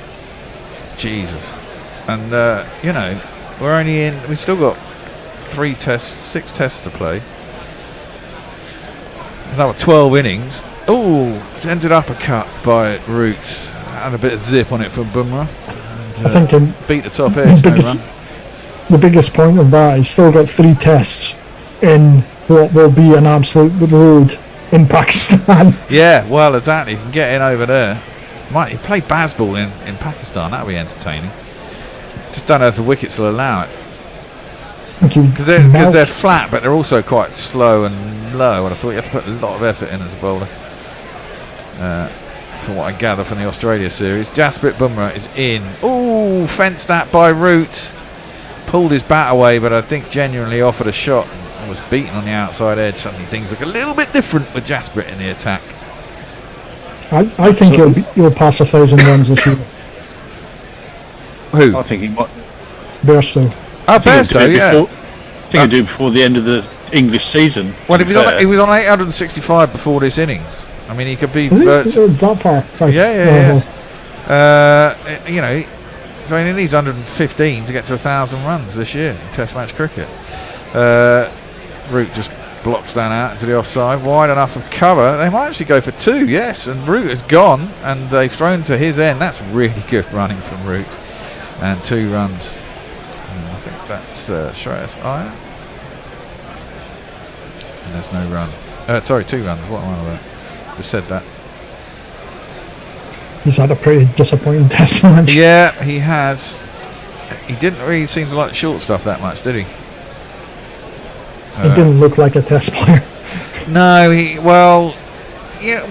know, I mean, the funny thing is that a team like India could look at this template by England, Bazball, whatever you want to call it, you know, as Jasper is in, and it's just dropped again out to just in front of the backward square, which point, sorry, should allow them to get through for a single. They can look at the way England play and go, well, we've got players that can do that. I mean, they've got Pant already, but someone like Shreyas Iyer can play like that. I mean, all these IPL bangers, some out there that could really implement this for India themselves. You know, Cody could probably get himself back in form by just trying to play it as a one-day innings, possibly. Right, we're going to have a switcheroo. Supposedly it's the overspill. This could be the last thing of the game because there is only 10 overs left in a day, I think. I think it's only 8 actually. Eight, so this should be it. Hendo, you're going to take us through to close. I'm staying with you. And Messi is coming back for the last session of the day. And I will see you on whether I'm next on in the short format games. Okie dokie. Thanks for coming along, Jace. See you later, Colin. Davies is the next tweet. This is going too well for England, isn't it? Much too well. I'm just going to go to the loo. Jasprit Bumrah and Mohammad Shami have both got to come back into the attack. We've just had the first over of a new spell from Jasprit Bumrah. Mohammad Shami, who got the ball to move off the pitch quite dramatically, had a couple of shouts against Joe Root that weren't that far away. If he can get that to go again, it's still not all over for India. He comes in, bowls to Root, takes that straight off middle stump, works it beautifully into the onside. Slightly risky shot for the actual number of runs it brings, but I guess he thinks he's seeing the ball well and timing the ball well. He takes 218 for 3. He moves to 65. Bairstow is on 43. And I think if he can get one of those balls to move back to Bairstow, one of those not in duckers, it's movement off the seam or movement of the ball off the surface as opposed to in the air. And Johnny Bairstow has been at times in the past a walking leg before, so let's see what he can do here. Shami into his 10th over, bowls to Bairstow, goes back and cuts a wide ball. It was a poor ball, nothing like the kind of ball it required, and that is going to beat everyone despite the man from third man running round. It's 4 more to Johnny Bairstow. England are 2-2-2 for 3, and there's no jingle. There's no jingle because the Bear's been called to an office. I was going to say, Hendo, if anything's going to bring a few wickets, it's a double Hendo attack. Surely. Well, we did quite well earlier, didn't we, from behalf of India? Yeah. I mean, just the very thought of me coming on meant that Zach Crawley had to go back to the pavilion. Another thing I wanted to say about Zach Crawley is, yes, they've been playing on a good pitch. I'll come back to that. Shami in, bowls to Bairstow. Bairstow forcing off the back foot into the ground, straight towards extra cover, and there is no run. There's been a lot of talk about the way he drives and the fact that the bottom hand comes through and that the hip comes through, the shoulder comes through, and he turns around a little bit. But he did play some lovely drives today, and I don't think it's something that he does the whole time. I think he just gets it wrong sometimes in those drives, or he's trying to drive balls that are on the up, where you're perhaps not leaning so much into the ball. It would be easy for him if it was just a mistake that he could rectify easily, but it's one of those things I think that he will do on odd occasions, and unfortunately he's done it too often against balls that can take wickets. But I think it's also because the ball's coming on this wicket in a way it wasn't previously. Yeah, Shami bowls straighter ball on a good leg, defended by Bairstow into the offside, and there is no run. This pitch has been quite good for batting in the same way as Trent Bridge and Headingley were, and they made for great games of cricket actually. Yep. because the bowling I think is probably superior to the batting in both cases. Maybe that's an argument that's not quite true of India, but they've got a good attack. Shardul and Mohammad Siraj have not actually covered themselves in glory today. Shami goes wide of the crease. He's a little edge at that. I'm not sure. I think he just may have got a little outside edge to that, but it's dropped short of Rishabh Pant. So if he did get a little edge to that, then he was a little bit lucky that the pace on the ball wasn't greater. Going to have another look at this just to see if it did find the outside edge. Difficult to tell from that, but it was just short of Rishabh Pant. So Bairstow survives on 47, dropped on 14 and 39. 39 was a very difficult chance. The other one not quite so. Shami in to complete the over. Bowls to Bairstow, defending on the front foot up towards mid-on. And that is the end of the over. Shami none for 38. England 2-2-2 for 3. And we'll have some of your tweets. I'm not sure where we are, so I'll go with Warren. Has Root just starred a couple of E's? Paul Marshall said odds now have England strong favourites, but I'd make it around evens at the moment. Neil Harris says apparently when the West Indies went to Pakistan they played in some 46 degree weather. Good luck moving from 19 degrees to 46. Yes, it can be very uncomfortable in Pakistan, I hear. Farong says I'm actually cheering for New England. True, but a wicket or two may bring a mild case of squeaky bum time. Rather against, yeah. Well, I mean, that's nothing new for England fans, is it? Well, we're going to try another mode of attack. They're going to put two men close-ish in the covers. They had two men at mid-wicket at one point, hoping for a little chip there. Now they put them into the offside. Bumrah is continuing into his 11th over, and he's just whipped away into the onside by Joe Root. He'll pick up an easy single out to, I think it's Vihari out there. They moved to 223 for 3. Can I just say, we have on his his number? Oh, we do. Brilliant. Who's that from? Harriet Atkinson. Hattie the Mad Bat. She says, I sent a small donation and it's not much, but not working due to long COVID, but love your commentary and I'm wearing you fucking Wicket t-shirt. Excellent. Excellent. Good on you, Hattie. Root is on 66, as he should be. Bairstow on 47, waiting for Bumrah. Drives this one out towards cover point, and there is no run. You're about to say? So the total of donations to be matched by Warren currently standing at 262. Wow. Brilliant. That's fantastic. So thank you. Do we have any news on the GPL, guys? Yeah, everyone's out. Everyone's out. Okay. Well, India scored 120 runs today, so 443. It's currently the top score was. Oh no. Bumrah short, pulled by Bairstow. In fact, that's stuck in the pitch a little bit. He seemed to have a lot of time to wait for that. Gets it out to the deep square leg boundary. They take another single. I think what's killing India to a certain extent here, it may not kill them off completely, but is the amount of singles these two have been allowed to take. There's not been pressure put on them. They've not been trying to take wickets, really. That's what I was saying earlier. They've basically got an ODI field out there, haven't they? They have, and they're kind of playing an ODI, but there's no limited overs, so well, yeah. Makes it really easy. They still can get back into this game. They're certainly not out of it. Bumrah into Root, bowls, and he drives the most pleasant of cover drives. Doesn't matter how many players you've got on the offside, how many fielders. If you bowl it up there and it's to Joe Root, it's going to be put away for 4 runs. It's Nissan She. It's Nissan She. Well, funny enough, earlier I said to Josh, look, Root got 30 in the first innings, so his average is 50, so he's got to get at least 70 in the second innings. And now he's on 70. I can't remember what I was going to say. I was going to say something. Oh yeah, right. So now the GPL is out because now it's 300. Everyone's out of the GPL. 348 was the high. 347 was the highest by Hombre Nuevo, and it's now. And how many runs have we had today so far? 348. Okay, shorter ball.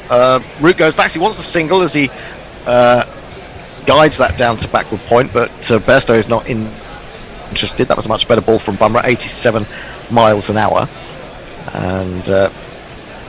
Well, they really need something special from their captain, their new captain, and Mohammad Shami A couple of wickets tonight could still happen, and it's really back in the balance tomorrow morning. Still in the balance tomorrow morning, whatever happens, really.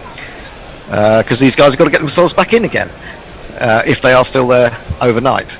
Bumrah in to complete the over, bowls to Root. Root drives a little bit aerially, he's thinking about a single as it goes to wide-ish mid-off, but they decided against it. He actually probably timed that a bit too well. That is the end of Bumrah's over. England have moved on to 228 for 3. They need exactly 150 more for a memorable victory. Well, Carol Robson draws our attention to the Sportsbet Australia odds, which has England at $1.36 and India at $3.15. So that's. So what does that mean? Does that mean you get $1.36 back for every dollar you put on? No, you get right? 36 cents for every. No, well, for every dollar you get your dollar back and an extra 36 cents. Yeah. So it's basically it's 3 to 1 on. Basically, really. Yeah, and 2 to 1 for India, which is not bad odds, I reckon. Well, the other thing about that, though, Hendo, is tomorrow morning when they come in, they're nowhere near the new ball when they get there as well. So England, that's the best chance England have got to get them back in tomorrow morning. Yeah, that's a good point. This is played down to long leg by Bairstow. He takes another single, goes within 1 run of another 50. I mean, the target is. Well, no, I was going to say, so 6 overs left today, and we've had what? They've had 52 overs, so they'll have 22 overs with this ball tomorrow. Could be close to done. If they get through all 6 tonight. I'm not even sure they'll get through all 6 tonight, to be honest. Well, I think can't they go beyond 6:30? I didn't think they could, but okay. I don't know, because can. of the time lost during the day. To go into the game in full stop, I thought maybe they were going on over. You could be right. 6:37. Yeah, maybe. So we don't know for sure when the close of play is. That's confusing for all of us. I hope the batsmen know when it is. Shami into Root. Root lets this come alongside him and then lays it down. The beautiful footwork and opening the face. Third man does the fielding. They take another single. He goes to 71. England to 230 for 3. And they've done that at 4.5 and over. It's, and they haven't been put under. I'd say in the last hour or so, they've been put under very little pressure. So India are going to have to rethink this. I think India, at the very least, when they come back tomorrow, if they don't get any more joy tonight, are going to have to rethink this a little bit. I think that's a bit of reverse swing there for Mohammad Shami. Looks like he was bowling the in swinger, but he had the shine was on the right hand side of the ball.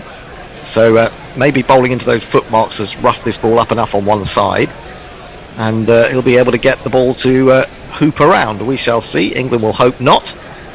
Bairstow just doing some gardening work.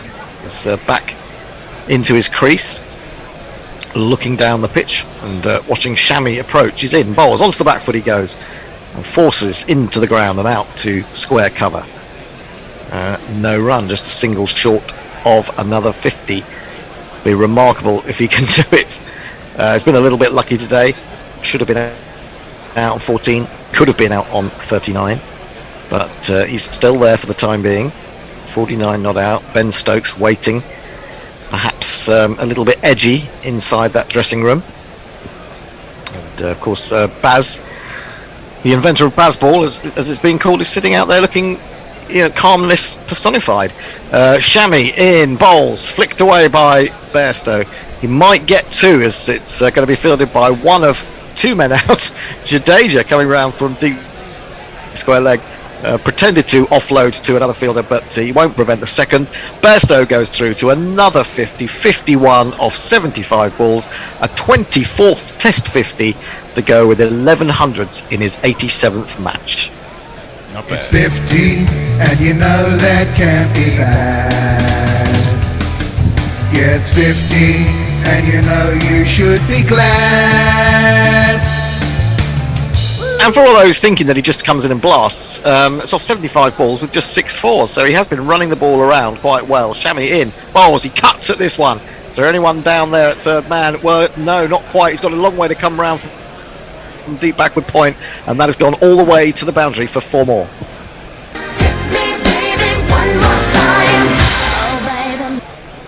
England moved to 236 for 3. It's a clever shot from Bairstow. There was a man out there, but he was about 15 yards in from the boundary and possibly a little bit too square. So cleverly placed by one of these two remarkable Yorkshiremen. The wonderful Mark said the magic word matching. I'm in for $20 via PayPal. Might take a while to get there as I'm still selling records. Fuller and Strater pushed up to we'll take it mid-on. That is the end of Chamois over 53 bowled. England 236 for 3. Bairstow 55. Root 71. Messi. Warren says, shit, I should have trademarked New England. Well, I think Billy Bragg got there first. Yeah, exactly. Hombre Nuevo says, assuming the GPL will be closed tomorrow, long live the bank for now. That's true, but you'll be able to get your chance at it again on, I think it's Wednesday, the first T20 at Southampton, is it not? It's Thursday, I think. Thursday, right. Thursday, Saturday, Sunday, aren't they? Yeah. That's right. I won't be with you Thursday because it starts at a ridiculous time in my world. O'Neill Harris says, no one else can look at England's template for Test cricket, Bear. No one else plays enough tests. England will play tests against Australia, West Indies, New Zealand, India and South Africa in 2022. Yeah, that's which is brilliant.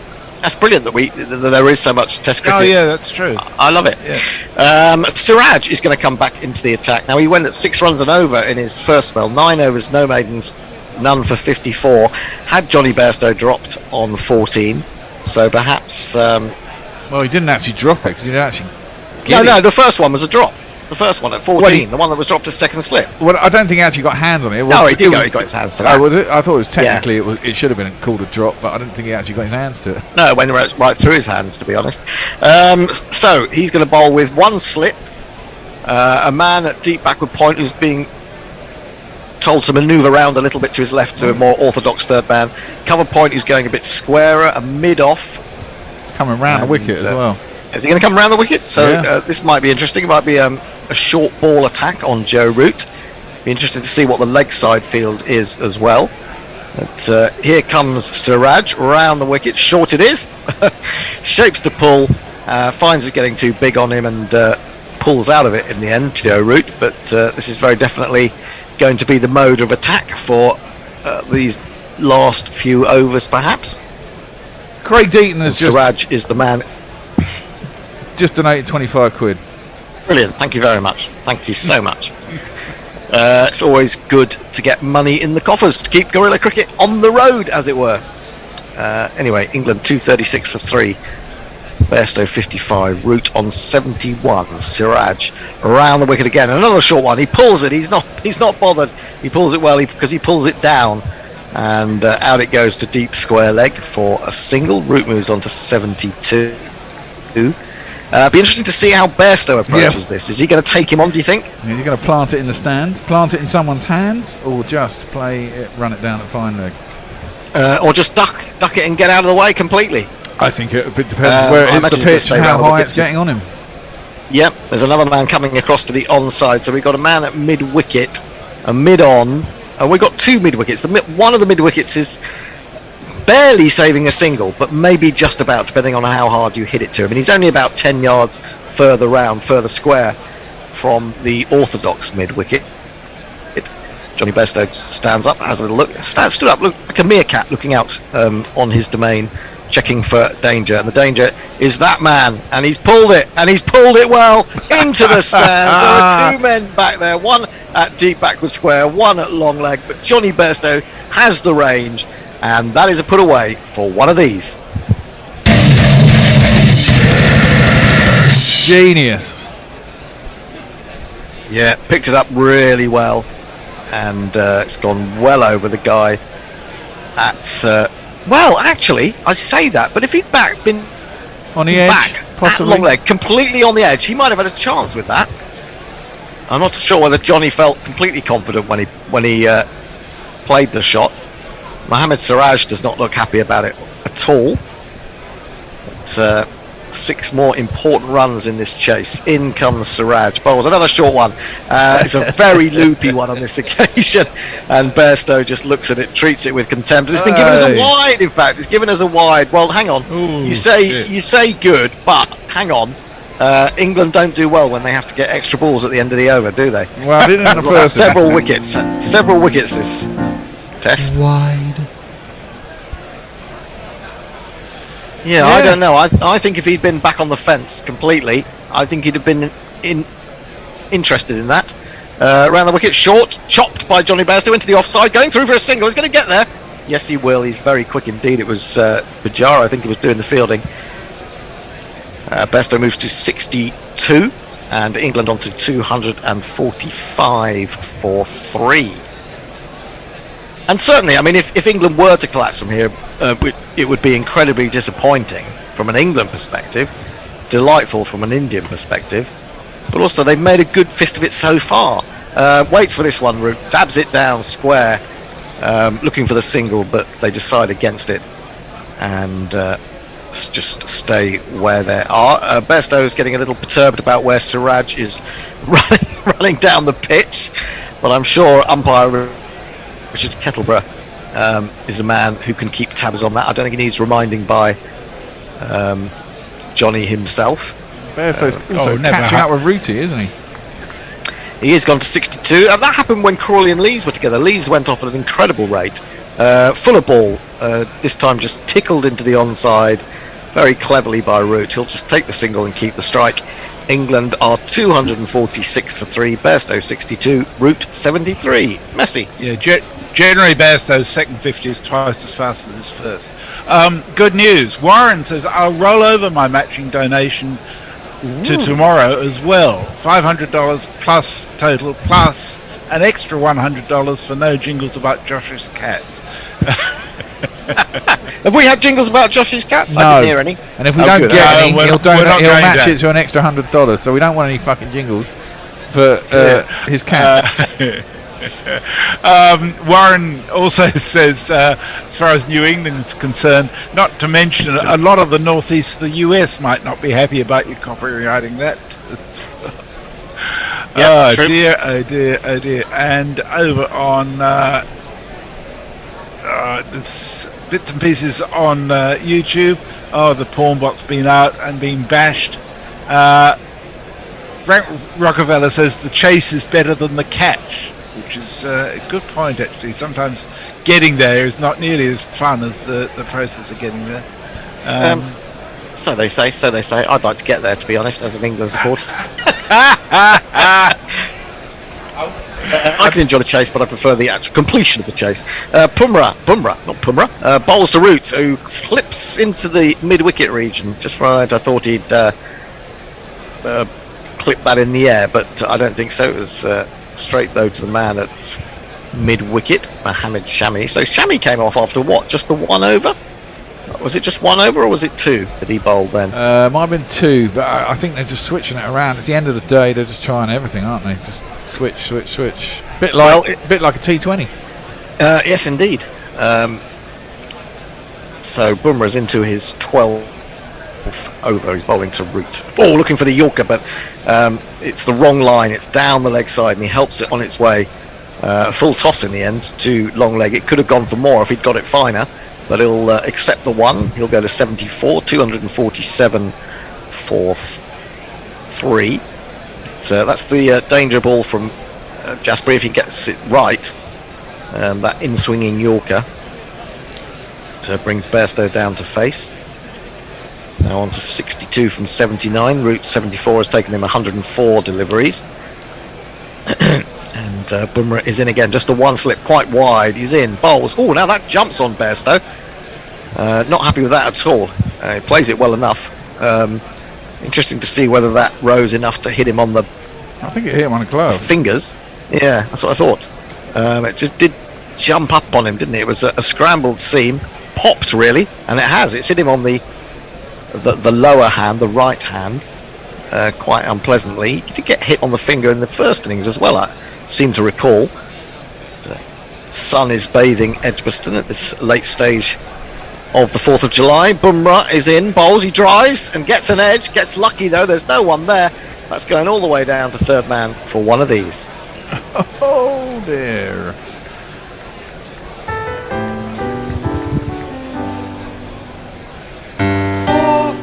$250 up for England, 251 for 3. And again, that's a sign of, well, if you were being a bit more attacking, you might have had a gully there. Yeah. You know, there might have been chances to take, but India just seem to have been very reactive rather than proactive in this second innings for England. Bumrah again looking for the Yorker. Again it's a full toss, and this time it's driven straight at the man at mid on 2 men pursuing it. I think Siraj will just about get there. Flick it back for Mohammad Shami, and they should get through for a comfortable 3 and do. England move on to 254 for 3.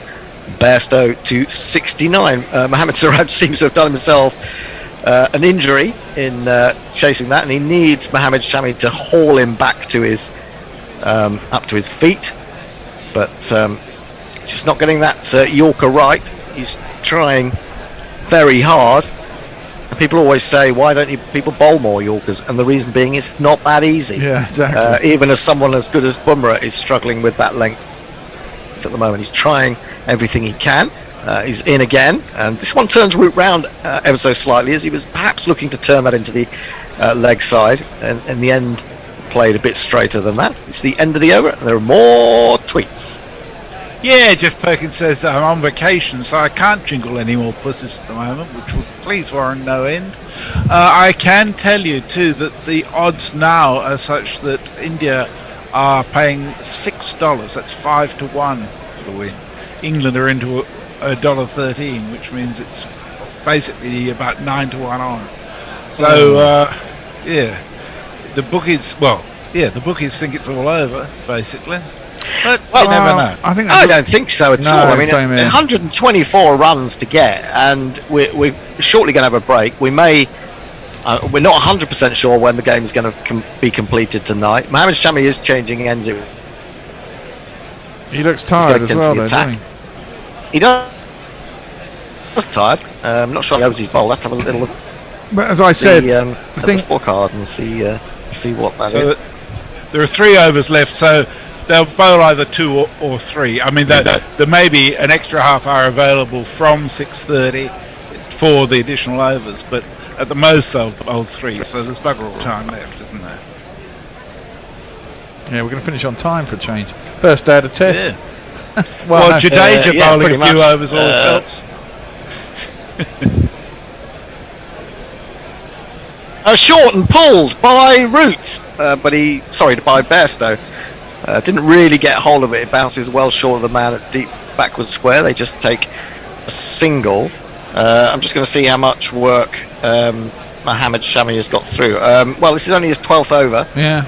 None for 47. I suspect that sort of rather downbeat body language is just the fact that they feel the game's getting away from them here. They need something to inspire them again, do India, and we know that when they're inspired they can run through a team. To be honest, they've got sufficient good bowlers for that.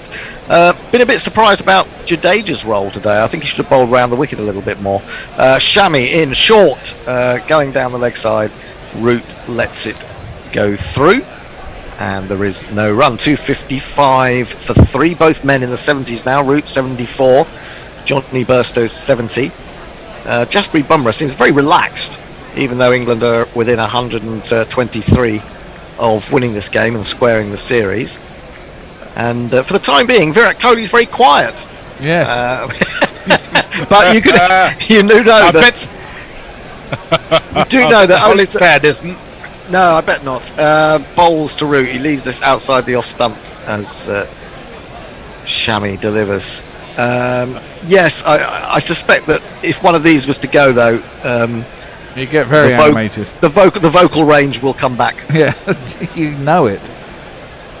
So Alex Lee's run out for 56. Zach Crawley bowled Bumrah for 46. Ollie Pope caught Pant bowled Bumrah for 0. Those 3 wickets went down for 2 runs between 107 and 109, I think it was. But these two have put together a very good partnership. Not for the first time this summer. Short keeps a little bit low, but well controlled by Root, who stays with the shot. Swivels and gets it down to Shreyas Iyer at deep backward square. He takes another single, goes to 75, 256 for 3, and Shami has now gone for 48. He was a little unlucky earlier. He got a couple of balls to really rip off the surface back into Root, and it was only height really that saved Joe Root. Otherwise, he would have been LBW.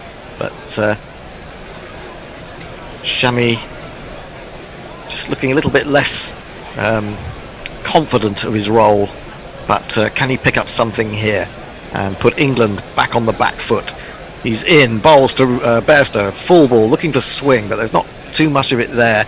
Driven up to mid-off by Bairstow, who now comes down the wicket to prod around, maybe thinking to himself, we could maybe be finished by 6:30, only 3 minutes to go. But we do have 2 overs remaining, and if they are allowed to go on to beyond 6:30, then obviously we'll get those in. There's only one, there'll only be one. Shami into Bairstow, full, looking for the Yorker dugout. He's going to have to hurry through for the single as he pushes that up to mid-on. But if it was Siraj there, he wasn't really alive to the possibility of a run out. He'd rather just scoop the ball up to Shami, and they've taken the run. 257 for 3, 56 overs bowled. Bairstow 71, Root 75. Messi. Steve Shipcott tells us he's going to check down the back of the sofa tonight to see if he can find a donation to lovely throw in. Ombre Nuova says, all the talk of a New England puts me in mind of Billy Bragg, a hopeful future but undertones of a possible dystopia possibly to come. I was thinking more, we're not looking for a New England, we're just looking for another ball, seems to come to mind a lot. Indeed. I think Bumrah's opening spell tomorrow will be decisive in this game, because he can find something out of nothing, can't he? But we haven't seen any reverse swing from the Indians so far. I think they've been trying to get it, but it hasn't responded, this particular ball. He's going to be bowling to Johnny Bairstow. He's in. Bairstow jabs this away off his legs through square leg. They'll take another single. He moves to 72. England to 258 for 3. Our target to remember is 378. And India, if they do go on to lose this, I think we'll look back to the way they batted this morning and in the early afternoon. And it was a little bit irresponsible, I think. They could have batted England totally and utterly out of this game. So maybe just a little bit of complacency from them. Bumrah to bowl to Root. Root jabs it down on the front foot into the covers, square. Shreyas Iyer does the fielding, and there is no run. Yeah, I think you're right. I think the fact that the target was under 400, and it looked like it could have been 450, 500. They suddenly thought, maybe actually, there's certainly time to do it if we carry on playing like we have done. Yep, and it should have been. Yep. It probably should have been. In comes Bumrah again. Bowls to Root. Root's dropping onto the front foot, leaning into the defensive stroke, running it out to square cover, and there is no run. Partnership now worth 149 from 195 balls, and there've been precious few big hits in that. Yeah, that's the thing. Another thing that India will look at is perhaps a lack of intensity in their bowling and their fielding. There's no lack of intensity in the Hollies stand, as the English fans are in full voice at the moment. Sunshine baking down on Edgbaston. This is turned with the angle up to mid-wicket by Root, and there is no run. Getting 87 miles an hour on that delivery. Bumrah 2 for 52. He's into his 13th over. Got a wicket just before tea and then just after tea.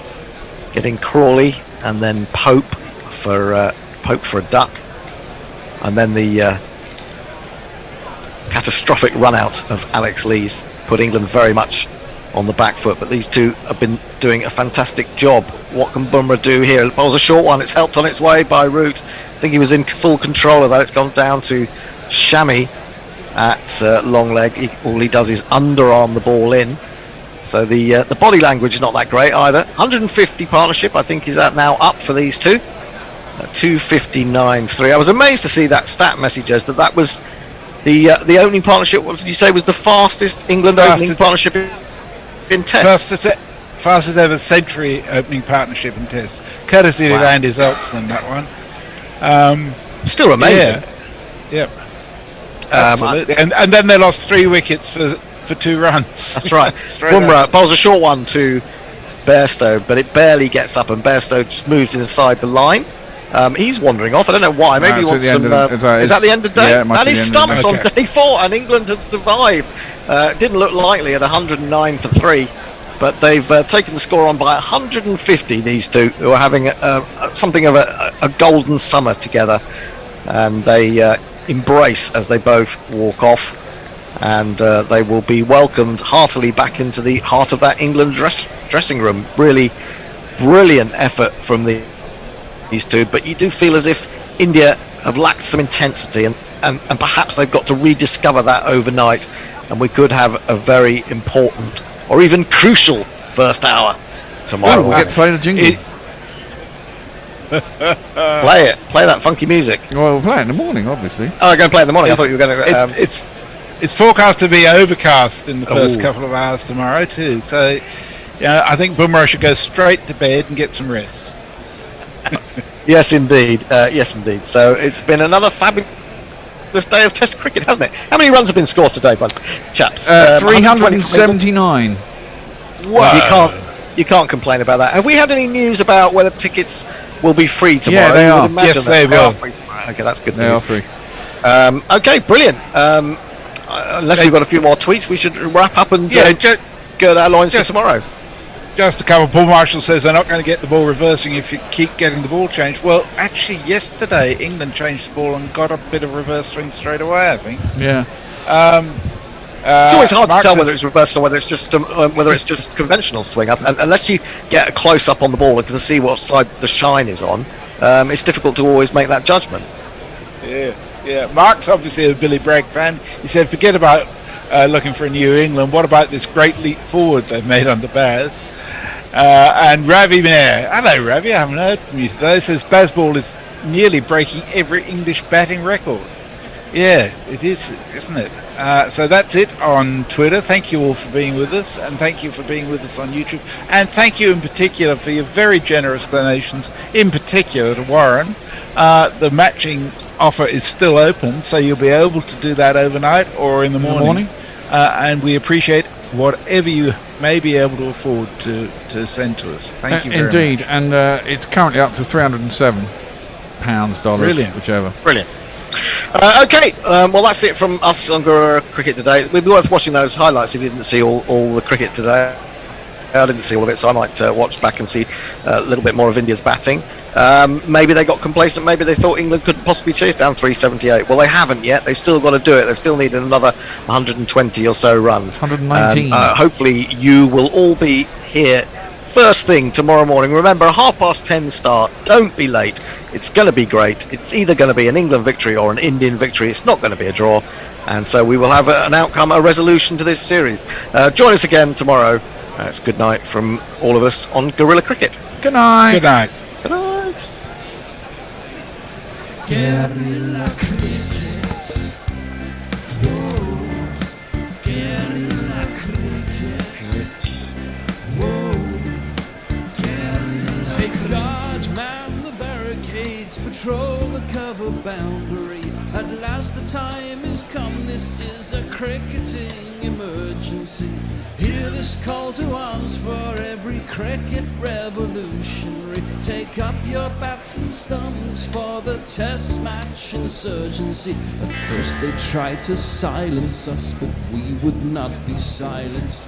They threatened us with lies, so we threatened them with violence. Che Guevara, Sangakkara, Joseph Stalin, Douglas Jardine, Robespierre, Darrell Hare, Vladimir Lenin, O'Brien Kevin, Guerrilla cricket. It's not about the winning, it's about how many rules you break. Even in cricket commentary, this is the best advice to take. Pick Guerrilla cricket, it's the finest choice you'll ever make. There's so much more to cricket than red counters and a slice of cake. At first they tried to sanitize us and clean up our act, but people like it filthy, and we know that for a fact. Fidel Castro, Lenny Pascoe, Carlos the Jackal, Puma, a